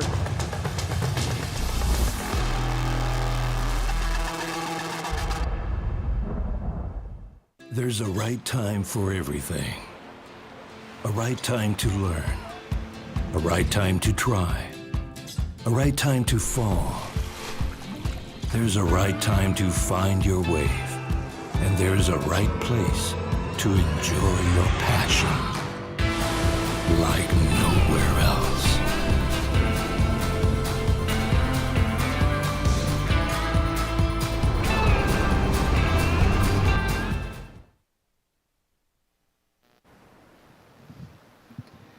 Welcome back to the sunny skies here in El Salvador, Surf City, where the ISA World Junior Surfing Championships was taking place. Just like last week, we had the Longboard World Championships, which was exciting. But now we got the world's best juniors. 440 of them started out the week, and now we're starting to knock some out, as it is the Repecharge rounds, and this will be the second Repecharge round for our under 18 boys. Trinidad and Tobago, Brazil, China, and Canada represented in the water, with Aiden Albeida, Rafael Barbosa, Chen Zing Wang, and Shea Breweiler. A couple of those surfers that we've already seen competing today, and they're, pulling double time between the under 16s and the under 18s, also having opened up with those under 18 rounds this morning. We've got a lot of surfing underway. Yeah, it's, in the heat, it's a busy, busy day for these guys. Aiden Albeida, we saw him earlier today. Got through in the 16s, looking to do the same here. Opening right, pumping down, waiting for it to stand up inside. Gets a closeout re-entry there. Little tap of the white water. Fair opener. He's going to put that score on the board to kick off his campaign. It's a 3.33. And we've seen that sort of level of score be influential throughout that first round. As we take a look now at a wave from Shea Breweiler. He also had a great opportunity earlier to be making it through some heats. Timing out this end section. Little snap, doesn't really commit fully to what that wave was kind of bringing towards him, but he's going to put a completed wave on the board. And that's the important thing at this point in time. Nothing worse than falling on your first wave of heat. It just puts the jitters into you right from the start. Makes you start, thinking about things, activates the mind. First priority now with China. Aiden Albeida with the 3.33 to start. And second priority. Here we go, China. Wang now up and riding. Good looking wave in front of him. Oh, so much power into that first turn. That's all he's going to be able to do, and that's just fine. That was the perfect sound effect. Thank you. It was so good. It was a full snapping turn. Big, powerful kid. I went, wow. It was impressive, wasn't it? Just the ease with which he did it. Jumps to his feet, as we see it on the replay. Pumps, waits, holds himself, extends, opens it up, lays the back arm back on the wave face, snaps the tail of the board, releases the fins. Beautiful first turn. It's going to be better than that 3.33, I would imagine. And we'll take one more look at it here from the drone angle. Scores in for the first wave of Shea, a 5-point ride. Yeah, it had a lovely backhand re-entry there. So we'll see where Last of Blue drops in between those two of the 3.3 and the 5-point ride for that single big maneuver. Aiden up and riding again, looking for a second. In a good position to be able to tag the opening section. Goes straight into the bottom turn and drives right off of it into the top turn. No pumping, no, struggle going from that first maneuver into the second. Yeah, beautiful. I thought he'd left the bottom turn a little long. I was worried for him. He just got there right in time, as does Shea. Phone, what's going on out here? Things out the back on the opening turn, throws heaps of spray on the second, just gently places that third one again to make sure he gets to completion. Worked out well for him on that last wave, putting a 5 on the board. That was it. These last 3 waves have been really, really substantial. Yeah, authoritative surfing, fast, loose, powerful, all of those elements that you need to come together. We've seen it all. 5.87 for China. Wins the opening exchange. Yeah, that's a huge moment. A 4.83 on the board for Rafael, and 2 more scores to drop. As we've got 9 minutes remaining on the clock, let's check in now with the winner of our final heat out of the boys' repechage round, another surfer from the local contingency out of El Salvador, Jason. Thank you so much, you guys. Jason, congratulations. A big win for you and Team El Salvador. Both your team, you and your teammate, winning your heats and advancing to the next round. What does that mean to you to be representing your country here? Dice, felicidades Jason por esta victoria, que estamos en racha, que tu compañero del hit anterior también ganó, El Salvador. ¿Qué se siente para vos surfear en tu casa, con tu gente, con tu familia viéndote? La verdad se siente súper increíble surfear en casa con mi gente, súper contento por avanzar a la siguiente ronda. He's feeling great, he feels amazing. I enjoy it with the family, with the people. He loved the support of all the people around El Salvador, so he's very happy to advance to the next round. Well, El Salvador is an amazing country. They've been so welcoming, and it's great to see the support that they're putting behind you and your team. What do you make of these waves out here? The waves are a little tricky this afternoon, but you'd be familiar with it. What did you think of the conditions today? Dice que las olas esta tarde estaban un poquito complicadas, un poquito difíciles de descifrar. ¿Qué se siente surfear en estas condiciones, teniendo en cuenta que es tu casa y que la gente siempre está apoyando? La verdad, la ola siempre un poco difícil, la condición, pero siempre tiene buena línea y buena pared para sacar un buen resultado. The walls and the lines, he's looking for the best. They're always good, have the support of the people again, but he loves, he is his home, and he's gonna try always to make the best to represent the country. Well, you're doing them so proud. Is there anything, they're all watching, is there anything you'd like to say to anyone watching on the broadcast? ¿Qué te gustaría decirle a todas las personas que te están viendo, que te están viendo en el streaming? Un saludo a todos para los que me están viendo, especialmente a Matías Sosa de Uruguay y a toda mi familia que me está viendo. Thank you so much. Congratulations, and back to you guys in the booth. Well spoken from a young representative here for the local contingency in El Salvador. Great to see those kids from that crew making it through some rounds here. And to see the massive improvements in El Salvadorian surfing over those last few years, you know. It speaks volumes to the opportunity that exists for the kids, for the country. We've seen it in Portugal, you know, how they've embraced surfing and used it as a commodity to help their nation. Nazaré has turned into a tourist attraction of, you know, that the world wants to go and see. And we've seen, you know, now to see El Salvador on that same path and recognising the value of surfing, the opportunity for the country and the kids and the people is... it's great to be a part of that, helping the rebuild of this nation. Well, a couple surfers rebuilding their campaign in this heat. A 7.6 on the board for Rafael for Barbados, a 7.33 on the board for Shea of Canada. And that leaves some bigger questions to be answered for third and fourth as we take a look at the 7.60. All in the speed. Such fast surfing.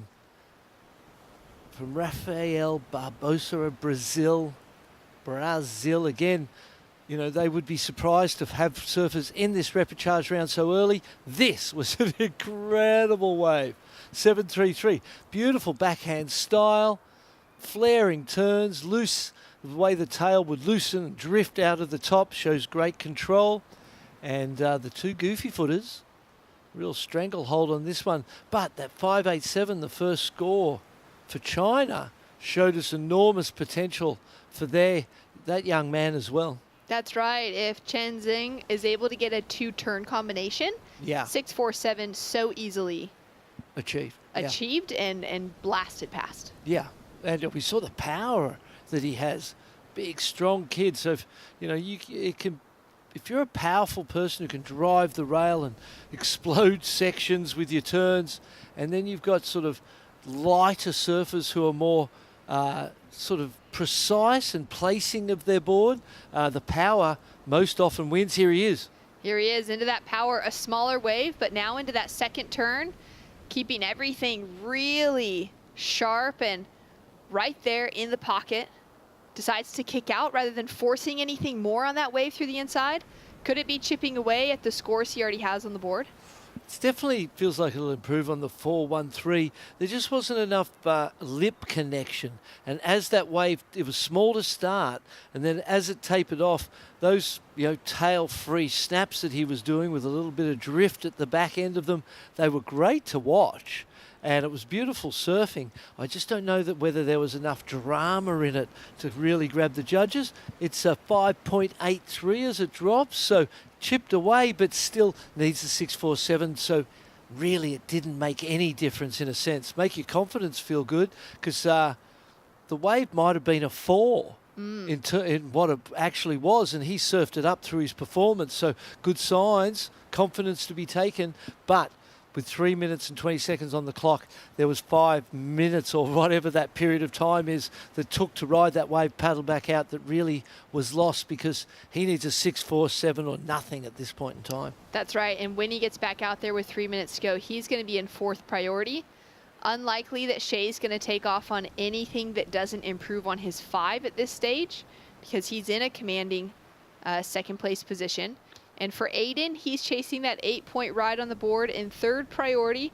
So he's going to kind of have to go for broke at this stage. It'll be hard for him to chip away with 2 scores because there's not that much time on the clock. Great looking backhand re-entry for the start. Sets it up with a powerful connection on the 2nd. Now this wave hopefully will stand up for him here. Offer him something solid to finish with. He does well to just keep that momentum moving forward for the 15-year-old. Still alive in the 16s. Still alive in the 16s as well. And that was a beautiful wave, wasn't it? Beautiful surfing, powerful first turn, gave himself every chance. He's still got 2 minutes, so that will replace one of those scores 100%. Let's have a look on the replay. Big first turn. Lovely. He gets around the corner. 2nd snap is tight and authoritative as well. 3rd little snap back to the whitewater. It stands up nice. He gets a little chippy turn right there and cuts out with style. That was a fantastic ride. I feel like that potentially matches some of those 7s. And if he does that, it's going to lower the arse significantly and put him right into contention. That was exactly the sort of wave he needs right now. He'll be in the 4th priority. So you might want to get away from those other guys and create some space for yourself. Judges still considering it. The sooner he hears this score, the better. Great heat all around. Everyone's surfing super well. Everyone's now had the opportunity to get a wave that could facilitate a big score as well. And the first heat of round 2, and you go, wow, things have just stepped up significantly. A 6.13 on the board for last of Aiden. Now he's only chasing a 6.21 to get himself the the advancing position. This is repecharge, which means bottom 2 surfers are eliminated from competition. Top 2 advancing forward. A 6.47 is the requirement now for China's Wang up and riding. It's a small wave. He's putting a lot of effort into it. Does it have the scoring potential in it as it goes soft on the inside section? He was also sitting in that 4th priority or then 3rd priority position. So at that stage, kind of recognizing he may as well go. Well, the surfers in 1st and 2nd have got 1st and 2nd priority, so they've got a sort of stranglehold, so to speak. Aiden Albeida just doing what he can, whatever he can to try and push the scores up. If the last one was a 6.13, this is not going to be good enough. China, Wang just finished his ride as well, so 3rd and 4th, desperately trying to create something, but those waves weren't big enough or good enough to get the scores, I don't think. Fun little opportunity for an exchange on the finish. Shea would love to walk away with a heat win. He's chasing only a 5.11. This wave has some clean potential on it. Snap to start. Just connects with that foam to finish off with down the line. And it might be a little late for Rafael for this to be a counting wave in his heat. So he's going to have a little knee boarding to come in on. And it looks like he'll be holding on potentially to that leading position off the wave of last of Shea. 100%. I think those results stay as they were into the last 5 minutes. But as you said during the call, what an incredible standard of performance. Repecharge round 2, and these 4 kids all stepped it up so much, as we see Aiden on the replay urgently trying to create opportunity for himself. Great surfing, just the quality of the wave's going to let him down in regard to the score. Yeah, unfortunate that he wasn't able to get the better wave opportunity on the finish. Same as Chenzing Wang. for Team China, had all of the potential in his surfing, just didn't have the wave that was going to allow him to even push that score higher. The way he did with that 5.83, push that score up, he would have needed something that much better to get himself close to the sevens. Yeah, definitely. So, first heat down for our under 18 boys, rapid charge round 1. And more surfing to come through the day. We're going to be running through 10 heats for our rapid charge round 2 for the under 18 boys. We're running through the first 10 heats of that this afternoon, and we'll have more action to come. As you can see, Aiden just finishing off on the inside, unfortunately unable to get the advancing position in the under 18s. Yeah, congratulations to all 4 boys. Fantastic performance.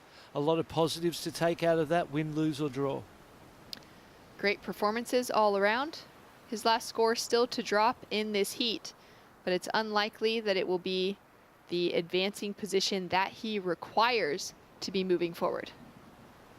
Yeah, I agree.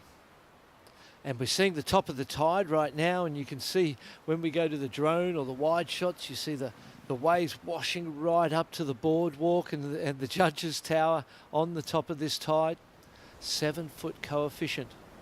Let's go to a quick break. When we return, more action from the under 18 boys.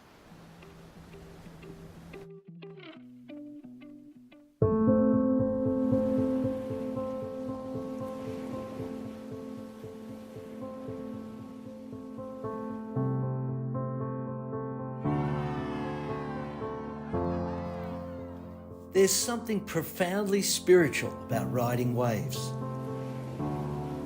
Water is transformative, healing.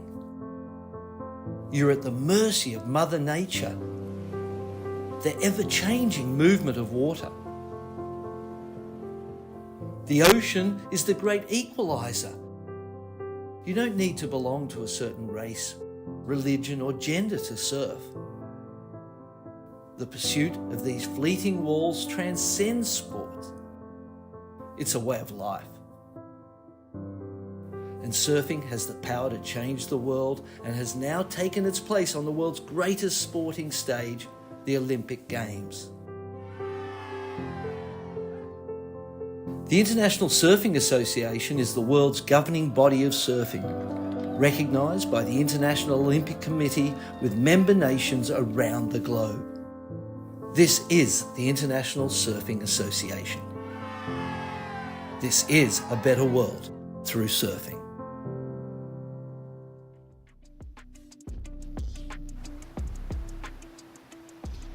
Welcome back to some great surfing here with 441 of the world's best juniors in the lineup this week, representing 54 different nations. Spain, France, Chinese Taipei, and Costa Rica being only 4 of them, 50 more in the draw this week. Yep. And some great young surfers in this heat. Inigo Medina, Alfonso Suarez, John Chan, and Ethan Hollander representing Costa Rica. I have a feeling this one is going to be fireworks. We've seen some great surfing in the last few with big scoring potential. That last heat as well, you know. Big requirements on the board, but also because surfers had been doing just enough to nearly make it, but were maybe shy by a point on a wave here and there. Yeah, well, that heat we just kept going into the sevens for advancement, didn't we? And we hadn't done that yet. So as we've progressed through the rounds, round 2 of the rapid charge, the performance is climbing at the same time. Here's some power. Alfonso bringing a lot of power to that 3-turn combination. Whips it around to finish on the inside. Barton Lynch's. It pushed me back in my seat. I had to sort of sit back and take it all in. It's got to be an excellent ride in my mind. You know, you don't want to go too high too early in a heat, but that last turn was as good as we've seen. The whole event comes from really deep on this replay. First snap, you just go, wow, this kid's got power. Second one's incredible. The third is even better. Money and points written all over that wave, and you can see where he got it from. He was outside a little bit, way deep, so he controlled the lineup beautifully. That last turn was as big and good as they get. The judges are going to love that, and I did too. That was incredible surfing, and straight away, here we go. Ethan Hollander. Up and riding now, the Costa Rican. Into that first turn, throws that tail around.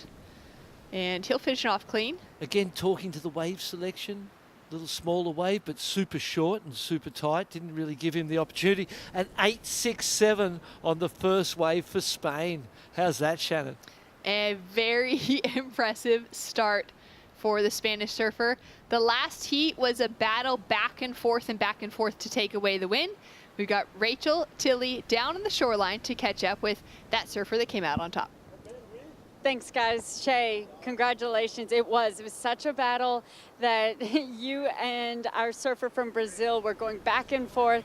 You got the score at the very end to switch it back into the lead. Talk to me about that. Yeah, I was super happy. I stuck to my game plan and started out strong with one all right score, and then backed it up with a good score. And then Blue only needed like a 6, so I kind of sat on him for the rest of the heat, which was hard. It was a long time till the rest of the heat, and then just getting that last wave with like 20 seconds to get the score to jump in the first, I was super stoked. So thinking about priority and strategy like that, how do you and your team practice those things and talk about those things prior to a heat? Yeah, just like if you're in second and Blue's like such a gnarly surfer, he surfs so good, and he didn't need that big of a score.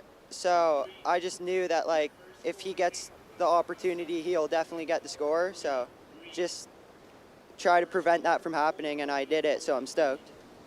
And competing in El Salvador in a place that's a lot hotter than it would be surfing at home, how have you been adjusting to these conditions and board shorts and the heat? Yeah, I came like a week or two before the comp, and I've just been surfing out here in Sunzel every day.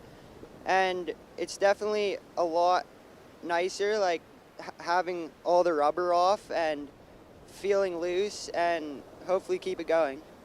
Well, I'm sure you will. You were looking loose. So is there anything you'd like to say to Canada and anyone watching at home? I just want to say thank you for everyone supporting me, and thank you to my sponsors and my mom and dad and my brother and sister. Thank you, guys. Well, thank you so much. Good luck for the next ones, and back to you guys.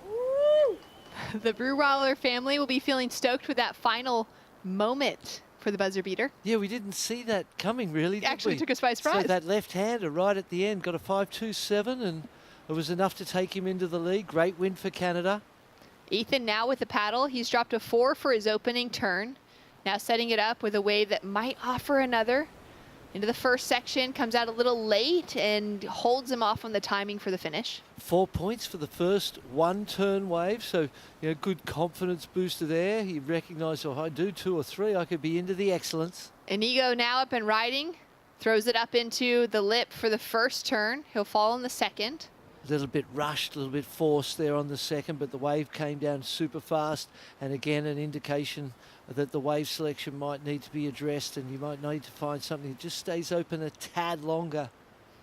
Has been a good thing to keep in mind for everyone out there. We've seen a lot of those takeoffs where surfers kind of checking left to right as they paddle, decide to go one way or the other, but it seems like regardless of which direction they go, that wave's going to shut down in front anyways. We have seen that, haven't we? Preparing Keo Chabrier for Tahiti.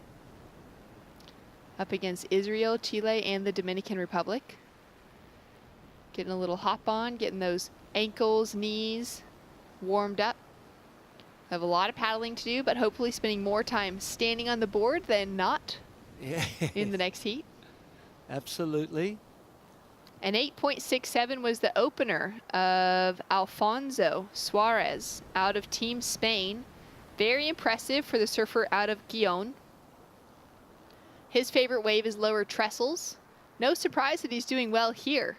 Yeah, cobblestone break. A lot of similarities between here and lower trestles. A little more power here, but that's kind of about it. Yeah, the interesting favorite wave. I mean, it's a hot doggy, great fun wave, but I can think of a few better than that.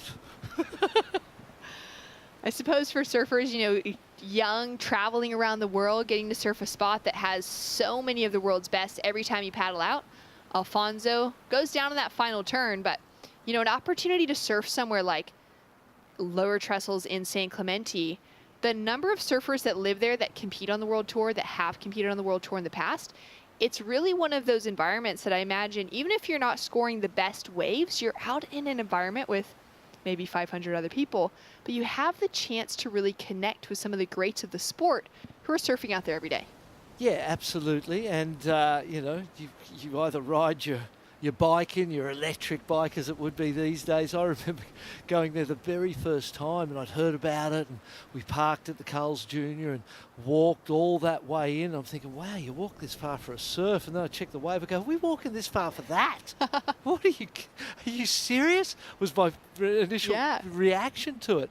But as you said, there is a hotbed of surfing talent and surfing culture, and that town is one of the greatest surf towns in the world. You know, Hossegor in France, Torquay. There's those places that are renowned for their surf culture, and San Clemente, definitely one of them. A lot of great kids, and the whole 2% movement going down now, with Kalohe and Dino at the charge, and then all the guys on the CT, Griff just killing it, running around in the yellow jersey, and them doing well on the Challenger Series. So much great things happening out of that town.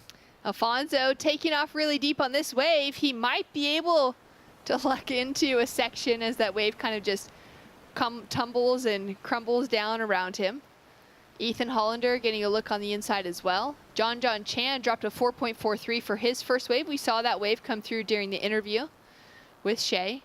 He's now in position to take off on this one. He's going to swing around, holding on to first priority. It's going to be a little bit of a late takeoff.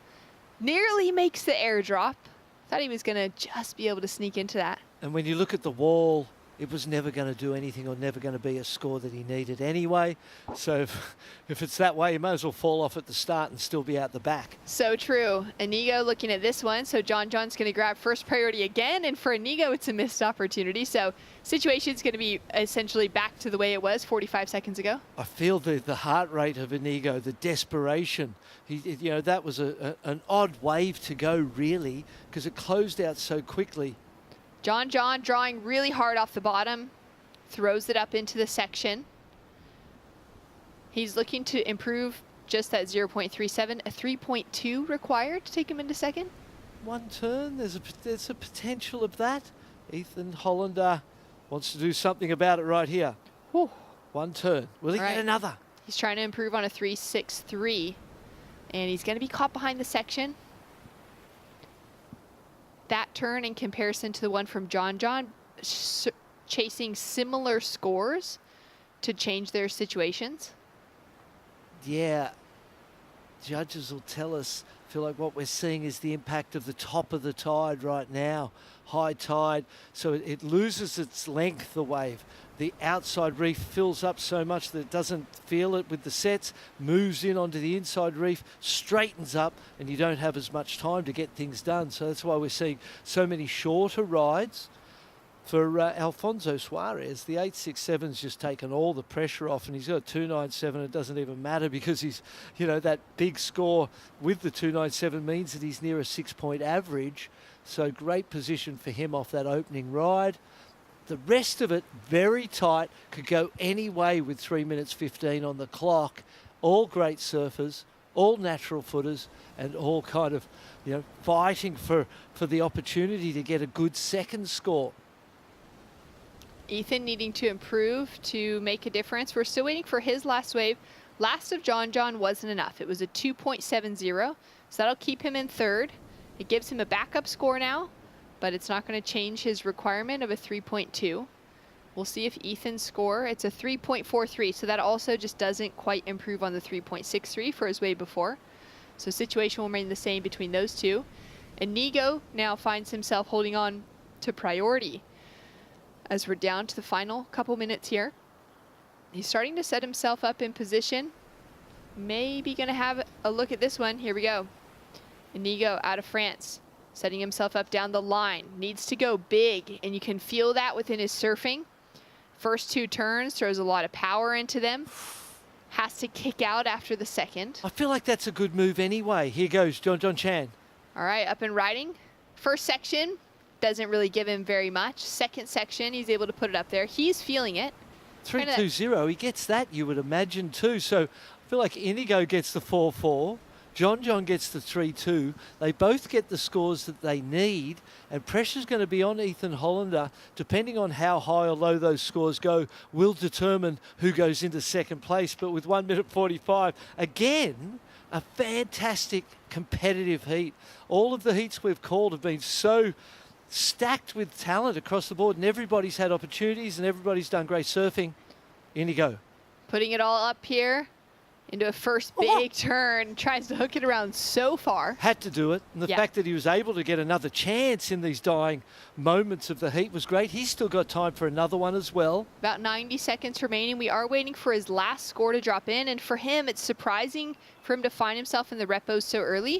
Of course, now in the under 18s, but just 2 years ago at this break, he walked away with the silver medal in the under 16s division, a former runner-up to that gold medal, that world champion title. Now finding himself competing in that upper division, a big stacked heat that he would have had in those first couple of rounds. He's doing well to try and get himself back into that position, and we'll see where that score falls through. A 5.27 for last of Alfonso increases his leading position, and Inigo, the silver medalist from 2022, goes down again. Goes down, but his last score drops. It's a 5.6, so that doesn't even matter. He's going to hear, as he's grabbing that board, that he's just jumped into the advancing position. Leaves Ethan Hollander chasing a 4.84. Power surfing. He's getting the job done. He's certainly getting the job done with that. Wow, he feels like he got it. And it was great surfing. John Chan as well, still waiting on a score for him. He's up and riding here as well. What a finish to this heat. He's claiming it. The energy is through the roof. The froth for all four of these young kids has just been amazing. What a great heat. What a great bunch of heats that we have got to call this time round, and particularly the first two heats of the boys 18s, Repcharge round 2, have been smokers. Oh, they have all come out firing. You know, some of these surfers would have either advanced through this morning or they fell out later in the draw than those early surfers. So they've kind of each had the positive moments already of a heat advancement, as well as now finding themselves with their backs against the wall. We're waiting for scores to drop through. Ethan Hollander chasing a 4.84. It was a smaller wave, but it was powerful, precise surfing for those three turns. I think he gets it. Let's take a look, though, at John's, because we missed the action here. Beautiful snap, and then into the closeout turn, two-turn combination. It's really good. He needs it. Oh, here we go. He gets it. John goes into second with a 5.2, but we don't have a score yet for this of Inigo. It needs to be a 4.03. I think he gets it. Three-turn combination. Beautiful flowing with an amazing emotional plea. Clap of the hands. Let's see where this score comes in. Now, I just misread that. Ethan actually needs a 5.63 because the score of John's changed the situation. He was chasing a mid-range 4. He had it. Now to get a 5.63, the comparison between that and the 5.2 of John on that last exchange, I feel like it was better. And there's every chance. There's every chance, and I also liked that wave more. He was able to find that third turn, and every turn was one of consequence. Yep, and it was a frothy face, but he was so clean and sharp and precise on the rail. There was spray flaring.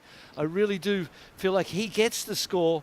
But I'm throwing out props to all four of these surfers. Here we go. Results are in. A 5.87 for last of Ethan Hollander. Well-deserved on the finish. Takes him up into second. John into third. The celebration. The Costa Ricans are going wild.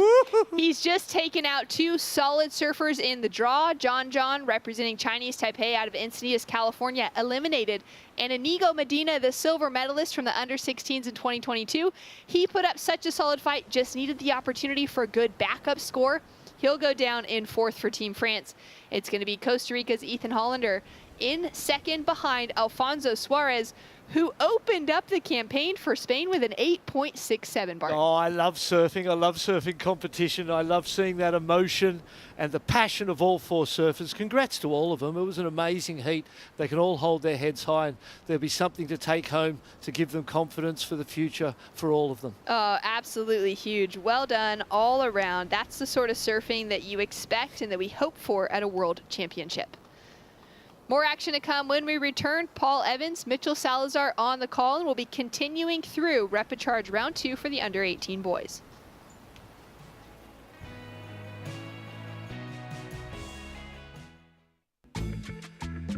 Welcome to day 2 of competition for the Surf City El Salvador ISA World Junior Surfing Championship. These are our top single wave scores for day 2 of competition.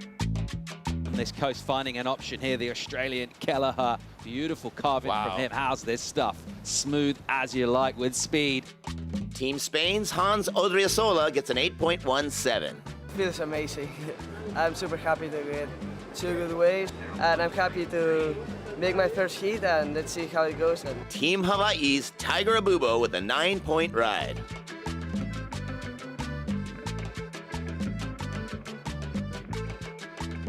Eden Walla with an 8.73 for Team USA.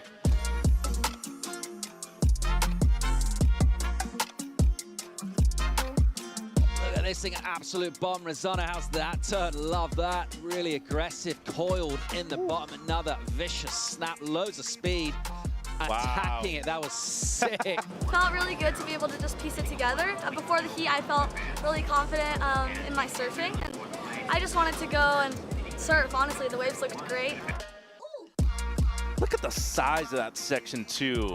But to be able to get, first of all, the highest score of the women's U18 event so far. Tia Zabrowski with a 9.17 for Team France. Beautiful looking hook to start, lines it up for the second one. That wraps up day 2 of competition for the Surf City El Salvador ISA World Junior Surfing Championship.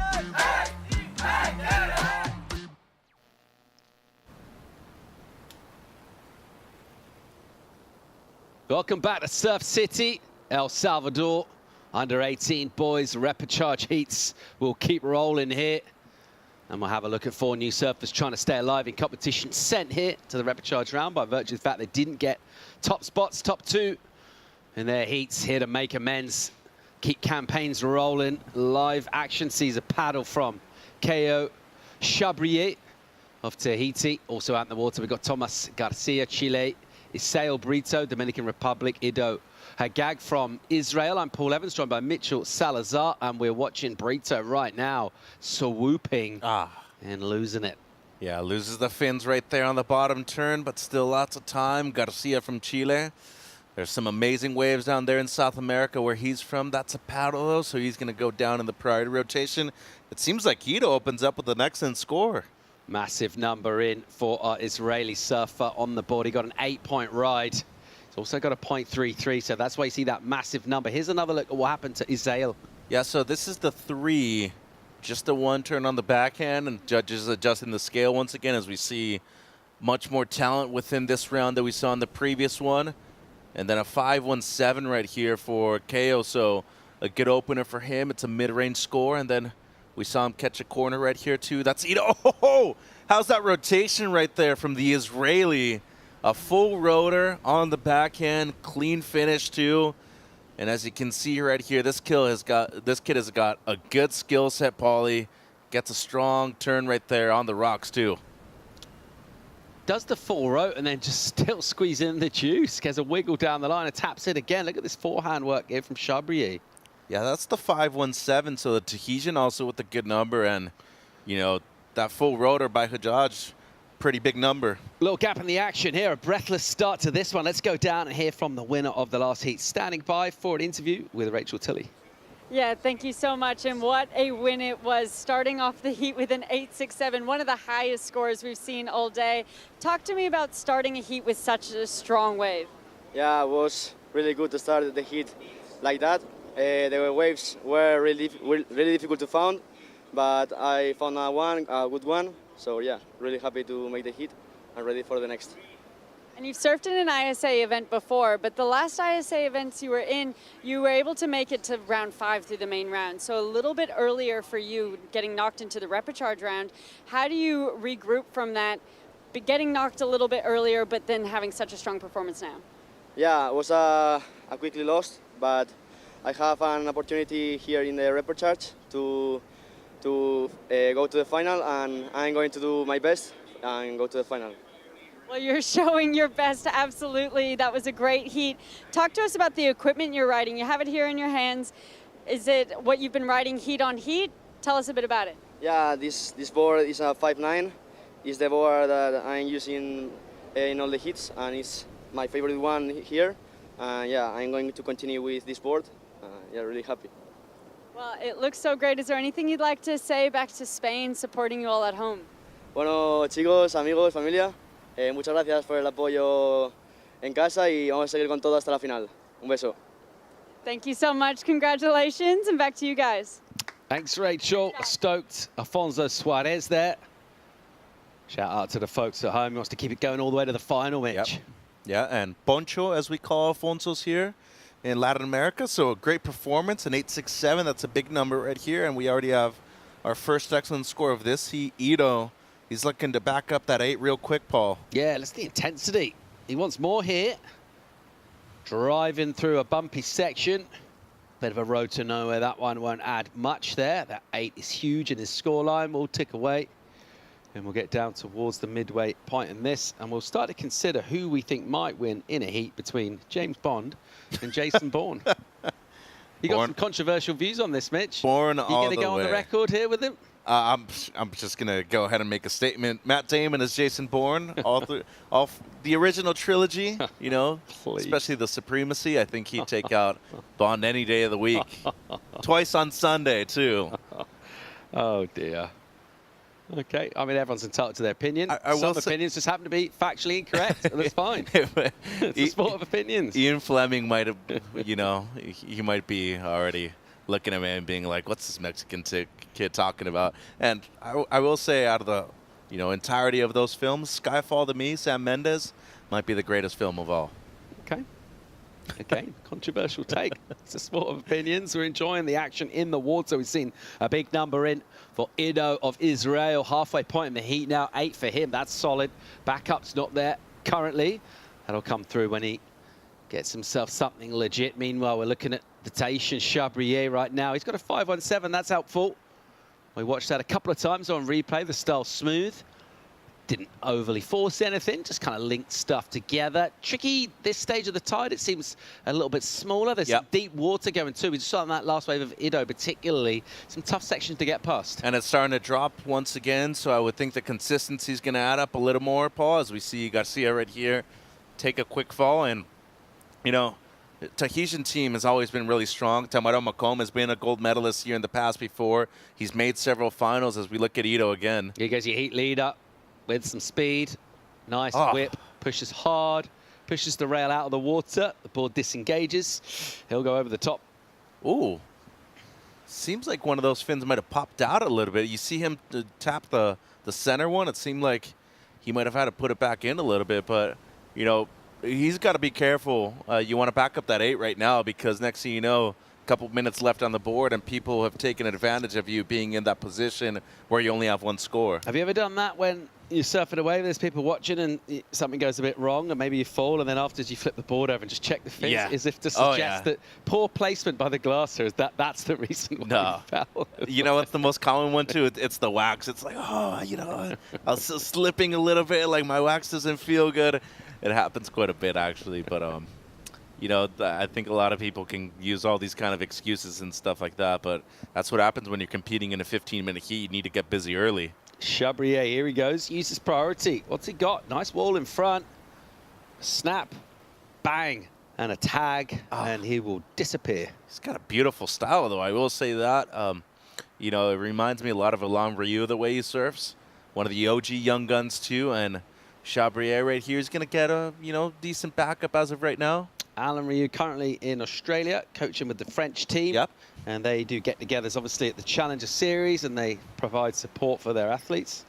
If my social media is to believe, I think Fafaru Alain Ryu, last time I saw him, he was playing golf with Ronnie Blakey and Josh Kerr. Yeah, Fafaru, do you know? That's his nickname in Tahiti. Does it have a meaning, or? I'm sure it does. We'll see if we can find out. We'll ask the team. We'll have to. Trevor David probably knows, the coach right now for Team Tahiti here. But yeah, I mean, I think Alain, Hira, all those guys, Tamaro Macomb, and of course, Manoa Drolet have done amazing things to represent that area. And of course, given that they have awesome waves, I feel like talent was going to develop naturally, Paul.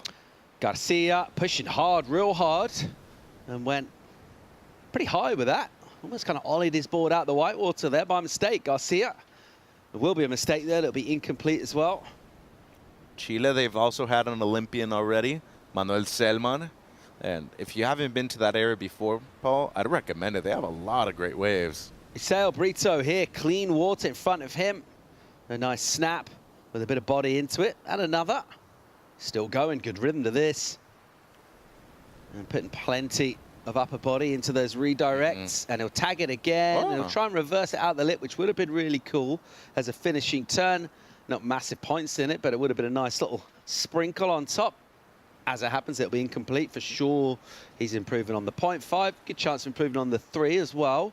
If he gets a 5.5, he'll move up. He doesn't. It's 3.73. So he does move up, but he's still in third. Yeah, and once again, Ito has to be very careful right here. 320.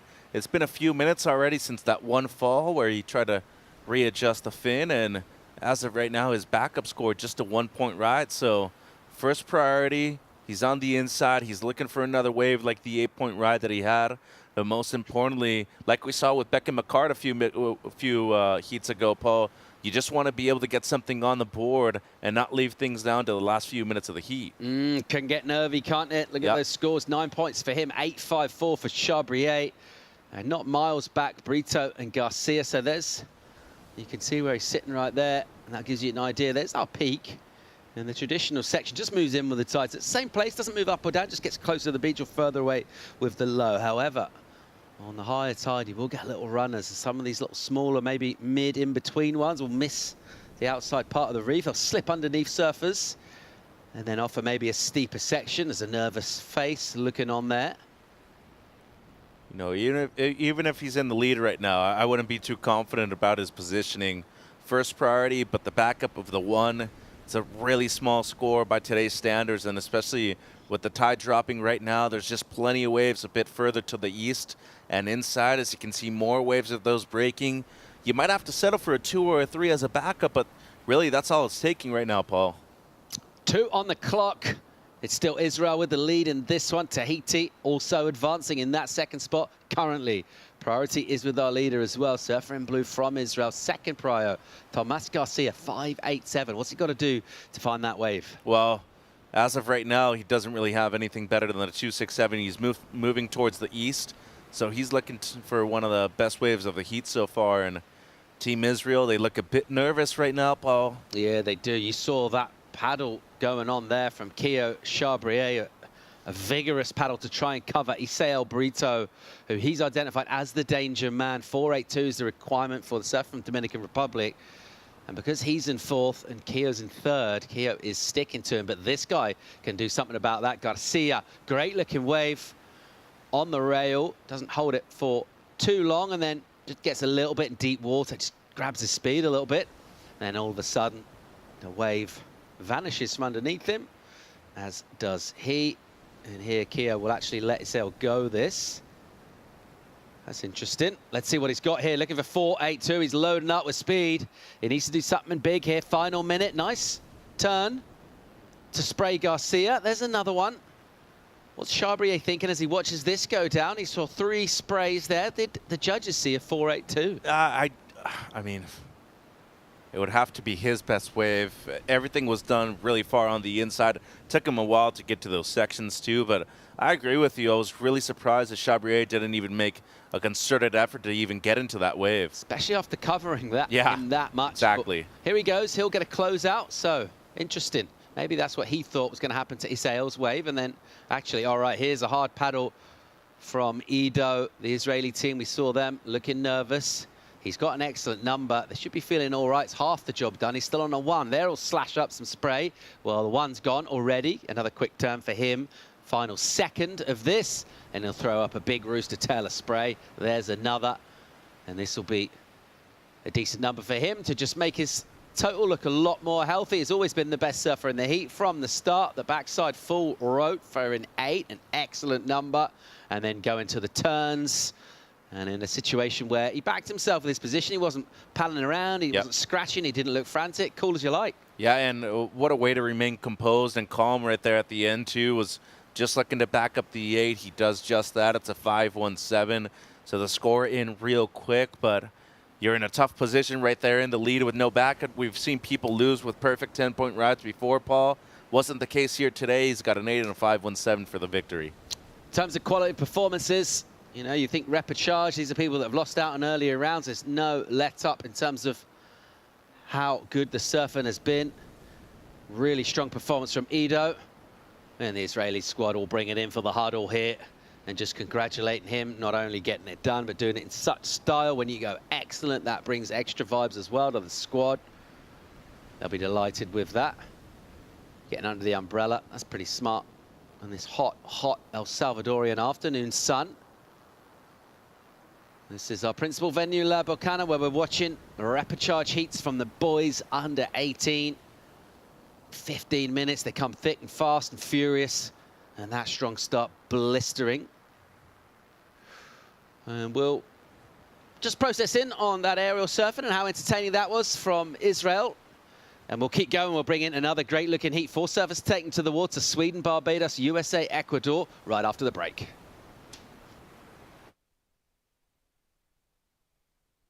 Bienvenidos a la tierra de anfitriones. Aquí somos los campeones del mundo en hacerte sentir especial. Te compartimos olas, volcanes, pueblos históricos y te aseguramos una experiencia de 5,000 estrellas. Porque esta tierra tiene más anfitriones por kilómetro cuadrado que cualquier otro país del mundo. El Salvador, tierra de anfitriones.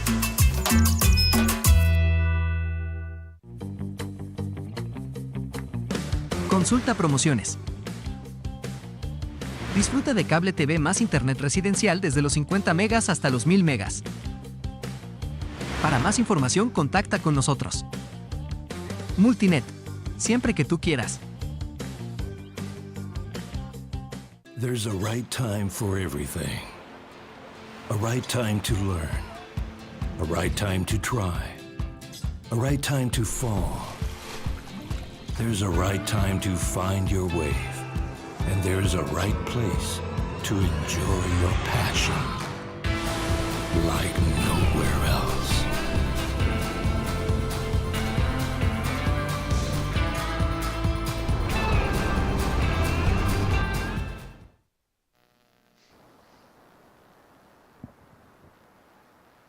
Best juniors in the world going at it for the ISA World Junior Championship, Surf City, El Salvador. And the under-18 boys in the water really just picking up the mantle and running with it. Some brilliant performances here. Mitch, have been impressed to see big airs going down, power turns too. Let's check out Kai Kushner here. What's he got loading up straight to the air? Ooh. Big whip to that rotation, the incompletion, but we're excited by that. We like it. Yeah, and he already has a 6.67 on the board too, Paul, the kid from LA South Bay. As you know, we've seen some amazing surfers from there before. I think one of them from your generation, Greg Browning. By the way, congratulations to Greg. Just got inducted into the South Bay's Hall of Fame. As we look at Kai right here, this is the 6.67. Kid's got a fantastic backhand, Paul, and I'm telling you, when it comes to talent and heat recognition, one of the best coming out of the United States right now. And then Teddy Dag Billy right here on the backhand. We saw him surf amazingly yesterday afternoon. Strong combo right there for the Swede. So he's going to be on the board too. Good start that, like it. Good energy. Nice athletic, acrobatic surfing as well. Teddy Dag, the Swede. We're waiting for a number for him. We've seen a couple of quick waves after that wave of Kai Kushner. So got the 6.67, then a couple of small numbers. So a clear statement of intent from him to do damage early in this heat. Here's Gutierrez, Ecuador. Good looking left for him. He'll drop in and swing. Bang, goes up. And the nose gets a little bit pointed up to the sky. The board disconnects down. Meanwhile, here goes Barbados, Layson. Good entry into this. Look at this thing. Great looking bowl. He has to turn down just to get around it. And then he'll slice high line in that powerful pocket. Bang into the lip, releases the tail. Right out. And we've seen so many people come undone there. And that continues for Tommaso. Yeah, you just got to be able to pick a line right there at the end. And it almost seems like the smartest move is just to go straight forward and not try to get a certain angle going horizontal right there towards the end.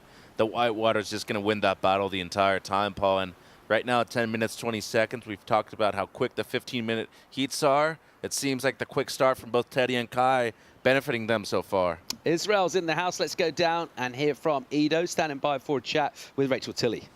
Thanks so much, guys. Ito, an amazing heat, starting off so strong with an excellent score. Tell me about what you made of that. Wow, actually the waves were like pretty tricky, and we saw it before the heat. We watched the like maybe 5 heats before, and it looks like it changed and the tide is changing and everything. So we wanted to take this board, the smaller one.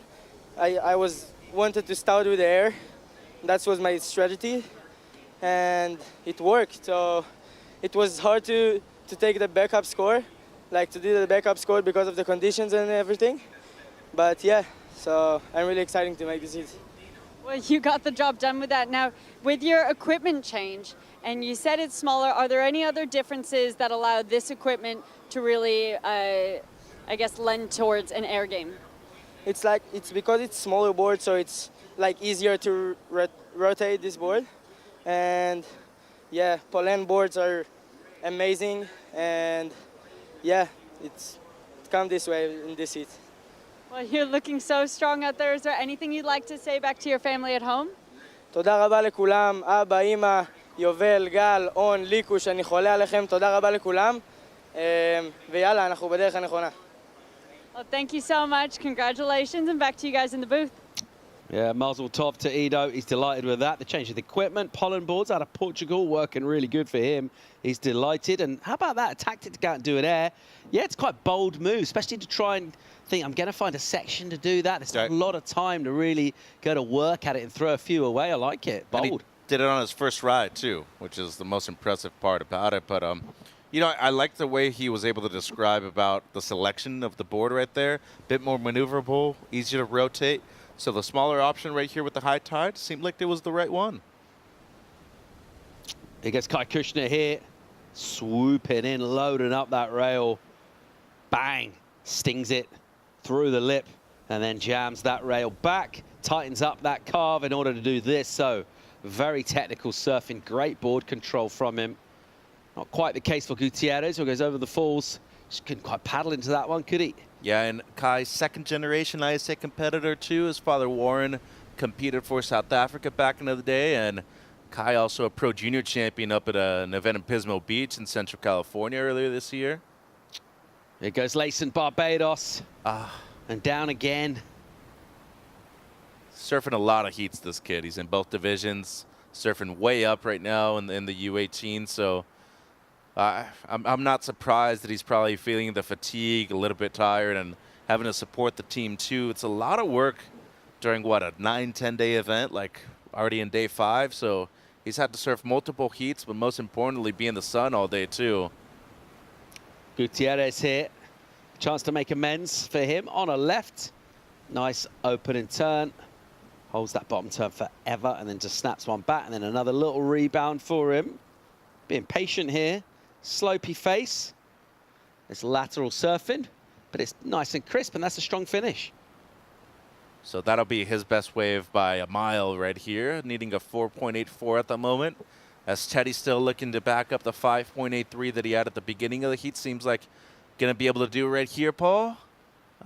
Actually, no. So it's going to be a small throw in, still waiting on the last Akai, which seems to going to be extending his first place position by a significant margin too. 6 minutes to go right here. Quite surprised to see Bilo go down there. Just got rumbled off, did he? So it seems like he has a wave that's so doing before that left, and how's that layback on the right-hander. He's a tall dude too, and uses all of that frame to his advantage. And right here, Layson, once again, just struggles with the bottom turn, catches his rail. And unfortunately, the Whitewater wins that battle once again. And then Gutierrez gets his best. A 3.5 for the surfer from Ecuador. Little setup turn right there. Much better with the second carve. As you can see, though, a lot of these sections just not very critical.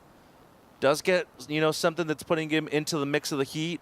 And a bit forced right here towards the end. Ends up right on the rocks. But as of right now, needing a 4.18 because we're still waiting on a couple of waves for Kai. I mean, the timing on the backhand is just beautiful. Wow, that second maneuver, he pulls it off. They're probably seeing something much better than the 6.67 too. Yeah, he's got an extra gear, isn't he? Just getting maybe 15, possibly 20% out of that board extra. More drive, more pop, more fizz. It looks so alive under him. Looking really, really good. We'll wait for that number to come in, but he's going to be well out in front, you'd reckon. There's a couple of fives from Billa, 11-3. That's pretty solid. It's a decent total, but expect that to be improved shortly. Gutierrez and Layson there going to be on struggle street when this score comes through. You ever surf in LA, South Bay, by the way? Manhattan Beach, Redondo? I have, yeah. Manhattan Beach. Yeah. Got a buddy that lives there. Couple fun waves every now and then. Quite a lot of surfers. Yeah, oh, yeah. Oh, yeah, you go through busy. San Diego all the way to Santa Barbara. You're going to find more than a lot of surfers in every lineup. Here goes Kushner. He's got some speed. He's absolutely flying down the line. He flies over a section.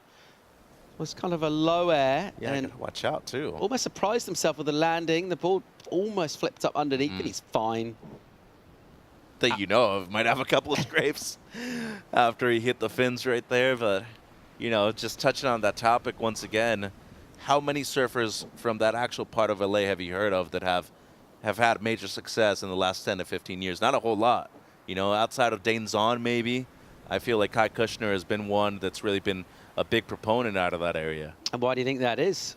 You know, there was a lot of concentration closer to where I live in North Orange County. A lot of the businesses, a lot of the central industries right there. You have Hurley, IPD now, Florence Marina X that have been coming out of there. Ruka included too. And I just feel like that part of South Bay has really been focused on none other than a lot of Hollywood movie settings too. Bang. Bila drifting, looking good. That's that tail go. He's in second place at the moment, 6-2-8 to get first back from the American. Kushner working this one over. Couple of swings. That's his fourth wave. Got a sick style, this kid. Remember Laurie Towner? Feel like he has that kind of same upwards kind of standing style, but has enough flexibility to make things look a bit more difficult than they actually are. Still super springy when he comes off the bottom. It's really pleasing to watch. As of right now, good heat total, 11.3. He's solidly in second place. Good person to maybe base your style as you approach up, but you're probably going to have to pack some sort of 12-foot closeouts as well, is the flip side of that, if you're going to match surfers like Laurie Towner. Here's Kai Kushner here. Here he goes with drive. Look at the venom he gets with that hit, and again, bang. And no let up from speed. That one, more rail as he swoops back, and again, just jamming it, juicing it, slicing, staying sprightly and lively. He even kicks out with a bit of zhuzh, and he's straight back paddling with a couple of minutes on the clock. A bit of zhuzh? Just a little extra, you know. Spanish, a little bit of English on there. Yeah. Yeah, Kai, once again, it comes down to the technique, his hand placement, the way his shoulders rotate, and they always follow the hips. Just some beautiful stuff, and I feel like this should be one of his top two scores. Probably might even improve on the 6.67 right here, too. With 2 minutes to go, it seems like first and second place pretty well determined by now, Paul. And a great read, too. Love the fade. I think it was really smart to have a little bit of an extra fade. Nothing special with the first or much better on the second one right there. Great variation, and then once he makes it onto the open face, how's the real surfing right there, too? Just some great stuff by the kid from Los Angeles. So are we calling that, is that a different technology, carbon, or is that just a black spray? I'm not sure because Channel Islands, which is the company that he rides for, has eco-carbon technology now. But I wouldn't be surprised that it could potentially be a spray. We did see Ido talking about going to a step down, didn't we, for that last heat, now to do that. It doesn't look like it's really electric and alive, that board, doesn't it? Yeah, I have a couple dark arts myself. I think the flex pattern is the thing that's going to surprise you the most. They're a bit stiffer, but in terms of flexibility and just generating more speed, probably the best boards on the planet right now. Not super surprised to see his number goes excellent, 817 for him. And just desserts, really, for that kind of surfing. Solid totals, 14.84. We'll probably find out about that board because he's looking like he's 40 seconds away from getting the interview. See if we can get some intel. You like the way that board looks from here. Looks great. So who's going with him if he indeed remains there? This hunt for an 8-4 from Tommaso Leisoni needs to go huge here. First turn is nice. And then he'll swoop around, not see an excellent number on this. Just a quick section. And he can't really do too much. Couldn't really push too hard on that thing. Just the energy wasn't there. At least it'll get his confidence back a little as we saw Kai paddle for another left right there. And You know, once again, surfing in 2 divisions, never easy, always difficult, and he's trying to promote his country, you know, and make sure that Barbados is a more well-known country within the sport of surfing. And obviously here at the World Junior Championships, you're trying to represent as best as you can. So props to Tommaso, still super young, competing at both divisions. Same thing for Mario, but today belongs to none other than Kai Kushner. Takes away the win. Yeah, another American with a really strong showing here. And he'll bring that one in. And that'll make him feel really, really good, that performance. Carbon boards, the way to go in the future, Paulie, I'm telling you. So, Kai Kushner, rip this heat apart. We'll go to a quick commercial break. More live action from Surf City real soon.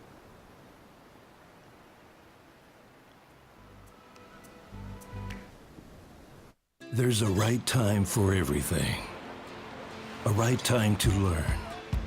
A right time to try. A right time to fall. There's a right time to find your wave.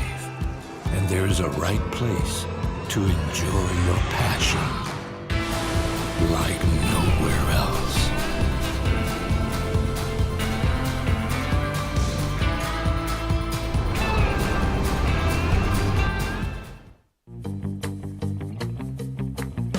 Consulta promociones. Disfruta de cable TV más internet residencial desde los 50 megas hasta los 1000 megas. Para más información, contacta con nosotros. Multinet, siempre que tú quieras. Bienvenidos a la tierra de anfitriones. Aquí somos los campeones del mundo en hacerte sentir especial. Te compartimos olas, volcanes, pueblos históricos y te aseguramos una experiencia de 5000 estrellas.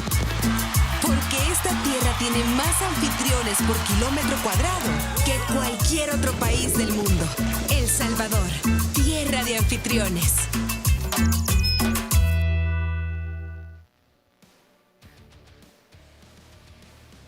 The rapid charge continues for under 18 boys here at Surf City, El Salvador. Roundabout on the high tide brings the action close to spectators here at La Bocana. They're going to have a close look at Teo Galigrani, Panama, Noah de Cole, Peru. Your Clays from Belgium, Miguel de los Santos from Dominican Republic. I'm Paul Evans, joined by Mitchell Salazar. And another 4 surfers here. They would have been inspired by performances. Both of the last couple of heats have had excellent numbers. There's potential out there. Yeah, and Clay's right here from Belgium. He's got a bomb on the backhand. Look at this stuff. Absolute macca from him. And he just has to be patient thus far. It'll shoulder off a bit here. So after the dramatic opening, a little underwhelming for the finish. Yeah, and Teo drops a 5.5 right here. His brother Kai, also an awesome surfer. I believe their father, Paqui, used to be kind of a big star as a youth in Argentina, where he's originally from. Kind of a TV star himself, and moved the family to Panama, and that's where both of his kids have grown up.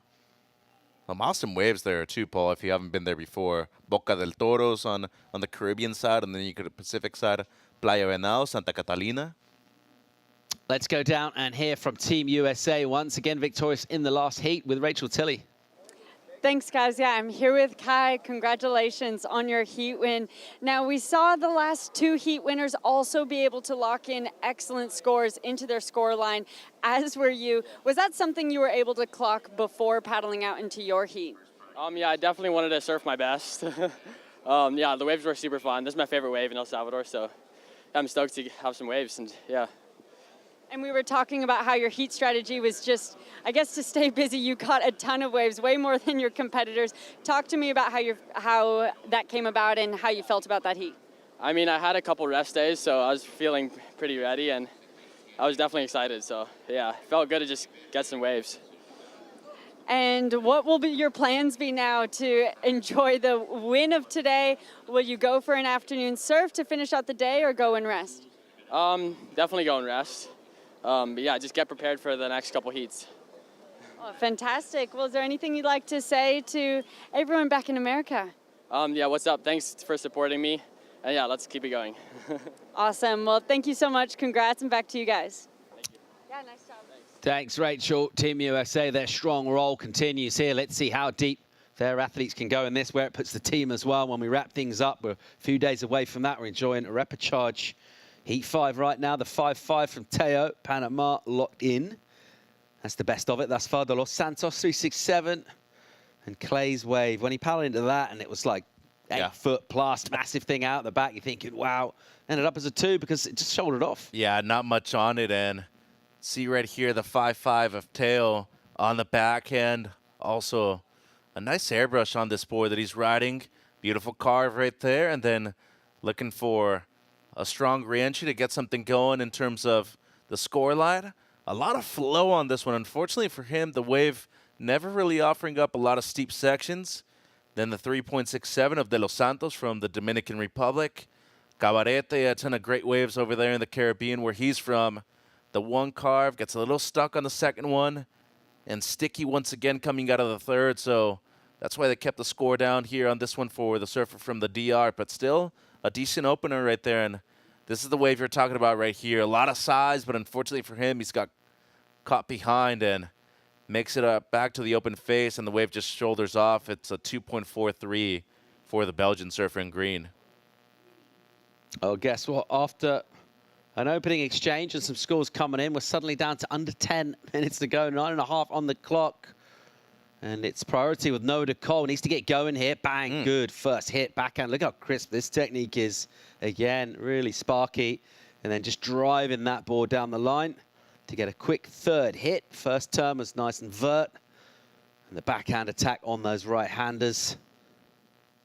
And we've talked about that smoother water on the right. And don't know if that's a tactic he's going to stick to, but so far, from what we saw in that, looks smooth. That section stood up. It's maybe you don't get quite, doesn't have the size of some of these lefts, but seems to be a way that stands up a little longer on occasion. And as we've seen reflected in the scores before already within this event, doesn't necessarily have to be the biggest wave. The sections just need to be present on that wave, and I think the right offering up a lot cleaner face, as you were mentioning, but most importantly, allowing for a lot of flow on that one, too. So in the context of this heat, should be a pretty good score, 8.5 to go. And Noah DeCole's older brother, Cristobal, former ISA gold medalist himself in 2011 over there in Punta Hermosa.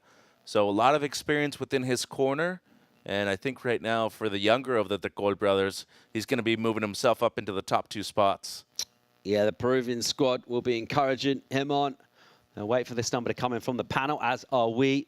When that comes in, everyone will have had a wave, and we'll see where we are in this one. As we see some sets coming through now under the 8-minute mark. Priority is with De Los Santos from the Dominican Republic. Just across the water from Puerto Rico. Yeah, pretty close by. To the west.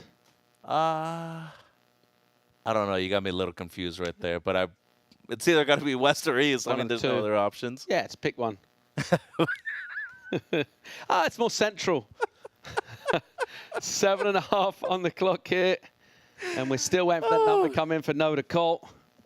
The best thing that's happened to me all week long was meeting you. You know that, right? Like, after this week, I'm just going to be blowing up your Instagram and your WhatsApp every single day. I'm going to be texting your kids, too. Uncle Mitch is coming to visit you guys. Get ready to watch Space Jam every day. Down towards that 7-minute mark here. We're still waiting on that number. Teo's not waiting. He's leading the heat. Ooh, that was sick. So plenty of authority and a nice bit of swag as he flicks the board skyward as well for the panel to admire. We're looking at De Los Santos with a ton of flow. Cool style from him. And then he gets a little excited. Yeah. Just projects his turn. I don't think he's trying to do an air. It was just a turn that he did, and it was above the wave. Also wasn't the wave that he was looking for at that point of the heat either.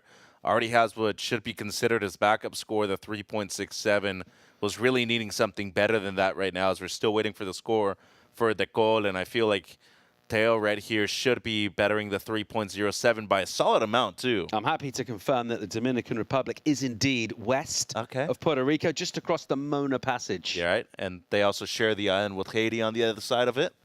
There's some awesome waves over there in the DR. A lot of QS events already in the last few years. Manuel Selman, the Chilean Olympian, resides there, and he's been living there for a good amount of time. Yeah, a lot of people think the Caribbean, you think of a sort of a calmer sea that maybe gets waves when there's, big storms, but obviously you've got the Atlantic swell coming, and these islands that we're talking about, Dominican Republic, Puerto Rico, they got they go east-west, so they got a long north-facing shore, which reaches out into the North Atlantic. Also, we've seen Barbados just competing in the last heat as well. So that's much further east. That's got to be one of the most consistent spots as well. Along with this place of scene here, there's very few days on the east coast of Barbados that don't get swell of some kind. That's a lot to do with the trade swells they get blown across the Atlantic, as well as those North Atlantic swells, but really consistent part of the world. Amazing water temperatures year-round. A great place for Groms to be able to get those important 10,000 hours of purposeful practice at a young age. Yeah, and I mean, the one positive thing about being a surfer in that area, too, is that you don't necessarily just have to rely on swells to be able to be a waterman or a waterwoman either. You know, windsurfing, you have foiling, you have tons of different options to be able to maintain yourself in the water. Panama in the form of Granny, and he's leading this heat. Let's see if he can finish strong on this one. Gives it a nice crack with the tail and the spray coming off the board, and then you just wait while he disappears in the way where he emerges still on his equipment, and that will be a complete ride, and he'll improve, you would think, for sure, on his score. He's still sitting on 307, and paddle there. We're still waiting for a number. Actually, it's dropped in on our score screen, 563 for Noah Cole, so that is an important number for him. He'll put him in second place, actually. So with just over 4 minutes to go, it's on our score screen. The graphic will update shortly there, but Noah Cole has dropped 563 for that backhand wave. A couple of turns. That first one in particular, you would think, is where he did the damage there. Yeah. And he's had to keep a cool head here because he's one of 3 surfers that have only ridden 1 wave. All right, here goes Clays. He's had an extended period of inactivities. That was a great dynamic first turn. Got the board doing quite a lot. And then trying to get a section going. Couldn't find much down the line, but just needed to get involved here. Yeah, he waited a long time to catch that wave and was holding on to first priority for that long of a time, too. And as of right now, still waiting on the previous score of tail. It comes through as a 5.83, so the best of the heat right now with just under 4 minutes to go. Both de Los Santos and Cole, well, they're looking for something pretty good. And Miguel, once again, it seems like he's just making these decisions in the heat of the moment that won't really improve his situation. He's going on certain waves that aren't necessarily what he's looking for right now. And despite being in second place, look at what the requirement is for Cole. Look at what Clays needs. He's really looking to at least match one of the 5s that Teo has. Super tight, this one. And really, let's see what goes down in these next 3 minutes. Clay's number to come in and then see if he can put himself back in the lineup and find, well, he is in the lineup, see if he can find an opportunity. De Los Santos, an important number, that 257, just in terms of having him hold on and hold off in second place. But he'll have to get another wave, you would think, certainly if Clays and DeCole go again. DeCole only needs that tiny, tiny number. So what do you do in his situation? Under 3 minutes, you need a .61. Do you just grab anything? At what stage do you switch your strategy? I'd say within a minute is when you're starting to think, okay, like I just need to go on anything I can. But the reasoning I say that he needs to hold off a little bit is because he has first priority. So you really want to use that wisely. Yeah, of course, if he goes for a 1 right now, and then one of his rivals in the water improves their score, that won't be the right thing to do. He's in action right now, though, and we saw him just spanking a section there. So for sure, that's the score he needed currently with 2 on the clock. Let's see, though, where that puts him and exactly how far into second place he goes in terms of points, because, well, the answer's there, 237, and now he leads De Santos needing a 4.34. Clays needs 4.28. 1 minute 50. Will we get some more waves? Yeah, we should. And right now, Clays, he showed before that he's experienced enough to be able to handle the pressure in the last few minutes. Unfortunately for him, in this heat, I mean, he had the 2.43, which was the late drop. Once he made it to the open face, the wave shouldered off. Then the one big turn with the 3.73. But I feel like he's just been a bit too complacent waiting for certain waves that aren't necessarily out there right now.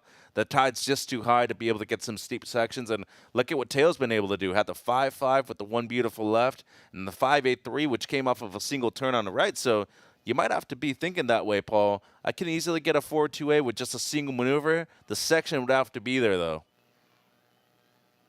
First priority is with our Belgian surfer Clays right now, 4.28. That requirement is totally gettable for him.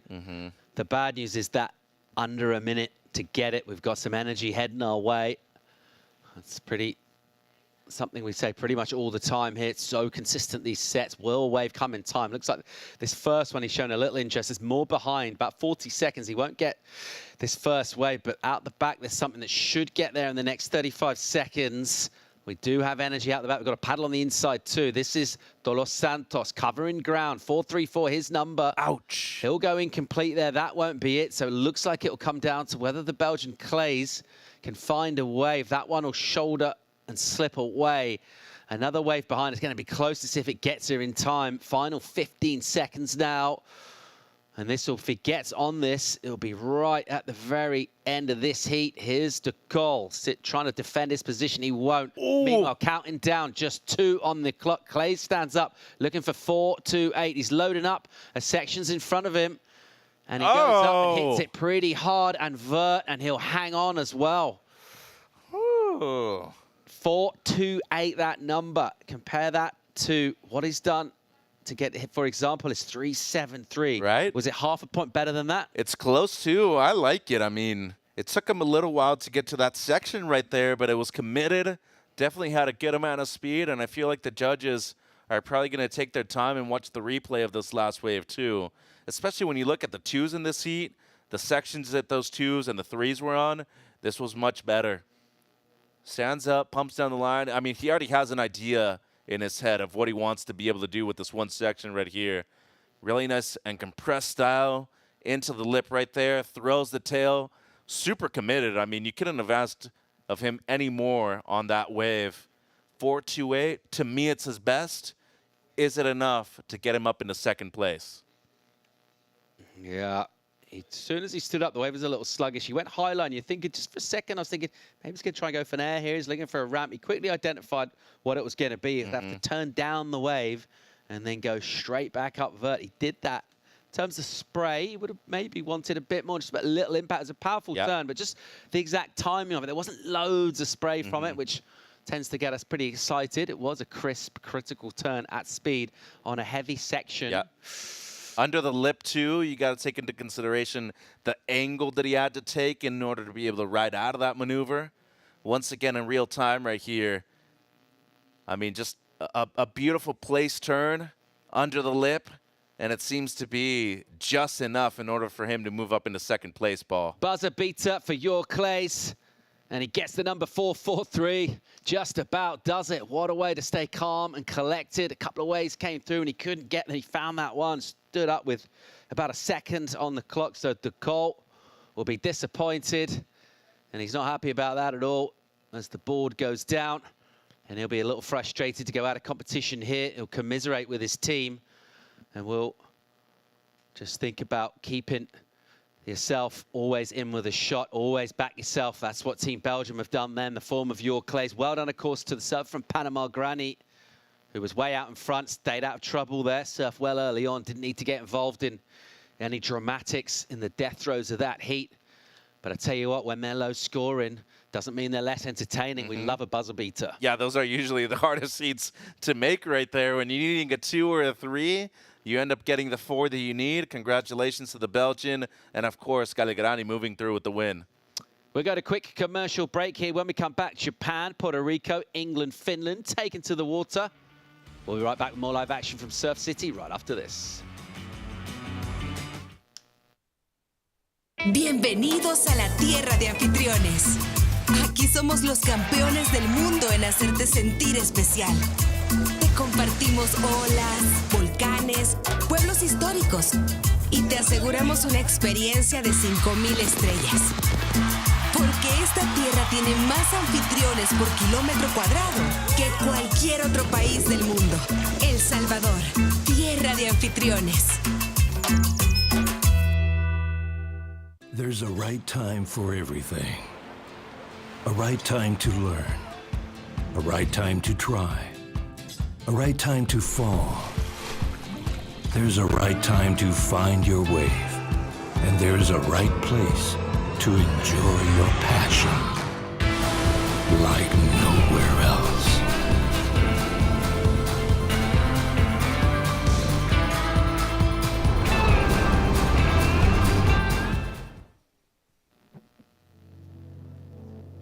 We'll keep it rolling. The repechage here at Surf City, El Salvador, a Wednesday afternoon. Getting close to, what are we, 20 past 3 in the afternoon. Yep. And the wind that came through made things a little bumpy. That sat down a bit. That's nice. The sun dips a little low in the horizon. It's still stifling warm out there. It's hot. The water's pretty balmy too. And in order to get through these 15-minute heats, it's about getting numbers and ideally getting them in early. As we see 3 surfers out in the water right now within our shot. We've got a surfer on the inside paddling back out. This is Noah Davis of England. Early work from him. Yeah, on the backhand too. Strong first turn. Gets a little hung up coming out of it. And second one as well. So a decent combination right there on the backhand. As we look at blue now, Soto from Puerto Rico. Strong surfer coming out of the Caribbean. A couple beautiful wraps right there on the forehand right here, Paul. And looking for a bit of a finish right there at the end. Not really going to get a section that stands up. And then Ono right here, the 4-5. Just a single turn, second-time competitor for Team Japan. He's looking to make at least a few rounds here in the repechage. And then Jonas, well, we saw Autero a few heats ago in the U16 as well. Up and riding here in the U18s. Just a 2.57 for the Finnish surfer. Yeah, just didn't get the drive, did he, on that? And he gets undone. I love the speed from Ono, though. How's the venom in that turn that he did? It's so rapid. Bang. Like a Diamondback. Yeah, just absolutely stings it into the lip. Impressive. Davis with the best of it, though. Surfer from England, based in southwest France, at Moliettes, which is a little bit up the coast from Hossegor. Where you live, yeah? Yeah, it's about 20 minutes, half an hour up the coast. He's born in Bayonne, which is in the Basque country, slightly further south. Right. Still in France, but it's in the Pays Basque. Okay. I would think that not only a good amount of surfers are from there, but the food must be amazing too, right? Basque country. Yes. Pretty well known. Yeah, the pinchos, what it's particularly famous for. So pastries, pretty good. Yeah, the little tapas is kind of really the thing. Okay, yeah, like empanadas. No, not really. Okay. No, that's not really their vibe. No, the pinchos, we're talking things like little seafood things. Okay, yeah. Yeah, generally seafood. That's a big scene. Yeah, they're into it. I'm down. But yeah, beautiful part of the world. And of course, the Southwest France, there's loads of regional competitions that Noah competes in as well. And a load of good surfers out of that region, so he gets to test his skills out against some of the best in Europe, and of course, really, really quality waves in that region. Let's get down and hear from the winner of the last heat, standing by with Rachel. Thanks so much, guys. I'm here with Theo from Panama. Congratulations on your heat win. An afternoon heat is not always easy, and keeping calm and the nerves calm throughout all day. How do you manage that? Yeah, no, I was super anxious to surf today. I had a pretty bummed heat in Sunsal. I lost in the last 30 seconds, 40 seconds. So I'm super motivated again. I'm really hungry in the repechage. So I got to take the long route to the same objective, but I'm super motivated, stoked to see all my teammates making it, and yeah, super anxious to surf now since it took so long for my heat to get here. But yeah, stoked. Well, I can see the determination in your eyes and your voice. Talk to me about the difference between competing at El Sunsal compared to La Bocana. Yeah, no, La Bocana is definitely way more opportunity than El Sunsal. Sunsal, you really just got to go for 2 good waves and then see what happens. But La Bocana, there's really opportunity everywhere, rights, lefts, small ones, insiders. So yeah, I really prefer competing in La Bocana, but whatever comes, comes. And yeah, stoked to make it again and can't wait for my next round. Well, representing Panama, but you live in Costa Rica, and you were just telling me your mom and dad are from different places as well, a citizen of the world. Tell me again about that. Yeah, no, I was born in Panama. My mom's Italian, dad Argentinian. I live in Costa Rica now. Also, I have a Spanish passport. So yeah, all over the place, but representing Panama, love that country. Was born there. Yeah, stoked to be here with all my teammates. Love them so much, and yeah, for the next round, sick. Well, thank you so much. Congratulations, and see you next time. Thank you. Shout out to my little brother too. His birthday. Love you. Yay, happy birthday! Back to you guys.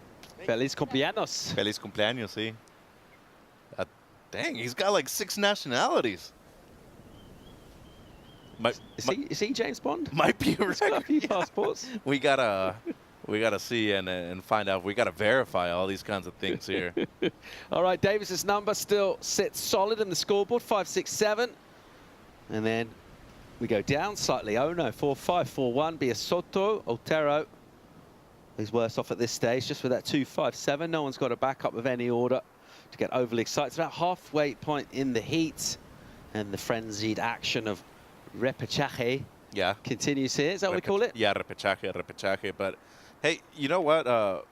The use of determination right there by Rachel was super accurate. You could just hear it in his voice and even in his body language. Oh, good hit there from Davis, but just grabs it somehow. Little spit from that one as it runs away, and he'll go down. Get a wave too right there, so missed opportunity by Davis. You know, body language goes a long way. The way you talk to yourself too, the way you think. To me, my key to success a lot of times is always listening to good music, and I know we've had conversations about, you know, what's good music, what's bad music over the last few days, Paul, but at the end it comes down to what you enjoy and what kind of puts you in a good mental state in order to go out there and perform during those 15 or 20 minutes.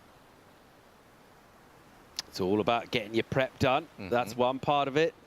Of course, you can only win the heat between the horns while you're out there. You've got to catch 2 waves. One good score locked in for Davis, but the second score will be found wanting. He went down on that one, so a little time to reflect on that as he makes his way back to the lineup. He'll be down the order in terms of priority, but he won't sit around and dwell on that. He'll have a paddle, realizes that one's going to slip under, actually.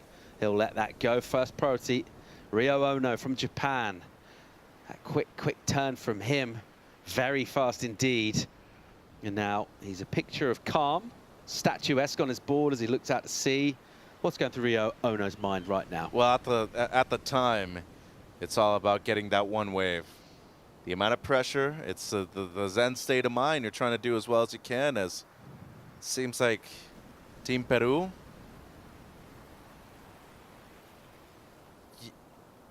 they might not be as stoked with the result in the previous heat, but all in all, the result is already written and it's in. Feel like that was one of their top surfers, so they're not probably super stoked with the outcome of that heat right there, Paul. A lot of expectations for the younger of the Cole brothers. Well, you can see how much it means to stay alive in the repechage round. And young surfers coming here to compete, taking on the very best in the world. It means a lot to them. And it's obviously disappointing to go out of competition at any stage. Surfers still in this. We're looking at the Finn, Ultero. Here he goes. That was nice, bit more glide. A lot more glide. And look at him. There's that trademark smooth style. He's a lithe character. It's quite unique what he does. He gets a little tangled to finish on the inside, but he did some nice redirections before that. And it looks like he's riding an epoxy too, so for these kind of conditions in the afternoon with a little bit of a higher tide, seems like a smarter option. The one thing I will say, I'm a little opposed to using an epoxy when it is a bit bumpy. Luckily for him right now, very clean. 4.5 on the clock. And he moves up in a second with that wave, Paul. He does. It's an important one for him. 3.67. Meanwhile, here goes Biasotto driving off the bottom. Good crack. Very nice. Look at this section. Wow, that was cool. Loads of spray and speed. And again, a third one. He's throwing buckets here, this guy. Joey on the inside, flicks out, and he'll have a little bit of extra pep in his paddle right now. 4 on the clock. He's feeling that. Yeah, and we'll see another situation change right here as he only needs a 2.14. He'll be getting that and a bit more, too, so Jonas probably going to get dropped down to third right here, and Davis still in the lead. And as you mentioned, 5.67, it was really the milestone of the heat up until a few minutes ago. And now, with the 1.0 as the backup, we've seen too many of these heats on the last hour and a half or so, and you got to be real careful if you're in the top 2 spots and you have a low backup score. Looking at the wave here for Joey Biasotto, still waiting on this one, only needs a low 2. Great bottom turn, a little stick right there with the first maneuver, though, coming out of it. Reconnects super well, though, with the second carve, and then right here, wave shouldering off, just tries to fit in one more, and he does so. So nice combination of 3 maneuvers. I think it's probably going to be his best wave right now, and we should be seeing him move up into the top 2, and a good performance right there in a critical moment of the heat, too, Paulie. The one big turn, as I said, though, gets a little stuck coming out of it. Recovers super well right here with the end banger, and should be a score that'll move him up into the top 2 spots, and we're going to see another situation change. A lot of power behind it, isn't there? On those slopey waves, we know it's a powerful, but it's not super steep. But if you've got the physical strength, particularly in the legs, you just saw him pushing extra hard there. So he's doing that same kind of maybe slightly side-to-side surfing that you see. But with that extra power, it just looks a bit more crisp and more alive and more impressive. Live action, Ono here. Nice float. How light on his feet and smooth and good to watch is this guy. Another floater again. He makes it look so good. And he barely got into that wave, too. I mean, I was almost thinking to myself, he misses that wave, he probably misses out of advancing out of this heat, too. So you saw the urgency in the paddle right there. Nice commitment. Put his head down and eventually gets a 3.8. So the judges real quick with that one as we see Aotearoa now. Here he goes, the fin. Ooh, that was cool. Really styly turn. Like nonchalant, wasn't it? Almost lost it, to just about gathered it. It will be just the one turn for him. 3.01, the requirement to move up. We're waiting for a really crucial number for Joey Biasotto, though. And he only needs a 2.58 at the moment. All right, Noah, this is an important wave for him. And the wave doesn't have much speed on it, but that's a lot of spray. And with no backswing, there's another good crack. So well surfed wave that was. Solid, and now here, Aotearoa once again, back-to-back waves for him. Completely unique style. No one else really in the event surfing like that. It's always good to see someone distinct and unique. This is the England squad here. It's Lucas Skinner. He's watching on, sending good vibes to Noah Davis, who was in a bit of a spot of bother there, and he got that wave. And even when he stood up, didn't seem to have loads of pace to his surfboard, but he got so much spray out of those turns. And the precision, the timing, all in one package right there on that wave. So that goes a long way, Paul, and I feel right now with 50 seconds to go, it was an extremely important wave at this point of the heat. Biasotto gets a 4.73. He catapults himself up into the lead. Now waiting on the last two of Aotearoa and the last of Davis, which he waited a long time for, but I feel like it's going to be paying off right here in these next few seconds. Yeah, well, he needs 2.63. He's definitely getting that. We do have a score to come in for Jonas, though. We're watching Biasotto right now, the heat leader. Look at this right, stretching out in front of him. Loads of speed on it. There's that power we talked about, and a commanding wrap in the pocket for him. This one will shoulder here, and it will go soft. He'll stick with it, and he'll come towards a rumble towards him and realize no maneuvers available there, just out of speed. Yeah, but the most important part about that wave, he kept Ono off of it. And as of right now, Ono's probably going to get dropped down to third place. It's going to be a massive, massive loss for the Japanese team right here in Repecharge round 2. Waiting for numbers to come in. Nervous moments for England, Japan as well. They've got reason to look a bit concerned. Ono currently in second, but we're waiting for a score for Davis. 2.63, he's getting that all day, surely. Let's see exactly where that goes, but two powerful turns. He's already got a 5.67 for 2 turns. There it is. The number goes back to first, 5.23. So England into first place. Biasotto drops to second, and it's bad news for Japan. And a feel for Rio Ono. Just didn't catch enough waves, really. It's all good having style, but you do need to get the turns done. And Team England fly the St. George's Cross again. Lucas Skinner carrying that flag down to meet his mate Noah. Hard luck for Japan. Yeah, and just got a bit too complacent out there with only catching the 2 waves, the 4.5 for the single turn and then the 3.8 for the combination maneuvers on much smaller waves, though. It's going to be a tough loss for them. Good style points, though, for Ono and Aotearoa. Speaking of style, we're going to bring in Shannon Hughes and Barton Lynch for the call. More live action from Surf City right after this.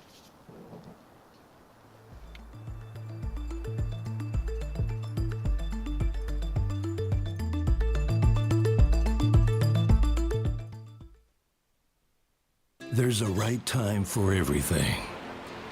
A right time to learn. A right time to try. A right time to fall. There's a right time to find your wave. And there's a right place to enjoy your passion like nowhere else.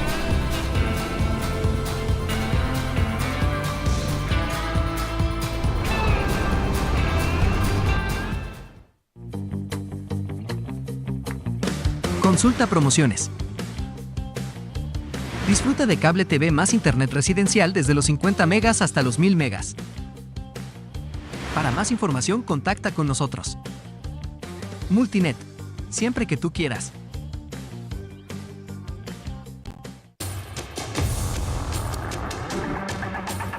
It's one of the biggest goals and one of the biggest dreams.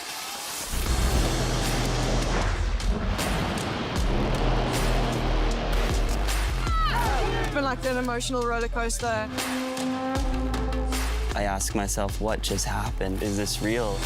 Every athlete's dream is to, reach that gold medal. I'm on a mission, I think that everything is possible. It's not over till it's over.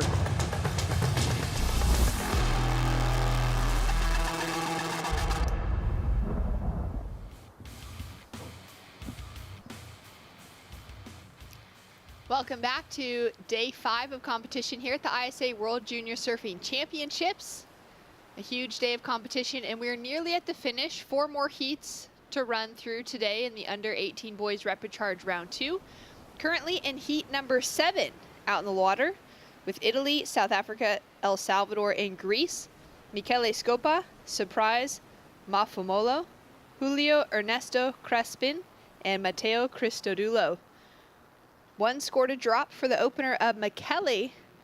And we'll take a look at this opening paddle battle. Shannon and Barton on the call. Yes, up and riding. The Italian. Oh, big first vertical backhand entry. A nice snap there. In and out. Doesn't need the length when you've got the big turns like that. And what I already see is a penalty on red for that opening paddle, perhaps. There was a little bit of, cat and mouse or a little entanglement or something that went on there. Disappointing situation to start the heat. Maybe noting that surfer that he was paddling up against had the inside line on that wave. Let's take another look at it here. Yeah, paddling. Blue outside. Blue does have to stop paddling to get into it, and it was predominantly that right that they were looking at is what the judges would have determined. Yeah, I don't know. I mean, it's the start of the heat. You're both paddling for a wave. It's kind of one of them situations where, there's right and wrong and there's rules, but I just didn't necessarily know whether he was even going to catch it. His surprise right. Whips around that finishing maneuver. We missed the opener of it as we were tracking with Matteo off the right. Surprise looking off the left. And sharp surfing. He's going to just move forward with this heat. Little paddle battle at the start. It's got him fired up to continue on. Well, it worked out for him. Exactly. It worked out within his favor. Let's take a look here, though, from deeper behind the wall. Was there a first turn? Patiently waiting. Snaps beautifully. We caught it up here. Beautiful snap. That's going to be a great score for Surprise. That was a blistering start. Solid way to kick off his campaign. So he'll be dropping a score. We've also got that 0.57 on the board for Matteo, who took off on the right but just got caught behind the section. So we're assuming that the judges considered it a right and that Surprise had that kind of dominant position because he was outside a little bit, and then as he was paddling in, he had to stop because Michele was in front of him? That is exactly what it looks like. Yeah. How it's played out. We got a 4.67 on the board now for Surprise to open up his campaign, so that's a solid way to start. But a big shock for Michele, and now Barton, he's got to reset in this moment. He would have heard that coming through from the announcers once it was deemed by the priority judge. That communication would be through to him now, and he would note that he'll only be counting his backup score as a half score. Ooh. Julio with a quick in and out for El Salvador, and now Michele getting going on a left here. It'll be a second ride. Quick couple pumps down the line after some solid rail work on the outside, and looks for a little punch to finish with. Even more opening up for him as he comes into the shore break. That's going to be a great way to answer back, finding himself in a challenging position.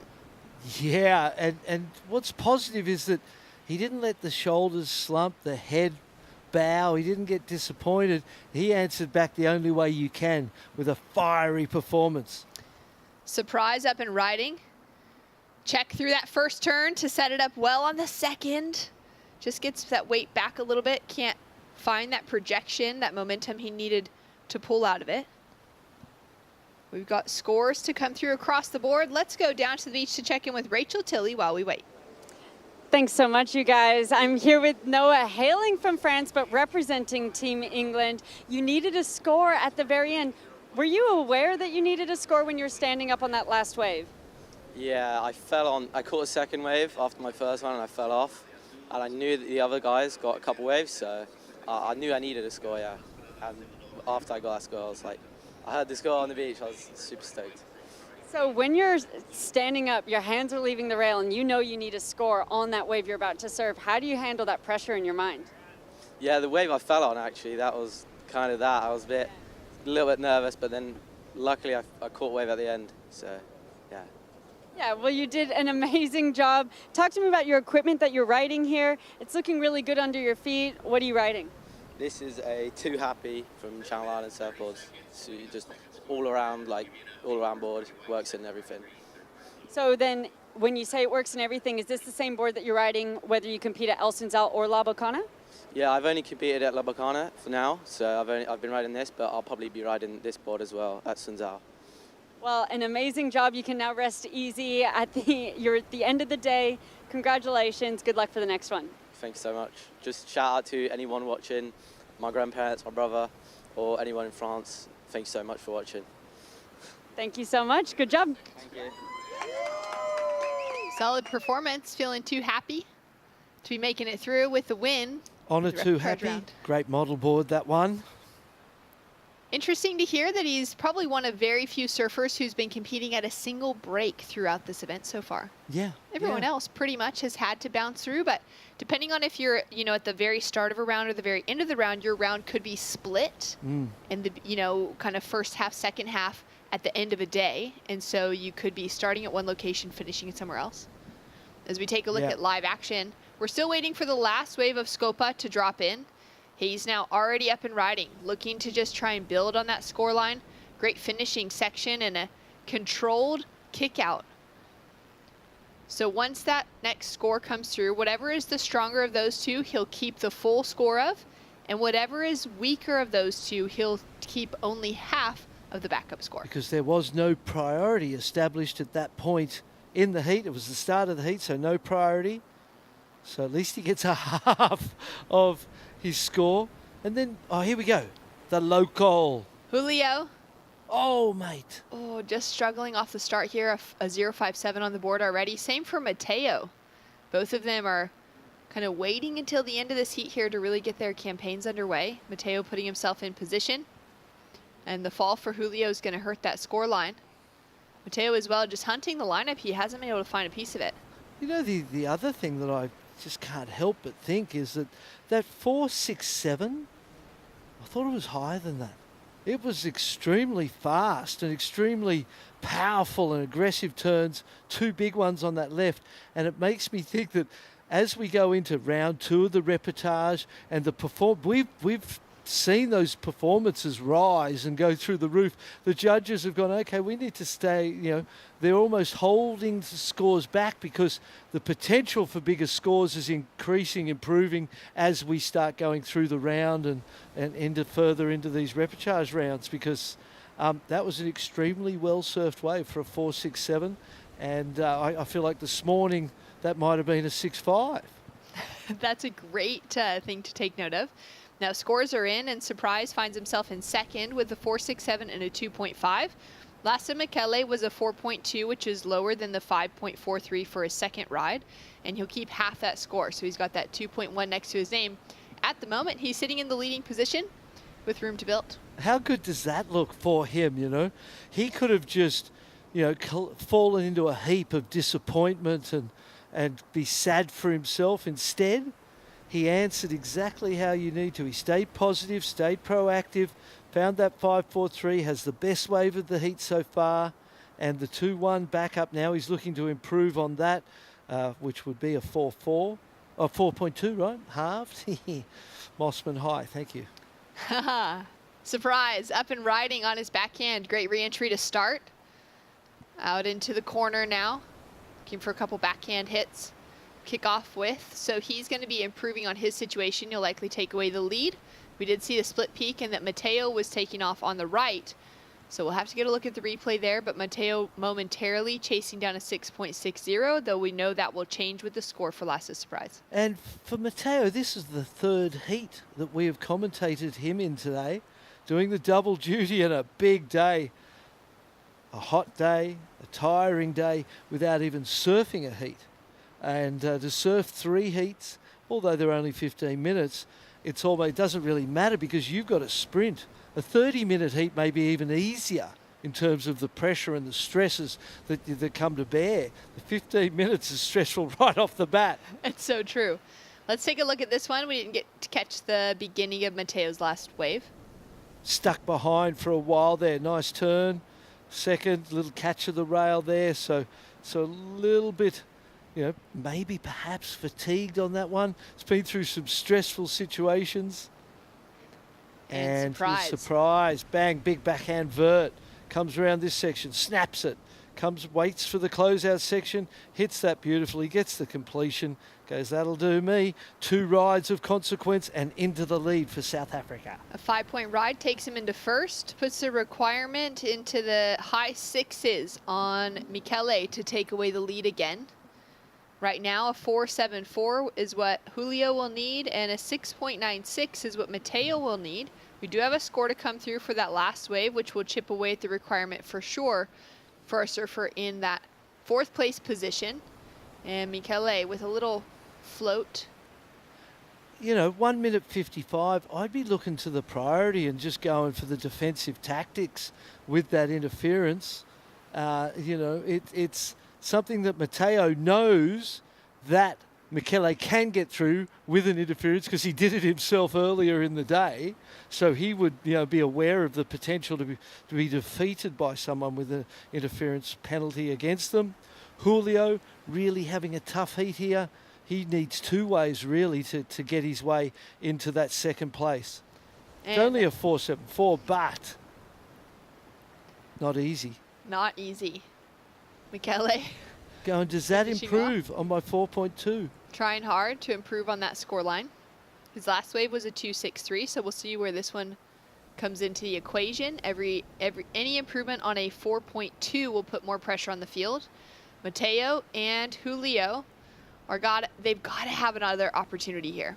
People paddling. Having a paddle here, but Julio's in first priority. He's going to kind of look left, look right, and he's going to go on his backhand, but that moment of decision making on the stand-up harmed him. The indecision really harmed him. He looked one way, went, no, that's not the way. Really needed to be more, understanding of what that wave was before he even paddled and know which way you're going and do it with a clear focus. The confusion really hurt him there, and he was so late to the re-entry. That wave that he was just turning to paddle for shows some desperation. I don't see that helping anything.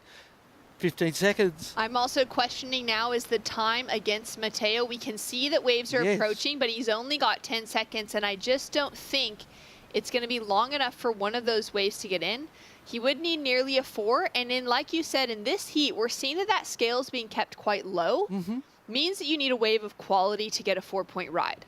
It's going to be a little harder to surf that on a small wave. As we see Julio on the inside locking into this one, he only needs a 4.74, but he had to ride out of that to even put the question to the judges.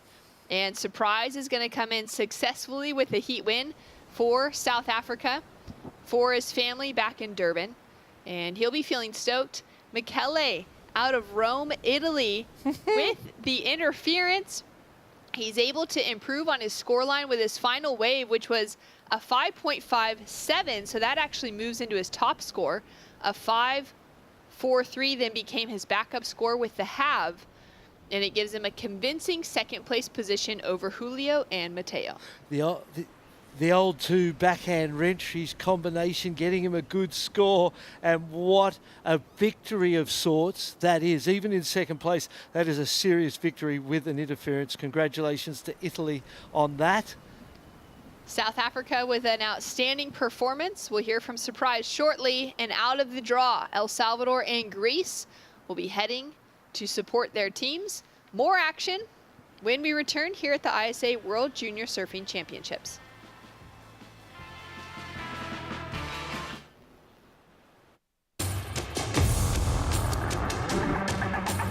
It's one of the biggest goals and one of the biggest dreams.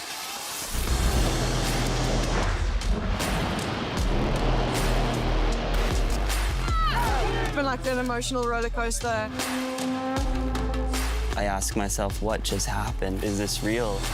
Every athlete's dream is to, reach that gold medal.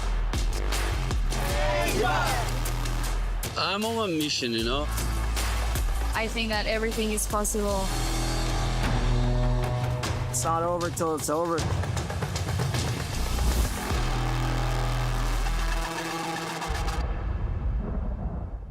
Bienvenidos a la tierra de anfitriones.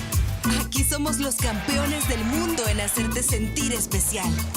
Te compartimos olas, volcanes, pueblos históricos y te aseguramos una experiencia de 5,000 estrellas. Porque esta tierra tiene más anfitriones por kilómetro cuadrado que cualquier otro país del mundo.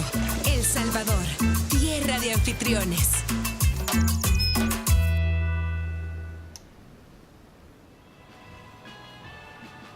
Three more heats to round out the day. We've just celebrated surprise Mafumolo out of Durban, South Africa, taking away a victory. You can see he's got the cap on there. He's heading up with the team in support, and we'll be hearing from him momentarily. Now out in the lineup, heat number 8 is underway. 12 minutes, 45 seconds on the clock. We've got a 3.83 on the board already for Alejandro Sancho from Spain in the green jersey, up against Jonas Meskis from Canada, Joaquim Munoz from Argentina, and Rush Broderick from the British Virgin Islands. And each of these surfers has had that opportunity to already be wet, surfing their way through either the under-18s or also the under-16s division today. That applies to Rush as well, for sure. We've seen him surf 3 heats today. You and I have commentated those, so a great day for him. And a huge day to just manage those energy levels moving forward. Now out in the lineup for his final opportunity to surf La Bocana. Handy that, the way the draw worked out today, the contest organizers keeping the boys divisions all at La Bocana and the girls divisions all at El Sunzal meant that those surfers surfing between multiple divisions weren't having to also bounce back and forth across multiple podiums, where it gets pretty challenging due to the distance between them. Alejandro opened up with this wave on his backhand. Driving on the backhand. 2 big turns, unfortunately, fell on the second. So really the 3.83 coming from the first turn primarily. And he's got, got the first wave of, we have seen 3.83s actually matter and actually, count. So good start, fair enough start. Well, would have been great with a completion. Oh, it would have been incredible. Like, he would have been on his way to the 5s, 6s maybe. No priority established just yet between Rush and Jonas. We'll see how this one pans out. Jonas now up and riding. Backhand re-entry to start. Puts a little flare on, grabs that rail off the bottom turn, and throws in one more hook to finish for Team Canada. Scores to drop now for last of Jonas. And we saw surprise Mafumolo out of South Africa take out the lead in that last heat. Let's check in with him now. That's right, we did, guys. We saw surprise take out that win. So many emotions and happy emotions coming into the water. Coming into the beach from the water. Tell me how you're feeling with that win. Well, I'm feeling quite good. It's been a really bumpy start to the contest, but yeah, I mean, the team's been bringing some sick vibes, people going through their heats, and just getting very motivated to go through my heat. And yeah, shout out to the team. Thank you. Now, we were talking prior to you paddling out your heat. You weren't really you were feeling very present. You weren't too nervous. You were just knew you had a job to go out and do, and you did it, obviously. Are there any specific tactics that you do before every single heat that help you remain present like that? Just warm up, watch some surfing, speak to the coaches. Geez, big shout out to Quinton Jones, who's been helping us get through our heats. And yeah, thanks to everyone back home, just for the phone calls before the heats, the good luck, especially my dad, Jason, all the guys behind the scenes, Isaac as the manager. It's been such a big, like, inspirational, yeah. Well, talk to me, you've already touched on it a bit, but talk to me more about what an honor it is to be able to fly the flag and represent South Africa here on the world stage. Honestly speaking, it's an honor to be selected to come represent your country, and especially at such a big stage where you get to compete at such an international level. It's amazing. The pressure's there, but you get to see the level, and it's absolutely amazing. Everyone back home is watching, supporting. Yeah. Well, anything you'd like to say to them who are all cheering loud, I know, for you at home? Just a big shout out to my dad and this one guy called Rizal, because without him, I wouldn't be here. He helped me get my American visa. And yeah, a big shout out to that guy, Seth Hully, Greg Pearson. Yeah, just a big shout out to everyone back home, and thanks to the team. And yeah, thank you guys for the opportunity. All right, well, thank you so much. Congratulations, and keep it going. Thank you guys, enjoy. The Vuvuzelas in the background for surprise. And great to see him advancing through true grit and making it through the gritty rounds of competition here. His hat is a perfect word for this kind of an event. Yeah, incredible speed and power that he brought to that performance. The way he was hitting the lip was spectacular. And he's a small guy, but, you know, like in that Mark Occhilupo, Tommy Carroll type build, powerful, and great to see him still alive. That was another incredible heat. 383. You know, before, you can see that triangle. Before we went to the interview, we saw that paddle for the wave, and Jonas Meskis, in my mind, I went, well, he just paddled in front of him. He just did the exact same thing as we saw just before Alejandro Sancho. On his backhand, so he's looking to build on the 383 he opened with. This is already getting him there. Couple great snaps as he comes through the inside section, and I had the exact same feeling. If they made that decision in the last heat, the priority judges, message was sent. It needs to be sent again immediately in this heat. 100%. He definitely sort of paddled in front of him. Here it is, both paddling. Rush Broderick's got the inside, but he goes like, I'm going right. He was never going right, and he did that just to kind of fake him out and to get the wave. I mean, was it actually an interference, or should Rush Broderick have pushed that and got that wave himself and made sure it was his? He kind of backed off a little bit, and that almost played into the priority judge's hands because it made it look like an interference. Like a blocking tactic? Yeah, exactly. And really, it seems almost, in my mind, outside of the rules, essentially, seems like fair game to me. If you can bluff someone into pulling back and not go on the wave and you get it, well, half your luck. But the rules are the rules, and that interference applies. The positive is he's got the 633. As you told us in the last heat, he's going to get to count half of his second score because it was a non-priority situation. So he's got the confidence he's got is that, hey, I saw the guy in the last heat do it, in red as well. I can do it too. That's right, and he opened up with a 6.33. Half of his backup score at the moment is a 0, because you can't really have 0. So he'll be looking for another wave to build that score line. As we take a look at the replay here from Joaquin. Joaquin Munoz snapping, waiting for it to stand up inside. Here it does that little layback off the white water. Radical, edgy surfing. Ale drops in a 4-point ride to improve on the 483. So a lot of work put in for the 4-point ride in comparison to a limited amount of work to gain that 383 as Rush kicks out behind the section. Yeah, too deep on that one. Yeah, it's consistent.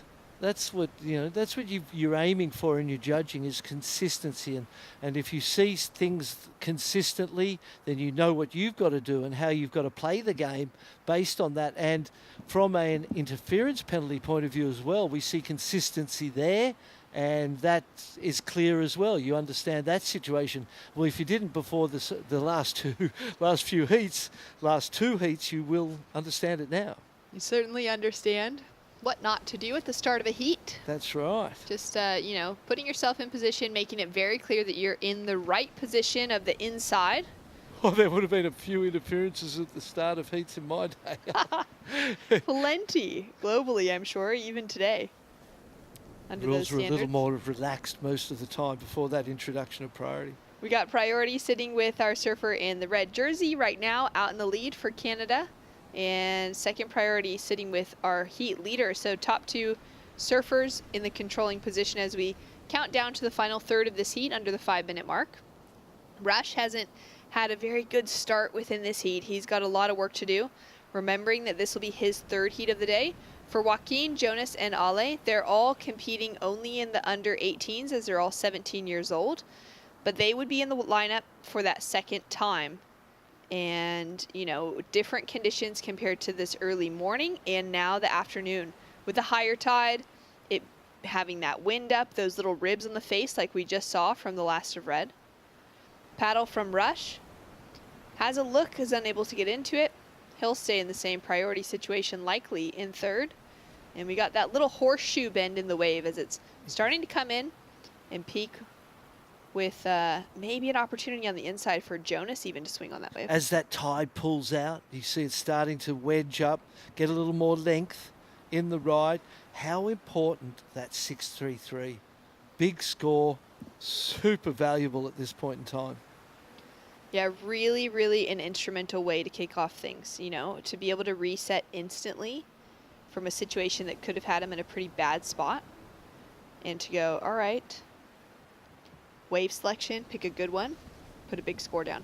And so the other thing is that really, in reality, the 6.33 was his 2nd ride, and the penalty wave that was quite a good wave is a 0. Yes. So there's kind of 2 impacts of the interference. The first, that your wave is a 0 no matter what you did on it. So that makes it even worse. Joaquin up and riding. There was a split peak. We'll stick with blue. Kind of a softer face, but now it starts to stand up again, and that's going to be a nice way to end off if he can stay on his feet, but he'll get bumped off. Chasing a 2.67 to put himself into 2nd. And we'll see what happened with Rush on the left. But that's a great call. We actually didn't speak about that either in the previous heat, is the fact that whatever wave you incurred the penalty on, that wave goes to 0. And that's in every penalty or interference situation, whether it's a priority or a non-priority interference.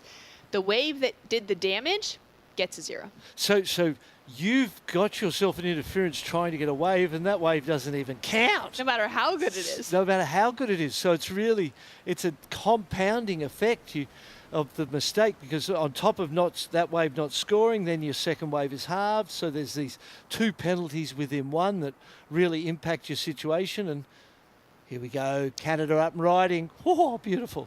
Flares the fins a little bit, just a single turn. He's only looking for a 1.2 to move back into 2nd. Joaquin dropped a 3.1 for that last wave. Could have been into the 4s, maybe a 5 had he completed that last turn. Went up too early. He went up early to make it safe, but by going up early, by the time he was coming down the face, he got there a little early, so it slowed him down out of the top. And as he was coming down, the whitewater all came around him, and what he was trying to avoid happened regardless. Yeah, he kind of muted out the speed that he had, but needed that speed still to finish that wave. Yep. Ale with a couple backhand carves, pumps, drives to try and keep himself in a position to connect with a nice little section. And he's looking to improve on a 3.83 and a 4, sitting in a leading position with relatively low scores due to, you know, the half score on Jonas's requirement. 45 seconds on the clock now. We've got a score to drop for last of red, last of green, and last of white as well. We didn't get eyes on that left from Rush, so we're not sure if he's been able to put himself into a better position, if he maybe could have gotten that 6.43, or if it is that he would have chipped away at that requirement and made it slightly easier. I don't have eyes on him right now in the lineup. We've got green paddling out right in front. We've got red and blue on the outside. Rush with no priority. And Joaquin up and riding. Drives hard off the bottom. Into that first swooping carve. Looked really nice. Has some speed here. Goes for a little air to finish with a reverse. Brings in that variety, that excitement that we haven't seen much of yet in competition. Now Jonas is going to really need to bring something solid here. Knowing that Joaquin's going to improve on the situation and he'll take a fall. We're still waiting for his previous wave, which is going to help his situation. But it's going to be an interesting one coming down to the finish. Scores are in for last couple waves of Rush.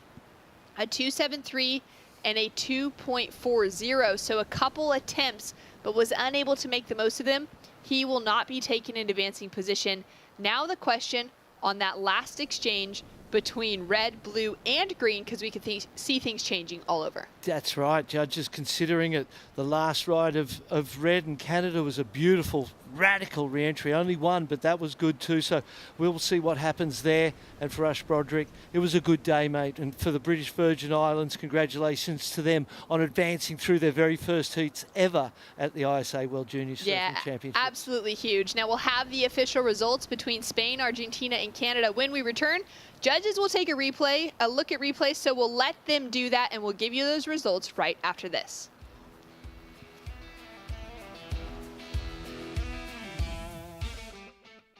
There's a right time for everything. A right time to learn. A right time to try. A right time to fall. There's a right time to find your wave. And there's a right place to enjoy your passion like nowhere else.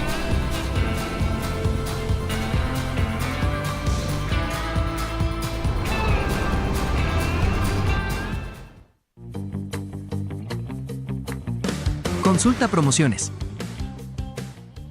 Disfruta de cable TV más internet residencial desde los 50 megas hasta los 1000 megas. Para más información, contacta con nosotros. Multinet, siempre que tú quieras. Bienvenidos a la tierra de anfitriones. Aquí somos los campeones del mundo en hacerte sentir especial. Te compartimos olas, volcanes, pueblos históricos y te aseguramos una experiencia de 5000 estrellas. Porque esta tierra tiene más anfitriones por kilómetro cuadrado que cualquier otro país del mundo. El Salvador, tierra de anfitriones.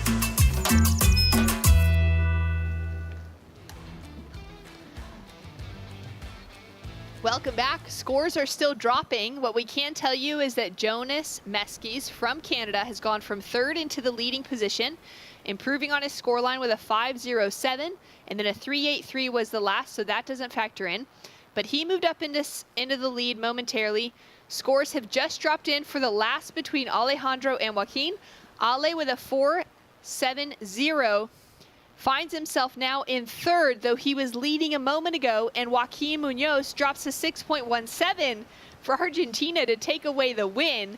And the official results will be Argentina first, Canada second, Spain third, and British Virgin Islands in fourth. And for two heats in our call for this afternoon, we've seen surfers with penalties, interference penalties, triangles as we call them, getting through in second place.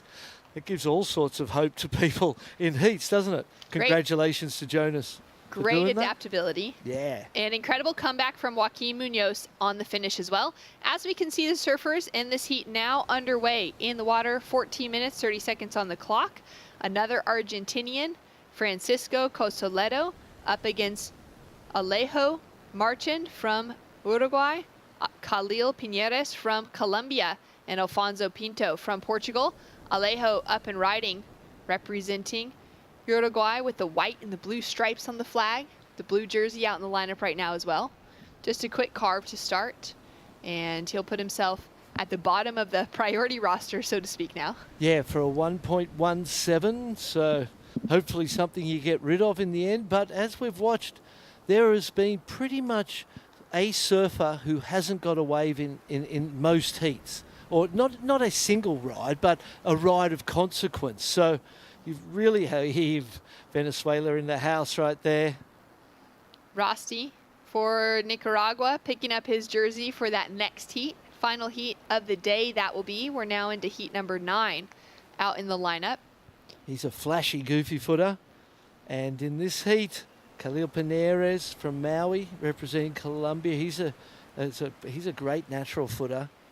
Big day for all of these guys, having to surf a few times. And for those doing double duty, 3 times. That's right, and it's only just the beginning of that conversation. You know, today because the rounds were still so big, there was only enough time to run 2 full rounds, or actually kind of 2 full rounds. A half round at the start, a half round at the finish, a full round in the middle, once we cut things down and the rounds get smaller, we're going to see a lot of surfers having to surf probably 4 or 5 times a day as we bounce back and forth between multiple divisions, main rounds, and repechage rounds as well. Although we do have a lot of surfers still left in the mains. As Khalil, out of Maui, up and riding, just taking it real easy on that first turn, sets it up for the finish, airdrops out of the lip line. Gets the completion, right? He was there, you know, standing tall, jumping for speed and access back into the lineup rather than riding that wave any further in. 2 nice turns. So that's a good starter for him. Still waiting on Francisco and Afonso, Portugal and Argentina. Plenty of time on the clock as well. Yeah, it has been a great day, hasn't it? And, you know, for repechage, early round repechages, the quality of performance proves the quality and the development of the quality of surfers around the globe. That is so much of what today I think has been all about, is just seeing that, you know, we're in those early rounds, and kind of traditionally you would see those surfers finding themselves in the early rounds that don't have quite as much experience, whether it's actual surfing experience, time on a board, or competitive experience. And so you'll see some of those low scores coming through. Out of these rounds, these surfers have all been surfing with such high quality. Alfonso up and riding on his forehand for a 2-turn, almost finish, doesn't quite get there. But it really speaks to what these national federations, for what these clubs back at home, the national teams have been working on behind the scenes to make sure that every nation showing up here is in the fight and testing that quality up against the world's best. 100%. We've seen it all day. Bodes well for the future of surfing. Francisco for Argentina. Ooh, nice looking corner up in front of him. Places that first turn well. Kind of a horizontal cutback on the second.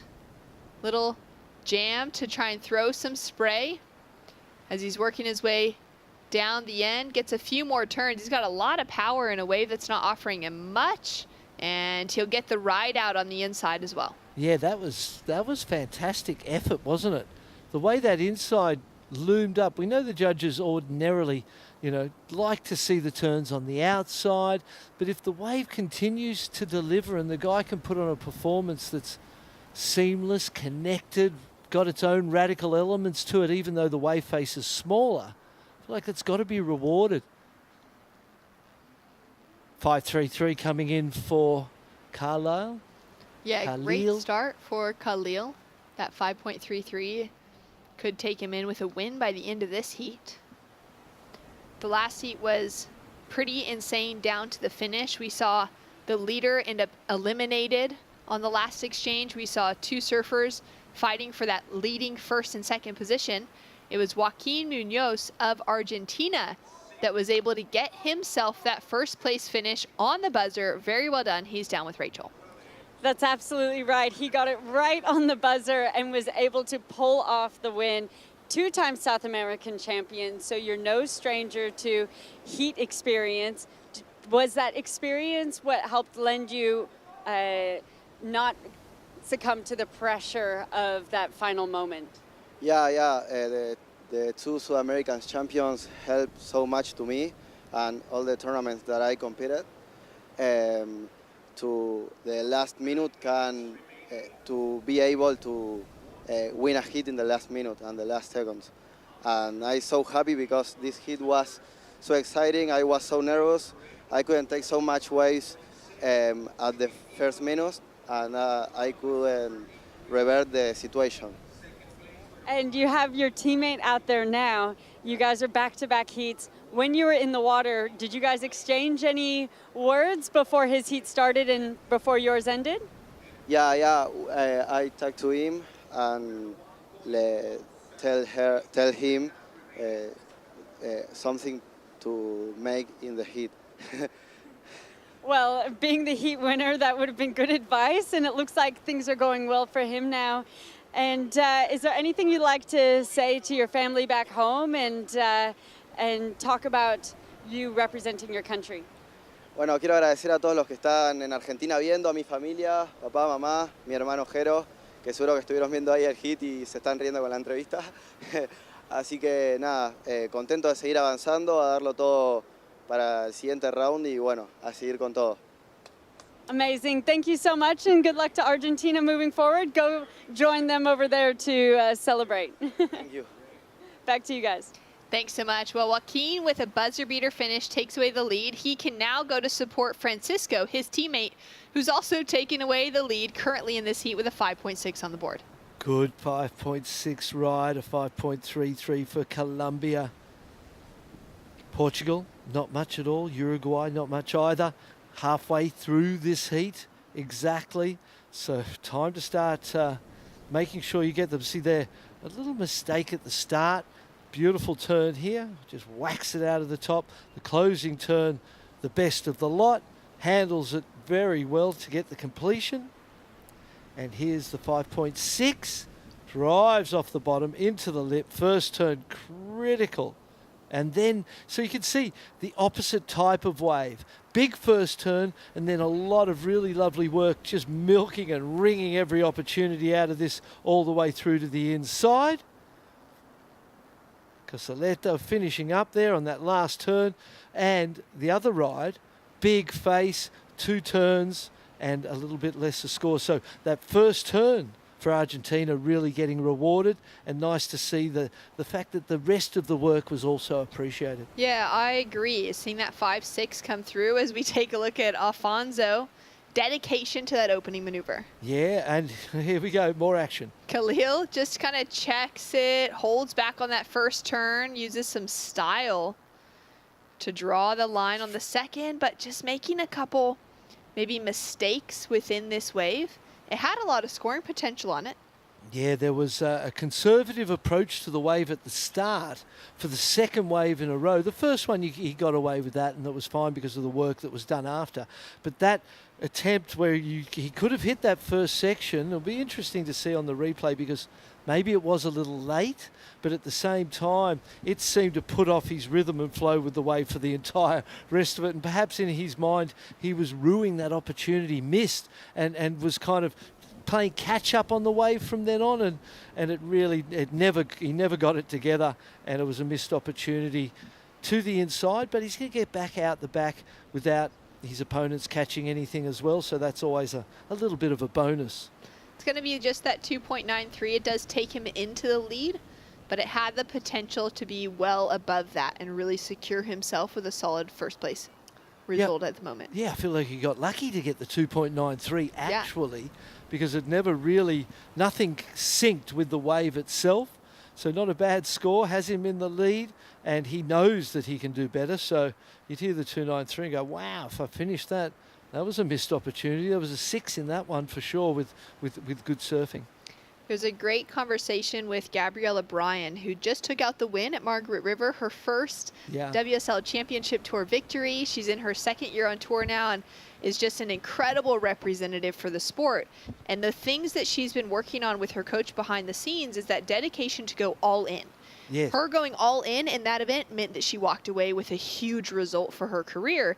And I feel like it's a great takeaway for so many surfers to go every single heat, paddle in, leave it all out there. Go absolutely all in on every turn, on every moment, and see what it turns out to be. Francisco doing well with this one. He's looking now just for a backup score. He's got that 5.6 on the board, which is already the highest, and just needs that 1.47 to make an improvement. And he's done that for sure. Yeah, I suppose the all-in concept is much easier in a 30-minute man-on-man heat than a 15-minute four-person heat. Or, you know, like the 15 minutes, going all in may mean that you don't get enough. Oh, look at this big section. Oh, great combination on the end. He's feeling stoked. And he's down into third, now chasing only a 3.87. He's going to get that. Now Khalil needs to go all in on this wave. Great opening turn, low and compressed. I love this camera angle just to be able to see that body positioning as well. Tags the finish and tries to get the ride out. He's sticking with it. And he'll get those first couple turns much better than that last wave for some improvement. Yeah, good way to bounce back too. You know, it can play on your mind when you miss an opportunity, and there's 3 minutes left, so you know time was flying by and you needed a second score and you've missed your opportunity at it. Great way to bounce back. Then for Alfonso, he's going into second or third, first or second, I would imagine. That looked like missed kind of what might have happened at the start, but the end was powerful. That's the type of surfing the judges love. Big closeout sections, commitment to the turn. And as you were talking about total commitment, that's what Alfonso did on that one. Out of Ericeira in Portugal, famous little surfing town there. Well, it was sort of the, I suppose Super Tubos, Peniche was the start. Then the event started at Ericeira and put it on the map. Then went to Nazaré, it got on the map. And now there's those 3 surf towns over there that are thriving off the back of wave riding. And, there's this amazing talent coming out of there. There's great events going on there, and it's slowly becoming a powerhouse in the sport of surfing. It's also a nation that's put in a lot of investment to host events like that, same as we see here in El Salvador. It's a national movement to celebrate surfing and to want the growth to be happening globally, but from their own waves, from their country. As we take a look now at Alejo, late takeoff into that one opening cut back, and he'll kick out quickly. He's in a pretty tough situation at this stage, chasing an 8.33, so he'll need either one exceptional wave or a couple to try and chip away at it, but the time is working against him as scores are in.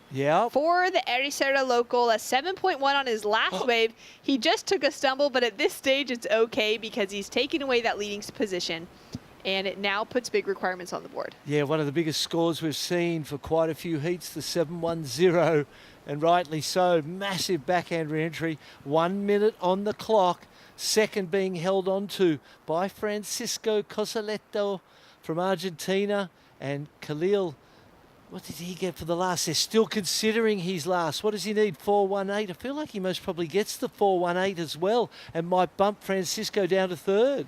And the requirement will definitely stay the 4.18 because Francisco has all scores locked in. You can see Team Argentina there just wondering, a little bit stressed because they also recognize that there was some quality to last of the Colombian. And the 4.18 requirement is not that large in the context of things. Alfonso with another score to drop as well, but we know that'll be a throwaway. It won't improve likely on the 4.40 with the fall. And we're just waiting with 20 seconds to go. Will Francisco be in position to get another wave? Maybe this little corner that's kind of popping up. He's looking to improve on a 5-point ride.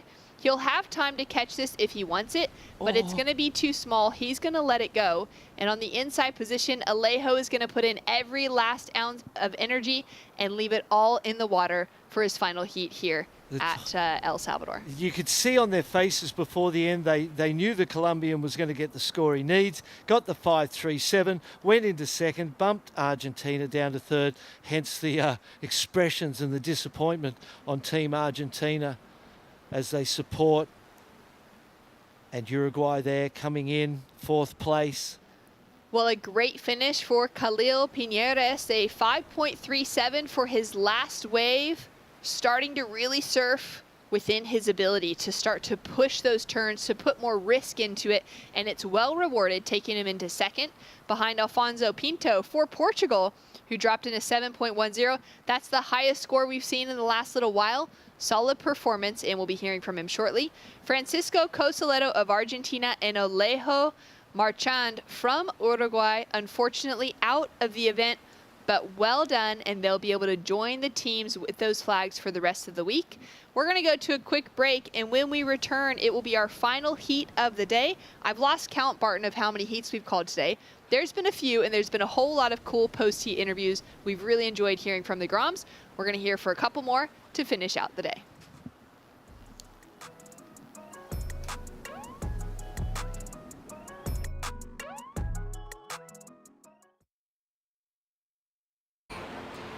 A right time to learn. A right time to try. A right time to fall. There's a right time to find your wave. And there's a right place to enjoy your passion like nowhere else.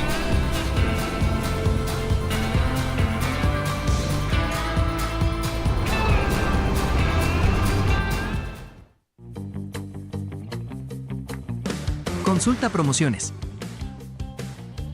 Disfruta de cable TV más internet residencial desde los 50 megas hasta los 1000 megas. Para más información, contacta con nosotros. Multinet, siempre que tú quieras.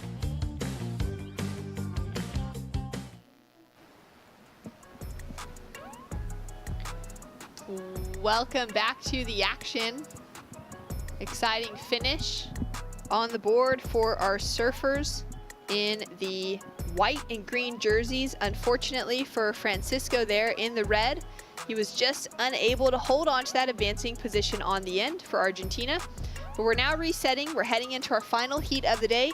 15 minutes on the clock for South Africa, Costa Rica, Italy, and Nicaragua to get those final few emptier waves before the pack heads out, the free surfs take place, and the sun goes down. Yeah, there'll be some surfers resting too because it's been a massive day. Luke Laprant up and riding for South Africa. His little sister Louise is also competing on the team. So great opportunity for the siblings to travel and get a taste of the waves here. Solid backhand snaps to kick off his campaign. Yeah, great surfing. Rode it all the way through. A little bit small towards the end there, but still getting good work done. And a 4.33 drops in for Costa Rica. Great start for Denzel Reyes out of Costa Rica. We've got Samuele Ricci of Italy and Rasti Hasso as well for Nicaragua out in the lineup. Decent size set starting to approach here. Looks like it's going to swing a bit wide though for where these surfers are sitting. Maybe farther down the right. We've seen a few more waves with scoring potential on that left as well, Barton, now that that tide has started to drain out. Yeah, the shape is kind of elongating. The water getting shallower. The waves feeling the reef more, putting some good shape in. And again, you know, honestly, I don't know if I'd be going left at this point in the event. Here's the 4.33 on the replay. First turn, beautiful. You can see he's got the Costa Rican colours and flag on the bottom of his board. That's a proud team member representing his country. And I suppose Carlos Munoz, the godfather of competitive surfing and free surfing there in Costa Rica. A lot of expats living there too. Taking a look at this opening wave for Luke, scores in as a 4-point ride. And that would be the size of the wave, you know, not so much an indication of the performance that he did, because what was there he did great on. But as you can see there, you know, waist high towards the end. And we saw in the last heat that 710 for two big turns on that right. And the big rights, the Wally big rights, are money all the time, pretty much. As long as they don't close out, there's enough time for two in them. That's where the biggest scores have come from. There are good lefts and good rights. That's why it's such a fantastic competitive location, because there's lots of opportunity. You can see the distance between surfers, and you know, you could be in any of those spots and a good set hit there and get a good score. So it makes for a really competitive but interesting environment where you need to have good positioning, good strategy. But the right-handers, the big rights that stay tall all the way, are where the biggest scores are. They just look like so much fun to be able to lock into as well. Ricci now up and riding. Bit of wobble on the face of this wave. He's doing well to keep some control. That was a wild-looking turn. I don't know how he made it out. Found the finish as well. Big, tall, powerful, passionate man. You could see the way he stood there at the end of that ride. It was a statement. And look at the energy in the paddle. There's some froth for you. That's what it takes. Determination just oozing out of Samuele Ricci. From Lido di Camiori. He's been surfing since he was just 4 years old. We already saw him competing earlier on today, so he's taken away one of those top two positions. Now feeling so stoked to have made these last couple turns. Couple double pumps at the bottom of that one, then a snap, and this is a big turn. Disappeared in the lip, but then he came. You could see how happy he was and how energized he was by the completion in that pump out of the bottom into the last turn. It was just full of fire. And then the way he paddled, you're like, whoa, don't mess with Samuele, man. He wants this. Also, the way that he landed so compressed out of that free fall and disappearance, he maintained control that entire time. There was no lack of control. It was just the kind of the timing with the way that the wave looked itself. Really good point, yes. A 6.33 puts Samuele into the lead for Italy. And as we wait for the rest of the scores to drop through, let's go down to check in with Afonso Pinto out of Portugal. 7-point ride took him through to the win. Thanks so much, guys. Afonso, congratulations. Now, we were just talking, you've actually been sick and surfing through all that battles happening behind the scenes. Talk to me about how do you push through that and not just win, but get a score like a 7 out there? Yeah, I've been sick for the last 3-4 days, stuck in the room. But it is what it is. I can't control that. So when I'm in the heat, nothing is happening inside my head. Just I have to win and catch waves and do my surfing, and that's what I did. And I'm really happy. Well, that's a really strong mental game you have. Now, I was reading into a bit about you, and you said that you stopped competing for about 2 years to focus on football and then found that you actually had the passion for surfing more so. What is it about your connection to surfing that had you come back to it and has you here standing now? I live in Irisara. It's the dream to surfers, and the ocean has been part of my life since I remember, so just that special connection. Well, that special connection has you pushing through sickness and in health to perform out there.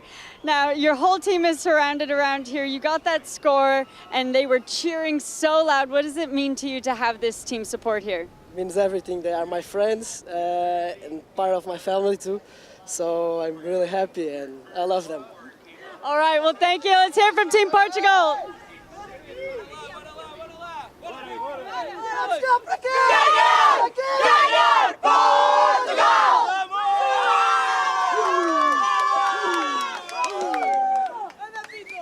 What a way to bring it all together at the finish of a day, Barton. Oh, your mates, your family, as he said, you know, you become, as a team, you become a family.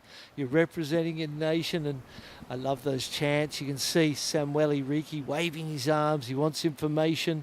Be stoked to hear you got a 6.33. Dexel during the interview. Dexel, you saw that long running left. There was some turns that kind of could have maybe had a little more arc in them, a little more punctuation, but in the end a 5.6 with the 4.3. Great start. Better to bank the 5.6 than to fall. Here it is on the replay. First turn, mid-face snap. You see that? Opportunity to go a little higher. Into the lip there was nice. Fast board. Here, a little short sort of jab of the lip. Here again, little short jab again into a nice closeout floater. We see the fins there as he steps on the tail and just holds the board up, kind of airdrops down, gets the completion, does the double fist pump, and the emotions are high here this afternoon. This is do or die, so rightly so. This is a very exciting way to finish things off. Well earned for Dexel to be sitting in that leading position of 5.6 and a 4.33. But for Samuele, for Luke, they both got scores on the board. They're now looking for those backup scores, and we could easily see those positionings shift around. Though Luke only has the 4 in comparison to the 6.33 and the 5.6, that 4 was surfed on a very small wave. If he gets himself on a wave of substance, he's going to be pushing those score lines even higher. As we're speaking of him, we'll take a look at him now. In that second priority, down the beach from the rest of the pack. Little red tape on the ankle to match the red jersey, and it doesn't look like it's harming him in the slightest. Precise surfing for the goofy footer as he finds himself on his forehand. Yeah, nice ride, nice first big turn. He needed it then. He's now got time to get back out and improve on the 4. That wave's going to improve on the 4 for him. Here we go. About time Rasty got moving. Yeah, we needed him to get a wave to get this campaign underway. It's just going to be a quick in and out. Closes down on him. He's super fast, super compressed. And, surfing above his age here in the 18s. Paddling. He's had a few surfs already coming into this heat, but hasn't been able to make the most of this exchange in particular. 4 minutes remaining on the clock. He is going to keep himself away from that leading pack, though, from where blue and green are sitting. And he's going to have a look at this left, taking off again deep, starting to just feel that pressure and that rush. Exactly. That felt rattled, didn't it? The way I mean, I don't even know that he was very committed to that. He just feels like he's got to get something. He knows there's 3:45 on the clock. He knows the time's ticking down. We can see here a full little paddle by first and second. Perhaps they're on their way to third and fourth. And to try, yeah, that's where they're going. And rightly so, mate. You know, this is an important situation. And if you've created a lead and you've got priority, there is absolutely nothing wrong. Look, he wants a situation update. He knows he's only ridden the one wave, so that would make you nervous. You go, I've got to get a second wave. The good news is he's got first priority and he's in the vicinity, even with the one ride of all his opponents. But he's when you've got the best and you're not best wave of the heat and you haven't backed it up and you're in third, that's nerve-wracking. Well, he's just dropped into third as well because Luke found himself that wave of substance, Yes. something slightly bigger, and he's got a 6.73 now on the board. Rasty up and riding on the inside section, goes to the air. I love that. Yeah, well, he has to do something. And Luke Lapront, it was powerful, that surfing. And the judges really appreciated it. I don't know that I saw that amount of points in it myself in real time, but then as I reflected, there was some real strong, powerful surfing. No nerves shown whatsoever. So, radical situation for Italy. 2 minutes and 30 on the clock, looking for a 3.6, having only ridden one wave, and it be the best wave of the heat so far. First turn. Drive, carves it all the way back. Beautiful, stylish. Into the second, flares it out of the top. So, and a little foam climb to finish off. And the judges loved it. 6.73. Where is the Italian? Paddling. Is it him? No. It's Denksel up and riding now for Costa Rica. The red, white, and blue on the bottom of the board. Surfing to try and improve on that 4.33. Anything he does with that's going to put more pressure now on Samuele up and riding. Only needs a 3.60. Very tall, powerful surfer, similar to Luke in the water right now. Couple forehand hacks, and he's going to lay it back to finish. He'll get the ride out of this as well. He's going to get the 3.6. Did Reyes in second improve his position on that last wave, Barton? He needed to improve on a 4.33. Last of Hasso went to the air, didn't ride out of it, but he's now putting it all on the line for the Nicaraguan. 17 years old, takes a dive out of this, and he's going to be in a challenging position to take an advancing spot.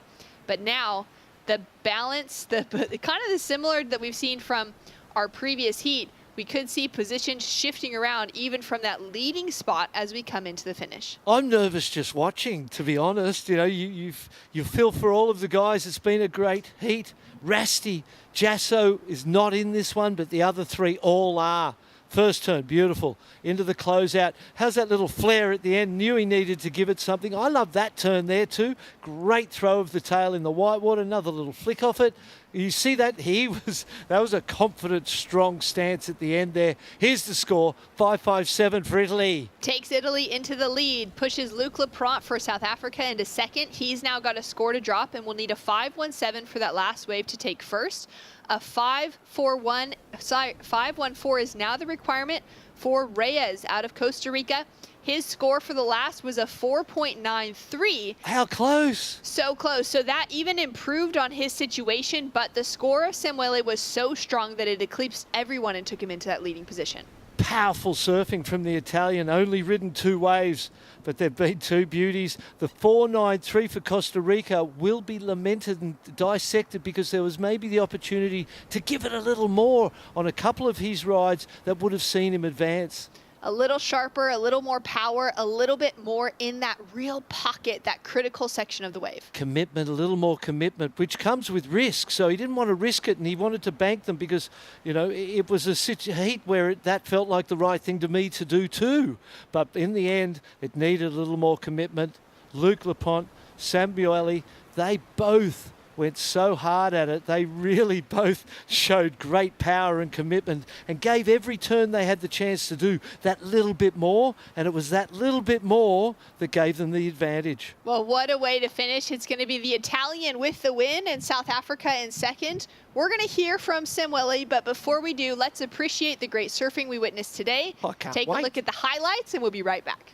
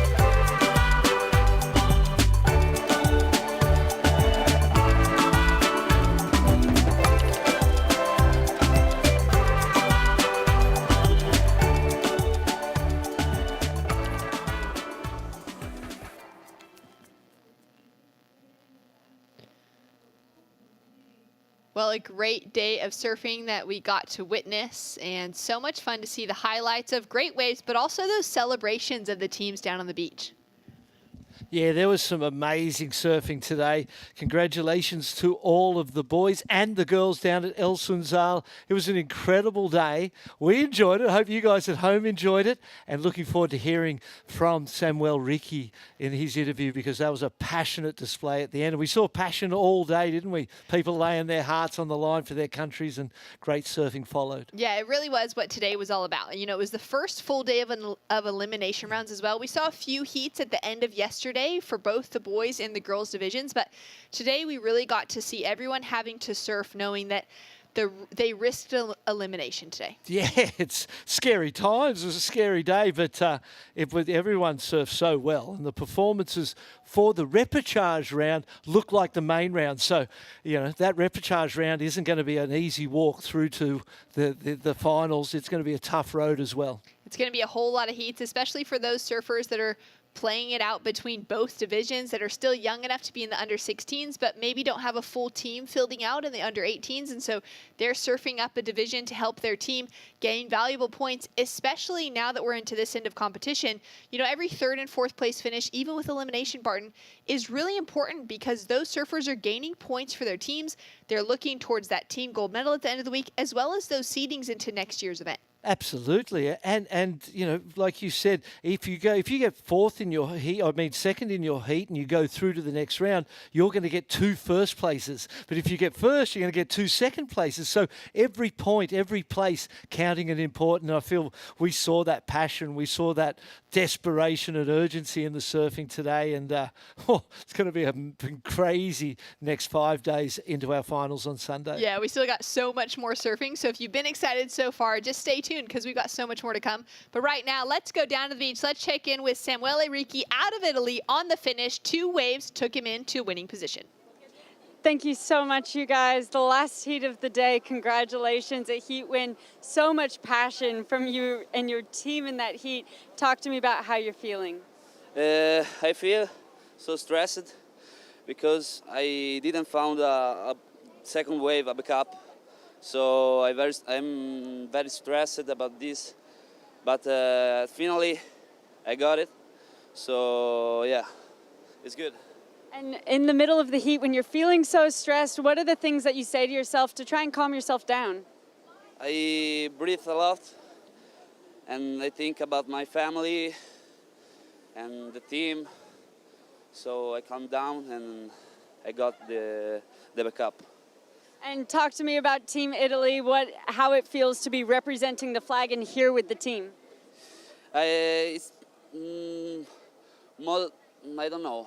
I don't know. Yeah, it's good, amazing. Yeah. It's an honor. Yeah, an honor. Yeah. Well, to wrap this up, is there anything you'd like to say back to all your family in Italy? Ciao ragazzi, un'altra hit è passata. Grazie per tutto e grazie a Jesus. E grazie al team, grazie a tutti quelli che mi stanno guardando in diretta, grazie agli altri coach, Nick, il boss Checco, Forza Italia, fino alla fine. Thank you so much. Back to you guys. Oh, well, I'm glad that he was able to tap into, you know, how to work out getting through that stressful moment, Barton. Oh, if I started thinking about my family and my team and all of that, it would just add to the pressure for me. But a passionate young man, you can see the energy and the power that he has. He's so powerful on a wave, and he did. He got that back up at the last minute, pulled it out of the fire, got the advancement, and congratulations to everyone. As we said, what a great day of surfing. An incredible way to finish things off. We'll be back tomorrow bright and early once again, 7 a.m. on the call. We're going to have split podiums between La Bocana and El Sunzal. The waves never seem to die down, though today was supposed to be smaller. It was still firing, so we'll be expecting the same thing tomorrow, and we'll see you guys then.